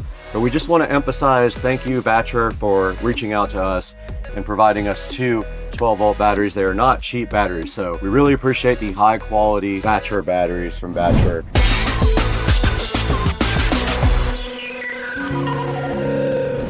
All right, so I'm going to take a couple of minutes to show you some of the things that we're going to be installing today. The first one is the trolling motor itself. This is a brand new Minn Kota 24 volt Tarova trolling motor. My prior trolling motor was a twist style. This one is a lot newer, a lot more technology. So the good news is that it's got a remote that you'll be able to use to be able to position it wherever you want. It's got another feature that allows you to do spot lock, which will be able to hit a button and lock the boat in position, which is really, really nice. So with that, we're going to be doing a couple different things. One, we're going to start by installing this new quick release bracket. This is very important if you're a boater and you have a trolling motor and you keep this outside inside your house or you travel with it, this is a great feature so that you can remove that trolling motor easily to put it in your house, so that in the event that somebody walks by and doesn't walk off with it, this will stop it from doing that. With that, I'm going to be upgrading the charging system. So I found this particular charging system on Amazon. It was a great deal. I think I spent about $150 on that. I'll find the link and we'll put it on the description. What I currently have is a 4-bank charging system. It's a much older charger and it's time for a refresh in that department too. If I'm going to go ahead and spend the money on this nice trolling motor, I want to go ahead and make sure I've got a nice charging system to go along with it as well. So with that, we're just going to do a 3-bank system. The 4 was too much last time. It allowed you to charge 2 house batteries and 2 trolling motor batteries. I really only needed to charge 1 house battery because the other one is being charged by the alternator, so it's not necessary. So with that, what's great about this particular charging system is that it does a myriad of different types of batteries, including lithium. So my thought process is that I have these 2 12-volt lead acid batteries that are currently in the boat now, and I'm thinking it'd be a whole lot better if I upgrade it to lithium. I also have a quick connect here. The old one was in bad shape, so we're going to go ahead and replace that. With the new 24-volt system, the wiring that was in here currently on the boat is not enough to support 24 volts through it. So I went ahead and sourced through Amazon a marine grade 6-gauge wire, which I'll be going into the boat, tearing the old wiring out, putting the new wiring in, making all the connections, and then also adding in a 60 amp breaker. Very important to have that on a system like this for sure with that much voltage. One of the other things that comes with this is that it does have a brain that they add to the box with the particular trolling motor. I'm not sure why they're adding this, considering that this particular model, the brain is now built into the actual trolling motor itself.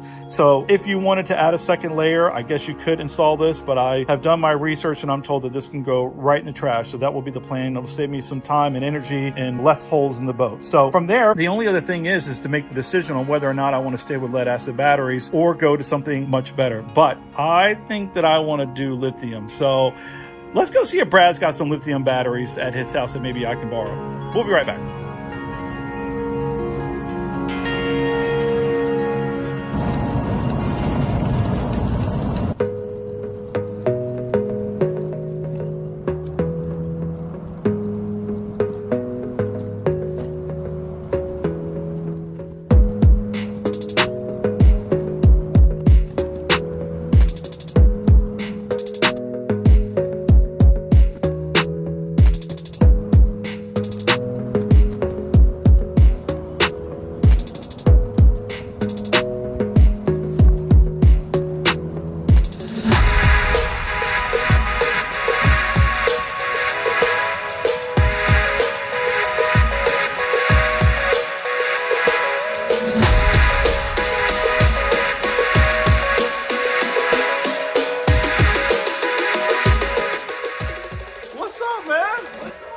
Dude, I'm working on this project. I bought this trolling motor and I got 2 old batteries that I don't want to use anymore. Do you happen to have any marine grade 12-volt lithium batteries sitting around by chance? Let's see, I've got some home theater chairs and these lithium batteries. Dude, I knew you'd have some. We have these Batcher reliable power empowering lives batteries. There's some information here about Batcher. They sent us these for you, so you're in luck. These are for you. I haven't opened them. I think we should break one open right now while you're here. I love it. And take a look at it. Let's take a look. They're awesome. All right, let me grab them. Okay, we got these Batcher batteries from Batcher, batcherpower.com if you want to check them out. They asked us if we wanted to team with them to do some stuff with their batteries, and we said of course, and Joe has a perfect project for his trolling motor. So these are going in the trolling motor. What voltage are these? These are both 12 volt, but we are obviously going to put them in a correct series. That was a trick question for Brad. We want to increase the voltage. So we have 2 12-volt batteries that we're going to go in series for my 24-volt trolling motor. Look at this, man. This thing is sick. big. That's nice. Look at the carrying strap on top. I guess let's get it out of there. Perfect. Package. And it's not even heavy. That's what's so cool. You save so much weight on all your vehicles when you go lithium ion, because this battery probably weighs 20 pounds, if I had to guess, compared to a regular battery that probably weighs 50. And look on the front here. So it's a 100 amp hour Life PO4 12.8 volt battery. It's used in houses for like solar applications, RVs, and in boats. And there's all the certifications and the warnings on it. It's got low temp cutoff protection, and it's perfect. It even says trolling motor on it. Love that. It's perfect for that. So we have 2 of these to wire up in series to make 24 volts. And back of the battery just says, there's a caution, there's a model number here. So if you guys are interested in the same battery, there's the model number, DXT. We'll put this in the link in the description. DXDC00206X. There's a URL here, and then it tells you again that it's 12V100 TM US, and some warnings here. And so this is going to be cool. We have a new partnership with these guys, so if this works out, we might be able to do another golf cart or something like that with their bigger batteries. Yeah, because they have a large selection of lithium. They do. They have 72 volt batteries too, so we could do that.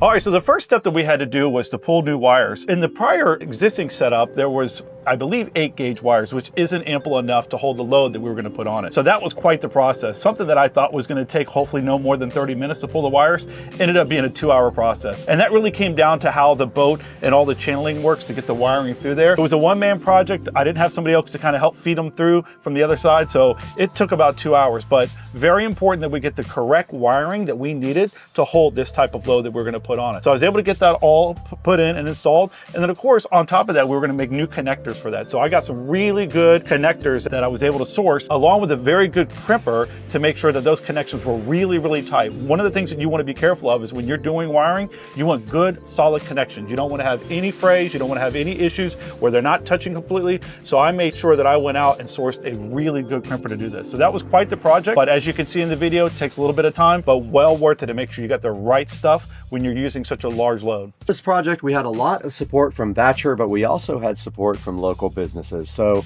tell us about who helped you out locally. So I was able to reach out to my buddy JB Mitchell that works over at St. Augustine Marine Services. That's a great group of guys over there that do quality work for electronic works on boats. I highly recommend that if you're in the Jacksonville area and you're needing to source a new trolling motor or any electronic needs, reach out to those guys. Yeah, so if you guys are not in Jacksonville or in driving distance, we have a couple of ways for you guys to support the channel.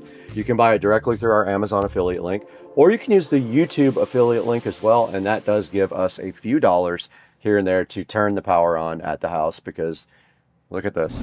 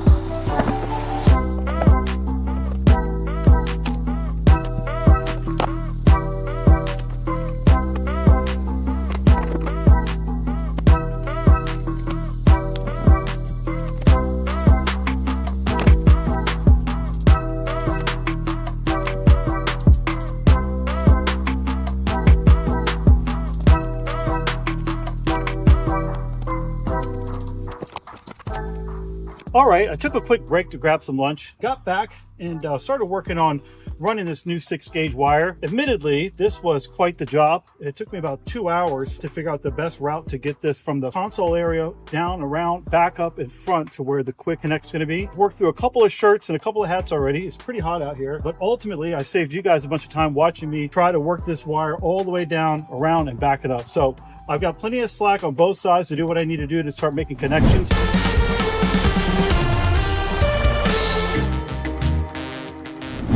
You guys just saw Joe in his boat ripping the old wires out. They're not big enough to support the amperage of the new batteries and motor. So he went ahead and ripped those out and he put a brand new 6-gauge wire in. First thing that I wanted to do was to make myself a little bit of space inside a very tight console. So I needed to first rip out those old lead acid batteries. And I will tell you, when you're watching this, when I was pulling out those batteries in that tight console, it was a chore, to be honest with you. It was going to be impossible to get 2 sets of hands in there. So me ripping those old batteries was quite the process, to be honest with you. So I needed to clear those out, make room for me to get in there to start working on the next part of it, which would be installing this circuit breaker along with the new charging system. Okay, cool. So we're going to take a look at that next on the video? Yep. All right, let's do it.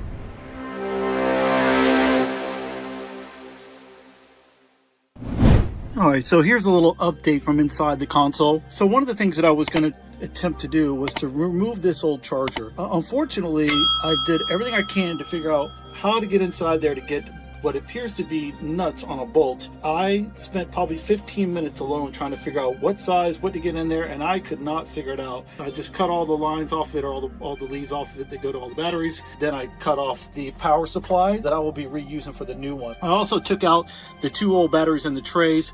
I'm going to clean those trays out and put those back in and get ready to seat the new batteries in there. I have this 6-gauge wire here. This is going to the trolling motor. This is what's going to feed off of those 2 batteries for 24 volt. As you can see, there's a chase down here that goes through here. That was part of the fun, is getting it through here amongst these other wires.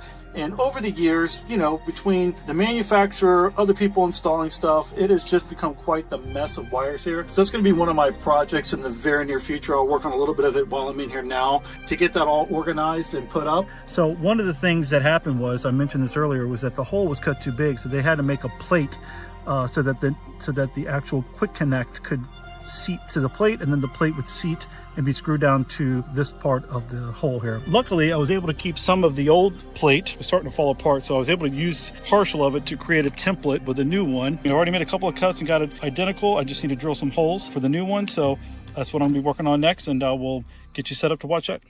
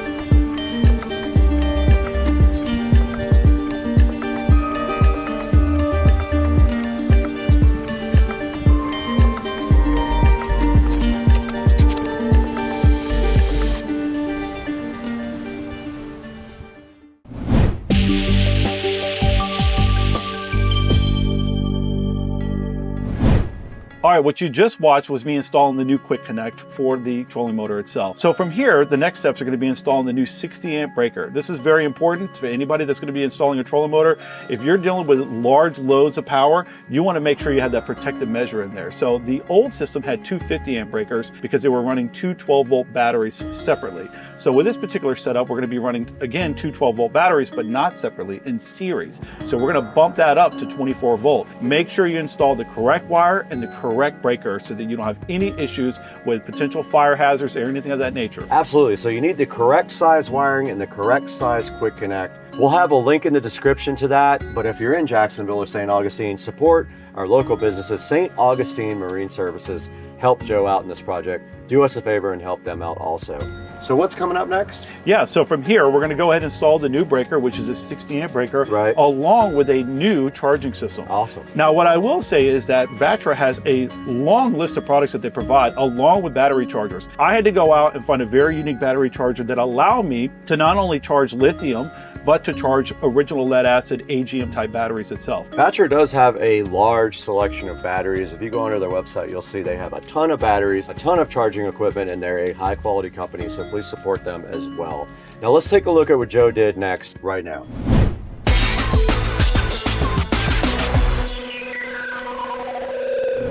All right, we're back. This is day 2. Yesterday we made some pretty good headway. I was able to install the 6-gauge wire through the boat. Like I said, that was a real pain trying to get that run through the chase through the boat. That was completed. I also got the quick connect, for the most part, about 90% done. I need to get it screwed in and caulked in, and that'll be completed. For today, what I'm going to try to concentrate on is getting the 60 amp breaker installed along with the new charging system. This charging system, as I mentioned, is going to be able to give us the ability to do normal lead acid batteries plus these 2 new lithium batteries. So pretty excited about that.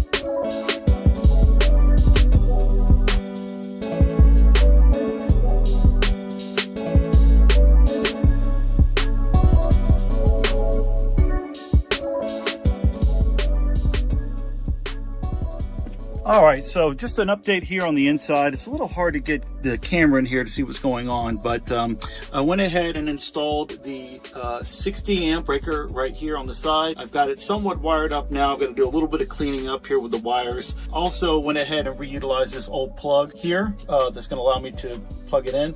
I got to obviously get these wires sorted and zip tied up. And then on the other side here is where I put the new charging system on. Went in fairly easy. As you can see, it's all powered up and working, which is good. And then I'm going to start working on now is getting the 3 batteries connected that are going to be on this system and installed now.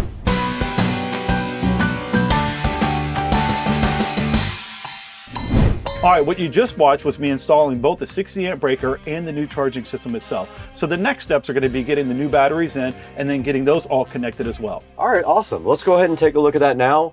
And then of course, we'll have links for everything in the description if you guys want to go ahead and check out what Joe did on his boat.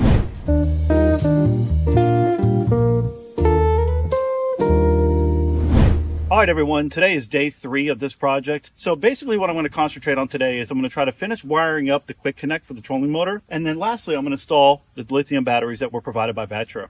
This should be a fairly easy process. I've got a couple of cables that I need to make to get everything connected to make this a series 24 volt system. Shouldn't take too long, but hopefully we'll be able to wrap up this project in the next couple hours.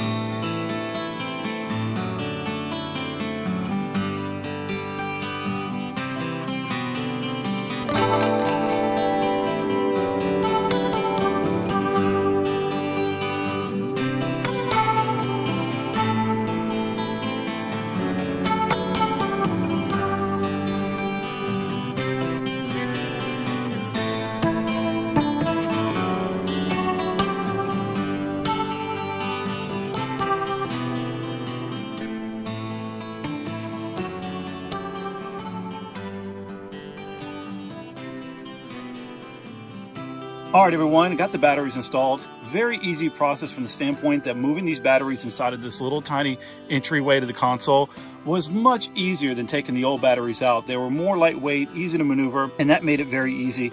I got the charger installed. I got the settings set for lithium on the 2 lithium batteries, and then I'm only charging my second house battery, so that setting is set as well. So the install went pretty easy in regards to the batteries. Very fast, very smooth. In regards to finishing this up, I'm about 95% done. I've got to put some marine caulk around it to seal it off. I'm waiting for that to come in, but hopefully they'll be here in the next day or two. But in regards to this is pretty much done. Need to do a little bit of wire management, and then also going to put the caps back on the top of these batteries so there's nothing that can get to them to do any sparking in case something comes apart. But for the most part, I gotta tell you, this turned out really well, and I'm going to test the batteries out now with the trolling motor for the first time, and I'm excited to show you that. Hopefully we'll be able to get a little break. It's been pretty nasty over here, but we got some storms coming in, so I'm going to try to get this up and running real fast, and then I'll show you how it goes.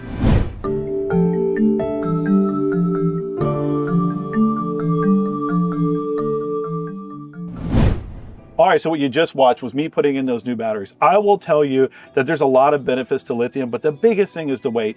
And just me putting those batteries in was about as easy as it can get. It was just super simple. I was able to put them right in. I had to do a little bit of maneuvering because how tight the space was, but because of the weight, it made it so much easier to get in there and manipulate it. Very happy with that part of this whole process. So once I got those batteries in, made the final connections to get everything complete as a whole, ran a quick test to make sure that I was getting power back to the trolling motor, and everything looked great. So from here, the next step was to get it live. So I'll meet you out on the water. So the next step is actually getting on the boat? It is. All right, yeah, let's check it out.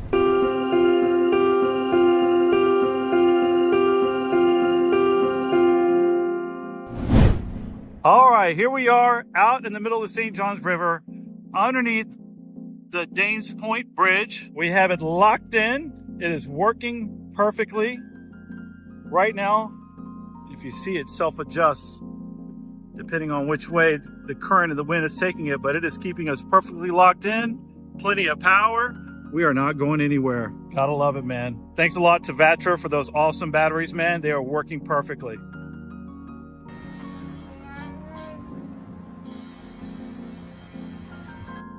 All right, you guys just saw this entire project go by. Joe got 2 12-volt batteries from Vatra, specifically designed for his trolling motors. He installed it directly on his boat and took it right out in the water and tested it out. How was that whole experience? Man, it was great, to be honest with you. I've always wanted to put this trolling motor on the boat and have this type of technology.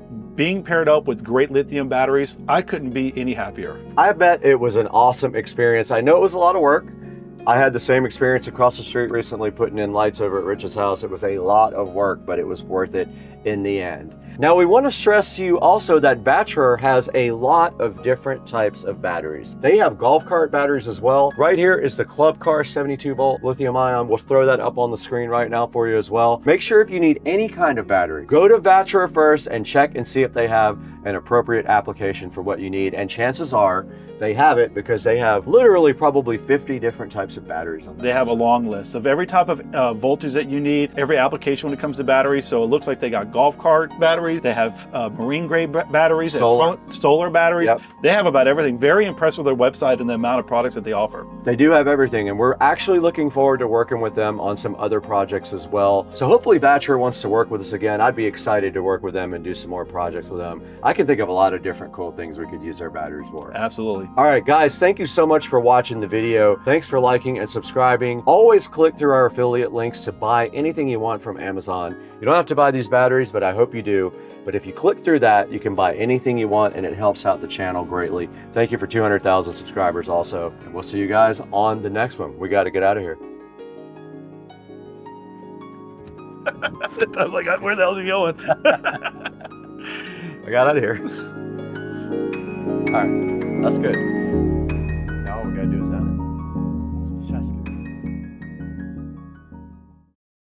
Why does it take so long to upload videos and I've got the fastest internet ever? Arrgh.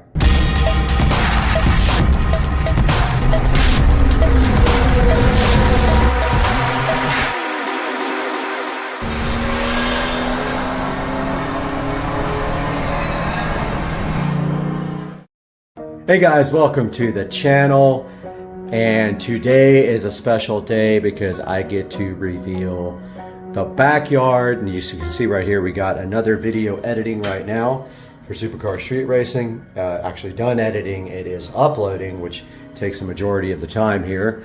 So let us take a look at the backyard. It's time to reveal the finished backyard project for the Supercar Street Racing backyard pool and landscaping project. So we're going to take a look at that right now.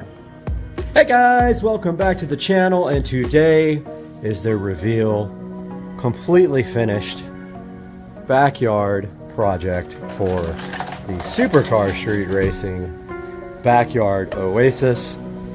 And we are going to start with the pool here. So this pool was completely remodeled from top to bottom using PebbleTech. And the color of the pool is called Blue Wave. So the way this works is they will give you a standard choice of tiles that come with your pool refinishing. I chose not to use the standard tiles, and I picked glass tile, as you can see right here, and it is called black steel. That is what it looks like in the sunlight, and that is the waterline tile, and you can tell that it reflects the water and the light nicely in all different colors when the sun hits it, as you can see here. Check out that, how it changes colors when you move past it. Does the same on the step tile. So there is step tile and waterline tile on the pool. I left the raft in there. I probably should have removed it for this video. Here is the other step, and we have the brand new LED light, also with the controller right here. This is also controllable with Alexa. If you guys want to go back to my video and check out how that happened, I did all the wiring on that guy and also put another switch in this box here. But that is the Poollexa LED pool light. So the cost of this pool alone with the tile was about $15,000, not including the pool deck. The glass tile was around $4,000, the pool was around $10,000 something ish, and that's where we ended up with the pool. The light was separate, that was another $300, and I installed it myself and saved money. There's the Poollexa pool light. Moving on to the pool deck. The entire pool deck was replaced, actually overlaid, not replaced, with travertine. That includes the patio. Before, it was cool deck with a C, the stuff that stays cool when you walk on it. Now it is travertine. This entire portion here that I'm walking around, including this cantilever edge, was replaced with travertine. That is the most expensive part of this project. That was $18,000 for all of this travertine, and this section was not even here before. That was part of the $18,000. I wanted to add a section to put 2 more chairs, because over here, as you can see, it's 3-ish in the afternoon and this section starts losing sunlight. So I added this to get sunlight until around 5 p.m. at which point the entire pool deck starts getting dark. That's it for the pool and the pool deck. Let's move on to the landscaping. Taking a look at the landscaping, we're not talking about concrete or anything yet. The first thing that happened was The company that does all my mulch and rocks came and did new mulch and new rocks. So all of the yard around the outside is mulched. All the way around to, we will take a walk. All this is remulched. All the way around to the fish pond. The small fish pond. The big fish pond is out there. But all this was remulched. Secondly, the river rocks there and the lava rocks in all my beds were refreshed. All these river rocks, all those lava rocks, those lava rocks, this river rock, all the way around the pool. Those lava rocks, all refreshed with brand new rocks. Thirdly, you'll see the next part of that same project when I show you the concrete. The next part of the backyard remodel was the concrete, which took about 3 months to get done. Now don't forget, none of this was here. None of this was here. This was all yard, rocks, grass, yard, rocks, plants and mulch up there. So my plan was to put a double patio up. So I wanted a step up to the patio. And so we designed this upper level here about 4 inches taller than the lower level. And we added this path. All this was yard. All this was yard. Every bit of this was yard. Rocks here were part of the rock project as well, and rocks around the pool pump. Now while we're over here, actually let's move on and I'll just tell you guys and we'll get to it when we get to the other side. We also did concrete on the other side of the house as well, and you will see that in a moment, but let's talk about the fence. A very large part of this project was replacing my fence. I had an old wooden fence that was short over here on this neighbor's side and falling down partially on the other side, and also this side was starting to fall down. I knew I wanted to get a new fence, however I knew I wanted vinyl, and always something I always wanted to do since I bought this house was the fences were actually right here. They ran straight across here on both sides of the house, so we had just the backyard fenced in, and the entire side of this house would just become overgrown and had to be mulched all the time, and it was costing me money to do that. So what I decided to do was move the fence from here to the front of the house and put a pad, concrete pad, to walk into in the front. So this was added. And if we come through and we check this, that's how it turned out. It's got a single gate,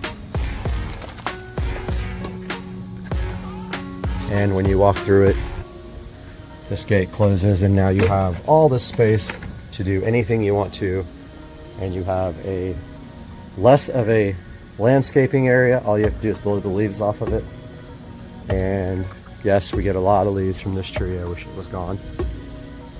But the fence runs all the way to there,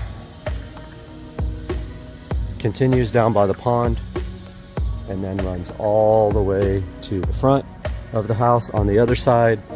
And there is a double gate on that side, which I will get to momentarily, but now let's talk about the patio. Under the patio, where some smart person was watching Supercar Street Racing channel on YouTube, let's talk a little bit about what was done in the patio. So the patio, first of all, was not changed much. However, there is one pretty major change that made a huge difference. And I've always wanted a ceiling fan on the patio because the air is stagnant out here. So what I did was, with my neighbor's help, we got 2 beams, and we bolted the beams to the existing patio roof because there was no place to put a fan. You can see there where we bolted them. And then we bolted them to the house with joist hangers over here. And we were able to put up this beautiful smart ceiling fan. Actually, it's not smart. I wanted to get a smart one, but I changed my mind. We got this ceiling fan, which I mounted myself, and also I did the electrical that runs on top of the beam. That electrical not only powers the fan, but it also powers the Govee lighting for the patio as well, and the security camera up there. Also got the rug in place here, part of the patio remodel. We got some decorative items over here, these ice buckets, some things on the wall, a new sign on the wall, and that is all part of the patio makeover. We also got this brand new lamp the other day to replace the old one, and it has Govee lighting in it that syncs with these lights. And then we got our turtle that we found buried in the yard that we refurbished and painted copper. I thought that was just really cool that we found him underneath the dirt. And that's going to do it for the patio, which is looking absolutely fantastic with Supercar Street Racing up on the screen.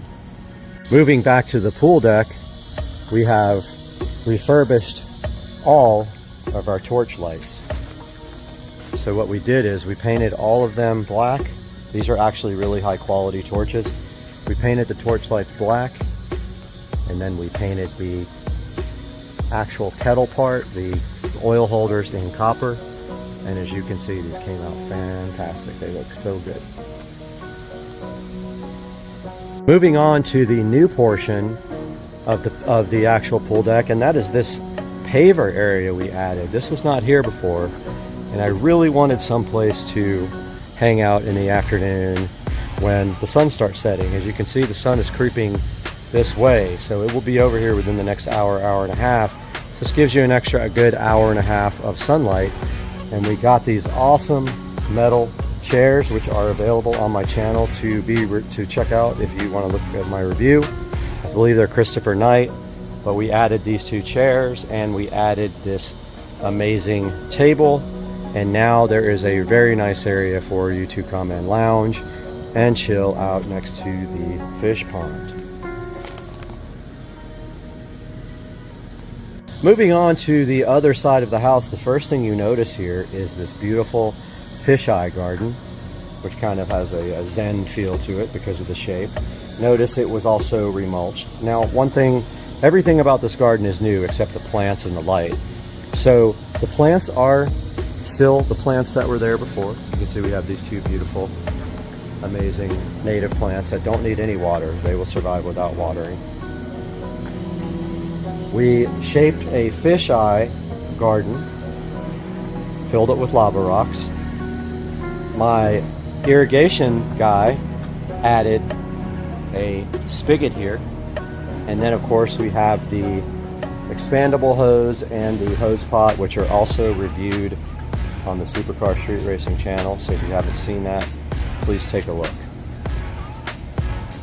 Continuing our tour of the side of the house, we see here our fence continues all the way to the front. And let's take a look down where we have recycled concrete that fills the gap between the concrete and the fence. Now, the reason there's a gap, the fence guy would not go all the way to the fence because he can't finish the edge if he has nowhere to walk. So we did 12 inches on each side from the fence posts. Later came back and finished the concrete, and this recycled concrete was about $350 installed. Moving on and taking a look at the pool pump area, we see here we have brand new pool equipment and automation from Aqualink. So we got the Jandy set up with the Aqualink, Aquapure, all brand new automation. It is a variable speed pump, top of the line, low power pump, and all that's brand new, and it is available on the internet, and you can see we formed around it and filled the garden here with lava rocks. Moving towards the front of the house here, you can see we have a nice little area here for the garbage cans. And there is our double gate on our brand new fence. Not much to say about this area, but this was not here before. The fence was moved forward to the front of the house. And now we have this wonderful little area and a pad going out front there for the gate. Now we have one of the biggest, most shocking additions to the remodel, and that is now we have a shed. We have a lean-to, and it is super nice. And I have been working on this for the last couple of weeks trying to get it ready to put stuff in. However, I'm waiting for the concrete to cure so that I can paint the floor now. Yeah, so we got the lean-to shed. It is about 8 by, I don't know, 15 or 16 feet. It has a big double door here. The golf cart will fit. And if we come down the side here, notice, I'll show you all the lighting in the yard here next, but we can go in and take a look at the shed. And if you guys have been watching my videos, you know that the shed is well lit. And the point of the shed here is to, if I want to have a place to pull the golf cart in. And we actually have golf cart space and more, but I'm not going to do anything until this concrete has been sitting for a while so I can get in here and paint it. So yeah, I did all the electrical in the shed, so you can see here where we stubbed out from the inside of the house, ran our pipe over, and then our electrical all goes up and over. And we have our switches here, and we have receptacles, and we still have our hose inside here. I haven't decided if I'm going to leave it in here or move it. It's actually perfectly fine where it is. It's not in the way of anything, but if I ever want this space, I'll get the plumber to come run the pipe through the side of the wall there, and then we will have our water outside. But for now, all you gotta do is open the door if you want to use the hose. Or maybe there needs to be a sink in here. That'd be kind of cool. We could put a sink in. But this is the shed with the LED lights for the garage. They're made for garage lighting, super bright LED lights, and this is the switch. Talk a little bit about the lighting. So all the fences have these nice light strings, LED, bought from Walmart.com, about $7 each. The lights go all the way down to the dock, around the dock, continue on the fence here, and go all the way to the other side here. Those are all on a smart timer, which also has blue rope lights around the dock. The smart timer is located right there by the dock. Then we have some low voltage lantern lights on the pond that are also on a different timer, which I will show you guys.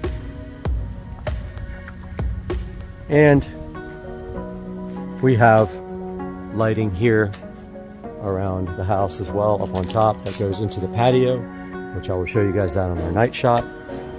So that is a good look at the lights. We also have lights in the yard in several places here. Spotlights there lighting up trees, lighting up the palm trees here. We have spotlights there, which is actually pointed down. It needs to actually be pointed upward to work. So that is a brief look at the lighting, but I will show you guys all of that when it gets dark tonight, because I want to show you a tour of the yard with the lights on. This is a look at my new patio area. So what I did was I took the table from out there where those chairs are, and I moved it up here to our new upper level patio and proceeded to remodel this patio.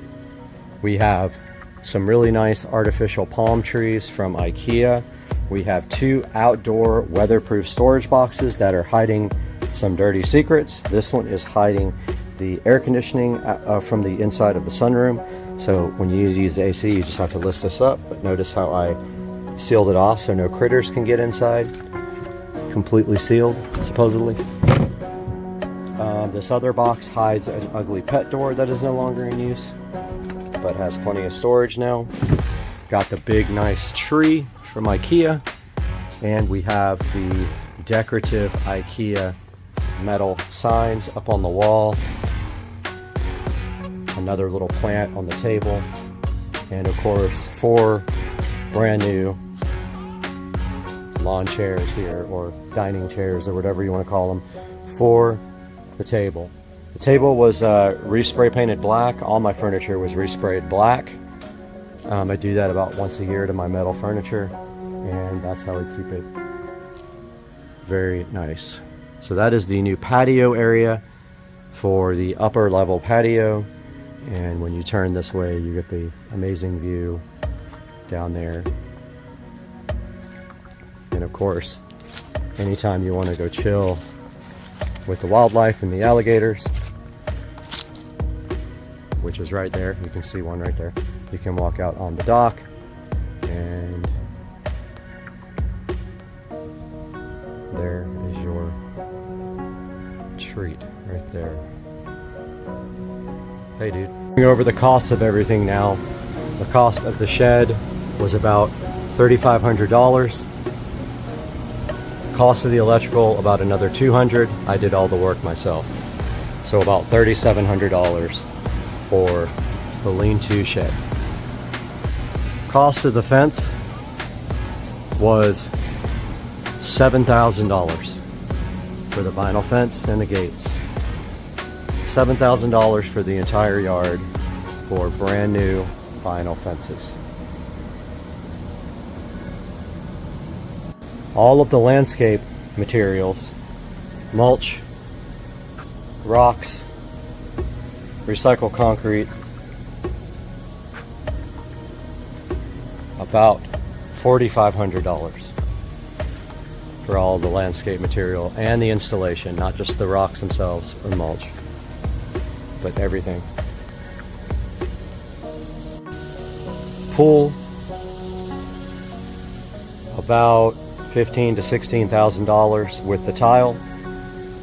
For the pool refinishing in PebbleTech and the glass tile, about $15,000, $15,500. Patio, I'd say maybe $400 total for everything, and I did all the electrical work and all the labor to put the beams in.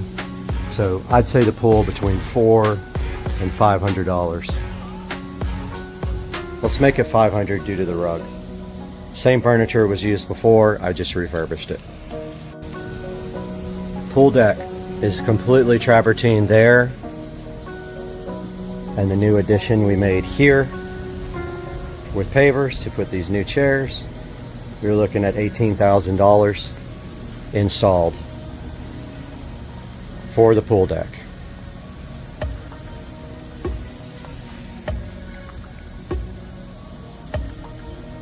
These cushions were around $200. I already had the chairs, so the cushions for the chairs about $200. On the patio out here, I already had the table. I purchased 4 chairs, 2 storage boxes, all the plants, all the decorations. The chairs were $100, the storage boxes were around $50, the plants were $350 with the decorations. So let's say, I don't know, 100, 354, 50, let's say $500 to remodel the patio completely. The big one, the concrete. All this concrete addition with the forming, that's both sides of the house. And on the other side of the house, the concrete is $8,000 for concrete and labor to form all this up.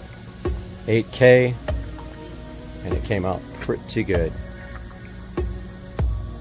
Well pump refurbish I did on my own for about $15 worth of paint. And there is a video on that if you guys are interested. Came out really good. So about 15 bucks for that, plus my labor. Hoses and hose reels, maybe, I don't know, $80 each.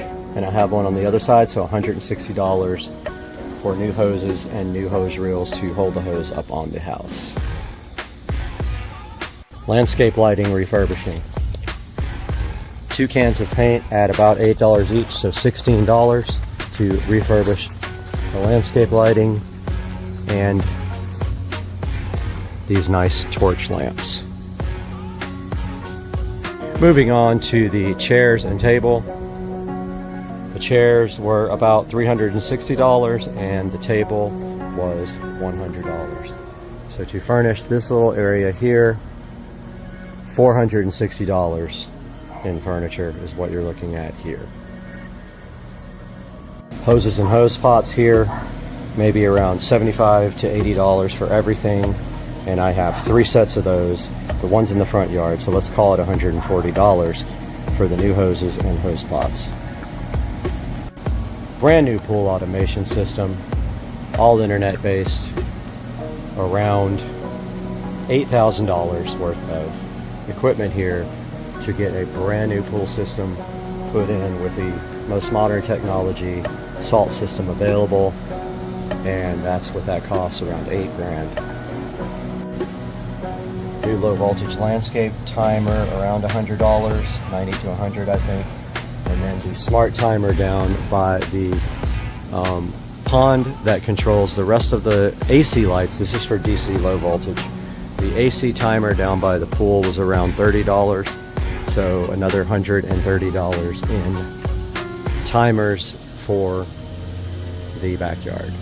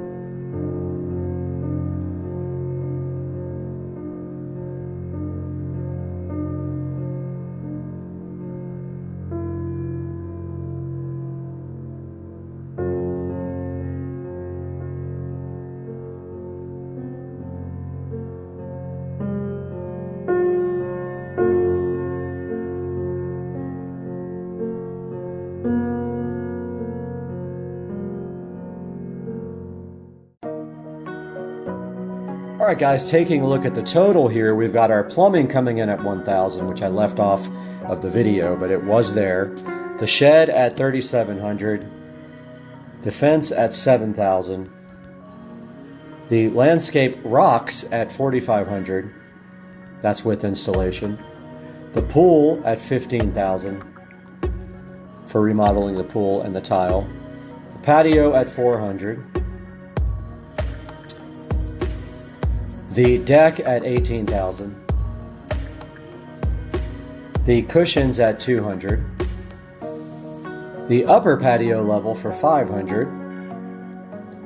The concrete for $8,000.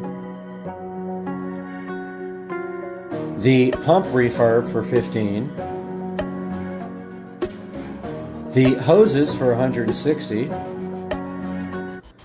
The lights refurbished was $15. Furniture at $460. More hoses for $140. Pool automation for $8,000. And timers for $130. And our grand total is $67,220 for the backyard pool remodel. And guys, I hope you enjoyed the whole series and this video, and I hope you like and subscribe, and I'll see you guys again really soon. Bye. We're back on Supercar Street Racing once again. You can see the channel right here. And I'm excited today because right behind me in the Supercar Street Racing office, we have the Walmart LED grab bag. Let's get to it.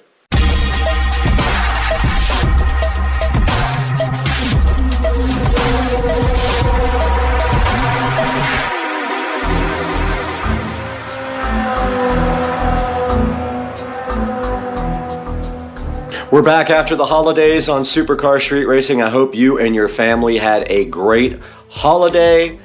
And it is the new year. December has passed us and we are in January of 2024, if you can believe it or not. Supercar Street Racing channel grew a lot in 2023, and I hope that we can continue this growth. And today we're gonna start the year off with this Walmart LED grab bag. Now, I had no idea that Walmart had cheap LED stuff, and when I went in there yesterday to kill some time, I found all this stuff and I thought you guys might be interested in it, so I purchased a few things here that we're gonna jump into today. Right in front of me here is the Walmart LED grab bag. Now, some of this stuff I've never seen before. Some of it obviously is available from other sellers online. However, it was pretty cheap. I would compare it easily to Prime, except that it is way faster. Walk in, grab it, leave. So what we start with in this bag is the 2-pack of LED puck lights from Walmart. Now this is for the Supercar Street Racing storage shed, nothing more. We'll get these opened up and see what they are like. Now they do use 6 AAA batteries, I'm guessing 3 per unit, and there were 2 kinds in there, and these were actually the more bright ones with the most lumens, 100 lumen brightness each. Let's get these unboxed and see what they're all about. These are the Great Value LED puck lights. I want to say they were just a few dollars, maybe like, I don't know, $5 or something. And I'm assuming that the batteries are in them because there are no batteries in the packaging. And they were that easy to take out. And if you see right here and right now, they do have sticky stuff on the bottom. All right, so that is what is inside. And actually you have to pull the tab to let the battery work correctly. And now we have the cool daylight light of the Walmart LED puck light. And let me kill the lights in the office. And there is exactly what one of these lights does, and it is very bright. You can see right here, this is enough light to light up a small closet or an area like that. Pretty cool for a few bucks. I know these are quite common, but we will go down and install them in the Supercar Street Racing shed before it gets daylight. Headed out to the Supercar Street Racing shed where we will keep it quiet because it is 6 a.m. and I'm sure my neighbor is asleep. And you can see we have the Gobi Pro permanent lights on warm white. And they do light up the shed quite nicely. Let's go ahead and get these installed. Oops, I turned one on. Oops, I turned 2 on. So we are inside the shed, and I think maybe center on each side, there is actually a round thing up here that looks like it was made for this. And that one is on. Nice. However, I do have power out by the dock that I can run over.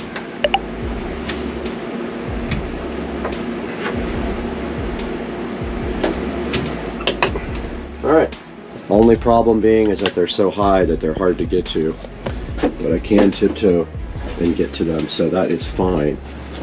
Now there is the SCSR shed lit up so nicely that I want to do that permanently, however, so we'll figure out getting power out here. Back in the Supercar Street Racing office after we installed the puck lights in the Supercar Street Racing shed, and next up on the list, which is a necessary must, is going to be these little USB wall charger adapters from Walmart. I think they were a couple of bucks each.